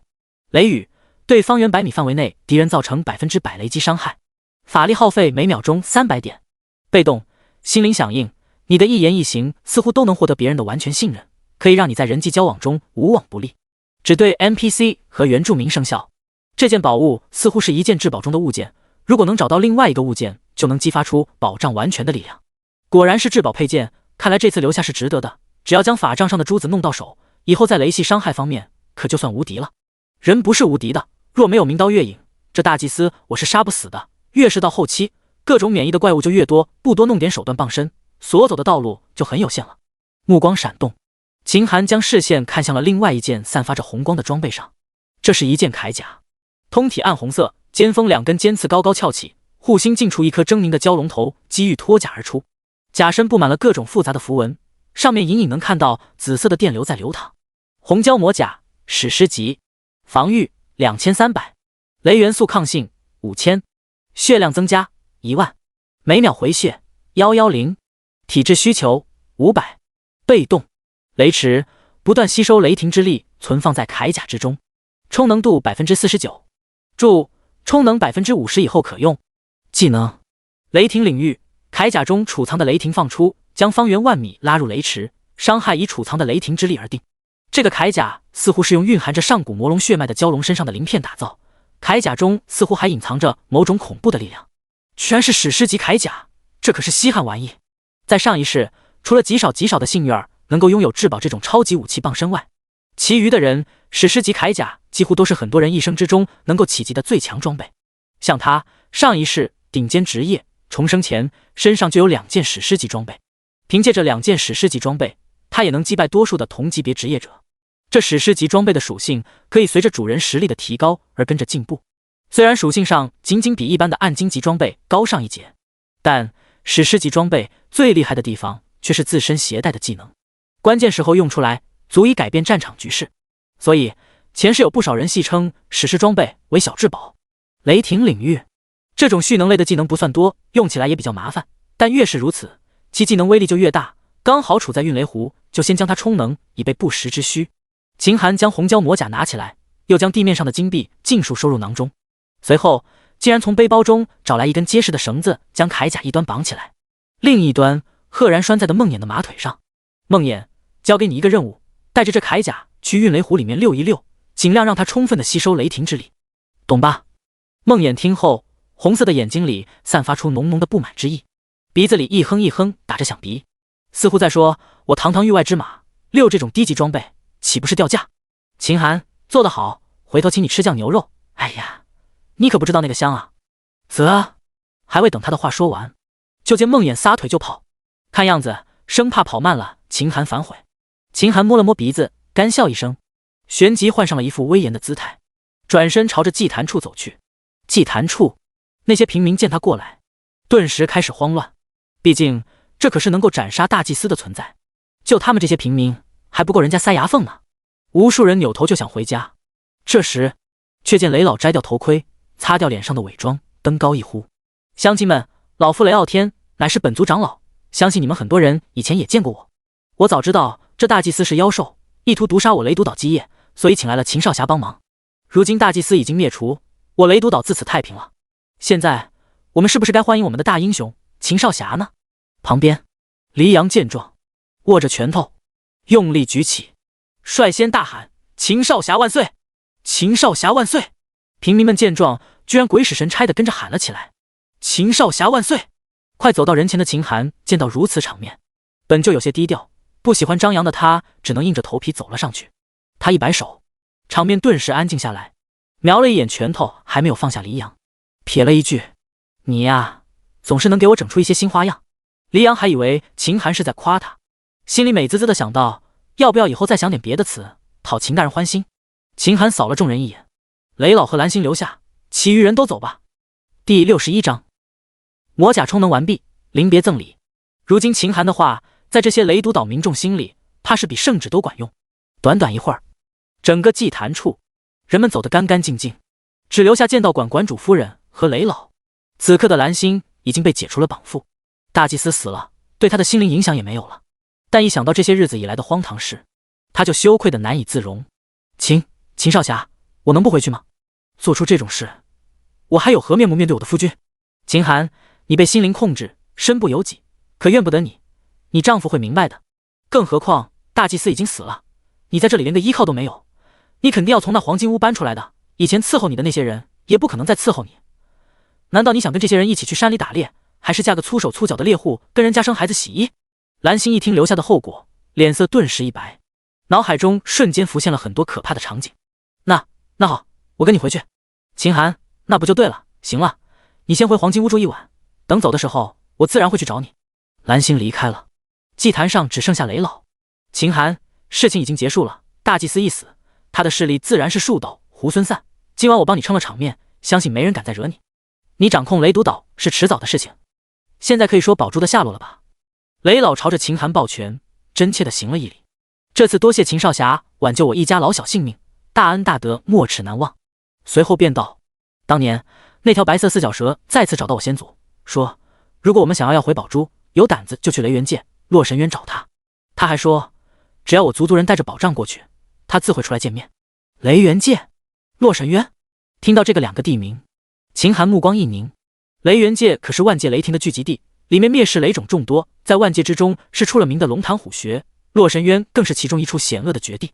印象中洛神渊里面关押着无数的上古妖魔，就算在游戏大后期也没多少玩家敢过去。好家伙，就这地方他现在连去的想法都不敢有。别看他身上雷抗不少，可在雷元界怕是连最弱的雷霆都抵挡不住。不过就算他有满雷抗的装备，在没有破天梭的情况下也不可能过得去。再等等吧，等以后拥有了破天梭，那日子就滋润了。等送回了剑痴妻子，弄来破天时，距离组合成真正的破天梭可就不远了。记得在新手期，剩下的梭身和核心可都有机会获取。雷老察言观色，小心问道：秦少侠，难道这地方对您来说也很困难？”秦寒闻言回过神，一摆手：“小事，既然你已经给了我消息，那我们之间就算两清了，忙你的事情去吧。”说罢，转过身朝着黄金屋方向走去。是夜，秦寒拿着明刀月影坐在房顶，让他继续吸取月华之力。说来可惜，明刀月影完全解锁后，虽然威力够强，可一旦使用完，就会再次陷入封禁状态，只能重新吸收月华之力。这家伙现在是他最强大的绝招，自然要优先充能。一刀在手，在这新手时期，不管面临何等困境，都能一刀斩之。如果这家伙的大招能无限使用就好了，那仅凭这一手绝技就能笑傲天下。咦，我记得后期一个叫月神宫的高级地图中似乎产出月之精华，如果用月之精华来喂养明刀月影，会不会解锁进度能快一点？不知不觉中，夜逐渐的深了，秦寒闭着眼睛逐渐睡去。逐渐的，他身上沾染了一些露水，天开始蒙蒙亮。附近一家人的房檐上站着一只骄傲的公鸡，昂着脖子朝天打鸣。运雷湖上，一只骏马似乎不知疲倦地拖着一根绳子在水面上来回奔跑。终于，水下的装备似乎有了一些变动，骏马的红眼睛猛然一亮，迅即调转马头冲着黑寨方向跑去。秦寒做了一个梦，梦到自己好像被压在一座大山下，喘不过气来。他拼命逃也无济于事，那种憋屈的感觉让他非常难受。陡然间从梦中惊醒，一睁眼却见身上扔了一个厚重的盔甲，盔甲旁梦魇正瞪着红眼睛好奇地看着他。就这场面，换个人怕不是要吓死。好在他心理素质极强，很快就调整好了心情。我操，这是房顶，你怎么上来的？还有这盔甲充好了。他目光来到红蛟魔甲身上，看到其雷池的被动赫然已经达到了100%。见此，秦寒满意的将魔甲收好，一招手又将梦魇和明刀月影都收了起来。事情全部完成，此次雷毒岛之行也该画上句号了，是时候去会一会那剑道馆主了。翻身回屋，却见蓝星早已经收拾好了行李，站在原地等着他。是要走了吗？秦寒瞄了他身后的包袱一眼，此刻紫金傀儡的只是标志，黄得发亮，显然里面装的都是黄金之物。看来就算大祭司没了，可有些欲望一旦激发也不会消失。这次他回去，剑道馆估计会变样了。再等等吧，走之前再和雷老见个面。蓝星闻言轻轻点头，背着包袱坐回了富丽堂皇的梳妆台前，望着那些金饰，眼里面都是不舍。秦寒推门准备下楼，却见雷老却迎面走来，一见面就欣喜道：“秦少侠，老夫你在这里，那真是太好了，我还真怕你一声不吭就走了呢。有几个东西，我代表整个雷毒岛送给你。”秦寒有些意外：“啥东西？很重要吗？”雷老笑眯眯引路：“您看看就知道了。”说着当先往楼下走去。身后蓝星见状，也顺手背着包袱跟了过去。三人一路向下，最后来到了1楼的大厅之中。一进屋，秦寒就被眼前的一幕给震惊了。只见大厅之中摆着一堆大箱子，盖子全都打开，里面赫然是一块块已经熔炼好的金砖。这些黄白之物在岛上多的是，留在我们这里也没用，本着物尽其用，这些东西您尽管拿去。第62章破天石到手，神秘的剑炉。蓝星看着满屋的金砖，满脸的艳羡。他偷偷摸摸就拿了那么点东西，可人家甚至都没张口，就有人送来这么多金砖。秦寒倒是没注意蓝星的表情。黄金这玩意非常有用，在游戏中是一种硬通货，以后用的地方太多了，再多他也不嫌扎手。毫不客气，挥手间他就将所有的黄金收走。分解后，背包里赫然进账100万金币。雷老见秦寒收下黄金，苍老的脸笑得都皱成了菊花。收了好呀，这个秦少侠实力通天，为人却恩怨分明。收了黄金，就相当于他们和秦寒多了一层善缘。以后等雷毒岛有事，看在这曾经的馈赠面子上，秦少侠也能不出手吧？有这位强者出手，那天大的事，那也都是小事一桩。行了，该走了，你们保重。收了黄金，秦寒摆了摆手，在这雷毒岛已经耗费了不少时间，新手村可是还有更重要的事情等着他去做呢。雷老，秦少侠，那老夫就祝您前程似锦，往后的日子顺风顺水。秦寒点点头，你也老了，保重身体，说不定以后还能再见面。说着便拿出了传送令，一把捏碎。下一秒，熟悉的紫色光门出现在眼前。走吧，该回去了。秦寒看向蓝星，蓝星点点头，迈步走进了传送门。秦寒随之而入。不过等他一只脚刚踏进去时，却听雷老忽然说道：“不过，您走之前，能不能告诉我，那个黎阳该怎么处置？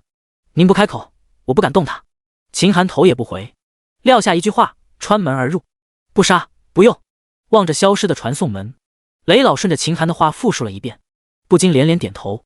黎阳引路探消息是赎罪，临危救人则有功，但此人阴险狡诈，心思难测，真用了容易反噬，不用最好。给他个大宅子当个富家翁，也不算亏待他。新手村别墅内，秦寒和蓝星回归，随后他没有去村长家，直接骑着梦魇马不停蹄地将蓝星送往剑道馆。此刻由于转职令早就没了，原本热闹的转职地点一个玩家人影都见不到。2名执剑的剑道馆弟子百无聊赖地守在门口，时不时还打着哈欠。忽然马蹄声响起，一起2人呼啸而至，2名弟子顿时惊醒，扫眼一看马上的人，顿时惊呼：“夫人，是夫人！”紧接着一人上前接引，一人迅速进去通传。等秦寒2人下马，刚走到门口，却见门内走出10几个剑道馆弟子，为首的人双手捧着一个托盘，上面放着一枚散发着七彩光芒形如钻头的宝石和一枚写着剑炉的古朴令牌。他来到秦寒身边，张口便道：“秦先生，你提的要求我们馆主已经知晓，馆主3天前就出去游历，留我等在此就位等你。馆主说，若是先生能够带着夫人回来，就让我们把破天石交给你。现在破天石在此，先生可以自取。”秦寒见状，轻轻从托盘拿过破天石，入手沉甸甸的感觉让他有些恍惚。本以为获取破天石的难度会非常大呢，甚至他早就做好了舌战群儒的准备，可没想到此物就这么到手了。破天石至宝残剑，此物乃是七彩晶石铸造，在他面前，所有的空间屏障都形同虚设。相传有大能之士以此物为根基，筛选无比珍惜的材料，制作了一艘可以纵横无穷空间的超级至宝。若是能得到其他组件，或许能重现他往日的辉煌。看着破天石，秦寒的心忍不住的激动。上一世从未有人获得的宝物，居然真被他得到了。有了它，距离组建真正的破天梭，日子已经不远了。一旁见秦寒收了破天石，那弟子又道：“先生，我们馆主还说，如果先生有兴趣，可以将另外一个令牌拿下，以后可以去剑炉找他，届时会有一场大机缘等着先生。”大机缘？剑炉？秦寒心下又是一惊。剑炉这地方乃是过了新手期后的一个场景，记得上一世那里从来都看不到一个 NPC， 甚至玩家们都认为此处仅仅只是一个普通场景而已。可听这弟子的意思，拿了这令牌，那平平无奇的剑炉就会产生机缘，而且那弟子特别强调了一个大字，这就不得不让秦寒期待了。或许到时候真会有大好处等着他呢。念此，秦寒立刻将令牌拿到手中。一旁那弟子见他收下2件宝物，便冲他点了点头：“先生，那就不打扰你了。”说罢便带着众人簇拥蓝星回屋。门外很快便空无一人。秦寒摸了摸鼻子，这剑道馆的人行事风格好生奇怪啊。与此同时，一道世界通告跳了出来：恭喜玩家秦寒完成史诗级任务，奖励天道值1点。由于秦寒是第一个完成史诗级任务的玩家，额外奖励天道值1点。秦寒看了一眼通告，除了天道值外，轻轻点头，又到账了2点天道值。不错，说起来，能够在新手期完成史诗级任务的玩家，怕是凤毛麟角。别的不说，单就那大祭司的强度，身上没有明刀月影或者其他高强度的至宝，压根就没办法打。别人就算有幸接到了史诗级任务，怕是也没实力完成。念头闪过，他骑上梦魇，转身朝着村长家疾驰。可当他刚到村北，就见村长拄着拐杖遥遥等待。一见面，村长就露出自认为慈祥的面容：“孩子，这次的事情完成了吗？”秦寒，这不明摆着明知故问吗？村长要是不知道消息，他能屁颠颠地跑到村北边等他。要知道，这村北除了转职那几天外，如今狗都不来。耐着性子，秦寒道：“完成了，破天石已经拿到了，什么时候去黑石域？我把时空屏障给你破开，你们好救你孙女。不过你时间方面最好快一点，我最多给你2个小时的时间，多了我也抽不开身。”村长闻言顿时有些为难：“啊，这孩子，实不相瞒，去黑石域的时间可能要往后推迟了。”秦寒一愣：“不救你孙女了？”村长为难道：“哎，这也是没办法的事情。之前我们四处托人找的高手，如今有要事脱不开身，所以人手不足，去了也没把握救人。如果……”村长话都没说完，秦寒的面前就忽然弹出一个任务弹窗。第63章，新的史诗级任务：敲村长竹杠。史诗级任务：命运之章，进入黑石域救出村长的孙女秦寒。好家伙，又是一个史诗级任务。这史诗级任务难道不要钱吗？说好的稀缺呢？不过就算是眼前史诗级任务当前，他也没有接取的想法。他已经10级，成功获得了队长令牌，完全可以开始爵位的竞争。他在雷毒岛耽误了几天时间，按照上一世的时间估计，爵位竞争的任务应该在今天中午就会开始。而且那任务是继转职后第2个超级活动，万界第1名，不仅能获得高等级爵位，还能获得1万体质点的奖励。这任务本就是秦寒布局之中必须完成的一环。别说一个史诗级任务，哪怕是给一个至宝来换，他也不可能同意。秦寒，你儿子不是刀馆馆主吗？他实力不是挺强大的，为什么还要找外援？难道他还打不过一个行者？见秦寒没有接任务的想法，村长有点急了。实不相瞒，以我得到的消息，那行者实力倒不是很强大，但是那行者的主人可是一个非常强大的存在，仅凭小儿和刀馆那些人，压根就不是对手。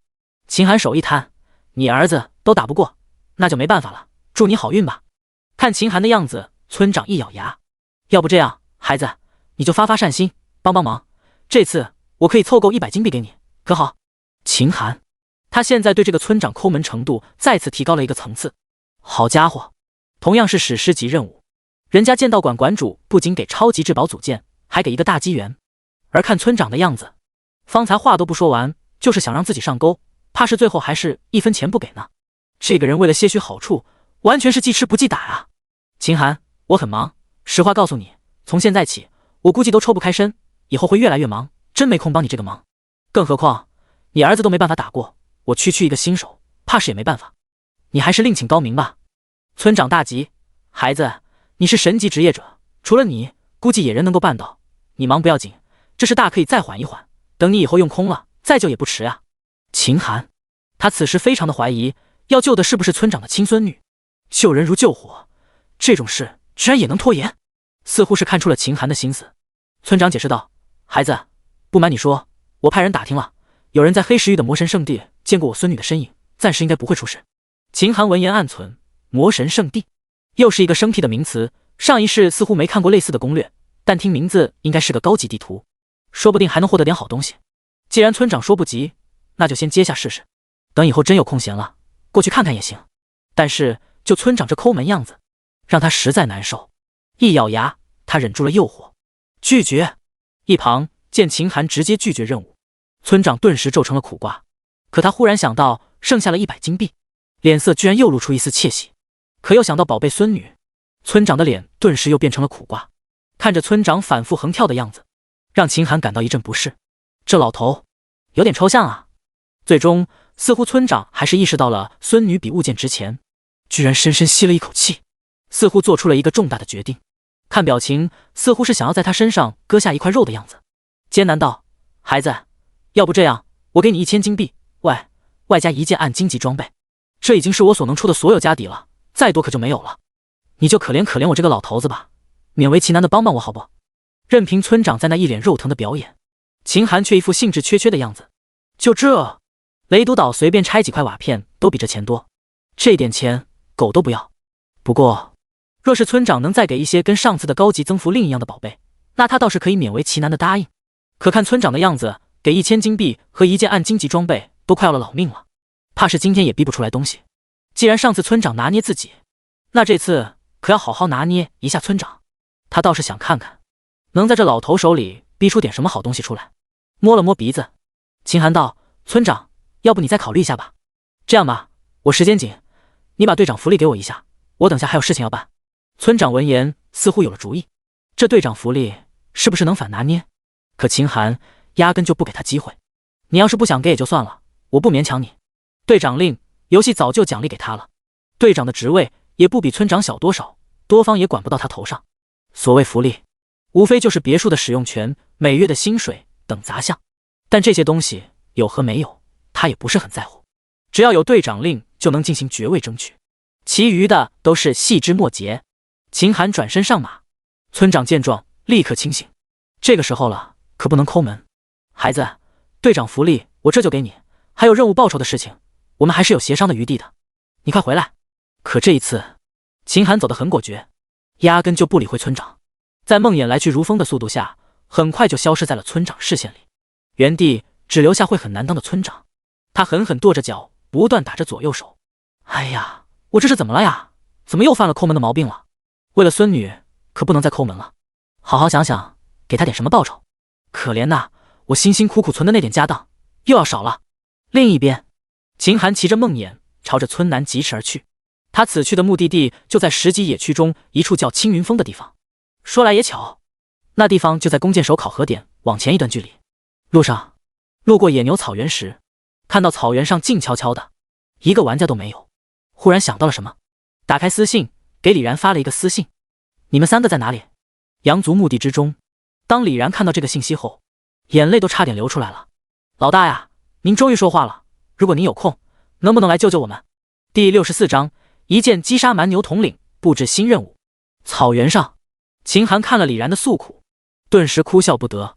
合着自从那蛮牛统领刷新以后，就一直盘踞在草原上，而且所在的位置恰恰就在杨墓入口。刚好当时刷新的时候，杨墓中聚集了大量的玩家，一旦这些玩家离开杨墓，就会受到攻击。在又死了几个倒霉玩家后，玩家们就再也不敢出去，剩下的玩家在杨墓中度日如年，渴了喝羊血，饿了吃生肉，日子过得山顶洞人看了都眼含热泪。老大，还有那个刘露，那可真是惨啊，被蛮牛统领打得剩下半条命，要不是刘狂跟我上前搭把手救了他，他怕是早就成了那老牛的盘中餐了。但是因为受伤又得不到及时的治疗，那刘露的骨头都长变形了，怕是就算养好了伤也变不回去了。梦魇上，秦寒回了一句：行了，我知道了，我大概5分钟就到，你们赶紧出来，我有事情交代。李然大喜过望：老大你真要来，那我们有救了。关了私信，秦寒迅速朝着前方疾驰。这对于常人来说偌大的草原，如今在速度提高一大截的梦魇铁蹄之下，却小得可怜。眨眼间就快到了中央区域，远远的秦寒就能看到一头盘踞在旷野上的蛮牛，房屋般高大的身体非常骇人。而此刻蛮牛统领也看到了秦寒，他眼睛里瞬间露出了浓浓的杀机。这些两脚兽真不长记性，杀了那么多，居然还敢上前。也罢，就拿眼前这个家伙当今天的午餐吧。咚咚咚咚，一阵地动山摇的声音响起，蛮牛统领站起身，朝着秦寒的方向急速冲撞。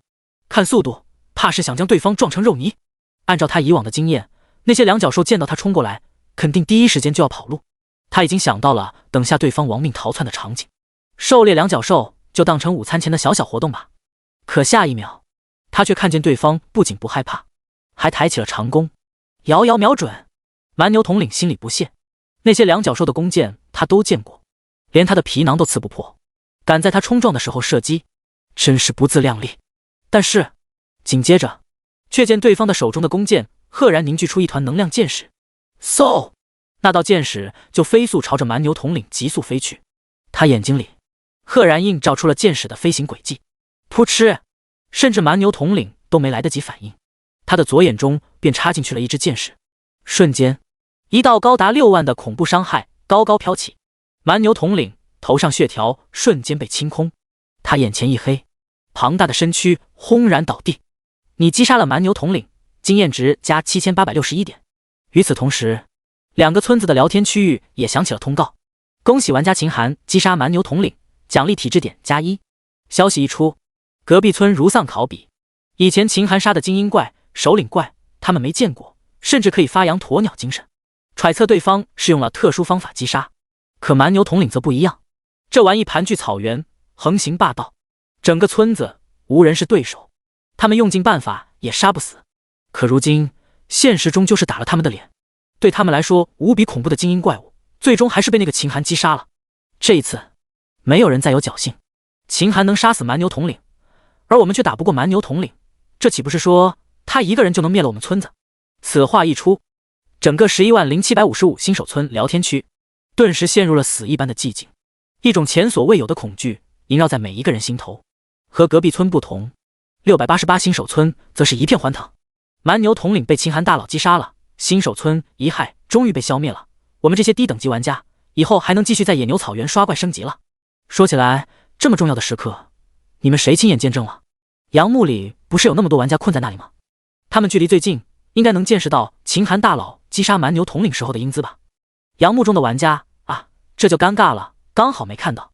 呀，你们真是废物，这么重要的时刻都不敢出去看。不，你们等等，既然通道是刚刚触发的，那是不是等于说秦寒大佬此刻就在草原上，甚至就在杨墓附近？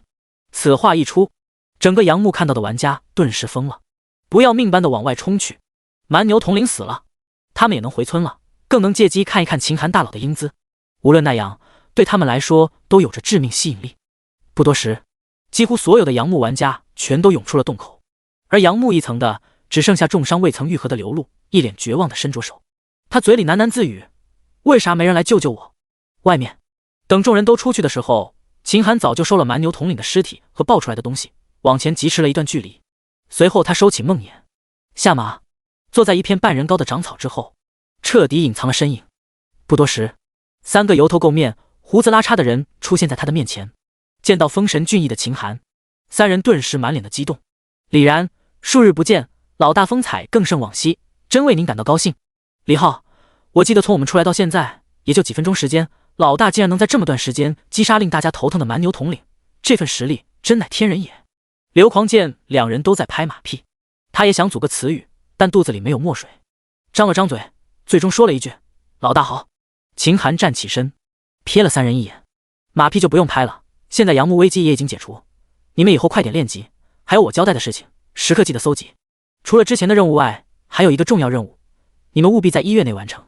清单我随后发给李然，这次的任务非常重要，务必完成。3人闻言，身体顿时紧绷。既然老大都这么说了，那肯定是超级重要的事情。3人立刻道：放心，老大，保证完成任务。秦寒，好，我等你的好消息。还有，这些东西你们分了，记住了，拿了东西，在等级上一定要超过隔壁村所有人。说着，就见秦寒手一挥，地上顿时出现一堆花花绿绿的装备，看得3人眼睛都直了。第65章，爵位竞争，位于高纬度的领土。老大，这些是给我们的。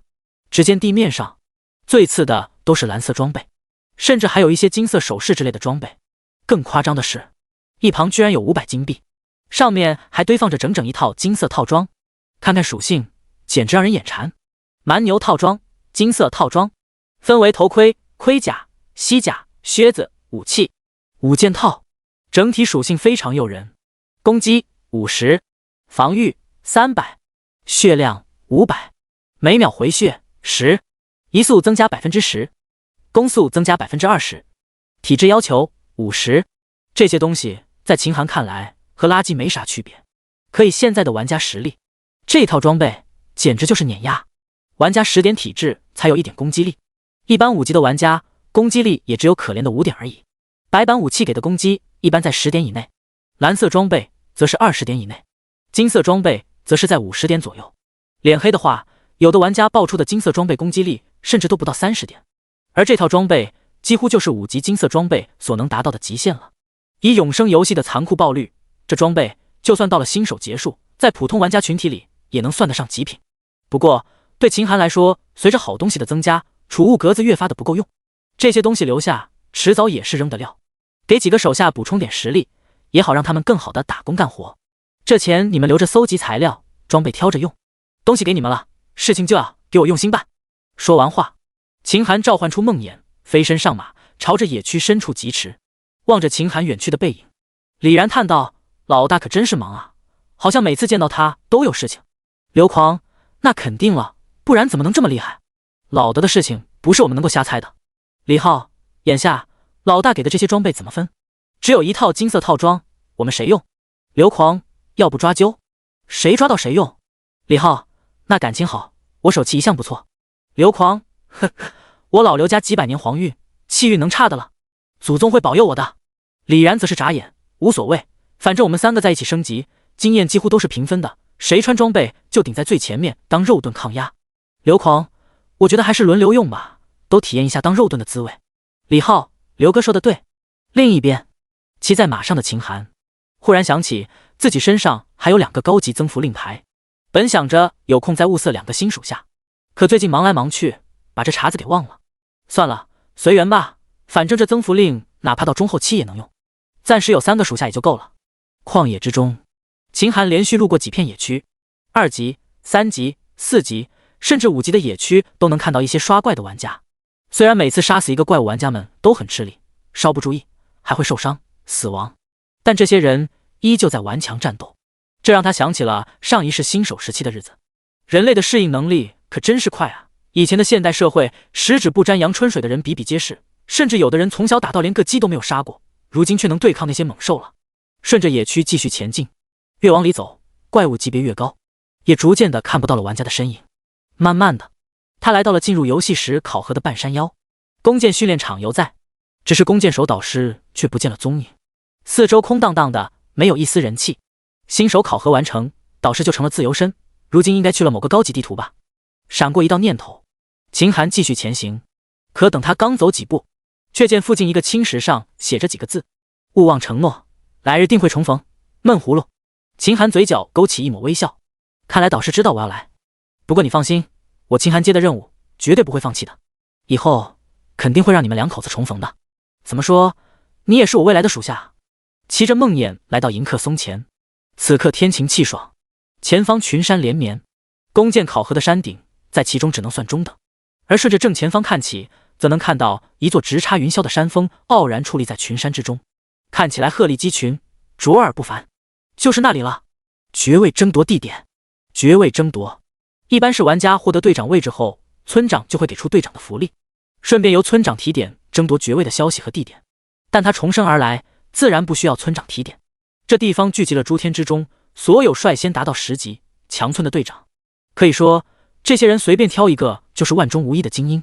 上一世他进去后排名在9000万左右，而今生他的目标一定是第1名，永生游戏爵位帝皇公侯伯子男。此次爵位争夺放出了3等爵位：伯爵、子爵、男爵。第1档伯爵只有1个位置，排名第1可以获取；第2档子爵设有10个位置，第2名到11名可以获得；第3档男爵50个位置，排名顺位。也就是说，此次诸天放出来的爵位只有61个，可以说稀少无比。但越是稀少，就越能衬托出爵位的重要性。俗话说，村南、镇子、城伯，这不仅说的是权力，更说的是领土。最低级的男爵都能被游戏赐予一块存在于高纬空间、绝对安全的领土。此类领土无比安全，躲在里面，就算是一般的至高神都没办法进去。男爵的领土大概有一个普通的村子大小，别看地方小，就这块小小的领土，有人想用至宝来换都不可能。论权力，哪怕是一个小小的男爵，也能在诸天游戏单位中横着走。村长这种级别的小角色，在男爵面前卑微的还不如蝼蚁，更别说子爵和伯爵了。爵位一步一登天，不仅领土扩大，权力和一些好处都不可同日而语。还有很重要的一点，一旦拥有爵位，就等于被游戏承认，有了独立权。打个比方，哪怕是蓝星玩家此刻都灭亡了，包括688村子被摧毁，但只要有爵位，就不会受到连带惩罚。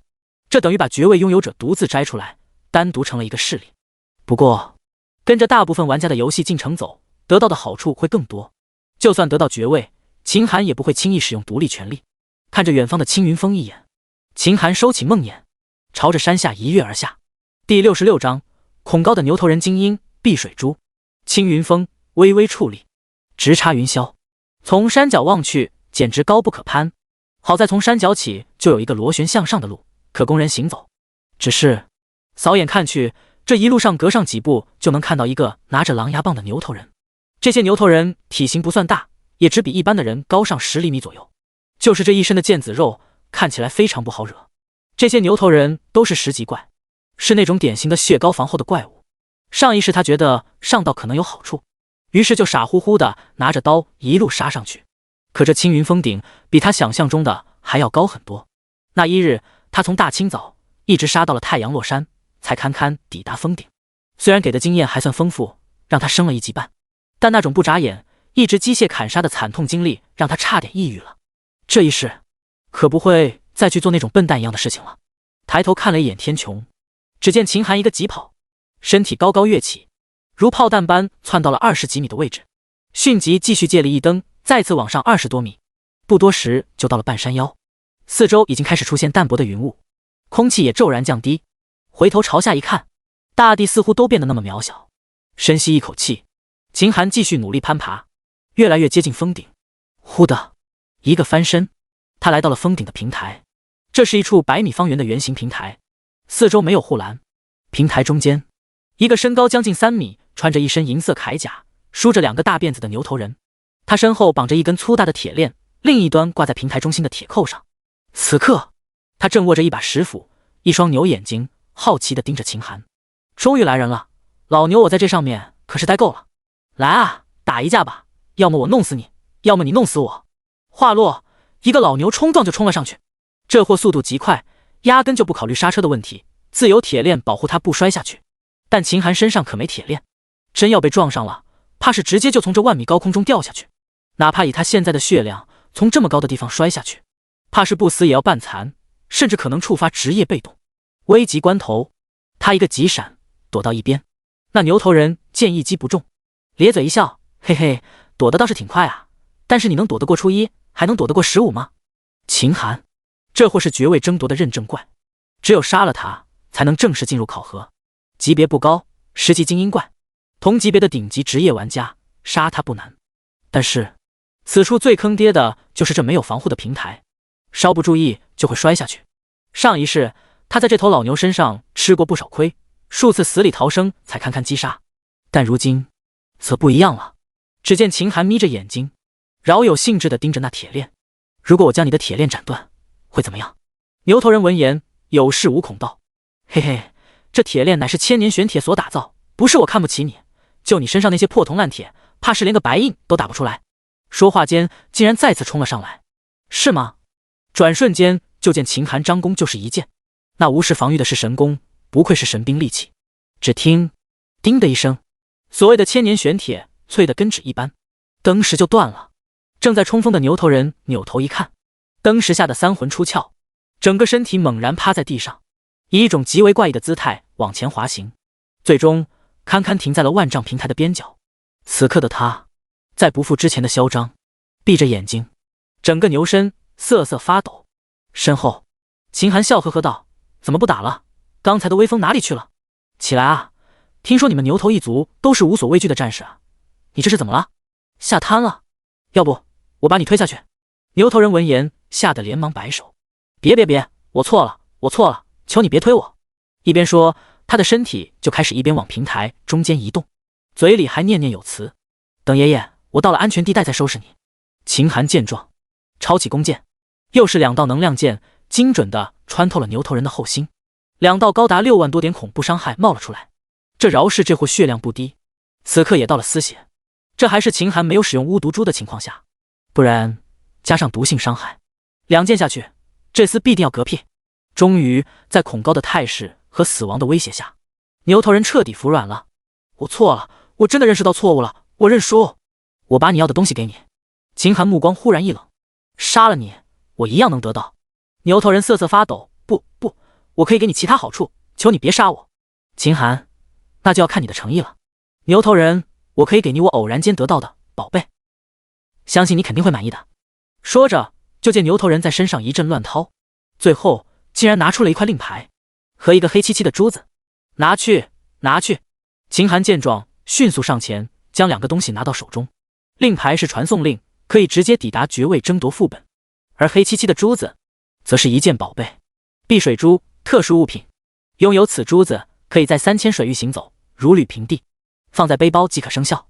见到珠子，秦寒终于满意的点点头。这牛头人其实就是绝位争夺一个比较重要的环节，杀了他最多得到一块传送令，但斩断他的铁链让他害怕，再把他打残让对方认输，则会得到一枚碧水珠。这碧水珠在考核环节非常重要，可以让拥有者在关键时候获得优势。见秦寒拿了东西不走，牛头人担心道：我已经把东西给你了，你怎么还不走？难道你想变卦？秦寒瞥了他一眼，直接捏碎了令牌，一道青铜门赫然出现。他没有耽搁，迅速踏进去。这牛头人是个任务怪，东西他已经拿到，杀了最多给点经验，没多少好处。关键是牛头人的真正身份是中后期一个地图兽族中的关键 NPC， 今天放了他，以后再遇到他能够触发一个隐藏地图，里面可有不少好处。这碧水珠听说就是从那隐藏地图搞来的。第67章，连过2关，积分第1。穿过传送门，秦寒来到了一处熟悉的通道之中。这通道宽200米，长则有5公里。在这个纵深之中，一眼看去就能看到拿着各种兵器的怪物散落各处。牛头人、羊头怪、半人马、狗头人等等，大约有1000头。此刻，秦寒视线的右上角出现了一道小型的屏幕。爵位争夺已经开始15分钟，击杀怪物，获得宝物，通过考验就能获得积分。活动为期10天，10天后会最终定榜，排名越靠前就越有可能获得爵位。请你努力获取积分，成功获得爵位。随后屏幕变换，出现了一张积分排行，上面显示了进入此地所有玩家的积分情况。按照上一世的知道的信息，最终定榜后，只要排在前61名的玩家都能获得爵位奖励。此刻排名第1的玩家叫做陈朝曦，积分900点。此人秦寒知道，宇宙6大巅峰势力之一的天骄，天生剑体，圣级职业，手里也有一柄至宝神剑。在最终战场，此人力压一众老牌强者，成为至高神。排名第2的是江凝雪，积分899。排名第3的叫做瑟琳娜，积分898。此人是宇宙顶尖魔法世家出身，天生魔法亲和力就极高，有传言是法神转世重修，上一世的发展也非常不错。秦寒顺着排行榜往下看，排在前面的都是一个圣级职业和隐藏职业获得者，和上一世没啥区别。不过第30名却有一个人让秦寒眼前一亮，风千绝。这个人似乎上一世压根就没上榜吧，好像这个人在游戏后期压根就不出名，唯一让他扬名万里的就是他爹魔皇，也就是后来的至高神之一。当年魔皇成为至高神后，曾找过上古巫后干了一仗，那一仗打的可是昏天暗地，不过最终谁也没奈何得了谁。但听说魔皇找上古巫后干仗的理由，就似乎因为这个风千绝疑似在新手村被上古巫后给弄死了。哦，原来如此。秦寒忽然反应过来，应该是他今生杀死了上古巫后，导致对方的实力没有增长，所以才让风千绝逃过一劫。算起来我还救了他，是他的救命恩人吧。若是有幸见了面，收点保护费不为过吧。眯着眼，秦寒继续浏览排行榜。他此刻以0分的数字排在11名开外，该动身了，再拖延下去，排名还会更低。只见秦寒召唤出梦魇，急速朝着对面杀去。嗖嗖嗖嗖，他所过之处，眼前的各种怪物全都应声而倒，没有一个能坚持一剑。爵位考核的副本一共就9个关卡，也就是9个地图。眼下这是第1关，图里面都是普通怪物，一个怪物就是1点积分。清光第1个地图理论上能够获得1000积分，这一关也是最简单的关卡，只要不是视力不好，漏了怪物，几乎所有参与者都能获得满分。梦魇的速度加上秦寒的射速，眼前的怪物如割麦子一般倒下。这里的怪物除了一些特殊装备和物品外，几乎不爆装备，但是给的经验倒也丰富，加上之前杀蛮牛统领给的经验，走到一半，秦寒就升到了11级。杀戮仍旧在继续，他的排名也在不断的上升，10亿名、1亿名、1000万名、100万名。等他来到了关卡尽头，排名赫然来到了1万名以内，积分也定格在了1000。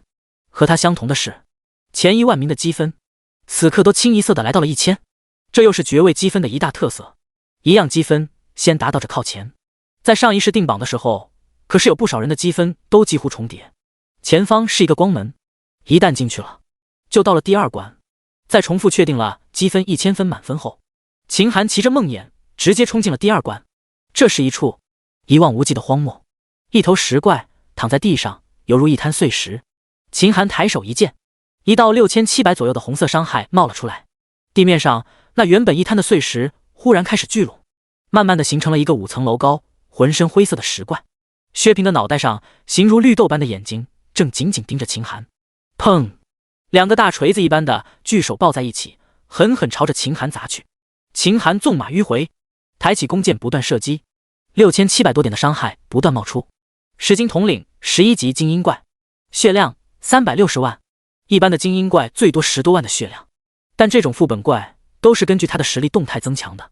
以他神级职业的被动，这玩意估计增强了30倍左右。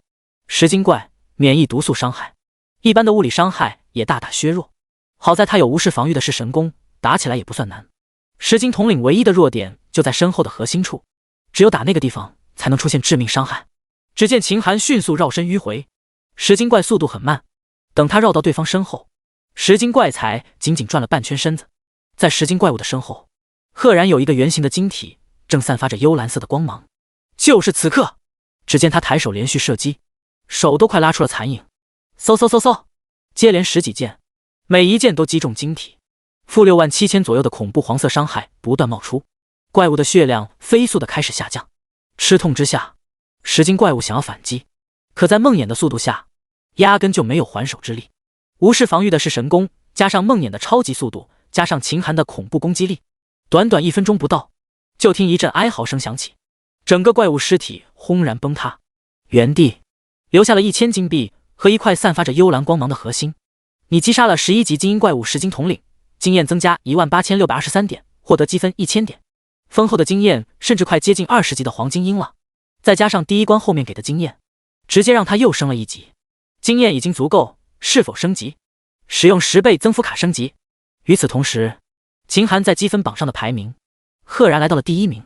秦寒积分2000点，而在他之下，所有人的积分最高也不过1000分。此时此刻，他的大名再次在这些宇宙中各大势力的天骄们面前展露。第68章拦路虎首领级 BOSS， 恭喜玩家秦寒等级率先提升到11级，奖励体质点+1。恭喜玩家秦寒手杀精英怪物石精统领，奖励体质+1。恭喜玩家秦寒等级率先提升到12级，奖励体质+1。2个村子的聊天区内，秦寒的通告接连响起。688村玩家们越发的振奋，但又觉得理所当然。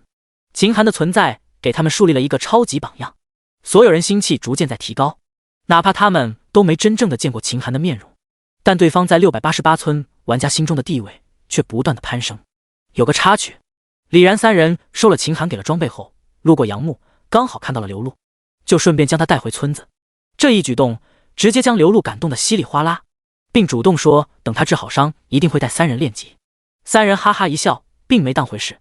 他们有高级增幅令，加上老大给的金色套装，刘露要是加进来，那不是添乱子吗？耽误他们倒没什么，但耽误了老大的事情，那就完蛋了。之后修正完毕，重回野区的3人，特别是一直隐藏名字的刘狂，在野区穿上了秦寒给的金色套装，烧包的样子让几个路过的玩家以为他就是秦寒，直接围着他要签名。刘狂再三解释，人家也坚定不移，理由非常简单，就您这一身装备，绝对能笑傲整个新手村。您又隐藏名字，除了秦寒大佬之外，我想不出谁还能这么厉害。刘狂不敢暴露姓名，只能灰溜溜的躲开。到了暗地里，直接脱下金色套装，说啥也不愿再穿了。而110755新手村，自从秦寒开始升级后，就一发不可收拾，如今已经远远超过了第1名的李飞。这些人从往日的嚣张，直接跌落到尘埃。村里聊天区再也不复往日的热闹。不过这些人终究是武道文明出身，自有傲气。如今有不少人开始拼命练级，吃住甚至都留在了野外。这也导致在等级榜上，除了秦寒和他的3个属下，还有那几个职业者外，其余人等级差距反而在拉大。爵位争夺副本，无数的副本中，望着排行榜上的秦寒的名字，不少人的脸色陡然一变。陈朝夕早就进入第2关，一番鏖战后，终于将石精统领杀死，终于弄死了。以我的实力，还有至宝加持，这第2关应该还是我第1把。照此下去，此次爵位争夺，我定然能力压诸天天才，成为第1。此次爵位之战，我可是花了重金收买了 NPC， 知道了不少消息。一旦得到第1，那奖励之丰厚远超想象。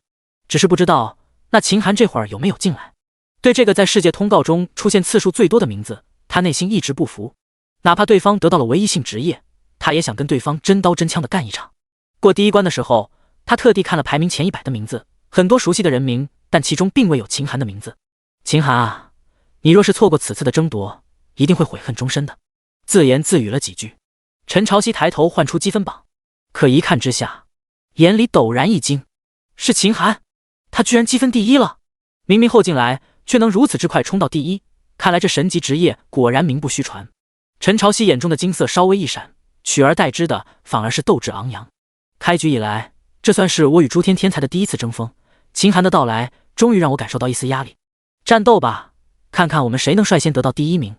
收起爆出的东西，陈朝夕继续朝着下一关走去。在他之后，那些诸天天才们纷纷杀死了石精统领。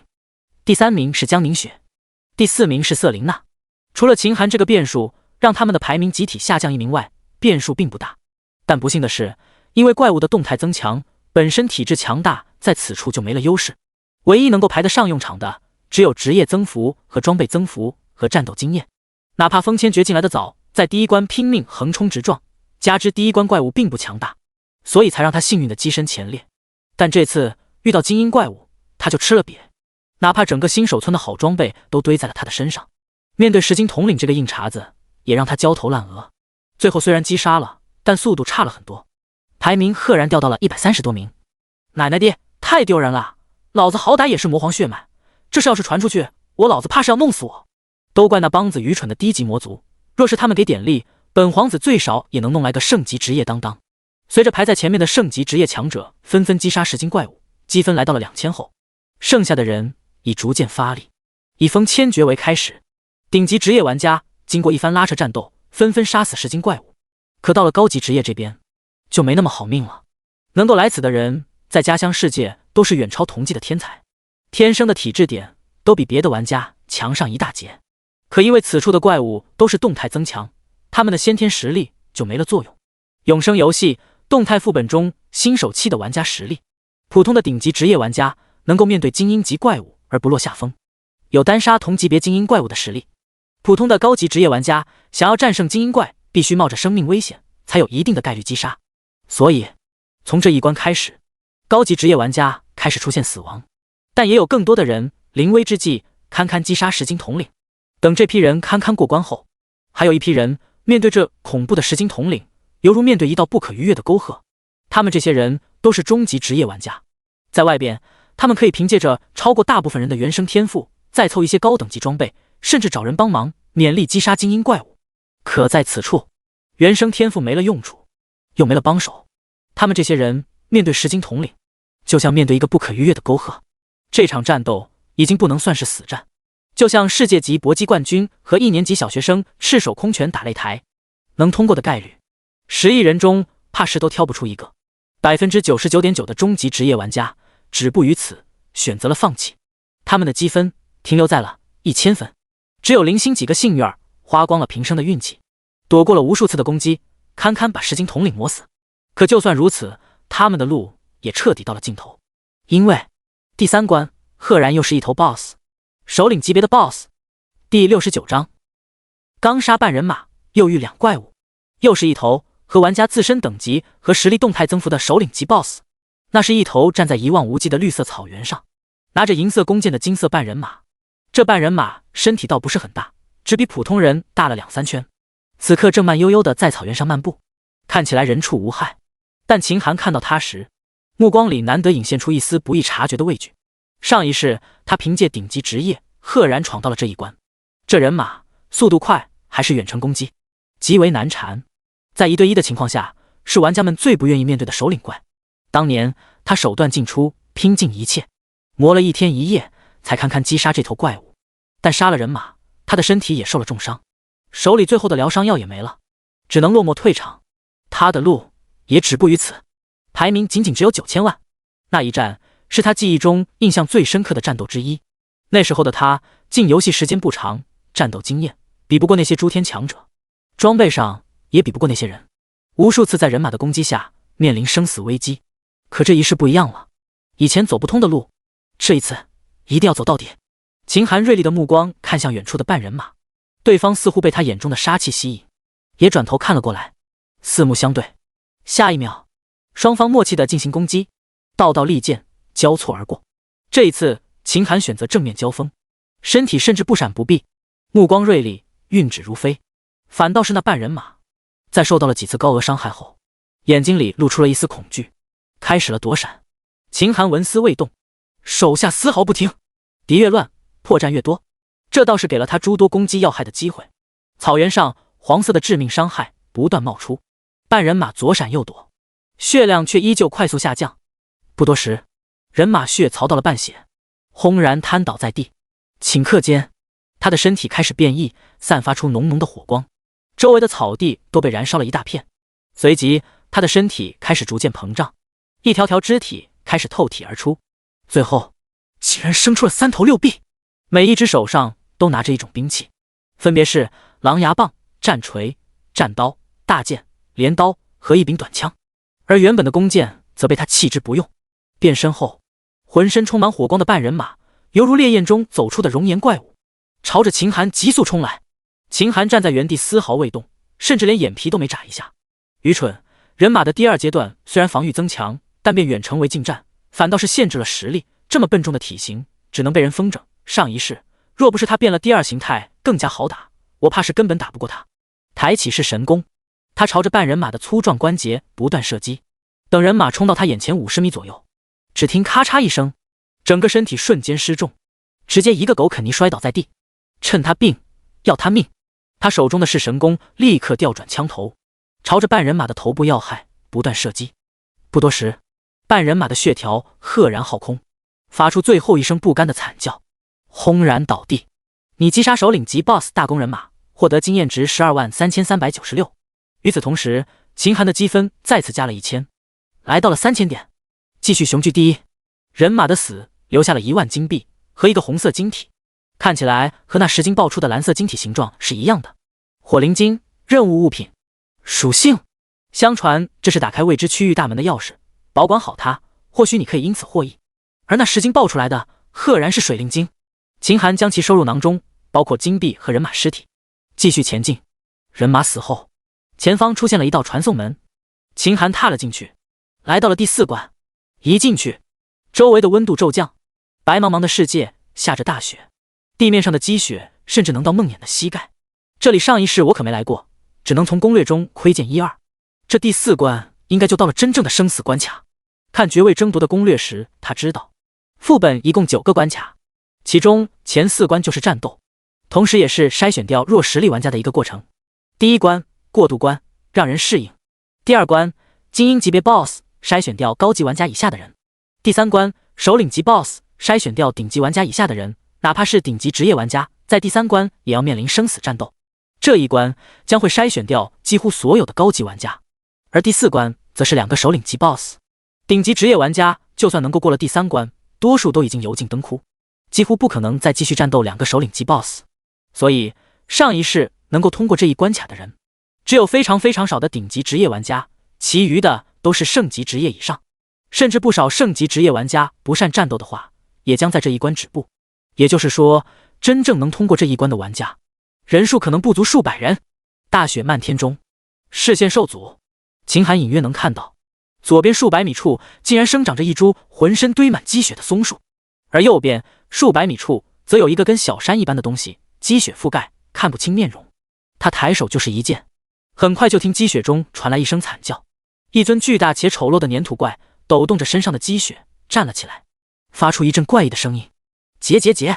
粘土怪远远看着眼前的小不点，嘴角不断流出粘液。就是你打扰粘土爷爷睡觉，看来你只能用你的生命来补偿我了。虽然人类的味道并不好，但是也能为我打打牙祭。结。秦寒瞥了他一眼，随后抬起弓箭，朝着右边再次射了一箭。顿时那松树怪也苏醒过来，树干上露出一双月牙般眼睛和一张半月般的嘴，发出一阵怪异且刺耳的声音：结。就是你打扰松树爷爷睡觉，看来你只能用你的生命来补偿我了。虽然人类的味道并不好，但是也能为我打打牙祭。结。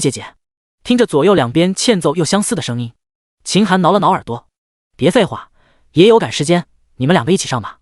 第70章黑水之下，恐怖区域。一段时间后，秦寒毫发无伤，轻松击杀2名首领级怪物，这一次直接获得了1000积分，他的积分赫然来到了4000，继续霸榜第一，等级再次提升1级，来到了13级。除了他之外，等级第2的人积分还在2000分，也就是说他们到现在还没杀死半人马。加油吧，杀了半人马，后面会更难。祝你们好运。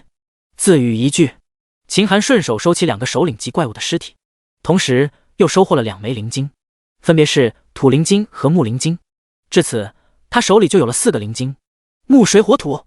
如果有知道5行相生理论的玩家，看到这4枚灵晶自然会察觉还剩1颗精细灵晶，更会想到集齐5行灵晶会有意想不到的好处。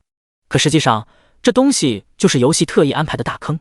爵位争夺考验的可不仅仅是实力，一个合格的领主必然是武力、勇气、毅力、运气、怜悯、智慧、果断即为一体的。五行灵晶的存在就是考验玩家们的果断能力。第5枚灵晶确实存在，甚至得到后还能开启一个隐藏地图，获得至宝的奖励。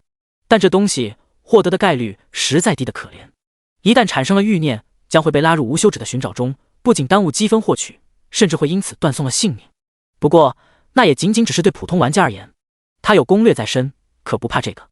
骑上梦魇，秦寒继续前进，过了一道传送门后，画面再次一转，来到了第5关。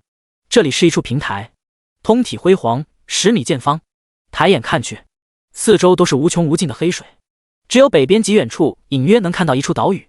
他站在平台上，隐隐能感觉到脚下的平台正在缓慢的移动，方向似乎就是朝着岛屿的位置。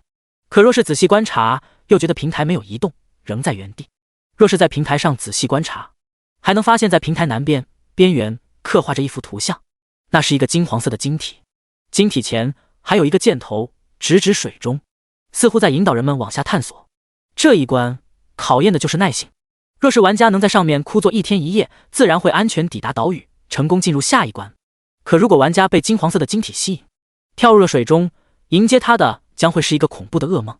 眼前的黑水有剧毒，鹅毛不服，一旦下去，不仅每时每刻都要经受剧毒的侵袭，永远别想上来，更会遇到水底下那些恐怖生命的侵扰，稍不注意就会丧命。千金之子，坐不垂堂，鲁莽的人不配为领主。深吸一口气，秦寒朝着箭头所指的方向猛然跳进水中，没有水花，没有一丝波纹，他的身体犹如失重般直直朝着水底坠去，水中的毒素也开始侵蚀他的身体。紧接着，巫毒珠启动，检测到毒素，巫毒珠自动汲取中。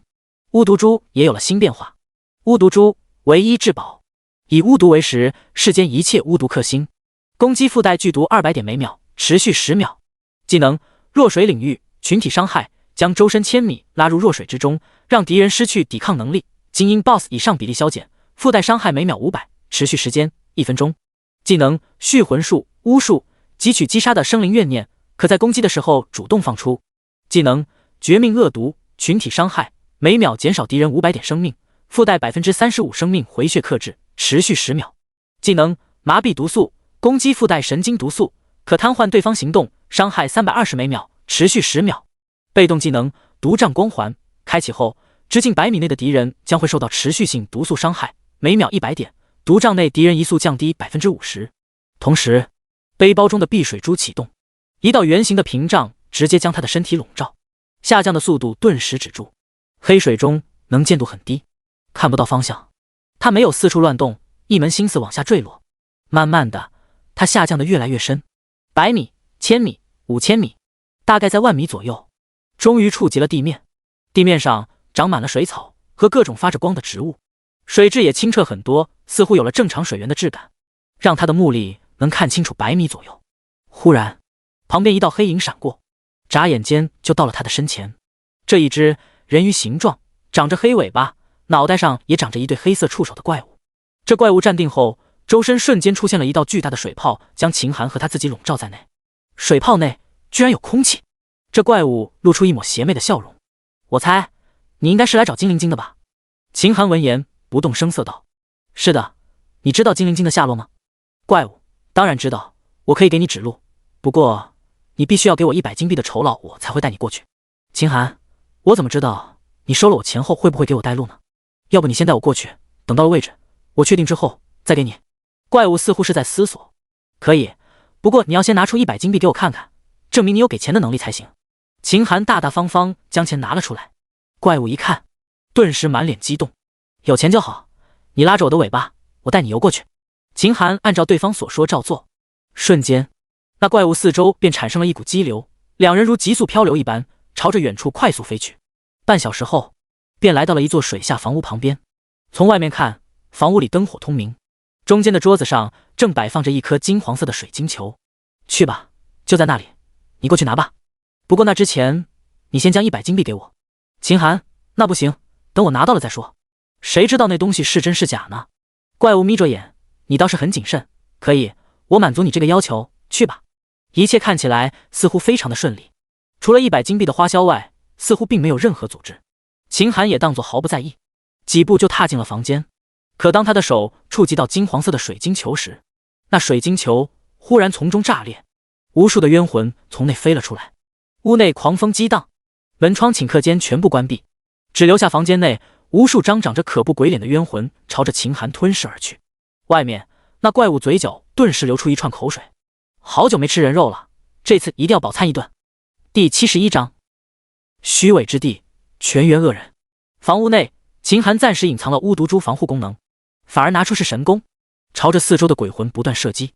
可就算是无视防御的箭矢，穿过这些灵体后，却造不成一丝伤害。外面的怪物嘿嘿直笑，没用的，物理攻击怎么可能伤及灵体呢？你真是笨蛋呢！别费心思了，赶紧束手就擒，将命交给我吧。屋内，秦寒神色依旧很平静，他只是想试试现阶段的噬神功对灵体能不能有伤害而已。毕竟完全体的至宝基本都是无视一切属性，湮灭一切的存在。可从刚才的实验来看，现阶段暗金级的噬神功显然对灵体没伤害。看来专业的事情还是要专业的东西去做。只见他不慌不忙地将巫毒株解禁，轰的一声，一道光照出现在他的身前，所有碰上去的灵体瞬间烟消云散。检测到灵体伤害，自动汲取中。检测到2道相辅相成的巫术技能，可以融合升级，是否确认？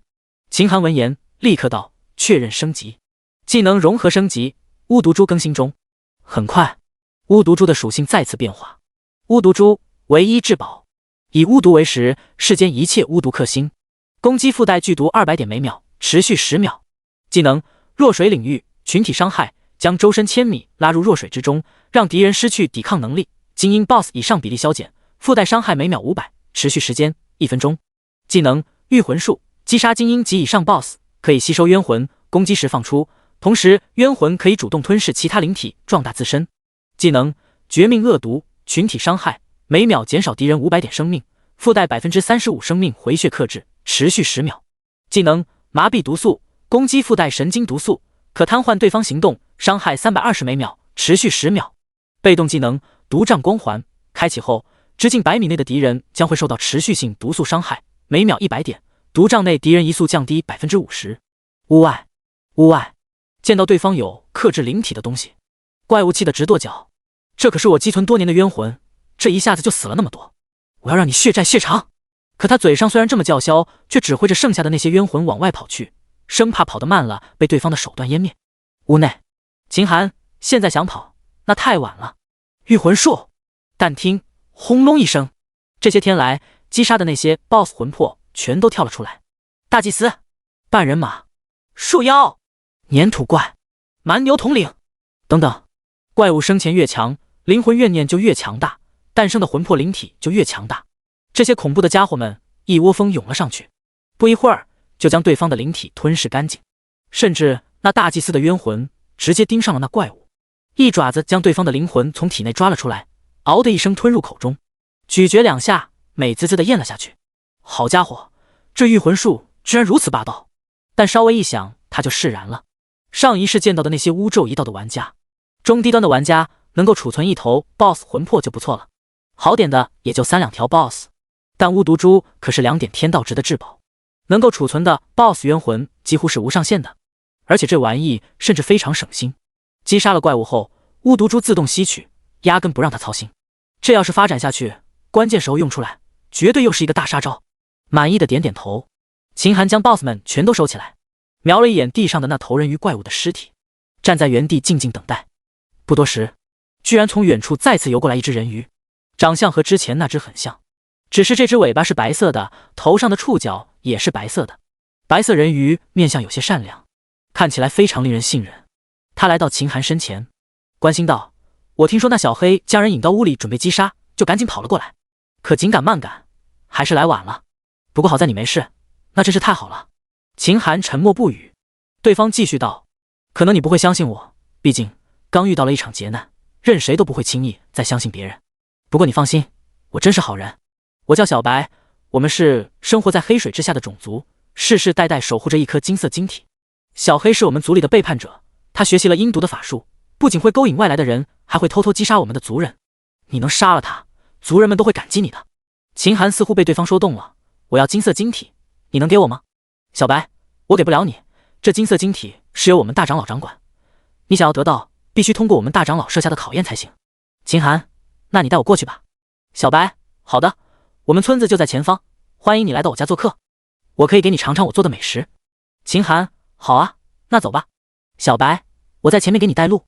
似乎是听到秦寒答应了，小白脸上露出欢快单纯的笑容，任谁看了都觉得这是个单纯且善良的人鱼。跟在小白身后，秦寒默不作声地使用了友善探查珠。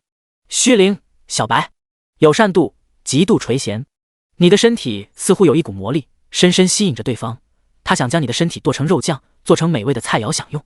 秦寒，饶是他看过攻略，可真遇到这些虚灵，还是有些生理不适。上一世这地方压根就没人通过，误入的人要么资源耗尽，被剧毒的黑水毒死了，要么就被这些虚灵设下的陷阱给弄死了。此地的游戏攻略是官方放出来的，游戏给这个地方取的名字非常纯粹，虚伪之地。此地的资料背景中，有一个生活在此地的人鱼族被虚灵入侵，虚灵侵占了人鱼的土地，霸占了人鱼的身体，改造了水域。这些虚灵嘴里没有一句实话，哪怕他的外在看起来再善良，其内在也长着一颗嗜血的心。所有进入的人都不会好下场。第72章深渊洞窟。意料之外，秦寒和小白回到了对方栖息地。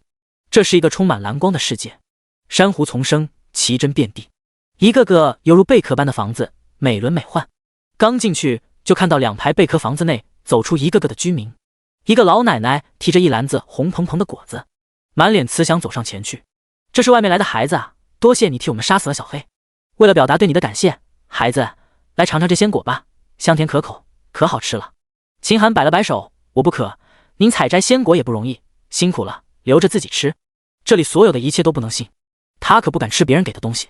一旁的老大爷见状，也带着刚做好的鱼肉端了过来。孩子，要不你尝尝这鱼肉吧，滑嫩弹舌，味道可好了。你帮了我们这么大的忙，要是不报答你，我们心里可真过意不去呢。秦寒再次摆手，不了，我暂时不饿。如果你们想要报答我，那就请告诉我精灵晶的位置。此话一出，在场所有围观的人顿时一愣，一抹不耐的神色一闪而过，但最终都忍了下来。老大爷笑呵呵道：不急不急，精灵晶在大长老手里，他外出有事，可能要等明天才能回来呢。要不你先到我家里歇歇，也好让我报答你。不了，我就在这里等着大长老回来吧。秦寒微微摇头，找了一个无人的地方，直接盘膝坐下，当即就闭上了眼睛，看着油盐不进的秦寒。那些人在他的背后终于露出了一张张狰狞且扭曲的面容，他们用自己人才能听到的密语传音。怎么办？这个人似乎非常谨慎。都怪小黑骗术不精，却要第一个上，这下好了，赔了性命不说，还引起了别人的警惕。那怎么办？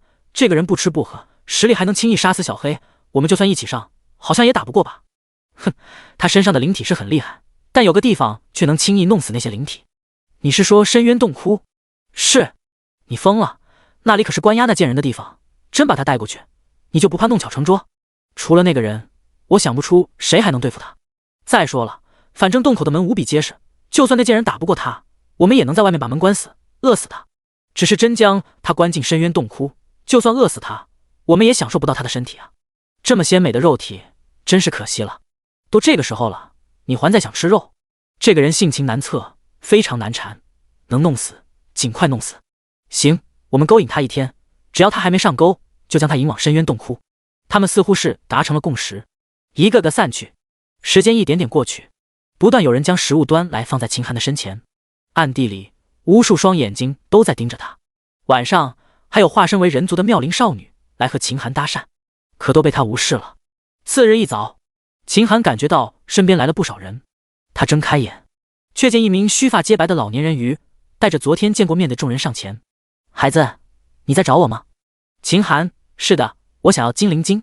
老人犹豫了一下，这东西是我族人传承之物，历来是不会给外人看的。不过你既然杀死了小黑，替我们除了一害，拯救了我们，也罢，反正此物留在我们这里也没多大用处。既然孩子你想用，那就送给你吧。那就多谢大长老了。不妨事。大长老摆了摆手，挥散了众人，引领秦寒出了村子，再次迈进了无尽的水域中。这一次足足过了1个小时，两人才堪堪抵达一处水下山峰的底部。在那下面赫然有一扇通体褐色金属打造，看起来非常厚重的铁门，铁门上面没有一丝缝隙，将里面封得严严实实。大长老拿出钥匙，将大门费力推开，一道幽深的洞穴赫然映入眼帘，从外面看压根看不到尽头。孩子，这就是我祖地，东西就在里面，走，我带你下去。一旁秦寒闻言却回了句不用了。大长老不解，为何？难道你不想进去？等大长老话落，迎接他的却是一刀快如闪电的一刀，噗嗤，明刀月影锋利的刀锋加上秦寒恐怖的攻击力，竟然一下子触发了斩首效果。大长老的头立刻滚落在地，可下一秒，一道狰狞的透明灵体顺势从身体中飞出。大长老面露惊恐，你究竟是什么人？难道我们身份你早就知道了？秦寒声音一寒，我是谁你不配知道，你只需知道你要死了。他等这一刻可是很久了。攻略里虽然说了精灵晶的所在处，但水下世界庞大，他又没有导航，若是自己找，怕是找死也找不到此处。辛辛苦苦陪他们做戏，就是为了让他们引自己到此。御魂术，轰隆一声，大祭司、树精、粘土精、半人马等 BOSS 灵魂再次粉墨登场，争先恐后的扑向大长老。最后还是大祭司技高一筹，一口将大长老吞噬，美滋滋的享用。你们在这里等着，谁来就吃谁，门口给我守好了，一只水熊虫都不准跑进来。这些灵体没了身体，意识也都只剩下本能，压根就听不懂人话。见此，秦寒只能召唤出了梦魇，将这些话复述一遍。还别说，这梦魇就是聪明啊，眼睛里红光一闪，马头微微点着，随后他用蹄子狠狠踢了那些灵体一脚，马嘴里嘟嘟囔囔说了一串听不懂的话，似乎在训话。但还别说，其他几个灵体还真听话了，一个个跟忠犬一般，在洞窟门口排排坐，看起来非常老实。而梦魇则是亲自堵在洞口中间，昂着头等待夸奖。秦寒摸走了大长老的钥匙，进洞前在梦魇的头上摸了摸。还别说，你小子真是个多面手啊，没得说，等出去再给你10斤地瓜烧，不，牛肉。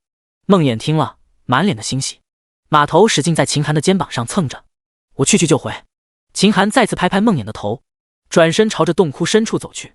这洞窟非常曲折，时而向下，时而向上，兜兜转转。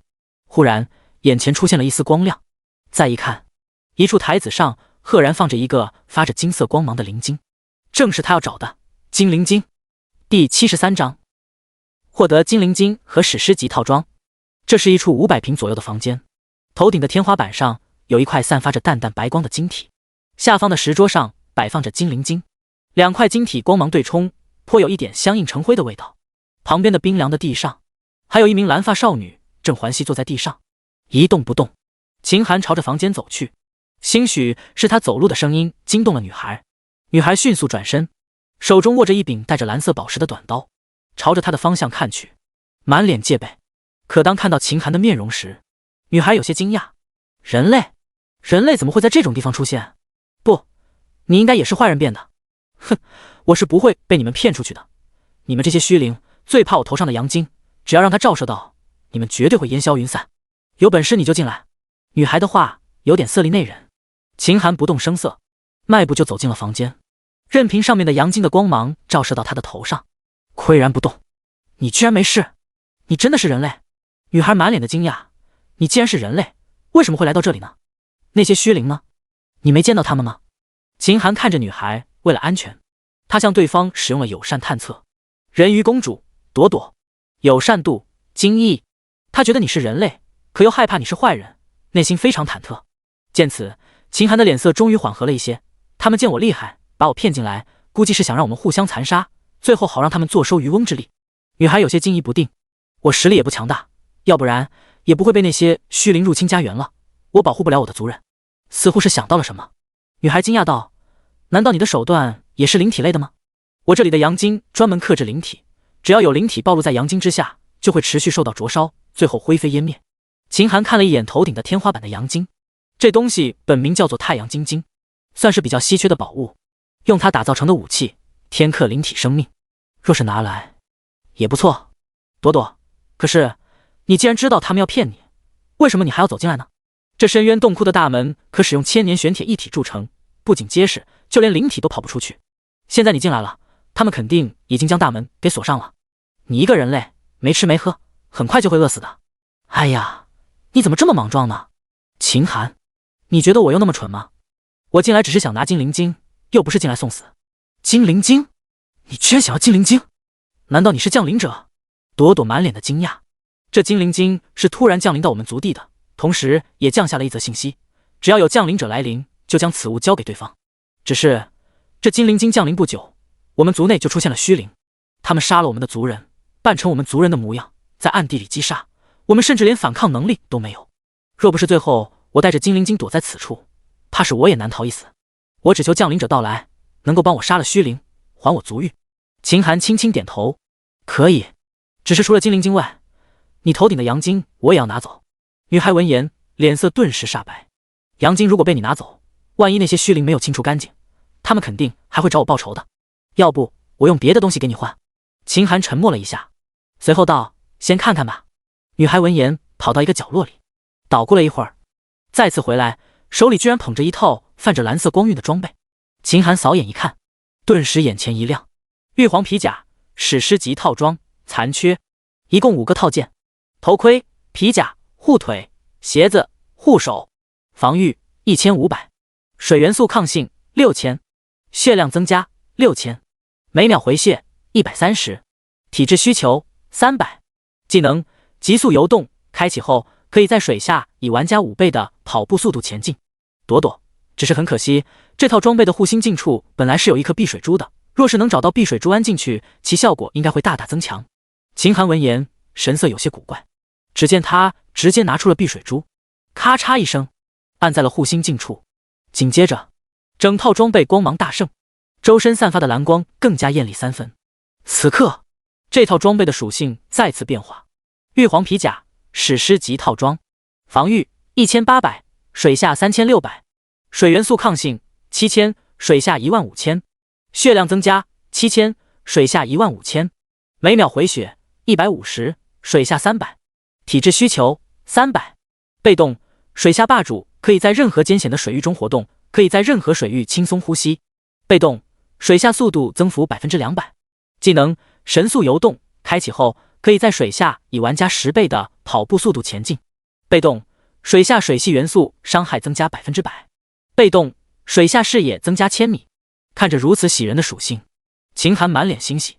这套装备完全就是为了水下战斗而生，虽然没有自带强力的超级技能，但仅凭这些被动，简直可是在水中横行霸道。说句不客气的话，哪怕是他这种神级职业，一旦穿上这套史诗级装备，在水底下的战斗力翻倍都不止。念头一动，秦寒直接将这套史诗级装备穿到身上，飘逸的铠甲加上蓝色的光芒，将他整个人衬托的就像行走在水底的神灵一样。没想到你也有避水珠呢，看来这装备跟你很有缘分呢。而且你穿上这身套装真的很好看呢，比我父亲当时穿的时候好看多了。朵朵也是不遗余力的夸赞着，生怕秦寒将注意再打到阳晶上面。不过他倒是小瞧了秦寒的度量，阳晶这玩意虽然稀少，但获取方式还是有不少的，并不值得他为此过河拆桥。何况他有巫毒珠在手，有没有阳晶对他而言都一样。走吧，时间不早了，剿灭了虚灵后我就要走了。摆了摆手，秦寒转身向外走去。在此地耽搁了一天，其他人如果快一点的，应该都过了第5关，去第6关了吧。再次通过幽深的洞窟，等秦寒来到深渊洞窟门口的时候，顿时满脸的惊讶，这是什么情况？第74章第6关入宗考核。深渊洞窟外边，此刻正躺着一堆尸体，打眼一看全是人鱼。以大祭司为首的灵体正饶有兴致地咂巴着嘴巴，似乎意犹未尽。只有蛮牛统领流着哈喇子，眼里都是艳羡。咦，这些全都是被虚灵侵占身体的族人，难道你早就将这些坏人杀了吗？朵朵跟着走了出来，小脸上尽是惊讶。123 97，我印象中我的族人一共有98人，还差一个。秦寒神色也有些意外，看场内的样子，应该是他和大长老前脚过来，后脚那些虚灵就跟了过来，刚好被梦魇他们包了饺子。别看这些虚灵手段阴诡，没有天克手段，玩家们难以对付，但在大祭司这种30级首领妖兽灵体的手里，也算不上什么。这样也好，既然都死了，也省得他再去费时费力回去击杀。还有一个早就被我杀了，如果你能确定只有98个虚灵，你这个忙我算是帮完了。朵朵点点头，我的每一个族人我都记得清清楚楚，错不了的。谢谢你，谢谢你帮我夺回了家园，以后我将以我的生命来守护这片水域，不会让侵略者再次入侵。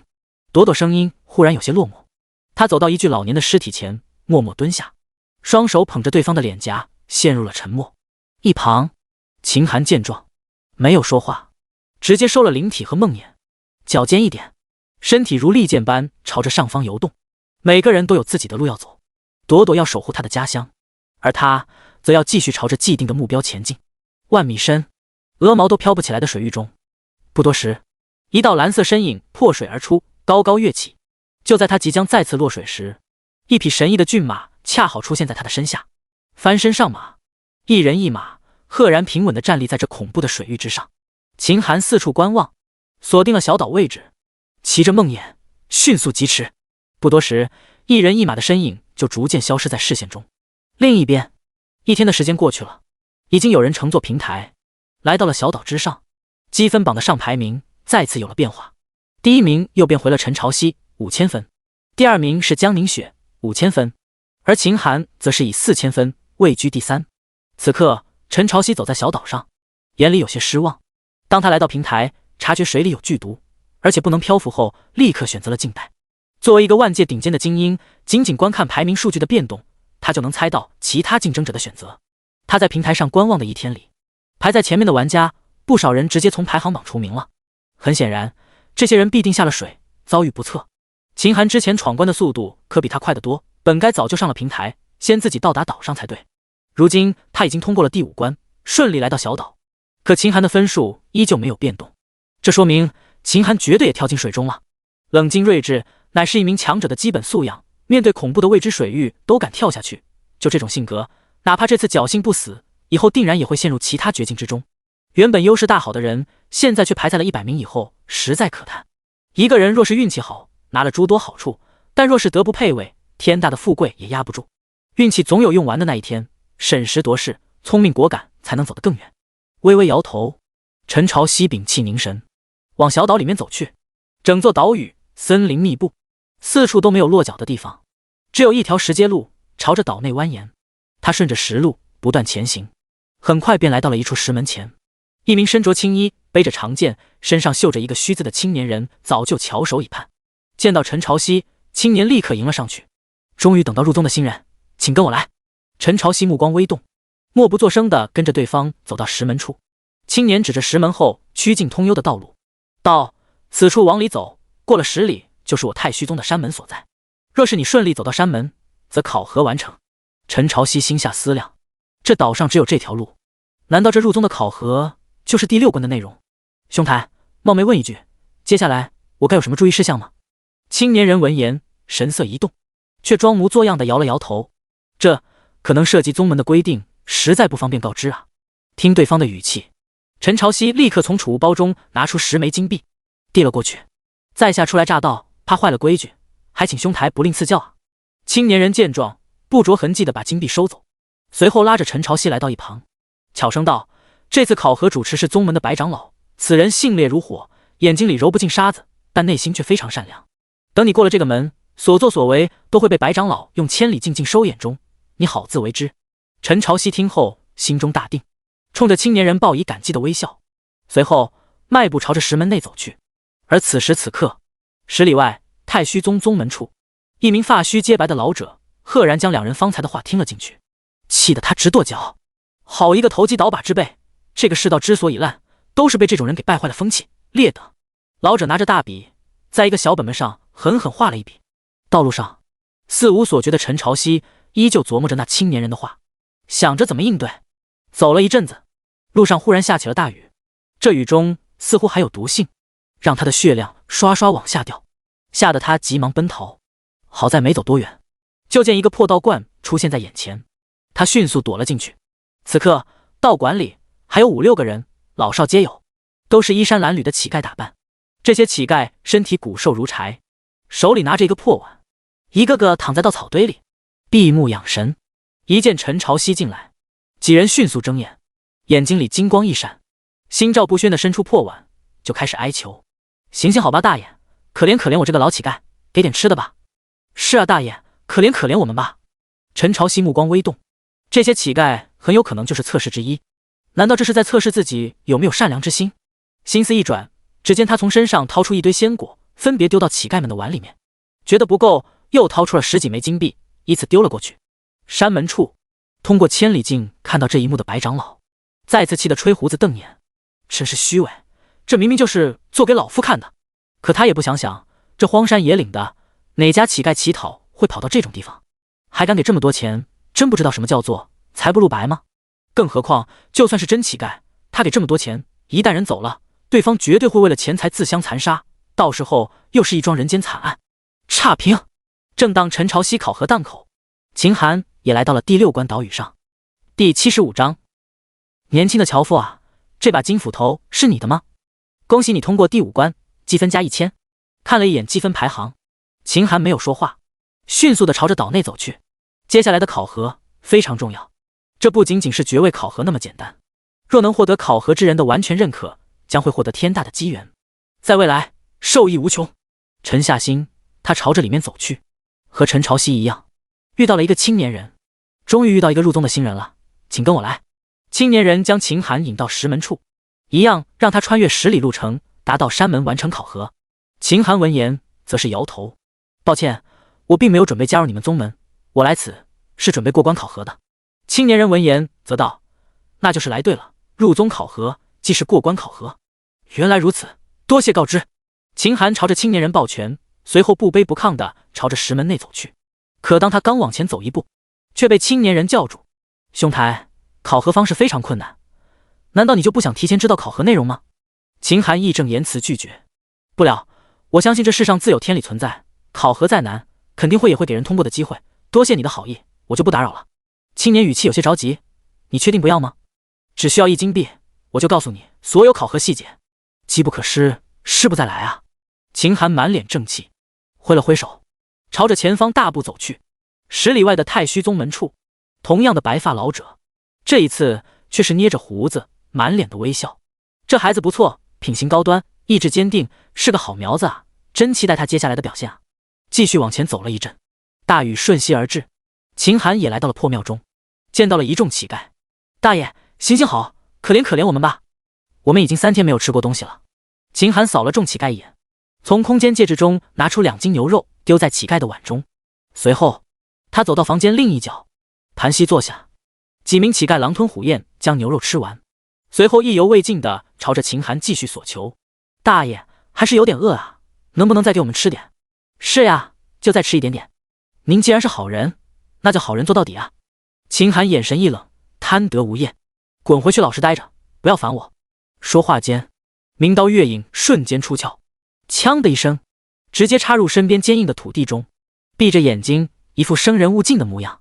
几个乞丐见状，神色惊恐，一个个缩在角落，不敢妄动。太虚宗白长老不断点头，老怀大慰道：有善心却不泛滥，更能在关键时候震慑乞丐，觉得对方不安的心，这份心性实在难得。好像这小家伙还是神级职业啊，单这份心性就完全能配得上这份成就。不错，真是不错。另一边，陈朝夕给了钱，给了吃的，几个乞丐吃饱喝足后，眼睛放绿光，全都朝他围了上去。大爷，你兜里还有没有钱了？这点钱可是不够我们几个分的啊。就是啊，大爷你这么有钱，要不再给我一些？你看我们这几个人都还没有媳妇呢，干脆你好人做到底，多给我们一些，让我们也能花钱娶个媳妇，过上好日子。陈朝夕目光一寒，若是往日遇到这种货色，早就一剑斩之。可今日这毕竟是考核。青年人说白长老刚直善良，若是杀了对方，岂不是会引人不满？可若是比不杀，那白长老又嫉恶如仇，岂不是又会不满？心思转动之下，陈朝夕神色出现了纠结。刚好外面的雨也停了，他一把推开乞丐们，狼狈逃离。等他跑了一阵子，却见到一名樵夫急急忙忙地走来，一见他就迅速上前，急切道：小哥，看你的去的方向是太虚宗吗？我是负责给太虚宗送柴火的樵夫，我媳妇快生了，我要赶紧回家，你能帮我把这捆柴火帮忙送到太虚宗门吗？陈朝夕目光微皱，这难道又是考核的一部分？送柴火似乎并不是多大的事情，既如此，倒不如接下。行，你放下吧，我帮你。樵夫放下柴火，千恩万谢地离开了。柴火上此刻正歪歪扭扭杵着一把铁斧头，陈朝夕犹豫了一下，还是背起柴火继续往前走。不多时，来到了一处木桥上，也不知是为何，他刚走到桥中间，柴火上的斧头恰好滑落，掉进了水里面。难道这又是考核的一部分？难道要我下水寻找斧头？正当他思索时，水里面浪花翻腾，一道浑身散发着金光的金色蛟龙从水中冒出。蛟龙大眼睛看着陈朝夕，左手拿着一柄金灿灿的斧头。年轻的樵夫啊，你是不是掉了斧头在水里面？陈朝夕点点头，是的。那是这把金斧头吗？蛟龙晃荡着手中的金斧头，陈朝夕看了一眼，心神瞬间一摇，这居然是一柄史诗级斧头。看属性，虽然没有手里面的至宝优秀，但也足以让他垂涎3尺。若是得到，他的实力必定要往前迈一步。但一想到这可能是考核的一环，绝味可比这斧头重要。一咬牙，他道：“不是。”哦，那是这把银斧头吗？蛟龙右手一翻，居然又翻出来一柄斧头，只是这次的斧头差一点，是一把暗金级的极品斧头。他定了定神，坚定道：“不是。”蛟龙眨着大眼睛：“那既然都不是，难道你的斧头是这把铁斧头吗？”只见蛟龙话音刚落，水下微微翻腾，一把铁斧头从水底下升起。陈朝夕见状，点了点头，笃定道：“这就是我丢的那把斧头。”蛟龙闻言，竟然将3柄斧头放在了一起。年轻的樵夫啊，你的诚实感动了我，作为奖励，我将这金银斧头都送给你。陈朝夕听后，满脸的激动，幸亏刚才没选啊，这事果然是个坑。这蛟龙应该在考验他的诚实性。如果刚才选择了金银斧头任何一把，怕是现在一个都拿不到。果然，给那青年人10枚金币，花的真是值啊！谢谢你的馈赠。陈朝夕双手向前准备安然接收礼物，可等他双手刚刚触碰到金银斧头的那一刹那，河面上忽然风起云涌，一道金光将他笼罩在内。蛟龙的身体猛然变大数10倍，一道血盆大口朝着他的狠狠咬来。贪婪的樵夫啊，你将为你的欲望付出代价。陈朝夕，太虚宗白长老撇着嘴，满脸的嘲讽：蠢货，这世上哪有这么好的事情，说2句诚实的话就能得到大好处？差评。而此刻，由于外面的雨停了，秦寒也遇到了樵夫，同样接下了任务。未免意外，他甚至还将斧头在柴火上使劲塞了塞，固定结实，这才继续上路。第76章欲念之蛇又见面了。同样的桥，哪怕秦寒的斧头绑得非常结实，可走在桥上就跟猛然被人拽了一下似的，斧头被一股大力抽离，啪嗒一声掉进了河里。紧接着，金灿灿的蛟龙登场了。年轻的樵夫啊，你是不是掉了一把斧子在水里？秦寒：是的，那是一把铁斧子，你如果见到了就给我吧，谢谢。此话一出，直接把蛟龙给整不会了。左手藏着的金斧子，拿也不是，不拿也不是，一时间尴尬之色溢于言表。但最终，蛟龙还是急中生智道：众所周知，龙族的视力是有缺陷的，我分不清颜色，自然也分不清斧子的种类。河底下这些年掉落了不少斧子，要不你看看我手里这把斧子是不是你的？秦寒眼睛都不眨，甚至都不看斧子的属性，随口就道：不是，再看看别的。那是这把银。哦，这把斧子吗？不是。哦，那是这把斧子吗？是的，就是这把，请给我，谢谢。蛟龙闻言，眼睛一眯：你真是个诚实的樵夫啊，并没有趁我认不出颜色而说谎。为了你这份难得的诚实，这3把斧头我都送给你吧。秦寒沉默一下，说道：你既然分不清斧子的真假，为什么却可以判定我说的是真话还是假话？蛟龙再次语塞，支支吾吾半天，找了一个借口：哈，那是因为我想测试你的诚实。其实当你的斧子掉下去时，我已经知道了，另外2把斧子就是给你的奖励。秦寒：无功不受禄，我只要我的斧子，你给我，我就走了。蛟龙：你真不要？秦寒目光忽然一冷，光天化日之下，在这荒山野岭忽然出现一个怪物，送给你2个宝贝，你要不要？大胆妖孽，我一眼就看出你不是好东西。说，你在这里可是专门坑害路人的？见到对方士气大振，满脸的正气，蛟龙的身材居然开始萎靡，头一缩，竟然准备逃跑。想跑，门都没有。御魂术，轰隆一声，大祭司等几个 BOSS 粉墨登场，一见蛟龙，争先恐后的扑了上去。不多时，一条拇指粗细的金色4脚小蛇匍匐在秦寒的脚边，旁边摆放着3柄斧头。小蛇缩着头，瑟瑟发抖：别杀我，别杀我，我只是宗门派来测试你的，真没有害人之心。秦寒眯着眼，这小蛇叫做欲念之蛇，在诸天之中也相当稀少，专门以欲念为生。只要人起了欲念，就会助长此蛇的威力。反而遇见他的人一身正气，没有半点贪墨之心，这小蛇就会越发缩小，实力大损。简而言之，这就是一种逢人之恶，遇恶则恶的特殊妖兽。弱的时候，普通人都能拿捏；强的时候，就连那些诸天顶级的强者都能分庭抗礼。看这蛇的长相，应该还没有成年，说是成长到完全体，再利用一些强者的弱点，以此蛇来勾引，怕是关键时候能有大用。只是这蛇显然是太虚宗的东西，这会儿打他的主意，说不定会降低评分。心思一动，秦寒道：“行了，你回去吧，斧头也拿走吧。”说着，毫不留恋地离去。此刻，太虚宗内，白长老连连抚须，老怀大慰道：“好啊，真是令人大开眼界！一个人竟然能极其谨慎、果断、洞察，并之为一身，真是万古难寻的好苗子。太好了，上等，一定要给他最上等的评分。”另一边，陈朝夕狼狈一战，他没想到这小小的蛟龙居然如此难缠，一交手就吃了亏，后面渐渐的还落入了下风。他只能卖个破绽，以受伤为代价，狼狈逃窜。好在走出几里路，那蛟龙并没有再追过来。正当他吃了点药，缓缓前行时，前方忽然有一辆马车行驶过来。可那马车刚走到他身前，轮子居然掉了一个。随后从上面走下来一个同样穿着太虚宗弟子服饰的年轻人，见到陈朝夕后，迅速上前：“敢问你可是参加入宗考核之人？”陈朝夕审慎地看了对方一眼，最后道：“是的，年轻弟子，那真是太好了。既然你能走到此处，那也差不多是我宗门的弟子了。想必你也看到了，马车轮子掉了，上面押送着宗门的物资。要不这样，我回去找人过来维修，你帮我在此地照看一下可好？”陈朝夕：“好，年轻弟子真是好样的，以后入宗之后，我会照顾你的。”说着，此人便快速离去。陈朝夕坐在地上，心里有些忐忑，这他娘的该不会等下又要有幺蛾子吧？一路走来，遇到的破烂事还少吗？只见他念头闪过，树林里忽然响起了一阵呼喊声：“可有太虚宗弟子在此？本人内门师姐，遇到贼人袭击，速速救我！速速救我！”哼，小娘子，你就算喊破喉咙也没人救你的，乖乖熟手就擒吧。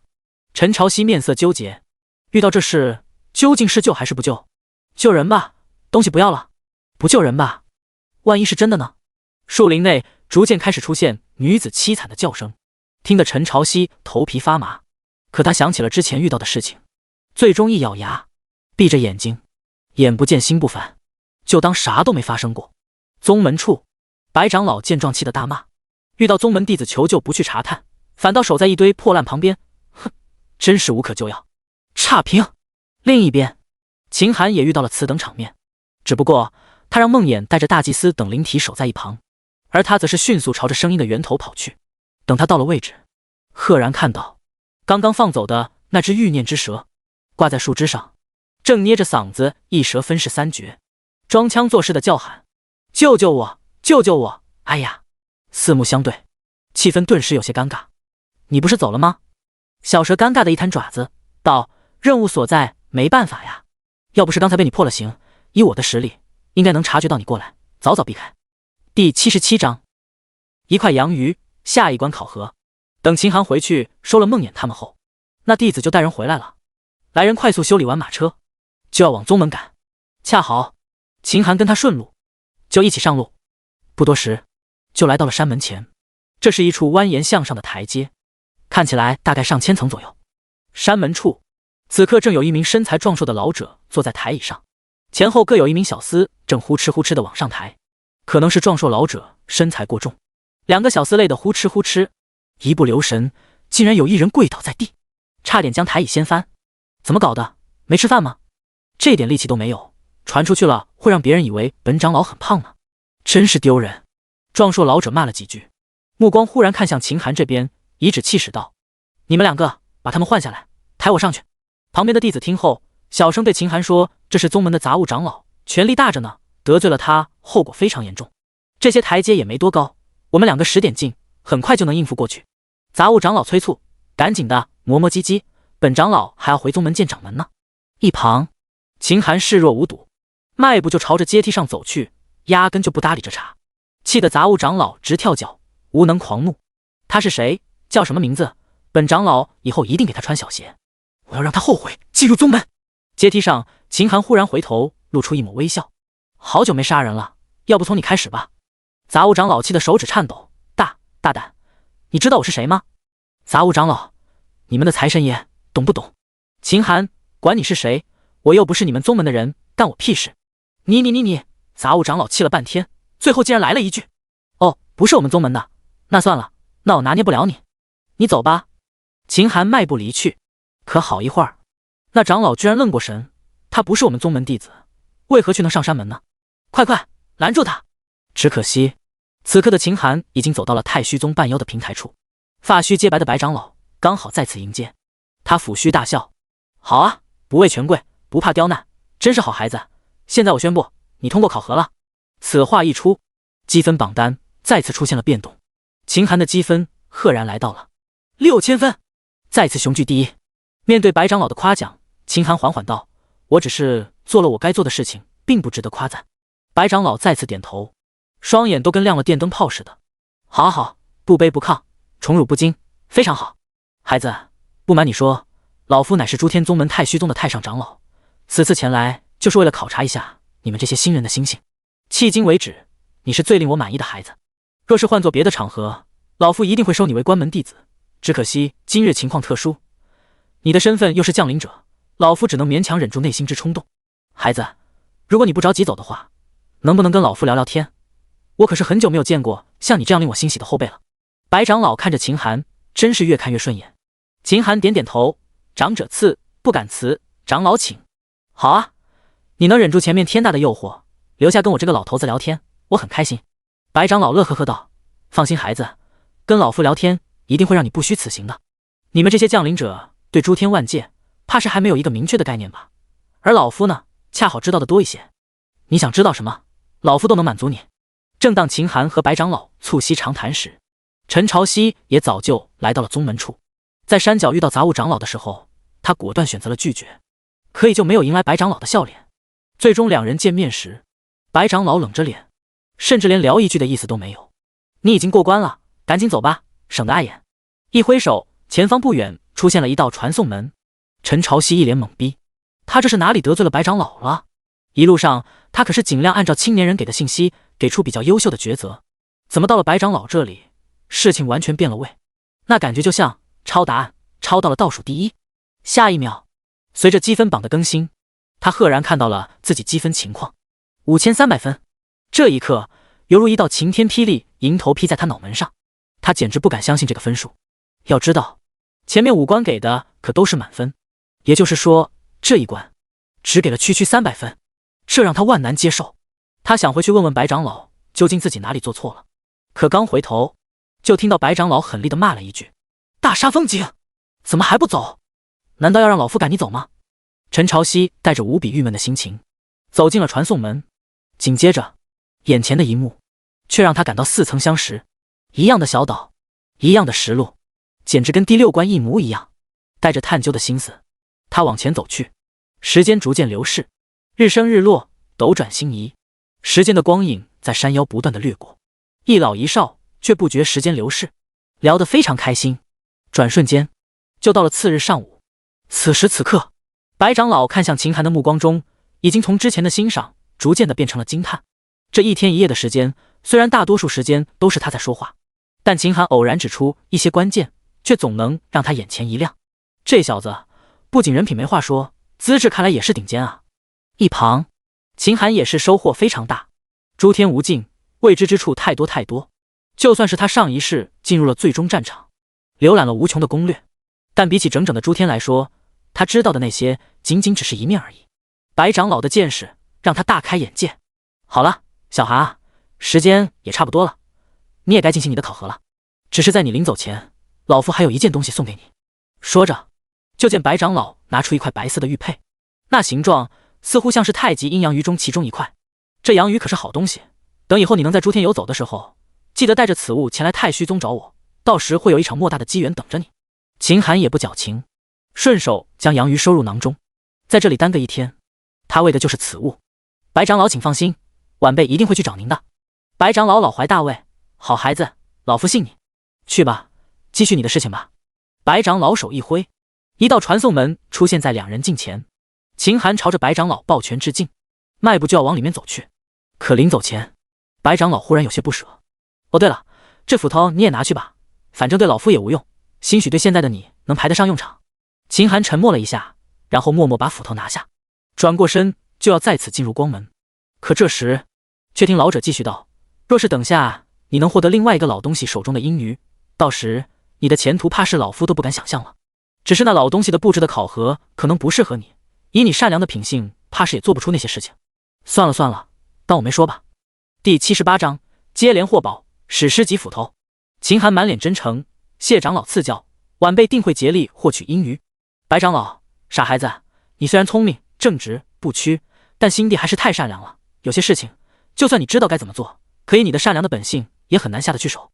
不管怎么样，你是我看中的人，无论结果如何，以后一定要去太虚宗找我。这把斧头你拿走吧，对现在的你来说也算是个宝贝。似乎是不舍秦寒走，白长老掏出之前欲念之蛇骗秦寒的那把史诗级斧头。秦寒接过，谢长老赐予，晚辈这就走了。哎，别，等下一下。白长老张了张嘴，满脸的不舍。秦寒疑惑，长老可是还有事情吩咐？这……白长老犹豫了一下，接着道：哦，对了，这条蛇你也带走吧，此蛇阴险狡诈，像你这么善良的孩子，带着它，关键时候也是个帮衬。白长老拿出欲念之蛇，又掏出了一块淡紫色的晶体，一并递给秦寒。你将这控制晶体捏碎，就能获得此蛇的掌控权，以后他将对你永远忠诚，若他敢背叛于你，将会直接神魂俱灭。欲念之蛇眨着大眼睛，满脸的无辜，这就易主了，以后要跟这个人混了。可他总感觉这个人可没有白长老那么好骗呀。谢前辈重赐。秦寒郑重接过东西，按照要求捏碎后，再次拜别白长老。这一次是真的走了。白长老看着消失的传送门，怅然若失。好苗子啊！白光一闪，秦寒来到了第7关，握着手中那块温润如玉的阳鱼，他终于松了一口气。爵位争夺第6关和第7关，考验的就是玩家的临场应对和人性测试，而负责监考的则是游戏中后期就会出现的2个超级宗门，太虚宫和太阴宗的太上长老。无数岁月前，两家本为一家，后来因为理念不合分了家，同时也分走了宗门里的至高信物阴鱼和阳鱼，两家一家一块。相传只要将阴鱼和阳鱼合二为一，就能打开神秘地点天道宫，进入其中可以获得至高的传承。玩家想要获得这2件宝物，必须在第6关和第7关中获得满分。听起来不难，实际上则难如登天。两大长老性格相反，在不知道攻略的情况下必会踩坑，但凡这2位长老有那么一丝丝不满意，满分就没希望了。而且东西只有1块，就算侥幸得到满分，也要等其他玩家考核完成后，确定其他人没有获得满分才能获取。整个过程但凡说错一句话，这辈子就别想得到阴阳鱼了。他之所以等了1天1夜，就是在等其他玩家考核。现在所有玩家都来到了第7关，排在最前的那些应该早就进入了第8关了吧。只是第8关情况有些特殊，必须最后一个玩家进入了才能开启，倒是不急，让他们等着吧。抬头看了一眼前往岛内的道路，秦寒一边慢悠悠地走着，一边打开了积分榜。此刻他的积分赫然来到了7000分，依旧雄踞第一。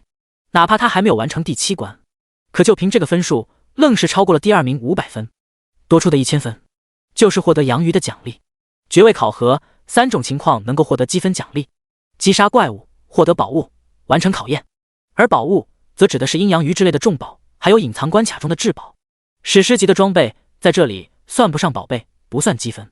说到史诗装备，秦寒迅速拿出新获得的史诗级斧头，幸运金斧，史诗级物武器，攻击力2000，破甲1500，全系元素削弱2000，重伤打击半血以下敌人，攻击力额外增加1倍，体质要求500。主动技能，最高幸运，使用后幸运10分钟内增加10倍，冷却时间1天。这斧子不错，虽然没有太过逆天的攻击技能，但主动增加10倍幸运却非常好用。永生游戏的爆率，亦或者某些抽奖概率，动不动都是1/1000，甚至1/1，就算加上10倍增幅卡叠加成100倍幸运也没戏。但是若是在小范围内几1%概率下的抽奖活动，一旦叠加就稳妥了。用得好，这就是神技。眯着眼，秦寒晃悠悠地走着，忽然一直盘踞在他肩膀上的欲念之蛇冒出头来，双眼放光道：主人，我闻到了前方似乎有一种特殊的气味，好像是欲望的味道。秦寒目光微动，扫眼看去，隐约间能看到第7关考核的石门在望，但守候的弟子却不见了踪影。主人，在左边的草里面，我能看到是一男一女在做一些苟且之事。欲念之蛇眼睛里金光一闪，秦寒的眼前赫然出现了一道镜像。赫然看到一名穿着黑色道袍，身上绣着一个英字的青年，正和某个穿着同样衣服的女子做着不可描述的东西。欲念之蛇满眼放光，主人，我听说太阴宗的门规，不许门下弟子结为道侣，更不去做苟且之事，一旦发现，将会受到严厉的惩罚，轻则废除修为，逐出宗门，重则形神俱灭。这些画面我都存下来了，主人，要不我们敲诈他们吧？秦寒闻言同样有些异动。按照攻略，第6关白长老喜欢善良正直之人，第7关黑长老则是喜欢阴险狡诈无所不用其极之人。这送上门的威胁不用白不用，而且这绝对是考核的其中一环。念头一闪，只见秦寒装作懵懵懂懂，迈步朝着石门走去。此刻第7关太阴宗山腰处，黑长老手里拿着阴鱼，满脸的惆怅。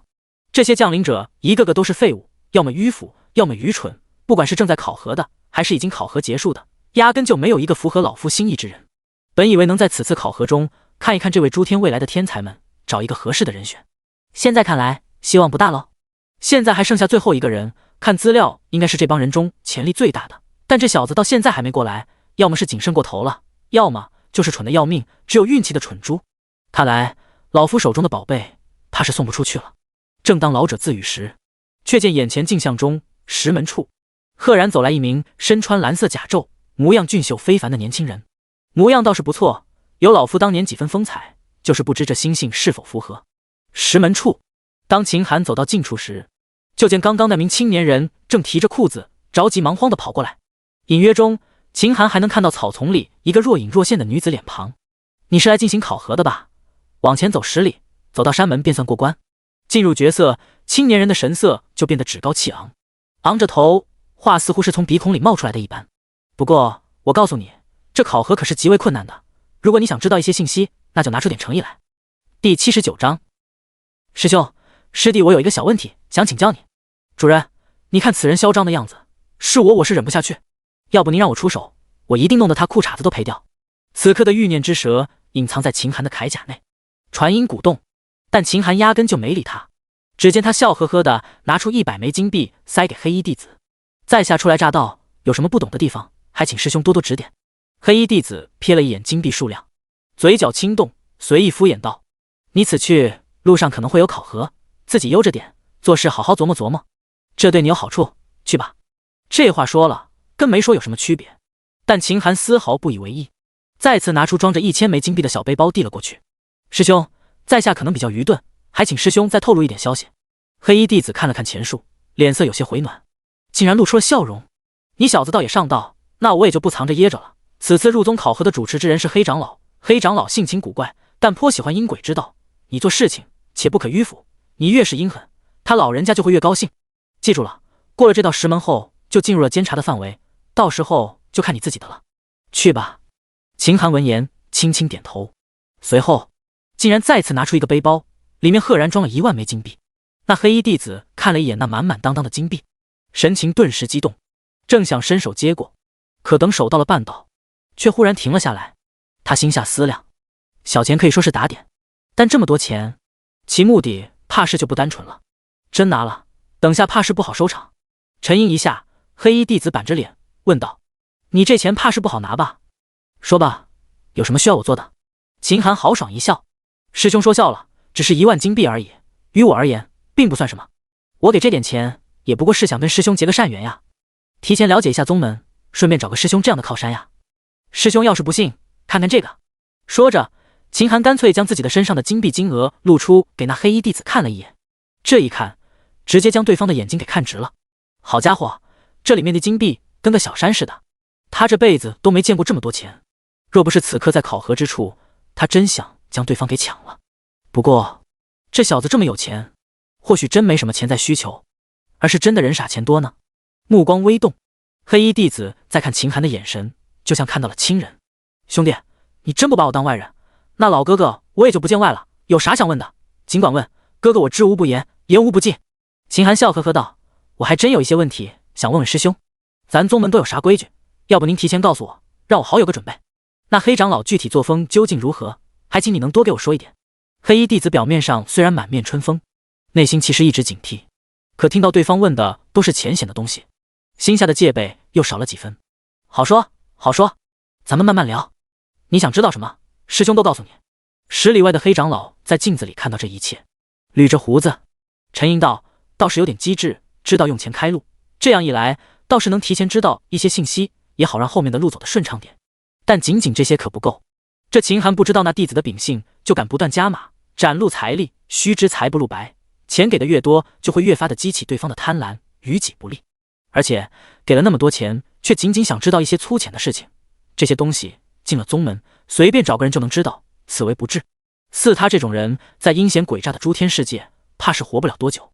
就这表现，我最多给个及格，不能再多了。”一段时间过后，石门处，黑衣弟子脸带笑意，但嘴里仅仅说着一些皮毛东西，甚至多说几句就将目光看向秦寒的手，看意思是想再要点好处出来。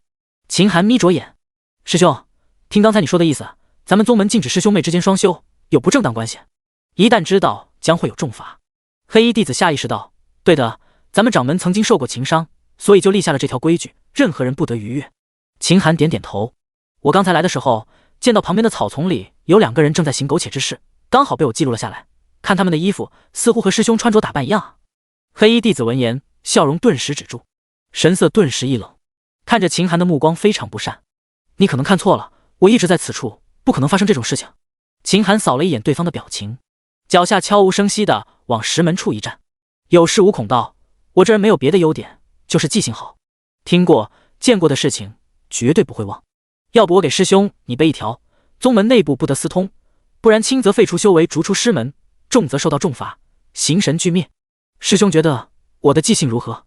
黑衣弟子的心越来越冷，此刻他早已经明白过来，此人从一开始就在算计他，看到了他的丑事，然后上前套话，继而威胁。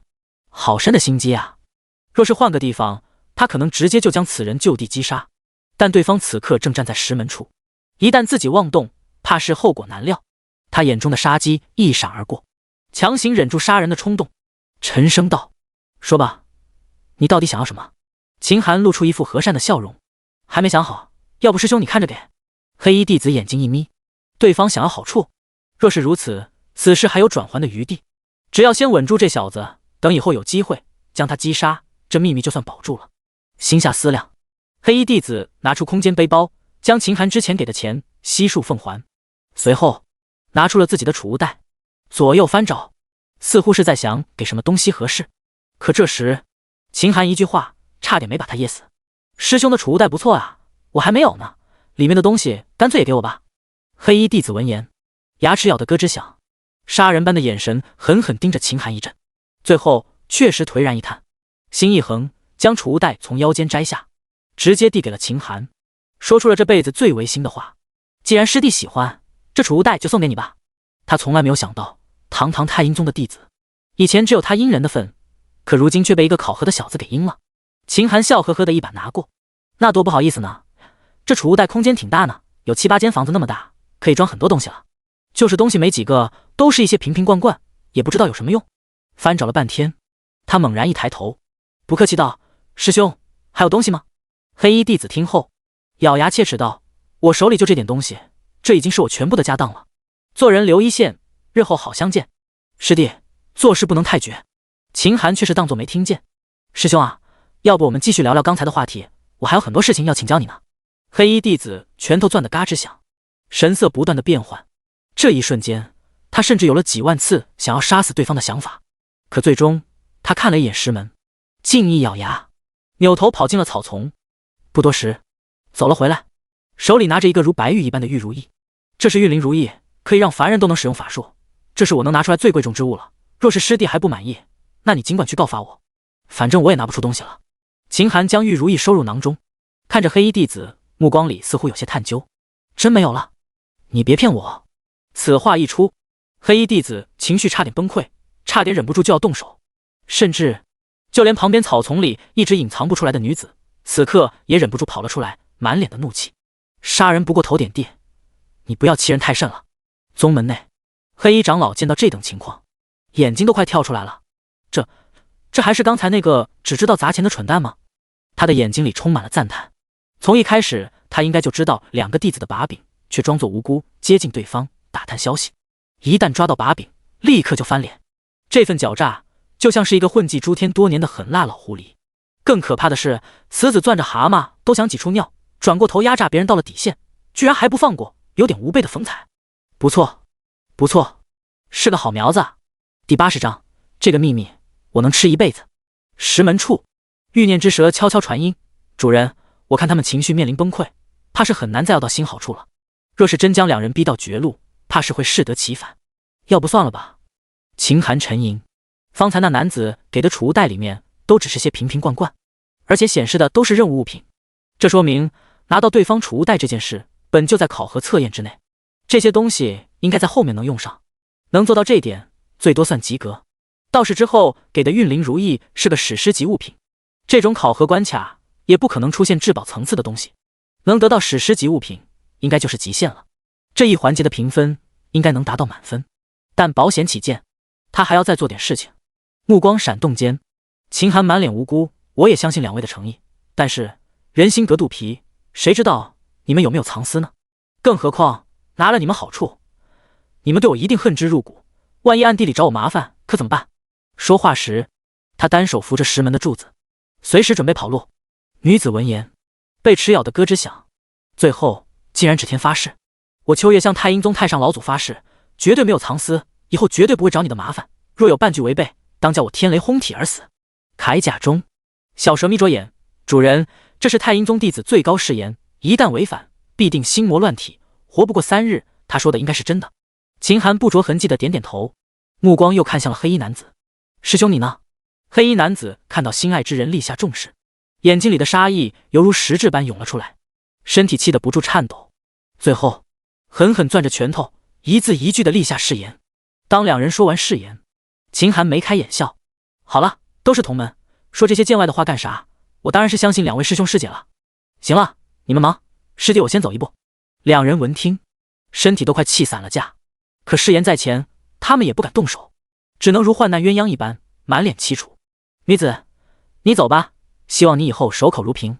本来秦寒已经踏进了石门，可听到这话，立刻退了回来，眯着眼笑呵呵说道：那肯定了，我这人别的优点没有，但这嘴可严实得很。再说了，你们这个秘密我可要吃一辈子。话落，留给2人一个天真灿烂的微笑，迈步离去。而身后，女子听到最后那句话，竟然再也绷不住，哇的一声伏地痛哭。山门处，黑长老满脸的激动：天才啊！一般人将对方逼到那种境界都是见好就收，可这小子最后竟然还敢让对方立下誓言，杜绝一切后患。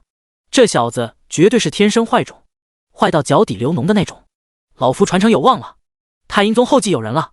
无人的山路上，小蛇从铠甲中探出头来，一双小爪子抓着铠甲边缘，瞪着无辜的大眼睛：主人，我怎么感觉你之前那些善良正气都是装出来的？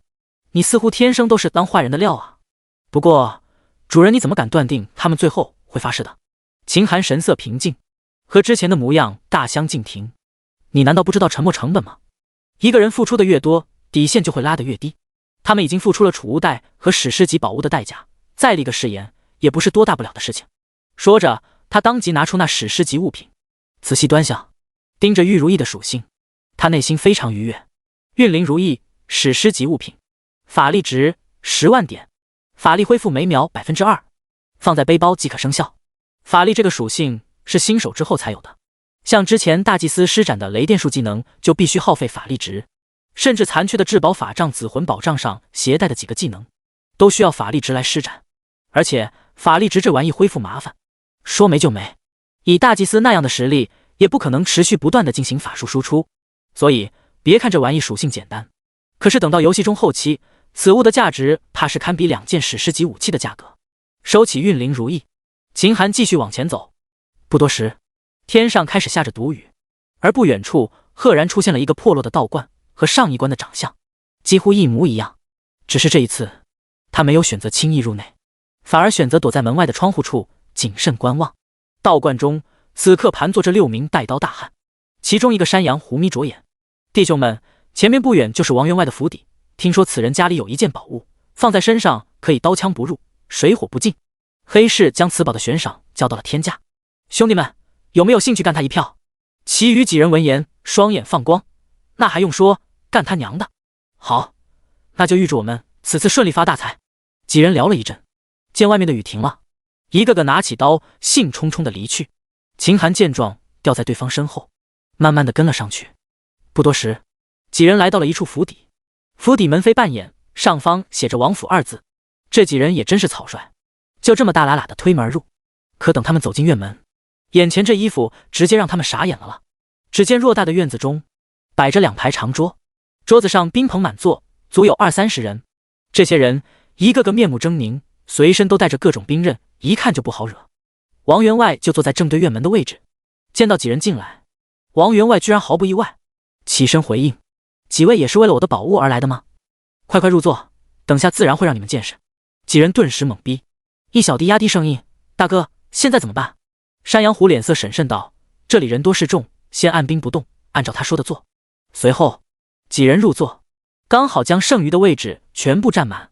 门外一处高大茂密的树上，秦寒目光盯着院内的情况，心下思索，这里应该就是那黑长老设置的第2个考核地点。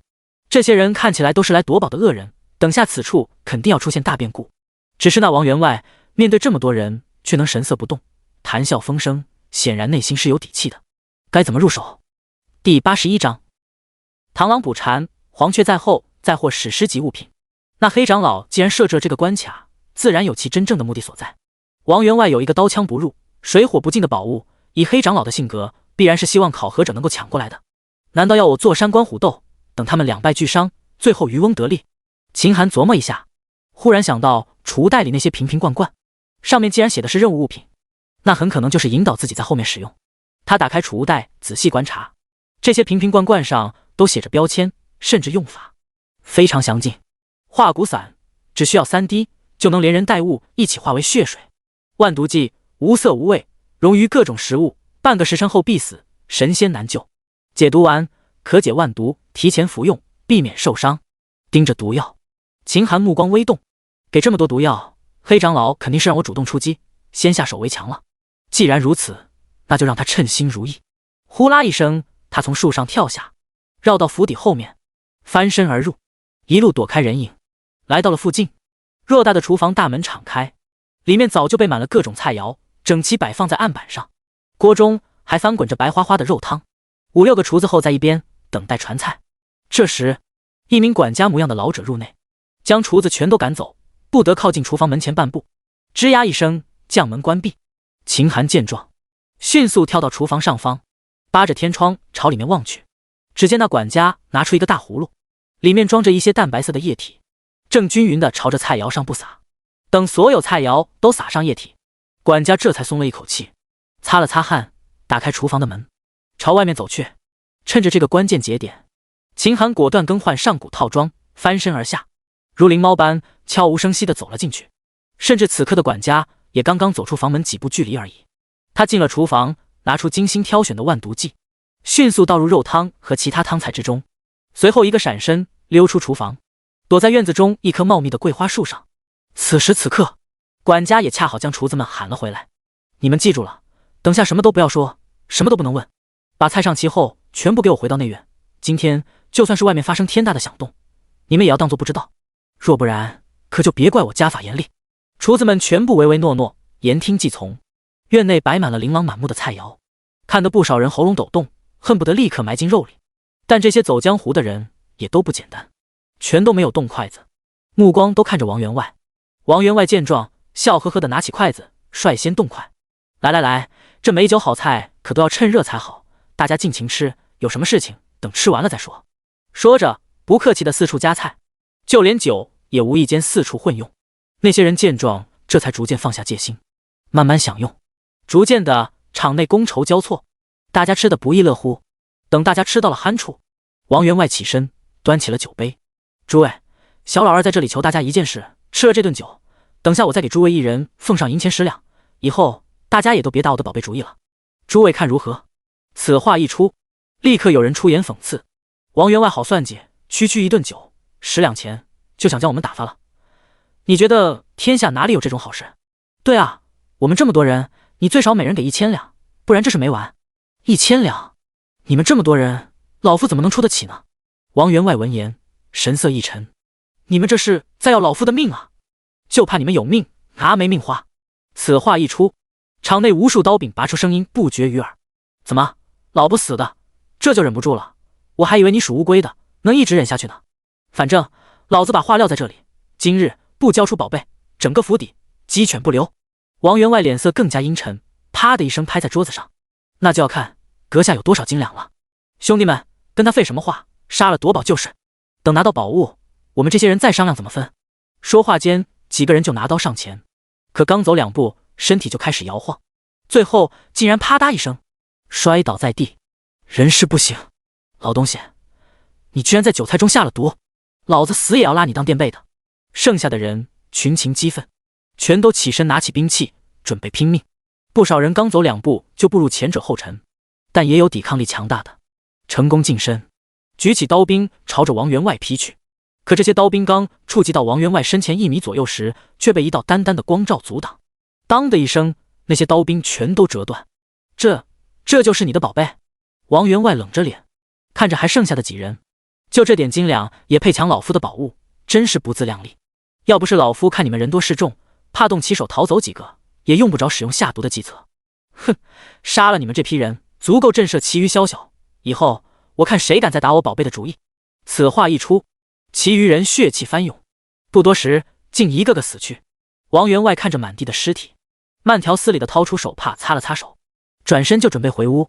可这时一道声音响起：“别急啊，王员外，在下也对你的宝贝很感兴趣。”王员外闻言转过身，却看到一名穿着一套皮甲、面部笼罩在兜帽中的神秘人，不知何时已经走到了他身前数米处，但自诩有宝物护体。王员外丝毫不惧：“就凭你，估计没这个本事。老夫就算坐在这里不动，你都拿我没办法。秦寒，看来你的宝物挺厉害的，那我更要见识一下。只不过我想问问，如果一个人死了，你的宝物还能继续保护你吗？”“笑话，你都打不破我的防御，凭什么杀我？”王员外脸带嘲讽，正想还击几句，身体却忽然抽搐，嘴里居然开始冒着鲜血。“毒？你给我下了毒？”王员外面色苍白，仿佛一瞬间老了20岁。螳螂捕蝉，黄雀在后，没想到老夫终日打雁，却被雁啄了眼睛。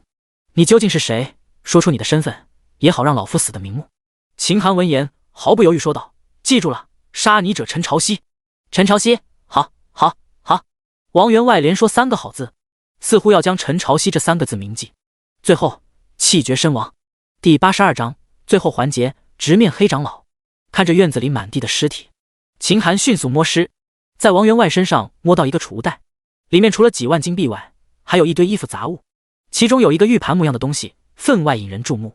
血煞护体阵，史诗级物品，上古流传的邪门阵法，激发后在周身1000米内布下血煞大阵，以血肉为食，不断汲取能量，血肉吸收越多，阵法强度越大，防护能力则越强。阵法不破，身体不损。当前防御值5090，防御值可以抵消所有元素伤害和物理伤害。仅仅看了阵盘一眼，秦寒眼睛里就迸发出了浓浓的喜色。上一世史诗级物品有一个流传已久的说法，属性越单一，作用越大，属性越单一就越极品。如今看来，诚不我欺我。像这种特定的阵法，一旦积蓄足够的防御值，关键时候有天大的作用。不过这阵法也有一个坏处，没了防御值就是个没有用处的纸老虎。这王员外弄这么大的阵仗毒杀这些人，怕是目的不纯，10有8九是想给此物充能。这些人得到宝物的消息，也很可能是王员外自己放出去的。将阵盘和金币收进自己的储物戒中，秦寒转身准备离去，可离开前，他目光微动，这一环节的考验应该是完成了，但他怕黑长老还在此处埋着其他伏笔，目光一扫，迅速收起在破道观中遇到的那5人的尸首，然后迅速离去。来到茂密的林中，他将5人尸首丢掉，拿出化骨伞，全部融了，甚至除了阵盘和金币外，连带着王员外的储物袋，他也丢在了一条河流中。做完这些，才小心翼翼地回到道路上。正当他走在道路上时，忽然十几名黑袍弟子仗剑而来，看到秦寒，为首弟子当即盘问：“站住！你在此处做什么？”秦寒故作疑惑：“入宗考核呀，有什么问题吗？”为首弟子眼睛带着审视：“可曾路过王府？”秦寒一愣：“王府是什么？”“我不知道。”为首弟子：“哼，究竟是真不知道还是假不知道？那要跟我们回去之后再说。”秦寒，我看你是误会了吧？我真只是考核的，我姐秋月能替我证明。秋月，一名弟子悄悄道：“师兄，秋月秋师姐可是内门弟子，地位不低，此人又是考核弟子，怕是门内关系匪浅，不可轻动。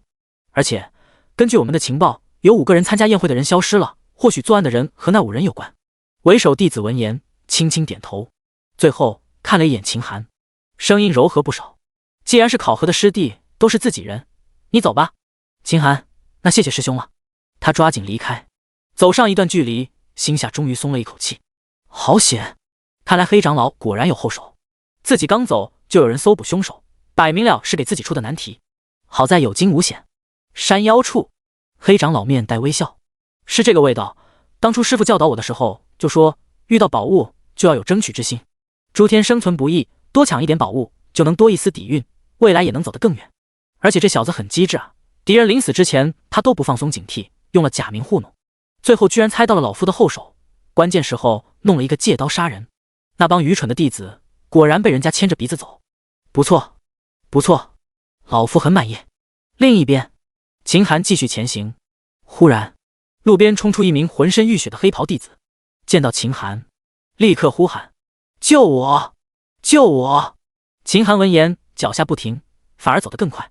那弟子满脸的绝望，用尽最后一丝力气迅速道：“我是太阴宗执法长老的亲侄张冲，我被同门弟子马绝袭击，若是你能帮我把消息传递出去，我叔父定有厚报。”此话一出，弟子顿时气绝而亡。秦寒充耳不闻，继续前进。不多时，就然遇到了一行车驾，几名仆从抬轿，周边还挂着旗帜，上面赫然写着执法堂长老法驾。秦寒依旧充耳不闻，正准备快步离开，却见轿帘拉开，露出一位面相和蔼可亲的老者。老者朝他挥挥手，满脸慈祥的笑容：“小友，过来说话。”秦寒闻言只能走上前去，诚恳道：“前辈好。老者，看你去的方向，你这是前往太阴宗？”秦寒：“是的，入宗考核。”老者：“年纪轻轻就能被太阴宗选中，前途无量啊！看到你，我就想起了我那侄张冲，当年他也是和你一样大的年纪入宗，如今一眨眼却是过去了10年了。想当年……”老者开始追忆，多数讲述的就是他对侄儿张冲是多么的宠爱。两人走了一路，走到太阴宗，走到了山腰处，直到分别的那一刻，秦寒也只是当做一个合格的听众，一句关于张冲的事情都没说。等执法长老走远，一名黑衣老者走了过来，对方神色古怪：“小子，你若是告诉对方张冲被同门害死的事情，定然会让对方亲近于你，这对你可是有很大的好处的。好处当前，你都不取，岂不是笨蛋？”秦寒疑惑地看着对方：“老爷子，你说笑了，你说的这件事我可从没听过，又何谈告知呢？”黑衣老者：“哈哈，你小子到现在还不说实话吗？告诉你，我就是这次负责你考核的长老，那张冲的事情就是我安排的。人生于天地，自当砥砺前行，有好处的事情都不上，你这辈子能有什么出息？这一点你令我很失望啊。”秦寒扫了一眼积分榜，上面的积分还没有出现变动，说明眼前这一切还在考核之中。接下来的回答可能就是他第7关最后分数的关键所在。目光微动，他道：“回长老，有好处要上，这话不假，但看见好处就上，那就是蠢蛋。就像猛兽扑食，自当分清楚什么是陷阱，什么是猎物，盲目出击只会让自己死得更快。”黑长老神色一亮：“哦，愿闻其详。”第83章第8关，玩家齐聚。山腰处，秦寒直面黑长老，不卑不亢道：“张冲是谁？执法堂长老的亲侄子，有这等关系在，对方还敢袭击他，这说明要么对方背后有更大的势力，不怕张冲贸然卷进去，怕是好处拿不到，最后落个当替死鬼的下场；要么就是那张冲和执法堂长老的关系没有我们明面上看起来那么和谐，甚至这次的袭击很可能背后的幕后黑手就是那长老。做个假设，张冲知道了执法堂长老的隐秘，对方怕事情败露，只能杀之求存。再做个假设，这个张冲家中有变故，比如张冲不是他父亲亲生的，当年抱错了娃，执法堂长老明面上不好动手，只能派人击杀，只是凑巧让张冲逃脱了。所以无论哪种假设，我都没好下场，又何必掺和这事呢？黑长老闻言抚须大笑，内心却是震惊。好家伙，张冲的环节可是他亲自设计的，做设计的时候还真加入了张冲当年是抱错孩子的前因。如此刁钻的原因，仅凭张冲的一句话就被这小子猜到了。真不知道这小子是运气好，还是多致敬狐妖。心思转动，他问出了最后的问题：你这小家伙心思倒是深沉，就那么一瞬间居然能想这么多。只是你难道没想过，万一此事是真的，你岂不是错过了一个依附强者的机会？我辈生存本就艰难，这么大的事情你都不敢赌吗？秦寒，不敢，好死不如赖活，只要活下去，一切才有可能，死了可就什么都没了。说完他闭口不语。静候最终评分的到来。好死不如赖活着，只有活下去，一切才有可能。黑长老闻言仔细琢磨，神色却忽然有些伤感。若是当初师父有这种心态，也不至于遭逢大难。他深深地看了秦寒一眼，最后道：不错，你过关了。此话一出，秦寒迅速看向积分榜，一刹那间他的积分变动，赫然增加整整1000分，来到了8000，依旧雄踞第一。他内心终于松了一口气，忙活大半天，终于过关了。他朝着黑长老以修行界的礼数执了一礼：谢前辈宽仁。黑长老摆摆手：老夫可没放水，这是你应得的。忽然黑长老神色变得极为凝重：小子，老夫问你，如果眼前有一个天大的机缘放在你面前，你会争取吗？秦寒神情一震：来了。他迅速道：还请前辈明示。只见黑长老手一翻，拿出一个黑漆漆的玉石，此物乃是天宫秘药，阴阳鱼中的一缺，它将会给你带来你这辈子都无法想象的好处。只要拥有它，你的前途注定变得无比的远大。只不过若想得到它，你必须答应我一个条件。秦寒，前辈请说。黑长老，如果我将此物给你，你必须答应我，在你实力足够的时候，接任我太阴宗掌门之位，护佑我宗。秦寒心神一凝，黑长老的目的居然是这个。太阴宗作为游戏中最顶级的宗门之一，其威势可不比那6大巅峰势力弱。若是当他们的掌门，等于瞬间多了一个庞大的势力作为后盾。至于护佑宗门，他能处理的事情就处理，若是遇到打不过的敌人，暂避锋芒就是，怎么算也是不亏的。稍稍思索，秦寒道：回前辈，晚辈愿意应下此诺。黑长老一听，当即就将阴鱼放在了他的手上，随即放声大笑：哈哈，老夫早就看到你身上那条贪吃蛇是上一关那老东西养的，他舍得将此物给你，这说明你必然获得了阳鱼。如今加上我这阴鱼，阴阳合并，到时候你只要让你去天道宫一趟，未来成就定然震彻天地。而你答应了当我太阴宗的掌门，这一局老夫赢了，那老东西要是知道，怕是会气死。秦寒宝物当前，他没想太多，一时不察，居然进入了黑长老的圈套中。黑长老高兴得喜不自胜，拍着秦寒的肩膀，亲切道：小寒呐，老夫作为太阴宗的太上长老，地位崇高，以后等你来到咱们宗门，我就亲自收你为徒，到时候就算是现在的掌门，也要称呼你一声师弟。到时候我会亲自给你安排一处最好的修行之处，你放心，绝对不比现任掌门的差就是。有我罩着你，以后你在宗门就能横着走，看谁不顺眼，直接上去踩几脚，保准没人敢说一个不字。秦寒，他提醒道：前辈，你说这些是不是太早了点？我现在还在争夺爵位呢。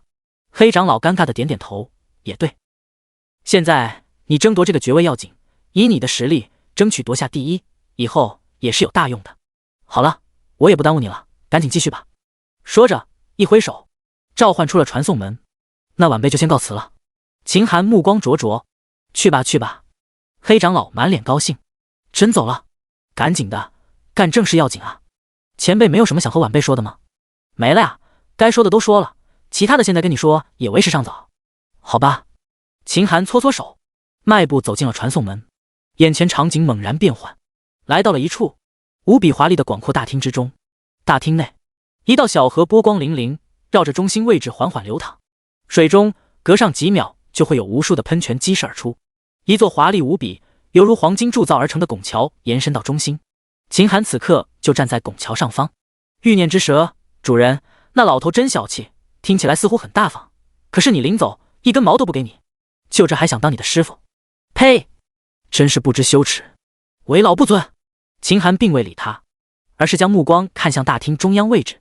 此时此刻，整个大厅中央处正站着300多名玩家，他们赫然是此次参加爵位争夺的人。之前他就说过，第8关很特殊，因为这一关已经不再是每个人一个副本的模式，而是将所有的玩家汇聚到了一起，公平竞争。只要过了这一关，爵位争夺的态势将会彻底明朗，是成是败，这里是最关键的一环。第84章二愣子封千诀，刨根问底。大厅中央，300多名玩家聚集在一起。秦寒一眼扫去，不少都是上一世听过、见过的强者，圣级职业20-30位，几乎全都到齐。隐藏职业也来了90多位，其余都是顶级职业。这些人从站位上看却非常有意思。陈朝曦、江宁雪、瑟琳娜3人占据中心位置，他们身后居然都有3-5个玩家小心陪同。这些陪同的玩家都是他们势力的下属。诸天之中，势力几乎是和战力挂钩的，势力越强大，其子民的战斗力就越强，战斗意识、战斗经验几乎都是诸天顶尖。在他们当中产生顶级甚至圣级职业的概率非常高，从这一点也能看出这些巅峰势力的强大。而与他们齐平的，则是封千诀这个魔族皇子。封千诀身后更是有一位圣级职业、9位顶级职业陪同。魔族天生战体，战斗意识、战斗血脉冠绝诸天，在肉身战斗这块，魔族力压所有种族一头。单论在场的整体实力，封千诀这方可以算是最高的。只是封千诀在刚进游戏的时候，没有汇聚得到信息前就草率的升级，随后又草率的转职，从职业上就矮了别人一头，所以他下意识地站在了核心圈外，似乎不愿意跟其余几人交流。除了6大巅峰势力的人外，外面将近270多名的玩家则是来自其余诸天势力。这些人互不相识，几乎都是和秦寒这样的独行侠，但趁着这个机会，也有不少人主动聚集在一起交流经验。圣级找圣级，隐藏职业找隐藏职业，看起来一个个小圈子正在形成。核心位置，陈朝曦不时盯着积分榜看，从小到大性格一直比较稳定的他，此刻却有些烦躁。作为第一个来到第8关的人，他不仅不能以速度最快的优势去抢占先机，反而只能傻傻的在此处等待其他玩家。这也就罢了，可因为第6关决策失误，第7关畏手畏脚，导致他的积分最后只有5700分，在所有玩家中排在中下。若是最终分数不能继续提高，此次爵位的争夺绝对没他的份。更刺眼的是，排在第1名的秦寒以9000分的超级优势力压众人，成为独一档的存在，这让他这个曾数次超越秦寒的人内心饱受煎熬。带着些许不耐，陈朝曦问左右：“人还没到齐吗？”回公子，还有1人没到。不过看积分榜，排在第1名的秦寒积分方才有变动，他应该是已经通过了考核，很快就会进来。此人话音刚落，就听场内开始哗然，不少人的目光都看向了入口拱桥处，那里赫然站着一名身穿上古套装、戴着兜帽的神秘人。单从露出的眉宇，不少人觉得这应该是一个相貌出众的年轻人。秦寒来了。对于这个从游戏开始获得至宝最多、登上世界通告最多，更是获得唯一神级职业的玩家，所有人的目光中都透着好奇。拱桥上，秦寒不自觉挺直了腰杆，目不斜视朝着中央位置走去。待走到近前，只听人群中一道不合时宜的声音陡然响起：“封千诀，秦寒，你是不是作弊了？我们都通过了7个关卡，每一关都是1000分，就算你每一关都得到满分，也最多只能获得7000分才对。可你却有9000分，这非常不对劲。”此话倒是问出了众人疑惑，所有人都好奇这秦寒究竟做了什么，才会有如此的高分。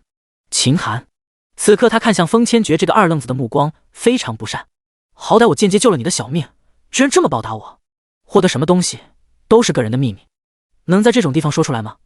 这些人以后最少也是各方势力的中坚力量，不客气地说，他们代表着就是半个诸天。若是真把秘密说出来，以后被人针对，那岂不是自讨苦吃？但直面数百顶尖人物，若是啥都不说，大家面子上也不好看。稍微整理思绪，秦寒笑道：“闯关规则中不是说了，除了过关杀怪外，获得宝物也能增加积分。我运气不错，获得了一些宝物。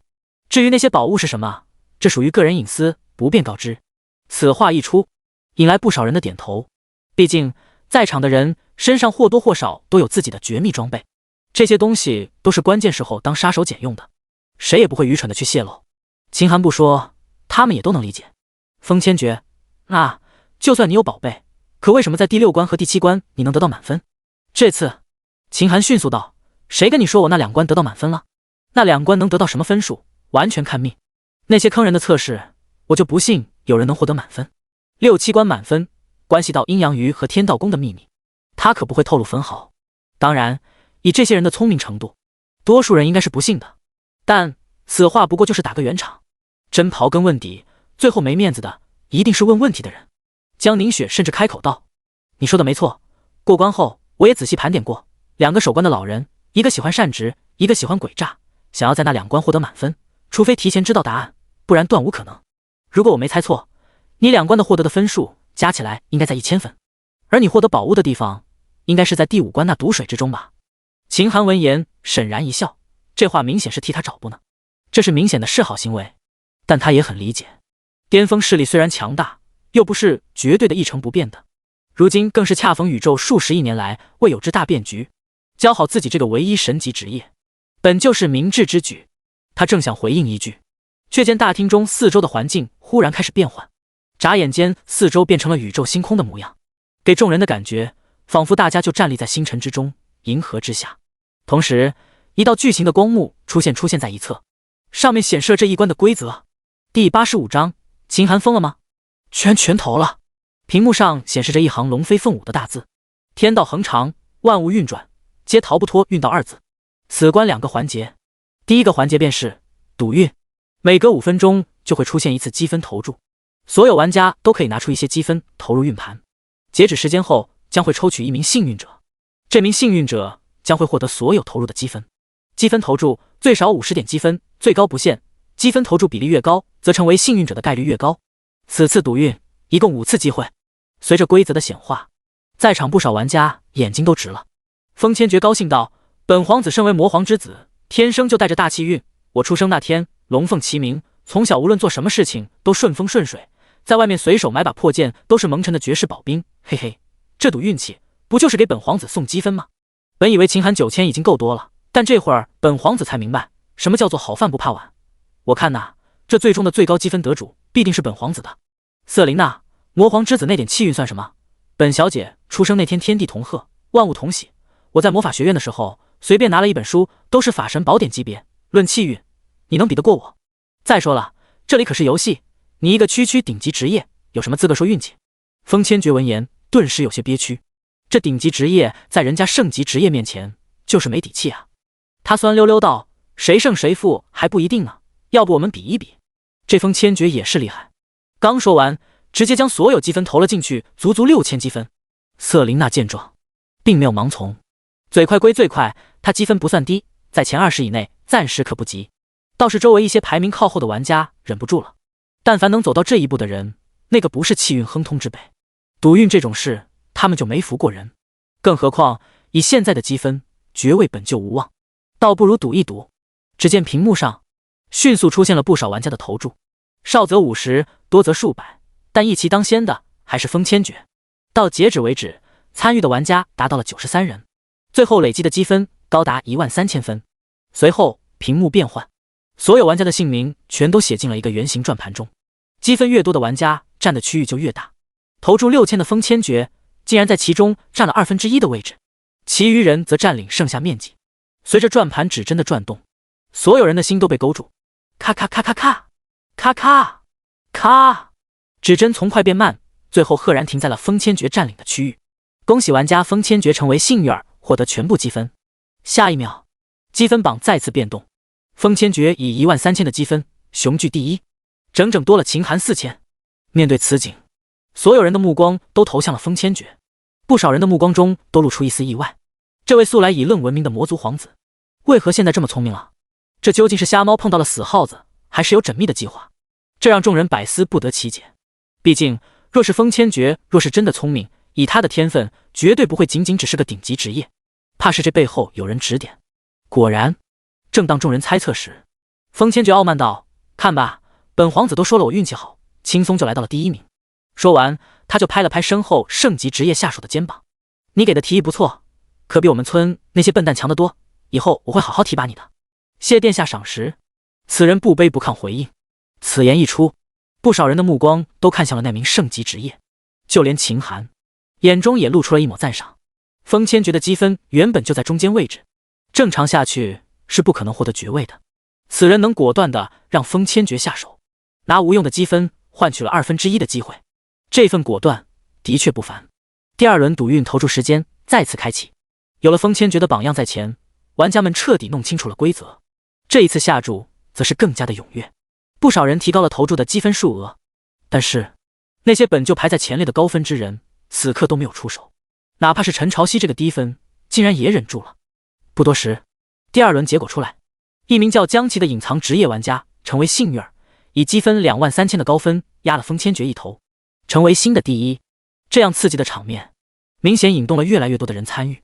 第三轮，一名叫刀锋的玩家成为了幸运儿，以31000分的高分成为第一。第四轮，一名叫秦毅的玩家成了幸运儿，以39000分的高分再次成为第一。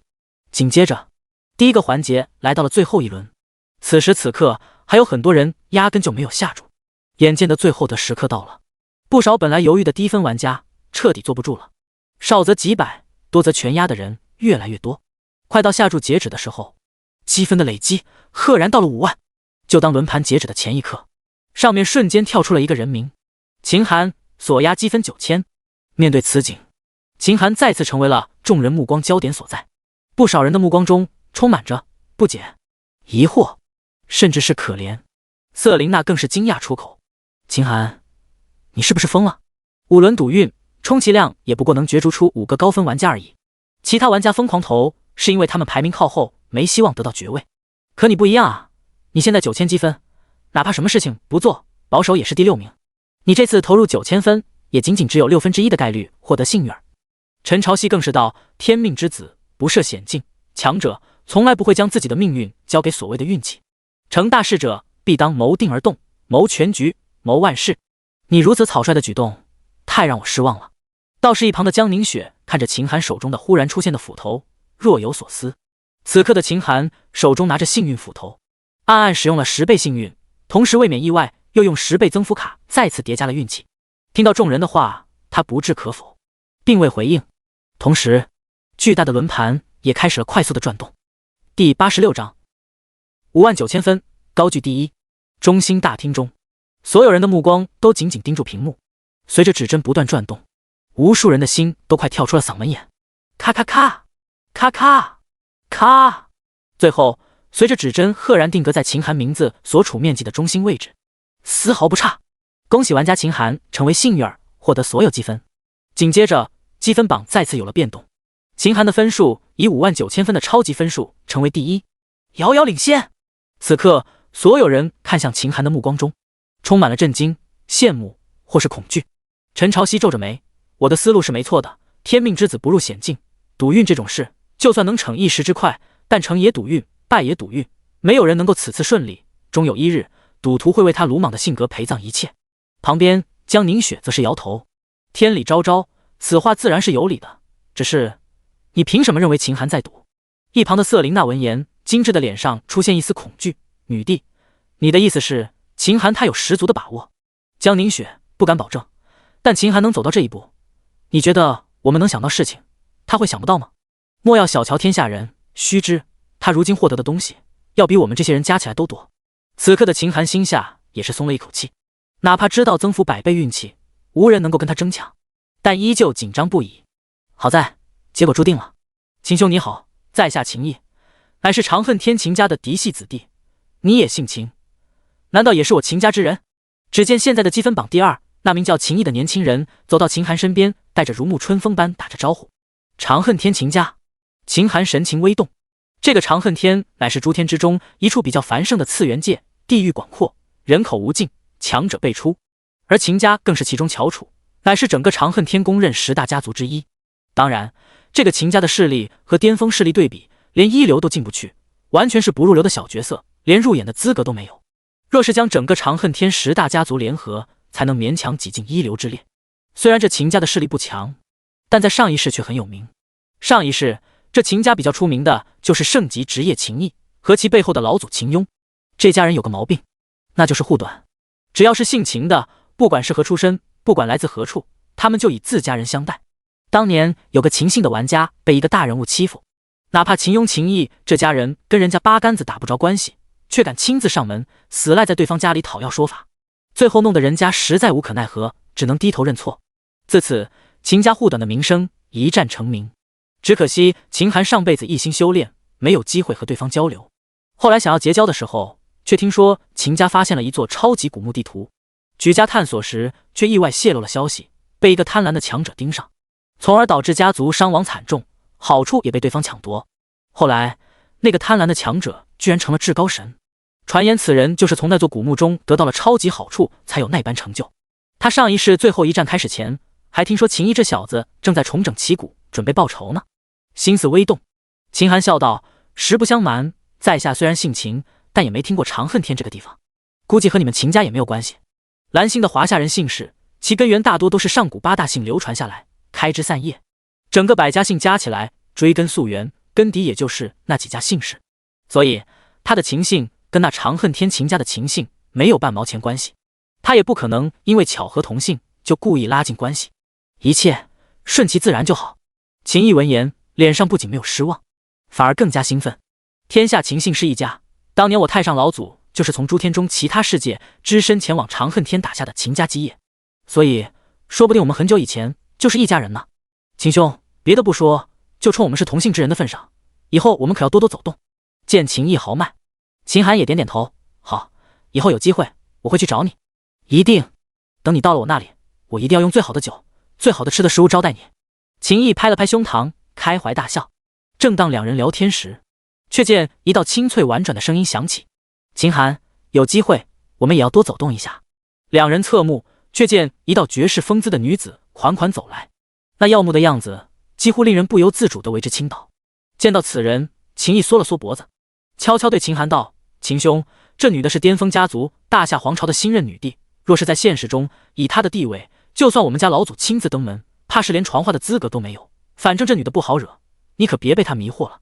说着，再次缩了缩脖子，朝着江凝雪拱了拱手，赶忙逃跑。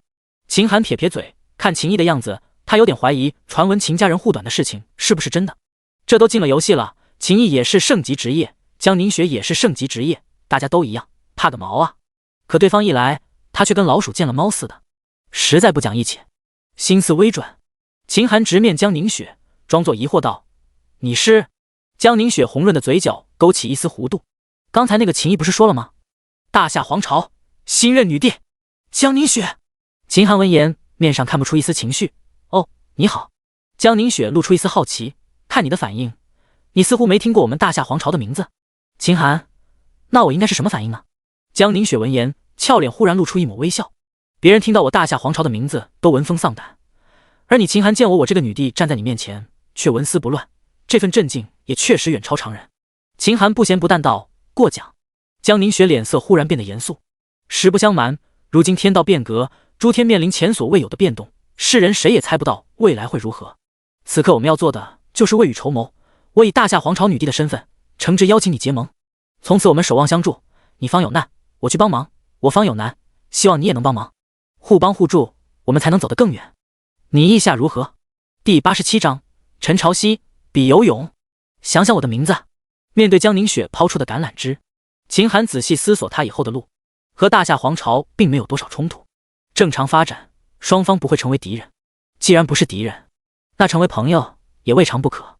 大夏皇朝在最终战场能人辈出，最后也出了一位至高神。听说江凝雪最后也在冲击至高神位置，此等实力的盟友，以后必然是有作用的。心思微动，秦寒点点头，可以。见到秦寒答应，江凝雪的脸上终于充满了笑容。好，有你相助，相信未来的路会走得更加顺畅。随后他冲着秦寒微微颔首，然后款款离去。巧在此时，大屏幕上忽然又有变动。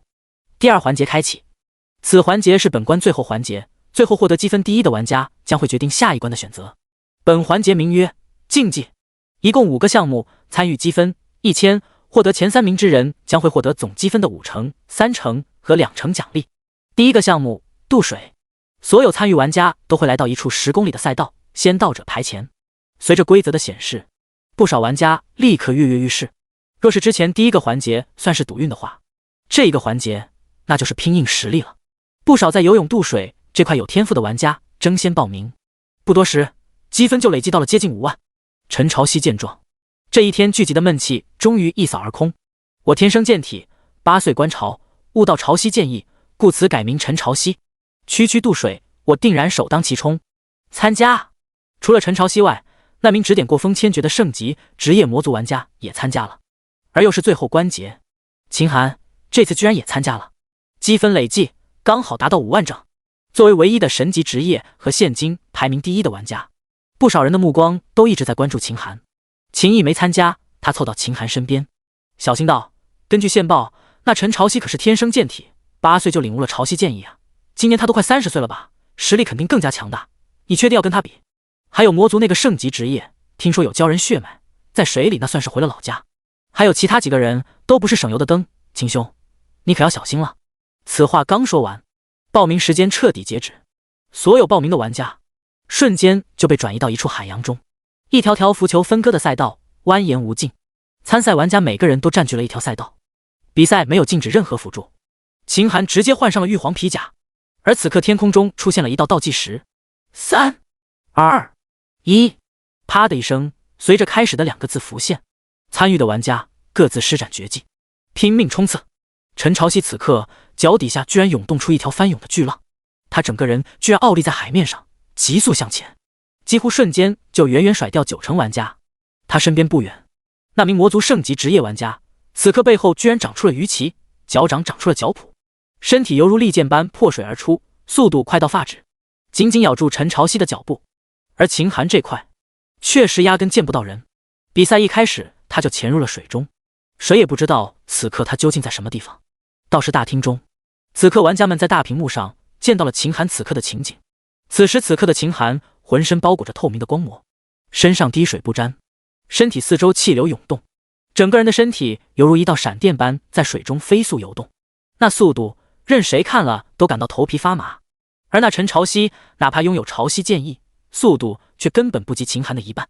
秦毅，秦兄实在太厉害了，哪怕是陈朝夕也只能在他背后吃洗脚水，此等境界真乃是无辈楷模。瑟琳娜，幸亏我没参加，不然这次就丢人，真就丢大了。风千诀撇撇嘴，你参加啥了？进了这第8关就没见你动一下。瑟琳娜，还说我，你怎么不参加？你们魔族不是挺能游泳吗？风千诀，本皇子爱参加不参加，你管不着，反正我分数稳了，倒是你能不能得到爵位那可难说，等以后你见了本爵士，最好放尊重点。呸，懒得理你。比赛继续进行，但结局从一开始就注定了。当陈朝夕他们尚在半程时，第1名就角逐出来。秦寒身上不沾一滴水，轻巧地回到了大厅中。厉害啊，秦兄，我刚才还为你捏了一把汗呢。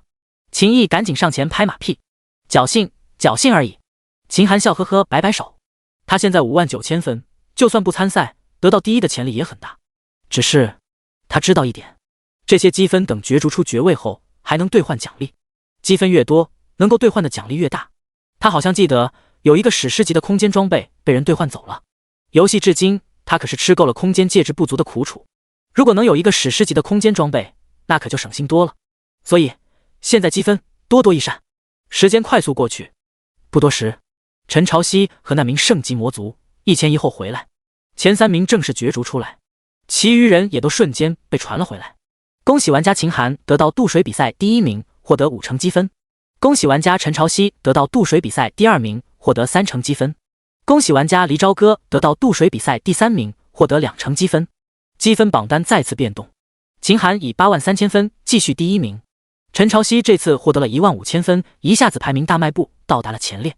那黎朝歌得了10000分，也紧紧跟着陈朝夕脚步。恭喜公子，排名前列，这次爵位应该稳了。陈朝夕属下夸赞道。陈朝夕松了一口气，目光看了秦寒一眼，并未说话。不管怎么说，他也终于翻身了，不至于最后连个爵位都没有。君子不争一时之短，只要有好处就行。风千诀拍了拍黎朝歌的肩膀，你不错，没给咱们魔族丢人。随着陈朝夕等人积分靠前，压力反而给到了江凝雪和瑟琳娜2人。论地位，江凝雪最高，瑟琳娜次之，他们也是众人的关注点之一。若是此次没有获得高积分，就算获得了爵位，也丢不起那人。游戏继续，其他项目即将来临。第88章，和风千珏做买卖，上古兜帽和欺诈猪。随着屏幕变换，项目接连出现。第二个项目比速度，秦寒依旧参加，他直接召唤出了神马梦魇，一骑绝尘，再次成为了第1名。江凝雪终于出手，居然弄了一个飞禽坐骑，成为第2名。瑟琳娜也出手了，骑着一个疑似至宝的扫把低空飞行，堪堪第3。第3个项目射击，第1名江凝雪，第2名是秦寒，第3名居然是一位皮肤有些黝黑、身材爆炸的玩家。听秦毅打听，这个人似乎是来自某个高等势力旗下的普通山民。第4个项目考验的是智力，规定时间内解谜、拼图，算出几道通用的问题。如今的秦寒体质增加很多，记忆力也越来越清晰。前世这题目他也看过，故此再次以超过第2名1大半的时间雄踞第1。这一举动直接让在场之人情绪炸裂。要知道，之前所有的比斗基本上都和身体素质乃至自身运气有关系，但这一关可是实打实的智力问题。饶是大家多是聪明人，可看到那离谱的谜题和拼图时，也不禁头皮发麻。而秦寒居然轻易就解开了，就连一直对秦寒不服气的陈朝曦，此时也特地走上前夸赞一句：“不得不说，是我小觑的天下人，如此智力，能够走到这一步，绝非侥幸，在下佩服。”甚至那风千珏也难得说了一句：“你们这些智力怪物真是吓人，那些老屎子谜题我一看头就大了，惹不起啊。”到时此话让刚考核完的秦寒瞄了风千珏一眼：“咦，进来的时候没注意，你头上戴着的兜帽似乎有些眼熟。”风千珏闻言昂着头：“这装备可是我杀了那老巫婆弄来的，叫上古兜帽，当时还报了1000金币呢。”秦寒神情微动：“那很厉害了，应该比我身上的兜帽好多了，我穿的仅仅是金色级别。”此刻的秦寒已经换回了上古一套，加上金色装备暗影兜帽，这套装备穿在身上很轻便，所以他很喜欢。风千珏闻言，似乎是在这件事情压了秦寒一头，高兴道：“那当然了，我这个上古兜帽可是暗金级装备呢。”不过很快他就反应过来，黑着脸：“我看通道上你一直获得至宝，那肯定比我暗金级装备好得多。你说这话是不是在讽刺我？刚才你在水里面的那套铠甲我也看到了，明显比我这帽子好得多。秦寒，你一定是想多了，我绝对没这个意思。”风千珏神色狐疑：“真没有？可如果没有，你怎么会无缘无故问我的帽子问题？”秦寒笑道：“说实话，我看到你第一眼就觉得和你比较投缘，像你这样的英武之人不应该穿这种兜帽，不配你的气质。倒是我有一套装备非常符合你的气质。”说着，就见秦寒从背包中拿出了获得后就没用过的黄金重甲全套，那金灿灿的装备展露出来，瞬间投来了无数道羡慕的目光。特别是风千珏，眼睛都看直了。好家伙，这盔甲霸气啊，还是全套，暗金级全套！奶奶爹，秦寒你真是狗大户啊，居然还藏着这样的好东西。说实话，在场就算有几个人拥有成长性的至宝外，身上其余东西最多也不过才暗金级，而且最多就几个部位而已，压根就没人能够拥有一整套，还是如此极品的暗金级套装。秦寒语气中充满了诱惑：“想要吗？”风千珏顿时点头：“废话，肯定想啊！难道你要送给我？”还未等秦寒开口，秦毅就冲了过来，死命拉住秦寒：“秦兄，莫要冲动啊！这装备要是卖出去，还能卖不少钱。你送给风千珏，可就真的是肉包子砸狗，有去无回啊！你要实在想送，送给我也行，咱们怎么说也是本家。只要你将这装备送给我，以后我对你言听计从，鞍前马后，赴汤蹈火，在所不辞。你说往东，我绝对不会往西。”风千珏见到有人横插一刀，顿时急了：“奶奶爹，这是人家秦寒的东西，你一个外人瞎嚷嚷什么？你是他儿子吗？还能替他做决定不成？真是的，一边玩去！”秦毅可以是。听到这种无耻的话，饶是风千珏这个滚刀肉都愣了半晌，这世上怎么会有你这种无耻之人？秦寒，天下没有白吃的午餐，你如果想要，就要拿东西来换。至于用什么东西换，你回去聊聊。风千珏闻言，不舍得看了一眼黄金重甲，随后拉着一帮圣级、顶级职业的属下开启了会议。不一会儿，就见已经摘了帽子的风千珏神色忐忑地走到秦寒身前：“我们商量了一下，凑了点东西给你，你看看合适不？”秦寒扫了一眼风千珏送来的东西，神色有些惊奇。第一件就是上古兜帽，他之前已经暗示了，对方既然有能人，就一定猜出自己的目的。第二个就是1000金币，而最后一件则是一个珠子，欺诈珠，唯一物品，可以更改玩家外在展示的姓名，放在背包即刻生效。面对此物，秦寒面上虽然不动声色，心下却非常惊喜，这简直就是意外之喜啊！游戏中但凡带着唯一的物品都有特殊的用法，用法一旦开发出来，千万金币都不换。这更改名字用得好就非常厉害了。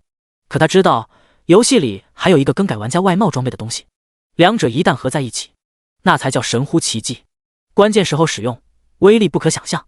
不动声色，秦寒道：“行，换了。”风千绝闻言，迅速将黄金重甲套装拿走，一边走一边说：“可不许反悔啊！”生怕走得晚了，秦寒便挂。等回去后，他立马将黄金重甲穿上，整个人犹如沐浴在金色光芒中的天兵天将，模样拉风到了极点。他拍了拍刚刚出资的属下，开心道：“哈哈，1000金币加上2个物件就能换来7个组件的暗金级套装，这买卖赚大了！你们不错，好样的！”倒是那个贡献出了7炸猪的玩家一脸肉疼，他隐隐觉得这笔买卖好像亏大了。另一边，秦寒拿出一些净水和香皂，将上古兜帽洗了洗。虽然这暗金级的装备都有自净功能，但被别人穿过，他还是洗一洗更加舒服。不愧是暗金级装备，洗完随便一甩就干了。穿上带着一股香气的上古兜帽，他整个人舒服多了。自此，上古套装终于集齐，属性也有了大变化。第89章最后对决，秦寒对陈朝夕。上古套装，暗金级套装，皮靴、兜帽、皮甲、皮裤4件套。总属性：物理防御500，抗毒500，抗诅咒500，抗雷500，隐匿+5，黑夜视野+5，隐匿额外+5。主动技能：暗影塑形，虚化身影，速度增加300%，持续时间1分钟，冷却时间5分钟。看着套装属性，秦寒还是比较满意的。整体属性多了一节，增加的主动技能等于多了一个逃脱或者追杀的手段，还有整体增加的10点隐匿，则会让他在黑暗中行走的时候脚步更轻，更不容易被人发现。厅内，随着2人交易结束，第4个项目也结束了。除了秦寒第1名外，第2名则是一个看起来身材比较单薄，身上有股书卷气的年轻人。第3名则是瑟琳娜，此女生来奇才，有这种名次倒是不意外。随后，第5个项目出现，内容是战斗，所有人体质一律压制在100点，除了光环被动外，不准用任何装备，武器也都只能用游戏所配发的制式武器。见到题目后，秦寒迅速拿出1000积分参加项目。他本以为还能在最后项目这里再赚一笔，可在场的人看着屏幕上的要求，最起码99%的人全都选择了袖手旁观。他们也不是傻子，顶级职业被动比隐藏职业低了1节，隐藏职业比圣级低了1节，而在场唯一的神级职业又该如何厉害？大家用脚趾头都能想到。场内唯有2个人蠢蠢欲动，风千绝和陈朝夕。陈朝夕自诩天生剑体，8岁领悟朝夕剑意，战斗天赋高到没边；而风千绝则是魔皇子弟，生来就是为了战斗而生，哪怕多了几个层次的被动，他也想一力战之。可临到头，那圣级的魔族死死拉住风千绝，力劝他不要冲动。最终，除了秦寒外，只有陈朝夕一人选择了参加。秦寒，我8岁观朝，领悟朝夕剑意，其后又在剑道之中经营20余年。虽然你职业比我高，但今日我要用手中之剑跟你比斗一番。陈朝夕战意汹汹，看向秦寒的目光中充满了战意。周围的其余玩家也都默默观察着2人。陈朝夕的大名在诸天还是很响亮的，在场不少知道巅峰实力的玩家几乎都听过此人的名头。没进游戏前，很多强者曾预言陈朝夕未来注定能踏足巅峰，而秦寒的名头除了在游戏中响亮外，他的真实身份来自何处，压根就没人知道。这次战斗，大家也想看看秦寒的根底究竟如何。随着屏幕上时间的截止，下一刻，2人在大厅中消失，瞬间来到了一座荒漠沙丘之上，四周黄沙飞扬，头顶烈阳着地。陈朝夕手中拿着一把湛蓝的长剑，3尺长，剑锋在烈阳下寒光闪闪。秦寒手中拿着一柄苗刀，长3尺7寸，天然无雕饰，寂寂无名。陈朝夕立在沙丘之上，剑刃陡然颤动，一套精妙的剑法在他的手中展现。随着剑法的舞动，他周身的天地似乎都开始产生共鸣，身前似乎传来了浪花翻涌的声音。而秦寒则站在原地，手拿苗刀，一动不动。秦寒，好叫你知道，我接下来要施展的是我独门剑意，朝夕剑意最强一招万重浪。这招式会不断蓄力，越往后面则越强大。同辈之中，诸天无人能够在我蓄势完毕后抵挡我。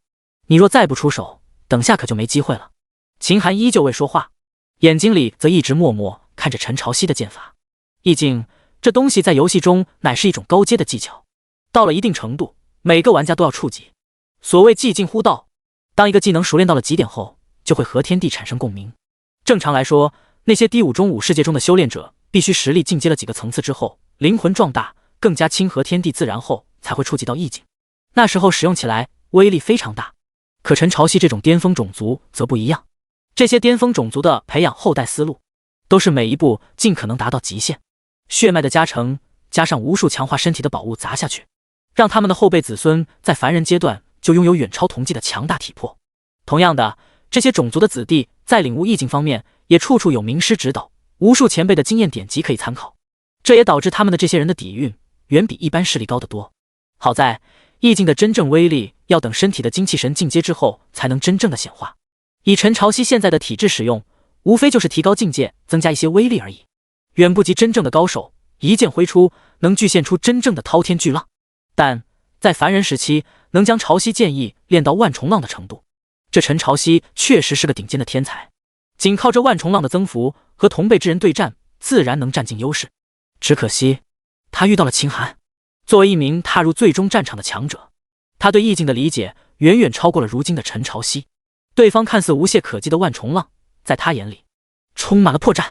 对面随着陈朝夕的剑意蓄势到极点，对方的身体悍然朝着秦寒发动了攻势。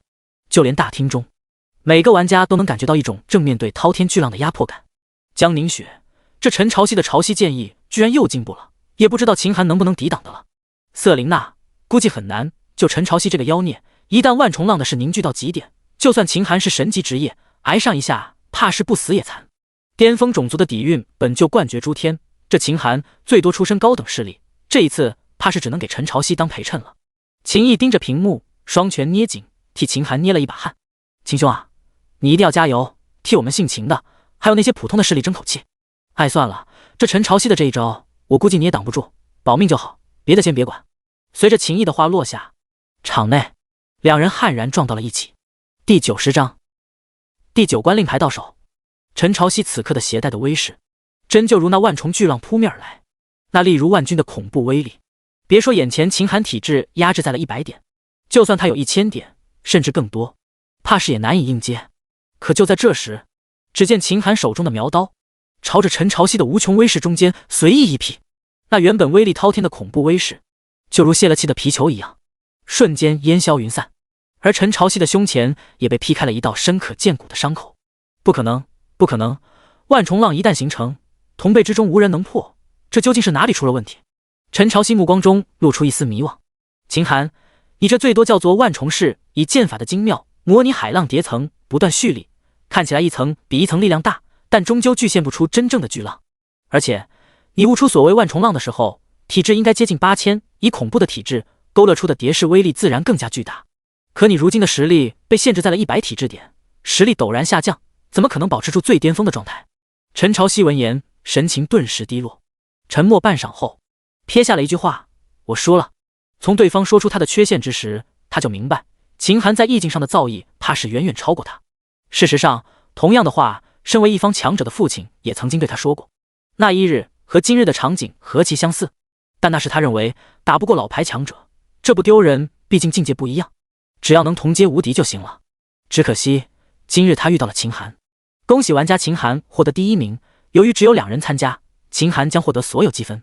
随着2人被转回大厅之中，无数人看着秦寒的表情更加不一样了。游戏中强大，可以说对方运气好，但如今比的是游戏之外的底蕴。单单在意境的领悟上，秦寒的表现就远超陈朝夕，这让他们对秦寒的来历更加好奇。秦毅悄悄凑到秦寒身边：“秦兄，你跟我说实话，你是不是巅峰实力之一某个家主的私生子？”瑟琳娜也满脸的惊奇：“你竟然如此轻易地打败了陈朝夕！秦寒，我敢断定你要么是巅峰势力某个家族的神秘成员，或者是诸天那些强大隐士的亲传弟子。”就连江凝雪的美目中也充满了探究。秦寒轻轻摇头：“别想多了，我只是一个小地方来的人，没你们想的那么高大上。”可就算他说了真话，在场的人也绝对不信。特别是风千绝忽然走到秦寒身边，眯着眼睛，就算没有职业光环加成，面对陈朝夕的万重浪，我估计也打不过。诸天之中，论战斗能力，能有这个水准的，估计也就是我们魔族了。我记得以前听过，我父皇好像在外面生了一个私生子，难道就是你？风千绝越说眼睛越亮。是了，你近乎不要钱的找机会送给我这套暗金级重甲，正常人再蠢也干不出来这种事。除非你是我没见过面的兄弟，只有亲兄弟之间才会舍得给这等好处。秦寒脑门瞬间升起3条黑线，滚蛋！谁跟你是兄弟？一边玩去！风千绝闻言，非但不恼，反而冲着他眨眼。我懂，我懂，你毕竟是私生子，身份不能泄露。放心，以后我绝对不会再提这事，你就把心放在肚里吧。秦寒，他没想到世上居然还有这样的人，正想说几句，却见屏幕上又出现了变化。第8关已经结束，如今累积分数最高的玩家是秦寒。降临玩家秦寒第9关传送另一枚，他可以决定是自己独自进入第9关，还是挑选其他玩家一起进入。第9关一共有36000积分，如果玩家秦寒选择一个人进去，如能通关，就能获得全部奖励。注：第9关极为艰难，一旦失败将前功尽弃，请玩家秦寒谨慎选择。随着字幕落下，秦寒手中忽然出现一枚古朴的令牌，令牌上面书写着一个9字。此刻所有的玩家目光都眼巴巴看着秦寒，特别是那些排名靠后的人，他们巴不得对方能带他们进去新的关卡，再获取点分数。自认为和秦寒关系处得不错的人，一个个走了上来。秦毅，秦兄，就冲咱们这个关系，你怎么说也要带上我吧，我也是圣级职业，论实力也不差的，你放心，绝对不会成为你的拖油瓶的。风千绝，不，秦兄，接下来的战斗就让我们2兄弟并肩作战吧。江凝雪，秦寒，既然游戏说第9关极为艰难，我建议你还是找几个盟友帮忙为好，毕竟以你现在的分数，问鼎第一已经是板上钉钉，没必要继续冒险。瑟琳娜，那个啥，咱们好像也挺熟哈，带我进去，我们家族也可以成为你的盟友。就连陈朝曦也有些异动，你也见识了我的实力，虽然不如你，但一定比他们强，带我去，一个人顶他们2、3个。面对着这些人的突然关心，秦寒倒没有一丝的难为情。这些人身家背景都不低，行事作风都倾向于争取，连陈朝曦这种剑道天才都拿得起放得下，只要有好处，哪怕看似是敌人，也会尽量去争取。但争夺机缘各凭本事。如今秦寒即将到达第9关，怎么会傻乎乎的将好处平白分给别人？他还要靠着积分去购买史诗级戒指和一些其他好处呢。行了，多谢诸位好意，在下心领了。只不过眼前这点小困难就由我一个人承担吧，就不劳烦大家了。说着捏碎令牌，嗖的一声就不见了。这一幕看得众人瞠目结舌。秦毅挠了挠头发，尴尬离开。上面不是说了第9关极为艰难，秦兄应该是不想让我冒险。风千绝，哎，我懂，我哥这是避嫌呢。对，秦寒这是避嫌呢。我跟你们说，我们魔族的皇家秘闻，你们可都不能乱说啊。瑟琳娜，陈朝曦，第91章，第9关隐藏地点，再次获得唯一性至宝。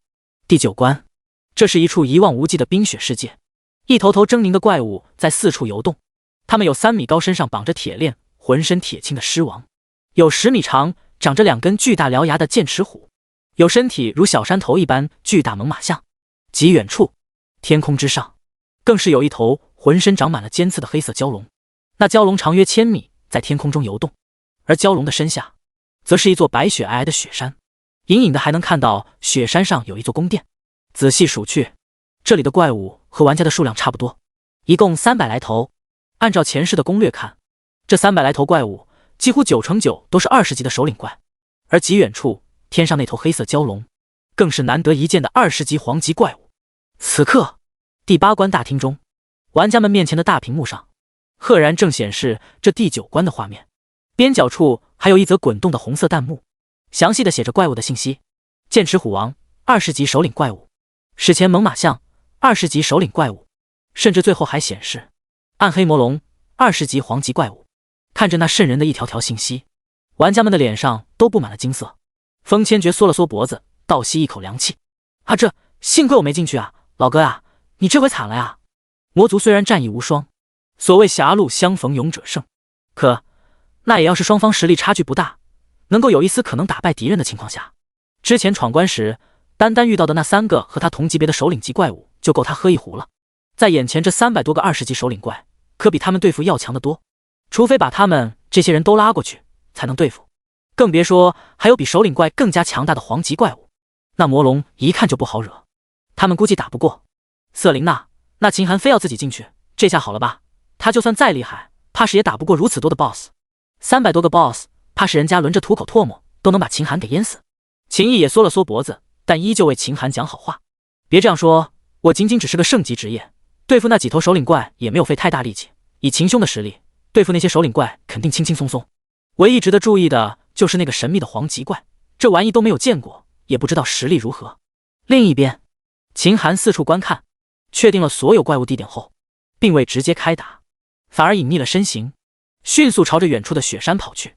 10点的隐匿，让他的脚步声几乎轻到了极点，再加上他的身体和这些 BOSS 一比，简直渺小到了极点。一路上，纵然他非常靠近那些 BOSS 身边，也极少被发现。就算被看到了，启动暗影速行，眨眼间就跑没影了。时间缓慢流逝，秦寒的逐渐靠近了雪山。这里的怪物除了头顶的魔龙外，就没其他。他彻底放开速度，朝着雪山急速靠近。接触雪山那一刹那，高高跃起，朝着山顶跑去。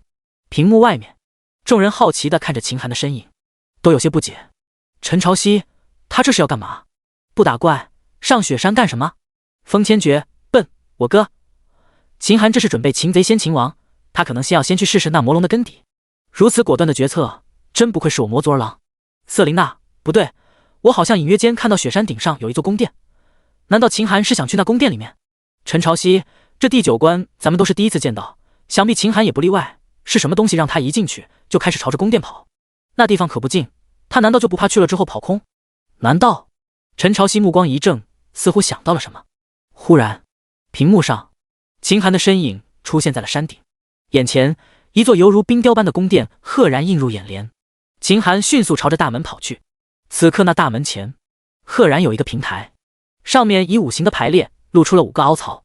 只见秦寒拿出5个早就准备好的灵晶，依次摆放了进去。下一刻，平台处开始震动，5枚灵晶汇聚成了5道光团，汇聚成一条线，嗡的一声照射在冰雕般的大门上。不多时，大门上的冰雪开始融化，露出了金灿灿的门。待光芒消散，那金门居然吱呀一声自动打开，一座富丽堂皇的殿堂映入眼帘。秦寒心下一动，迅速走了进去。而屏幕上，秦寒的身影随着他进入大门就消失了。玩家秦寒进入隐藏地点雪国宫殿，暂停画面投射。大厅内，玩家们窃窃私语，他手上拿的居然真是5行灵晶。之前就差金灵晶的时候，我也在想要不要跳进那毒水中，但左思右想，加上不少人名字都灰了，就没敢下去。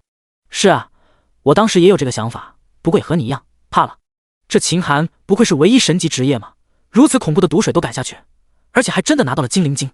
江宁雪此刻心下也有些好奇。当时秦寒进入第8关的时候，他只是为了帮对方解围，结个善缘，所以随口拿了一个借口帮忙搪塞。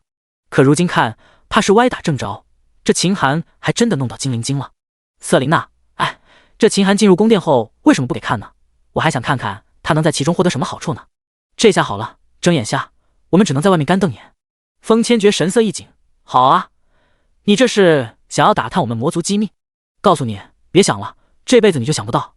瑟琳娜闻言正想骂几句，却听世界通告上响起了一则信息：恭喜玩家秦寒获得唯一至宝，奖励天道值+1。面对此景，玩家们愣了半晌，然后全都沸腾起来。这可是至宝啊！这些天光看别人获得至宝的消息了，还从没真正见过至宝的模样呢，真是可气！为什么要隐藏投射呢？不少玩家望眼欲穿，期待不已。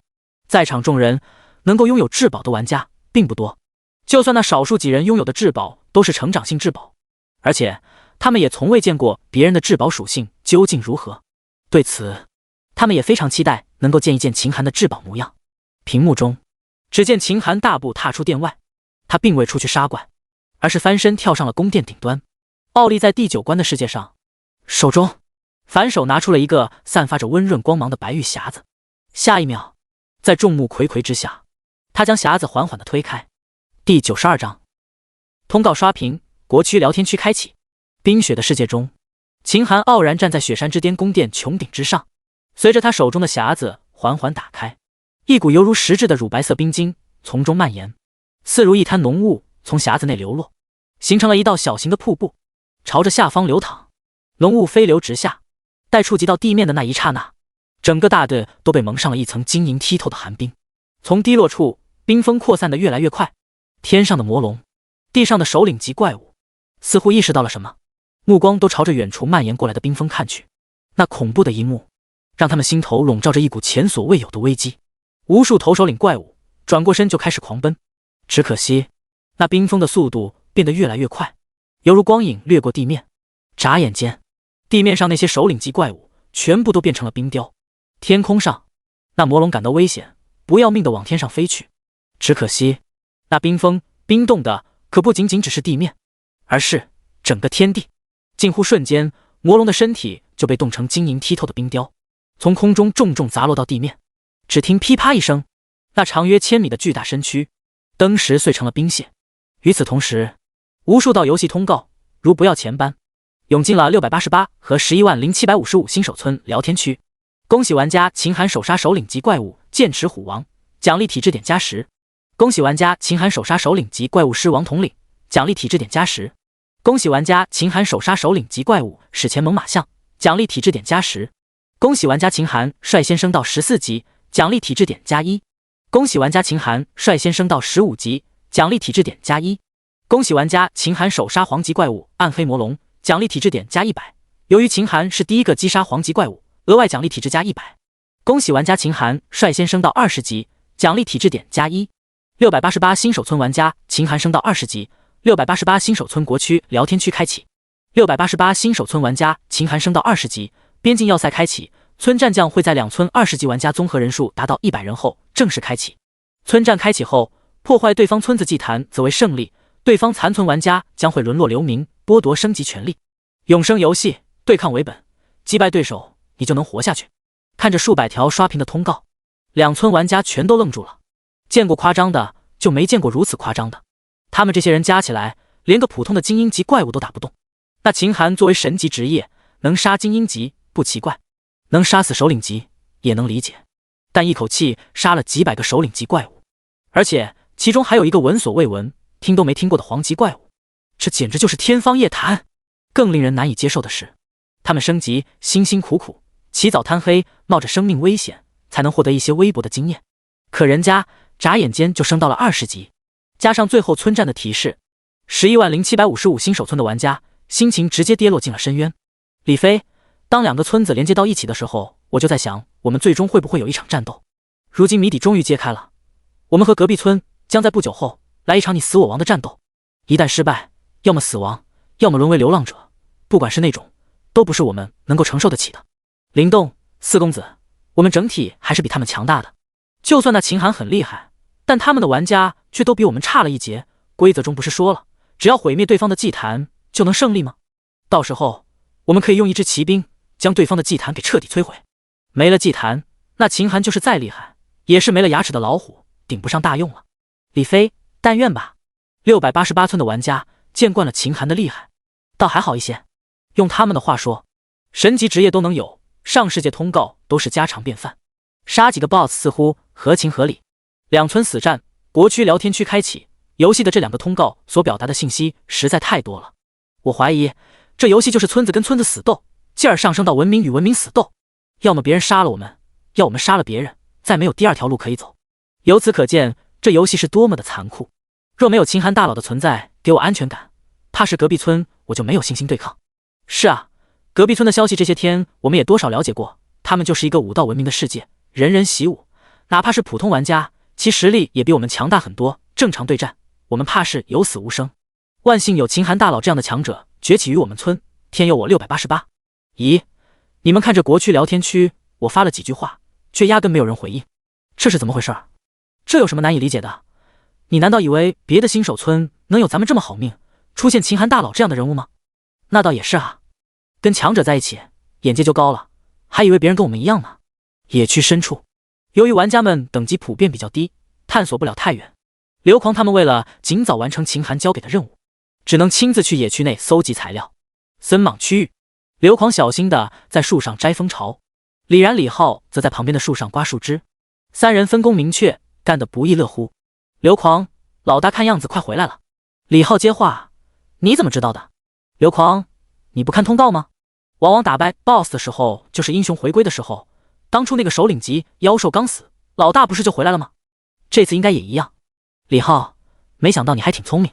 刘狂自豪一笑，那当然，俺当初在屠宰场就人称小诸葛，好多人拉煤都找我当中间人，这不都是因为兄弟我会说话。李然忽然插嘴，说起来，刘兄你也老大不小了，进游戏之前结婚了没？此话一出，场内一片静谧。刘狂尴尬地摸了摸络腮胡，不说这个。对了，老大交给我们的任务还有多少没搞定？李然轻轻咳嗽一声，快了，最多明天早上就能结束。刘狂，老大既然说得急，估计这些东西很快就有大用，我们要抓紧了，今晚不要休息，一直干吧。第93章积分锁定兑换环节来了。此刻第8关大厅中，这些诸天天才们一个个瞪大了眼睛，满眼的不敢置信，秦毅嘴唇都在打颤。这难道就是至宝的威力？300多头20级首领怪啊，还有一条从未见过的黄级怪啊，就这么挥挥手就杀了。陈朝曦握着手中的至宝神剑，总有一种或避或可扔的感觉。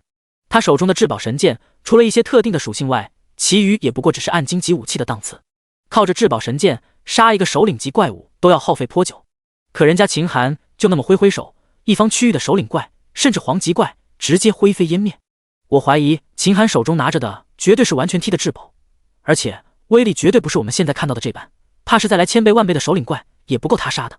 江宁雪和瑟琳娜闻言认同的点点头，他们手中都有至宝，可都是成长性，跟秦寒如今展露的至宝威力差距108000里，完全不可同日而语。瑟琳娜完全踢的至宝简直就是超级杀气，就是不知这种至宝的杀伤力极限在哪里。在没有弄清楚之前，怕是诸天万界中无人敢和秦寒此人争锋了。江宁雪美目眼波流转，对提前结交了秦寒这样的盟友感到庆幸。真到了危难关头，对方若肯拿着至宝前来相助，绝对能力挽狂澜。陈朝曦，我可是记得这秦寒获得至宝的数量可是很多的，甚至比我们这些人加起来都多，真不知道其中有多少完全踢的至宝，一旦底牌尽出，真不知道有何等的威力。一旁风千绝满脸的振奋，原来这就是至宝的威力，果然强大至极。我哥这一手真是为我们魔族长脸了。对于风千绝的认哥行为，以黎朝歌为首的众多魔族闻言，尽皆尴尬的低着头，脚趾头都快抠出两室一厅了。堂堂魔皇嫡子居然认异族人为兄，这事传出去真没脸见人了。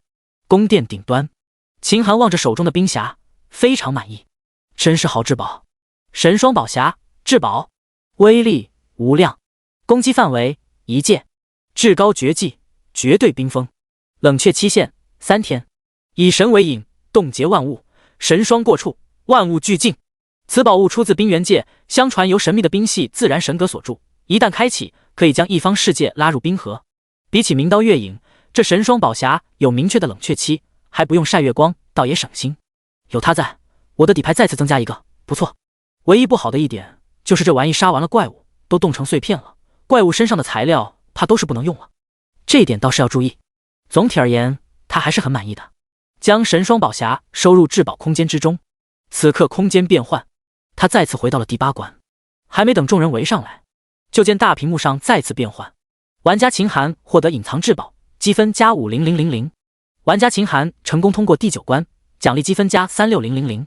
积分榜已经更新，积分排名如下：第1名秦寒25万，第2名江宁雪57600，第3名秦毅39000，第4名刀锋31000，第5名瑟琳娜30300，第6名李青云23900，第7名江琪23000，第8名陈朝曦19700，第9名风千绝18700，第10名黎朝歌16200。考核结束，在场所有玩家的分数锁定，绝位争夺10天时间才会最终定榜，请玩家们耐心等待，剩余时间7天。秦寒见状微微点头，并不着急。绝位争夺10天时间，而考核过程最长也就3-5天左右，多出的时间其实是为那些暂时没有升到10级和事情缠身没能来得及第一时间进入的玩家而准备的。不过第一批进入的玩家最多，也几乎囊括了诸天万界新手村最强大的存在，神级、圣级、隐藏职业、顶级职业、高级职业玩家在第一批次进来了9成9，而后面批次能进来的玩家主流就是中级、初级，甚至运气好升级快的普通人。只可惜因为规则的限制，这些玩家闯过第1关都麻烦。第2关对他们来说就是天堑，第3关更是地狱。单单前面的关卡就能卡死绝大多数的人，能够进入第5关的怕是只有零星几个。第8关更是有个隐藏的规则，人数足够才会开启，怕是到定榜日的到来，这第8关他们都不能开启。几乎可以肯定，现在的排名就是最终的排名。随着屏幕上的字幕的闪动，在场众人瞬间被传送进了一座花园之中。鲜花簇锦中，一个小女孩正站在花园中心的一个柜台处，面带微笑的看着大家。定榜时间还有7天内，你们到了这里后就可以直接回去了，到时候定榜，如果榜上有名，自然会通知你们。此话一出，不少获得爵位无望的玩家直接捏碎传送令离去，院子内很快空了一大片。女孩见状，小脸瞬间皱成了苦瓜，她挠了挠头，啊，我的话还没说完呢。你们的积分锁定后就不会再有变化，游戏给了大家一个福利，你们可以来我这里进行积分兑换奖励。一些差点捏碎令牌离开的玩家顿时骂骂咧咧，你怎么不早说，我差点就回去了。女孩吓得缩了缩头，人家第一次做这种事情，忘了吗？随后女孩展颜一笑，大家如果有需求的话，可以来我这里排队兑换。她目光看向众人，忽然她的目光锁定了人群中其中一个人，立刻踮起脚掌呼喊，大哥哥你也在啊。秦寒早就看到了朵朵，按照爵位争夺的环节，此处就是最后积分兑换的场地，只是没想到这个环节居然是朵朵在主持。你怎么在这里？你不是要守护你家乡吗？朵朵闻言，眼睛里透着希冀的光芒。我的家乡水域污染严重，你走之后我就接到了一个消息，只要我在这里值守几天，就能获得一个净化水域的宝贝，而且还会送我几个美人鱼宝宝呢，到时候我的族群就能繁衍生息了。对了，大哥哥，你赶紧过来，我这有独家的秘密给你说。第94章，恭喜玩家秦寒获得史诗级物品。秦寒闻言赶紧上前，但此刻周围有人更快，风千珏、陈朝夕、瑟琳娜乃至秦毅和江凝雪他们都迅速上前。在之前秦寒得到隐藏的至宝后，他们这些人对宝物的嗅觉一下子提高了几个档次。这里既然是爵位争夺的最后福利环节，那岂不是说其中也会有几个好东西，甚至是至宝呢？柜台前瞬间挤满了人，由于秦寒传送过来的时在众人身后一点，这会儿也抢不过别人。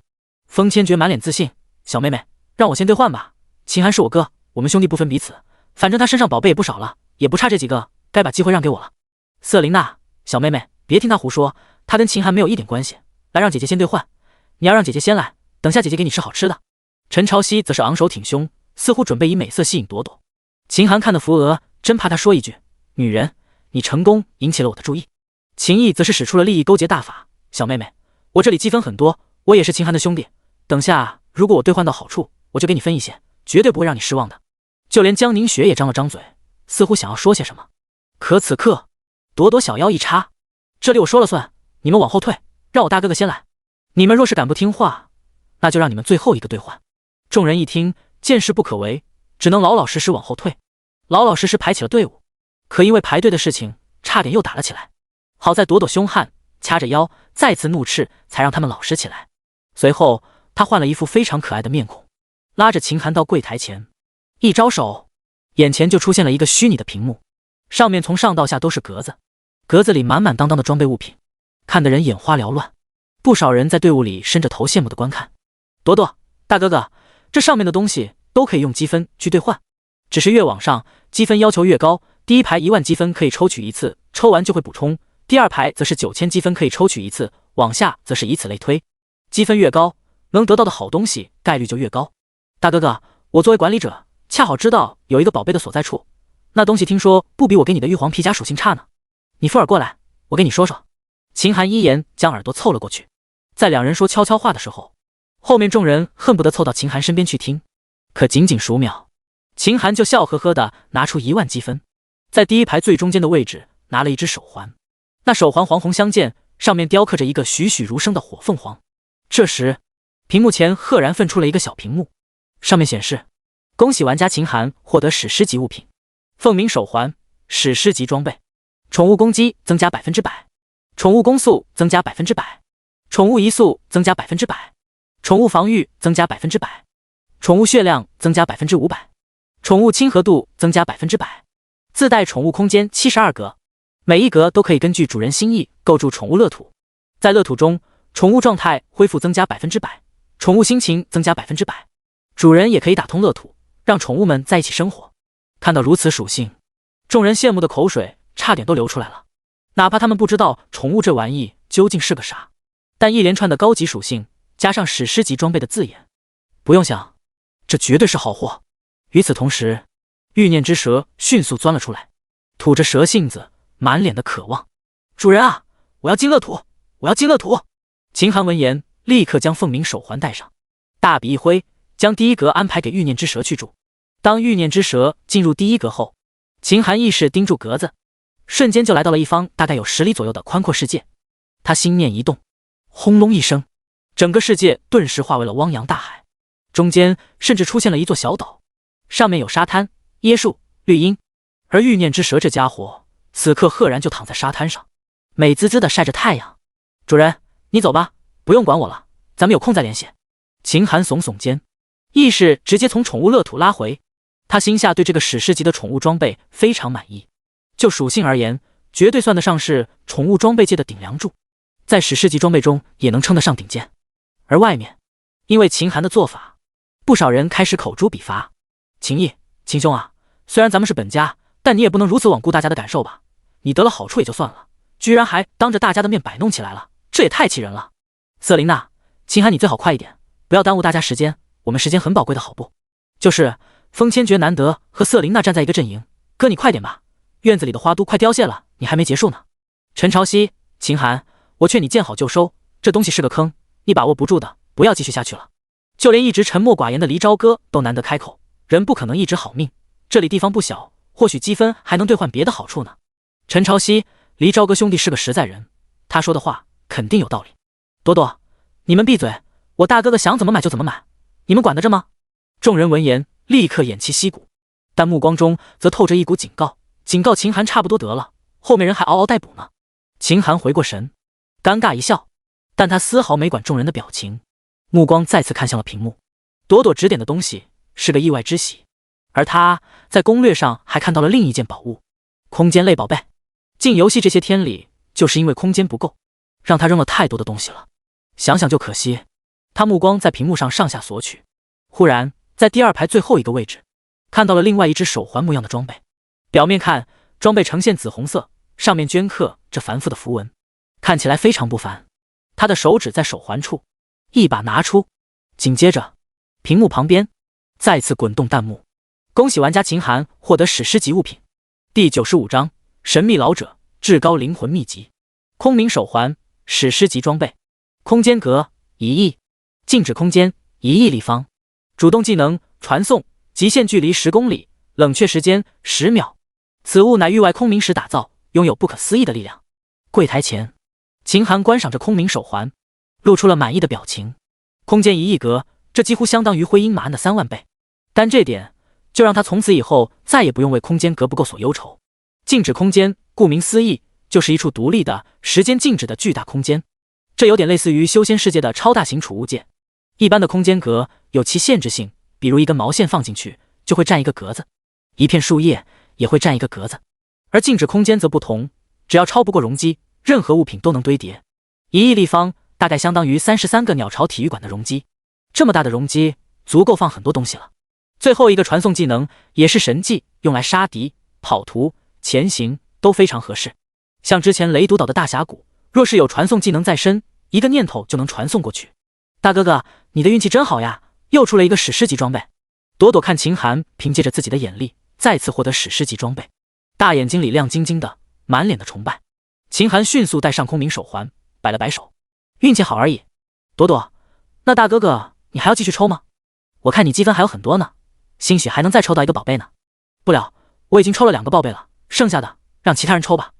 其实以他对这种盲盒的了解，能够出2个史诗级装备已经很了不起了，剩下的估计都是破烂，而且剩下的积分他还有大用。朵朵，大哥哥真是善良，不过你还剩下那么多积分没用吗？他小脑袋一歪，忽然眼前一亮，指着东北角道，大哥哥，既然你不想抽奖了，也可以用积分去那边的怪爷爷处兑换好处。秦寒，那我先过去了。朵朵，好的大哥哥，等我忙完会过去看看你的。秦寒微微点头，直接走出队伍，径直朝着东北角走去。等他刚离开队伍，后面的风千绝就急不可耐地凑到柜台前：“小妹妹，该我了吧？我要第一排第3个，第3排第5个。”朵朵小嘴一撇，完全没了刚刚的热情。“你拿吧。”风千绝嘿嘿一笑：“我早就知道了，兑换的积分越高，得到好处就越高。我哥2次选择，一个是在第1排，一个是在第2排。要不是我积分不够多，我肯定都选第1排。”他自信满满的笑着，当即将2个物品拿了出来。大屏幕上立刻滚动：“恭喜玩家风千绝获得金色物品，恭喜玩家风千绝获得蓝色物品。”望着手中的物品，风千绝脸上的笑容立刻凝固了。队伍中，除了黎昭哥和那些魔族强者外，都哄堂大笑。瑟琳娜笑的眼泪都快出来了，还说自己是天命之子，随便买个东西都是绝世名剑。就这，我都怀疑你是不是魔皇亲生的。就这气运，你们魔族随便拉个最低级的沉沦魔都比你强。陈朝夕，这都是命，没办法。风千绝心下气恼，但也没办法，他身上只有18000多点积分，机会已经弄没了。忽然，一道温和的声音传来：“皇子殿下，属下这里还有16000积分。皇子殿下，属下这里还有6200积分。皇子殿下，属下。”皇子殿下。风千绝回头，却见10名属下尽皆站在身后。一瞬间，他似乎心里四处产生了一种奇妙的感觉，那种感觉说不清也摸不着，但却让他莫名感动。此刻，队伍中所有人的笑容都凝固了。陈朝夕、江凝雪、瑟琳娜脸色都有些凝重。魔族如此团结，未来在游戏中定然能延续巅峰，甚至再进一步。这是一个劲敌。风千绝露出满意的笑容：“好样的，不愧是我魔族儿郎，今天本皇子定要带领你们抽出好物。小妹妹，继续抽。”秦寒不断往东北角走去，一路上各种花香扑面而来。不多时，在鲜花锦簇中看到一处高达10米的石碑，上面镌刻着一个个看不懂的符号。这些符号和象形文字非常相像，可单独看却并不知道其中所指是何物。而且单看一眼，秦寒就感觉自己的大脑好像被耗空了一般，疲惫不堪。小伙子，这碑文可不能多看，以你的实力，看多了怕是会变成白痴。石碑下一名老者闭着眼睛盘膝而坐，老者一身灰色布衣，上面还打着不少补丁，看起来也脏兮兮的，但秦寒却不敢造次。这位老者来历非常神秘，其在诸天的地位甚至在黑白长老之上。老爷子，听朵朵说您这里能用积分兑换好处。老者闻言睁开了眼睛，脸上露出一抹笑容：“是那丫头介绍过来的，看来你就是挽救了她家乡的人。”秦寒只是顺手为之，不算什么。老者，那毒水凶险，虚灵一族更是诡谲，你赶下去还能灭了虚灵一族，足见不凡。看你身体区区凡人境界，就已经有6万多的体质，着实不错，倒是有资格在老夫这里兑换些许好处。秦寒闻言神情更加恭敬：“还请前辈赐教。”老者，看到你头上的碑文了吗？上面镌刻的是域外一个将灵魂之力发展到巅峰的文明所创作的至高灵魂秘籍。那方文明仅仅靠着灵魂一道的强大，就能笑傲域外，翻手间就能灭取宇宙无数。此至高秘籍是这方文明无数代先人智者前赴后继呕心沥血推演出来，甚至就连他们最强大的强者也不能窥见秘籍最高层面。若能将其修炼到极高的层次，自能纵横域外，难遇敌手。一个普通人哪怕只是学上一丝丝皮毛，就能轻易地成为所谓千年难遇的天才。习武者若是学上一丝，其后的修炼将会顺风顺水，成为一代强者，只是时间问题。这功法想不想学呢？第96章极限之说，前景展望。秦寒闻言，呼吸都急促了几分。游戏中有很多增加成长上限的东西，比如体质，体质越强大，上限也就越高。游戏和现实的区别仅仅是将所有提升实力的东西量化而已，但其核心是一样的。现实中，世间能够提升实力的门类很多，修行、武道、魔法、魔道等等，这些修行赛道各不相同，每个赛道都有它明确的境界划分，但在大道层面，其蕴含的道理是一样的，其境界也是高度类似的。笼统的概括就是凡境、气境和魂境，在凡境基础打得越牢固，往后的潜力就会越高，这是整个宇宙修行界的共识，只是受到资源、血脉、环境的影响，各种族之间的修行都有不同。第5世界，凡人境界能够修炼到100体质都算得上天才，修炼到200体质就算得上妖孽。而巅峰种族，凡人境能够修炼到6、7千可以算成天才，修炼到8000体质才能叫妖孽。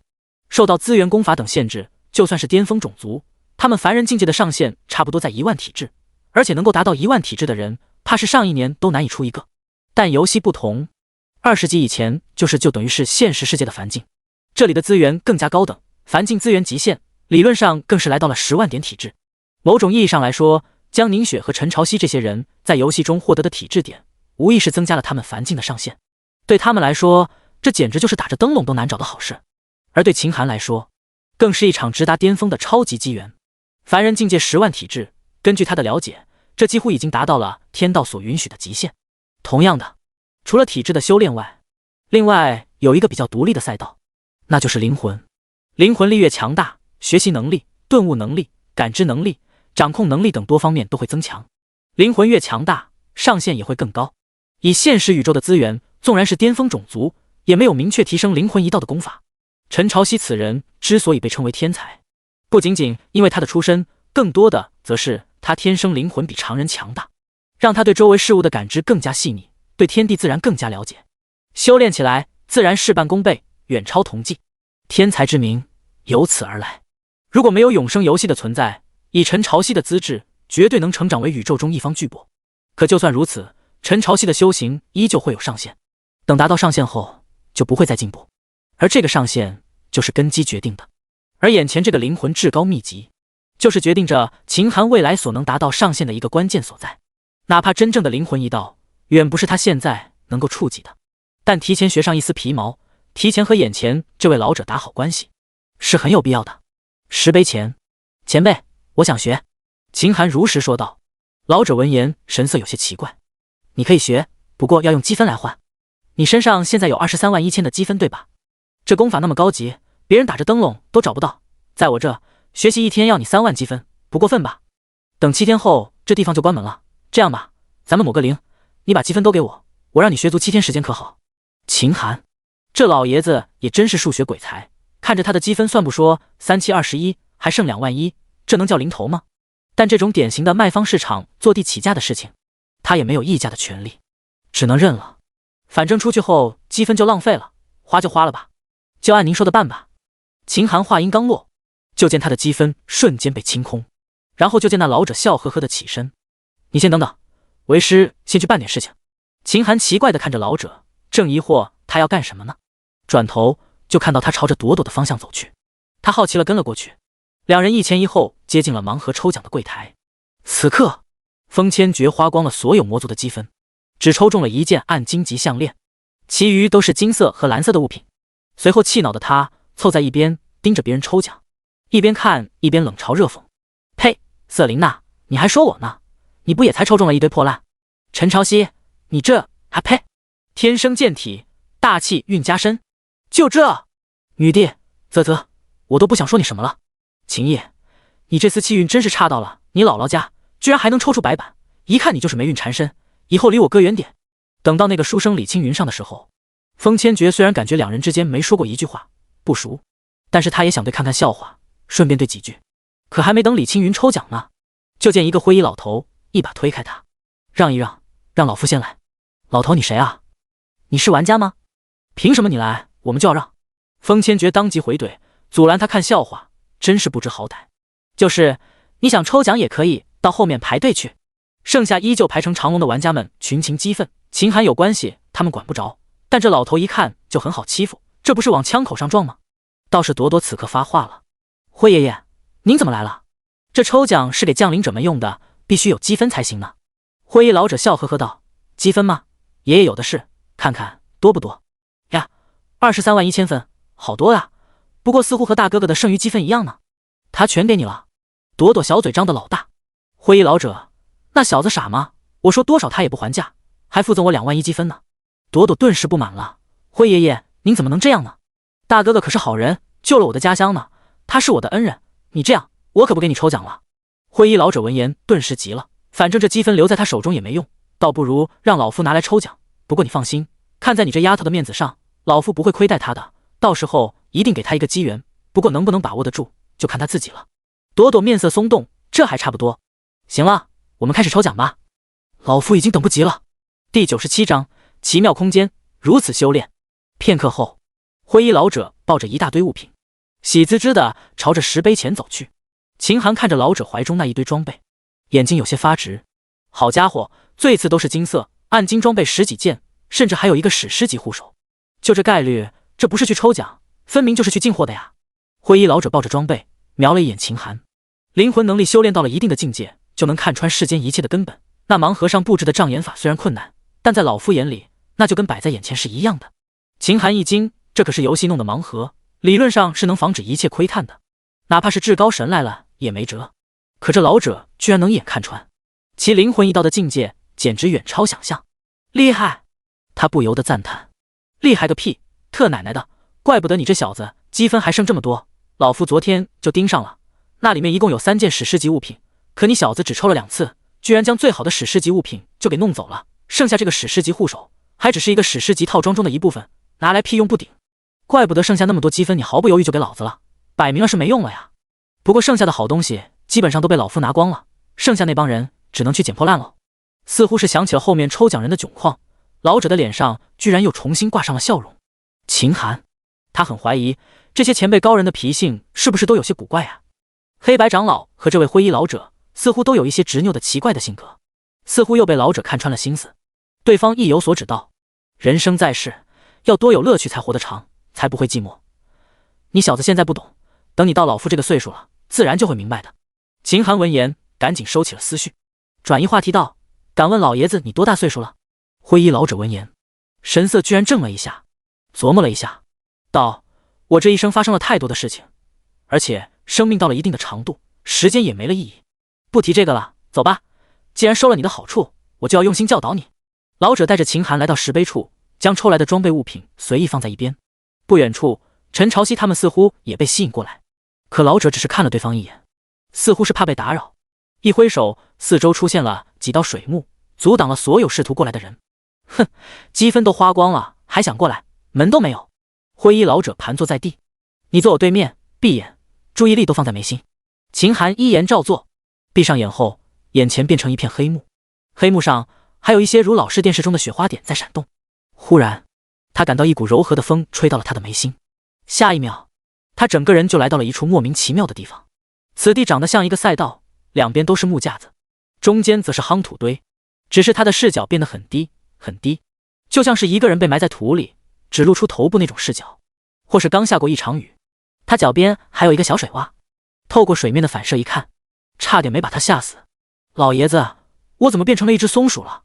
周围熟悉的声音似乎从他耳边响起，别废话，用心看着前方。随着灰衣老者声音落下，就见前方疏忽飞来一颗坚果，啪嗒一声狠狠砸中了他的脑门，他的身体也被这种力道冲击的一屁股坐在了地上，用爪子揉了揉受伤的脑袋，那里好像起了一个大包。秦寒道：老爷子，难道你是想让我躲开坚果的攻击吗？灰衣老者的声音再次传来：哪有这么简单，这可是老夫打造的，给像你这种笨蛋新手锻炼灵魂基础的绝妙点子。啪嗒，又是一枚坚果袭来，刚站起来的秦寒再次被袭击，脑门上已经长了2个包了。他委屈道：老爷子，您能不能将规则讲清楚后再扔坚果？灰衣老者，不要跟老夫讨价还价，有困难就克服一下，况且规则也很简单，你只需要想象你手中拿了一个兵器，当坚果飞来的时候就用兵器抵挡，懂吧？赛道上，秦寒似懂非懂，努力幻想着明刀月影的模样，可怎么想就具现不出来。眼前坚果再次飞来，一想到脑门长包的疼痛，他一咬牙，用手中不存在的刀狠狠劈了上去。下一秒，只见噗的一声，坚果居然从中间被劈成了2半，啪嗒一声坠落到水坑里。成了，老爷子，我好像明白了一些什么。灰衣老者，学会个1+1，看把你高兴的，等下可没有这么简单了。行了，你自己慢慢练习吧。赛道内，秦寒不断劈着坚果，一刀比一刀迅捷，甚至到后面他都能玩出花样来了。一刀将坚果劈成2半，在2半坚果下落的时候，又是一刀横扫，坚果就变成了4半。可还没等高兴，前方就这次居然飞过来2个坚果，速度上居然也提高了一截。他竖着劈了一刀，也仅仅劈掉一个坚果，另一个啪嗒一声又和他的脑门来了一个亲密接触，一屁股又坐到了地上。刚站起来，前方再次急速飞来2个坚果，这一次秦寒学能了，横刀一扫， 2个坚果应声而断，耳边当即就传来灰衣老者的训斥声：“蠢货，不要想着走捷径，你要用心思索，怎么样一刀变成2刀，竖着给他们都劈断。1刀变2刀。”秦寒嘴里一边念叨一边实验，可一连10几次被砸中，却始终不得要领。你这资质太差了，老夫真想把积分退给你，让你一边玩去。想当年我那些天才的晚辈，最多挨3下就能领悟出1刀变2刀的秘密。你呀，实在愚钝。赛道上，秦寒盯着手中的不存在的刀，忽然手往旁边一摔，做了一个扔刀的动作，随后将双手负在身后，目光紧紧地盯住前方袭来的坚果。在坚果到达他身前的一刹那，斩！虚空中似乎有出现了2把利刃，咔嚓一声将2个坚果齐齐斩断。对喽，手中的刀有时候就是你的束缚，让你只能在限定的条件下做事，可手中没了刀，在你的灵魂中就能衍生出万千刀兵。我们继续。疏忽间，这一次赫然出现了3个坚果。第98章出关，灰衣老者赐宝。奇妙空间的赛道中，一只小松鼠不断地斩击飞来的坚果，有时一个不注意，漏掉一个就会被坚果击中。一屁蹲坐在地上，用小爪子捂着头。为了不吃苦头，小松鼠非常的努力，斩出的刀刃数量越来越多，3刀、5刀、10刀。独立的空间中，秦寒察觉不到时间的流逝，反而越玩越投入。噗嗤，看着迎面飞来的12个坚果，他凝聚精神，猛然朝前一斩，12个坚果瞬间被斩成了2半，哗哗啦啦落在了地上的坚果堆中。不错，终于突破12道刀锋了，就是不知这样的进步算不算快。秦寒喃喃自语，耳边忽然传来灰衣老者的声音：“行了，小子，别玩了，时间到了，你也该滚蛋了。”话音刚落，还未等秦寒有所反应，他的意识就猛然回转，感知到了自己的身体。但他的此刻的精神状态有些很奇妙，明明还闭着眼睛，却能感知到周围的世界。在他的感知中，世界是灰色没有颜色的，他能够看到附近院子的情况，草坪、花圃、飞舞的蜜蜂和蝴蝶。只是之前在他前方坐着的灰衣老者却感知不到人，难道说了一句话就走了？倒是他身后，一道轮廓和朵朵长得很像的灰色人影正坐在地上，头上戴着一朵花，一手拄着下巴，一手拿着一根小草，百无聊赖地玩弄。他没有睁眼，开口笑道：“你这小家伙，忙完了吗？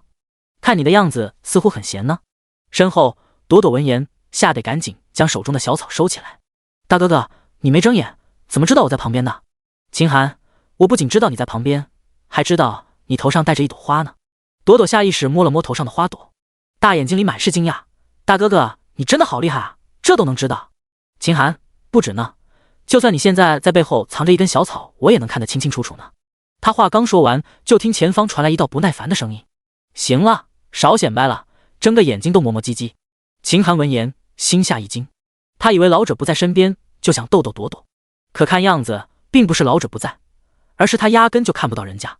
猛然睁开眼，此刻的灰衣老者依旧盘膝坐在他的对面，脸上有些气恼。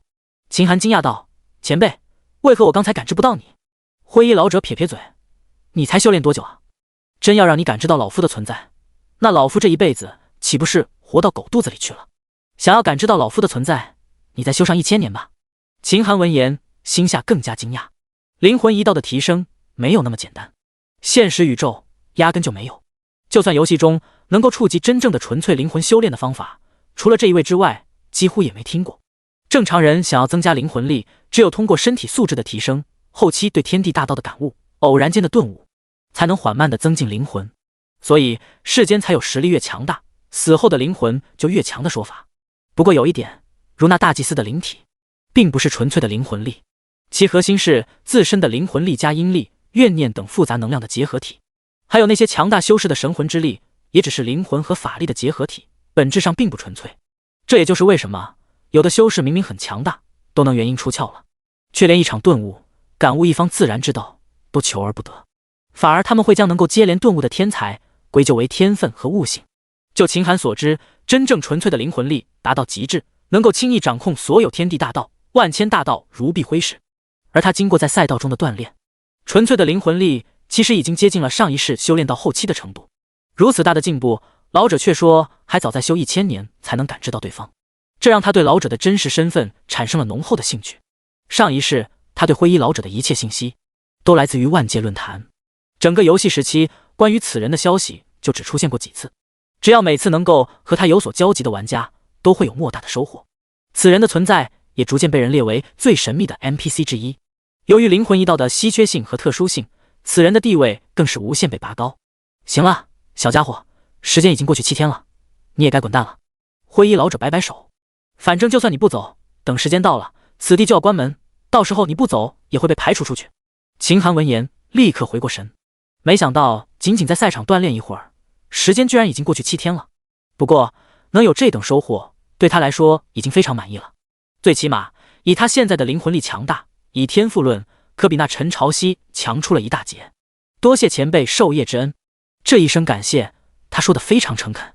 灰衣老者，别，你付积分，我教你几天，咱们可是两不相欠。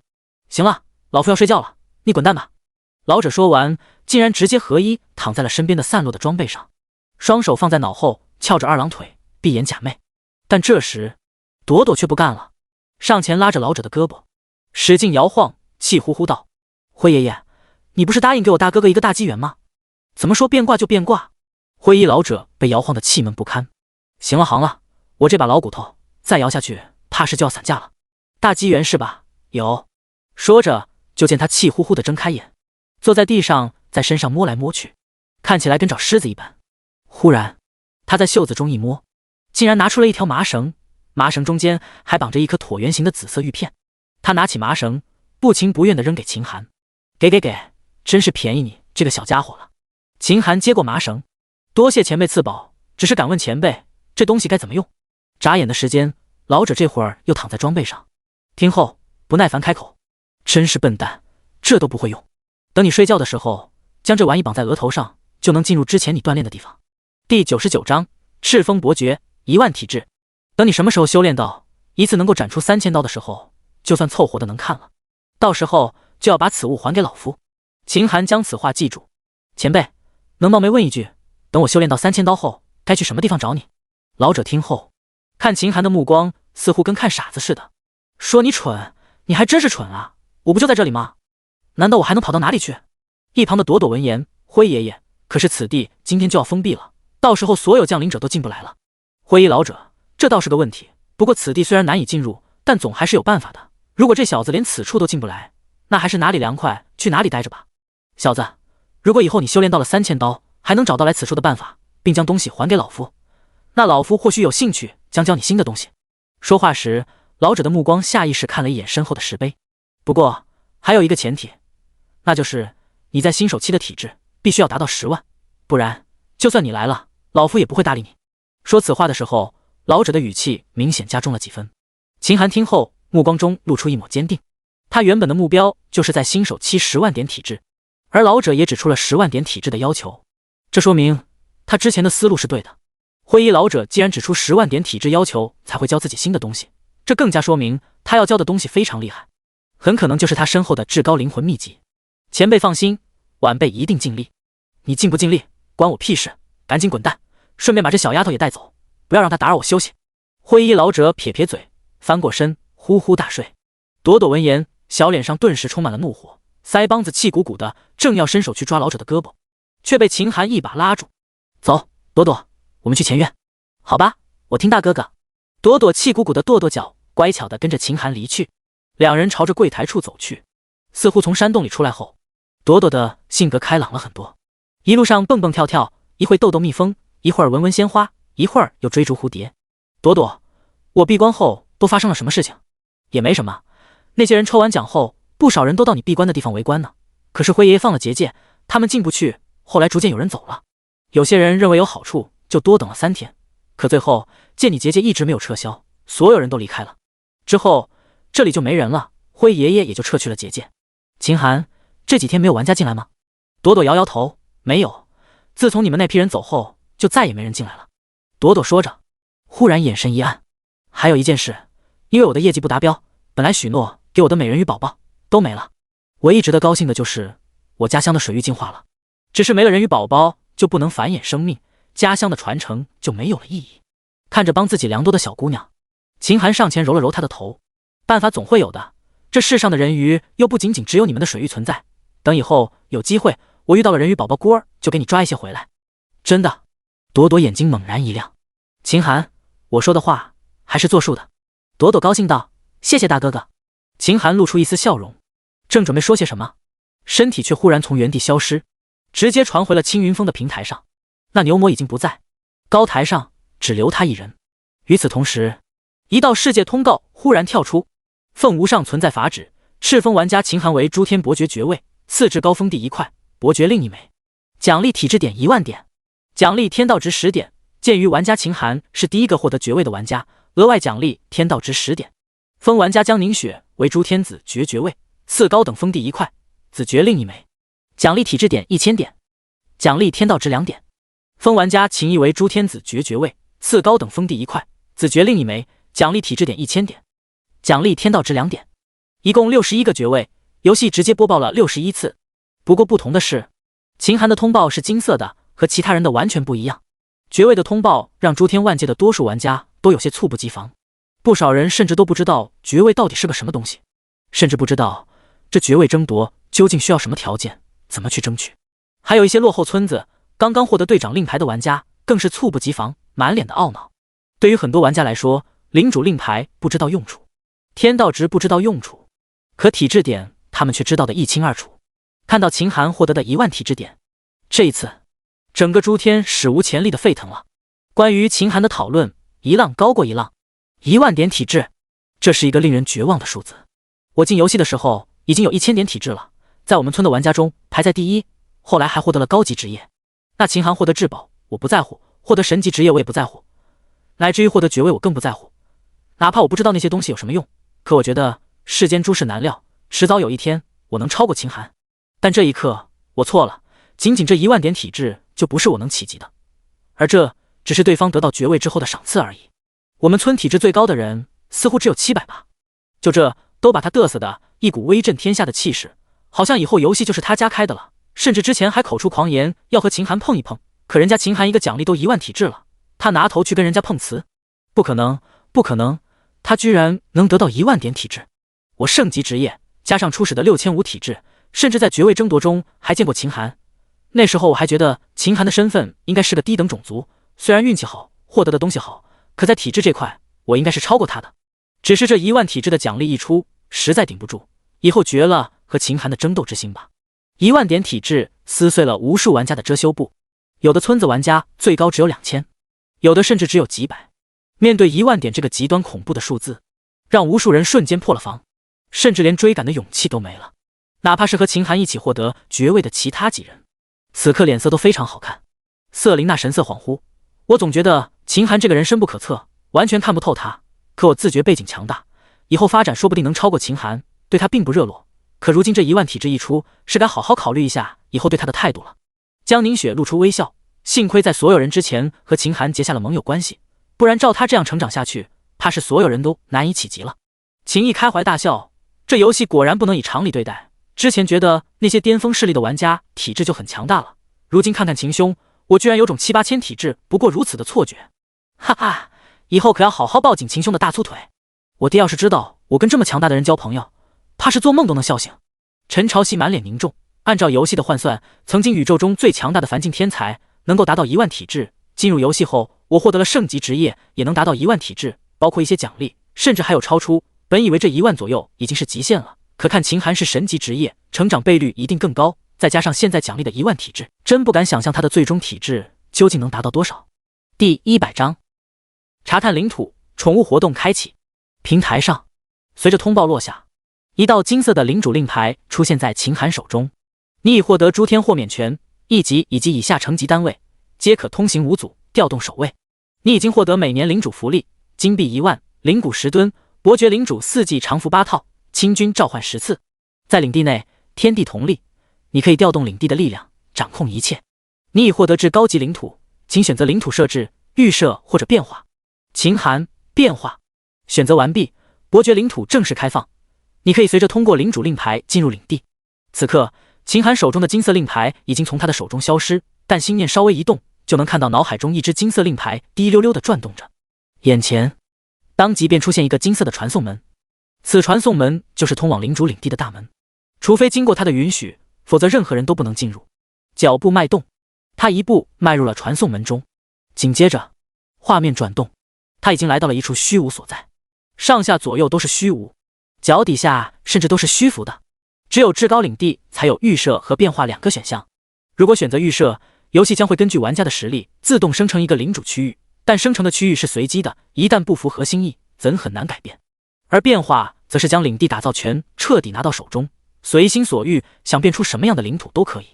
不仅如此，至高领土和一般的领土不同，一般的领土只有领主完成后续的爵位升级任务后才能扩大，可至高领土生来就能不断成长，只要获得空间类的神物，理论上讲是能无限扩大的。黑漆漆的虚无中，脑海中显示出了一个画面，忽然眼前的虚无世界便陡然有了变化，日月在天上轮转，星星伴随着日月，白云在空中飘动，地面上出现了山河、溪流、森林、沙漠和广阔的湖泊，平整的草原。微风轻吹，秦寒站在了一处犹如月牙的湖水边，身后一栋颇具现代感的大别墅，四周则是一处广袤无垠的平原，一望无际。吸一口新鲜空气，看一眼无边平原，顿觉心旷神怡。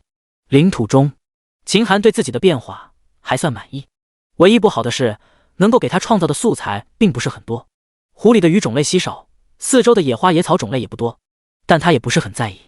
领土嘛，慢慢发展就是了，花鸟鱼虫乃至树木奇珍，从外面搬就是了，自己搬来的东西才更有成就感，更像一个家。忽然，秦寒眼前一则消息蹦了出来，他看了一眼就点了进去。这是一个聊天区域，为了方便领主之间的交流，诸天所有的领主都会进入聊天区。因为秦寒获得的10000点体质，他现在简直就是个香饽饽。秦毅，按照游戏的说法，我现在等于是拥有了一个非常安全还绝对永久的家。秦毅，秦寒兄弟，你能看到我说话吗？欢迎来我家做客。秦毅，或者你让我去你的家看看。瑟琳娜，根据我获得的信息，男爵的领土是方圆10里大小，子爵是方圆100里，秦寒是伯爵，看通告他获得的还是比我们高级的至高领土，最少应该在方圆1000里。瑟琳娜，领主的级别不同，奖励的府邸也不一样，我的府邸可是有2个村子那么大呢，想来秦寒的府邸应该比那些凡人世界的皇宫都大吧？要不让我去看看？风千爵呀，那么好吗？哥，你再不让我进去看看？瞻仰瞻仰。江凝雪，好巧啊，加我一个。就连一直不怎么说话的李青云和黎朝哥都说话了，我们都很期待呢。秦寒见后并未说话，领主在领地内就是神一般的存在，能够为所欲为，除非实力强大到了某种程度，不然贸然进入别人的领土，等于将生死交给了别人。哪怕他有神级职业的被动，能够在濒死的时候逃脱，可谁没事去冒这个险？果然，秦寒没说话，陈朝夕却给大家泼了一盆冷水。我刚发现，领地越强大，领主在领地中的实力就越强，在我的领地里，你们就算和秦寒一起过来，我也能一只手把你们都镇压了。此话一出，众人立刻偃旗息鼓，就算是风千绝这次都看懂了。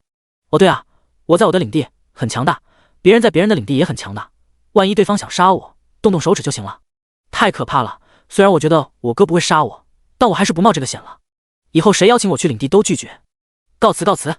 瑟琳娜，咦，我突然感觉还有点事情要去做，先忙去了，大家聊啊。伯爵领土内，秦寒也关闭了聊天区，领取领主福利。下一秒，就见哗啦一声，身边的平地上出现了一堆堆的物品，金币1万堆成一堆，灵骨10吨，跟个小山似的。这些灵骨就是一种吃了可以让人更加健康，能够恢复血量和精力的东西，也算不错。伯爵领主4季常服8套，这些衣服除了华丽结实之外，最多只能算作暗金级物品，倒也不算太厉害，毕竟是每年的消耗品。清军召唤10次倒是不错，他在遇到危险的时候可以召唤这些清军出来帮忙，实力这块还不知道，等有机会看看。将东西都收进空明手环中，趁着这个空档，又将之前戒指和马鞍包中的物品也都转移到了空明手环之中。正当他分类整理的时候，眼前忽然又跳出了一则通告：宠物活动即将开启，1小时后，新手村各处将会随机出现宠物商人和宠物踪迹，请玩家们自行前往了解。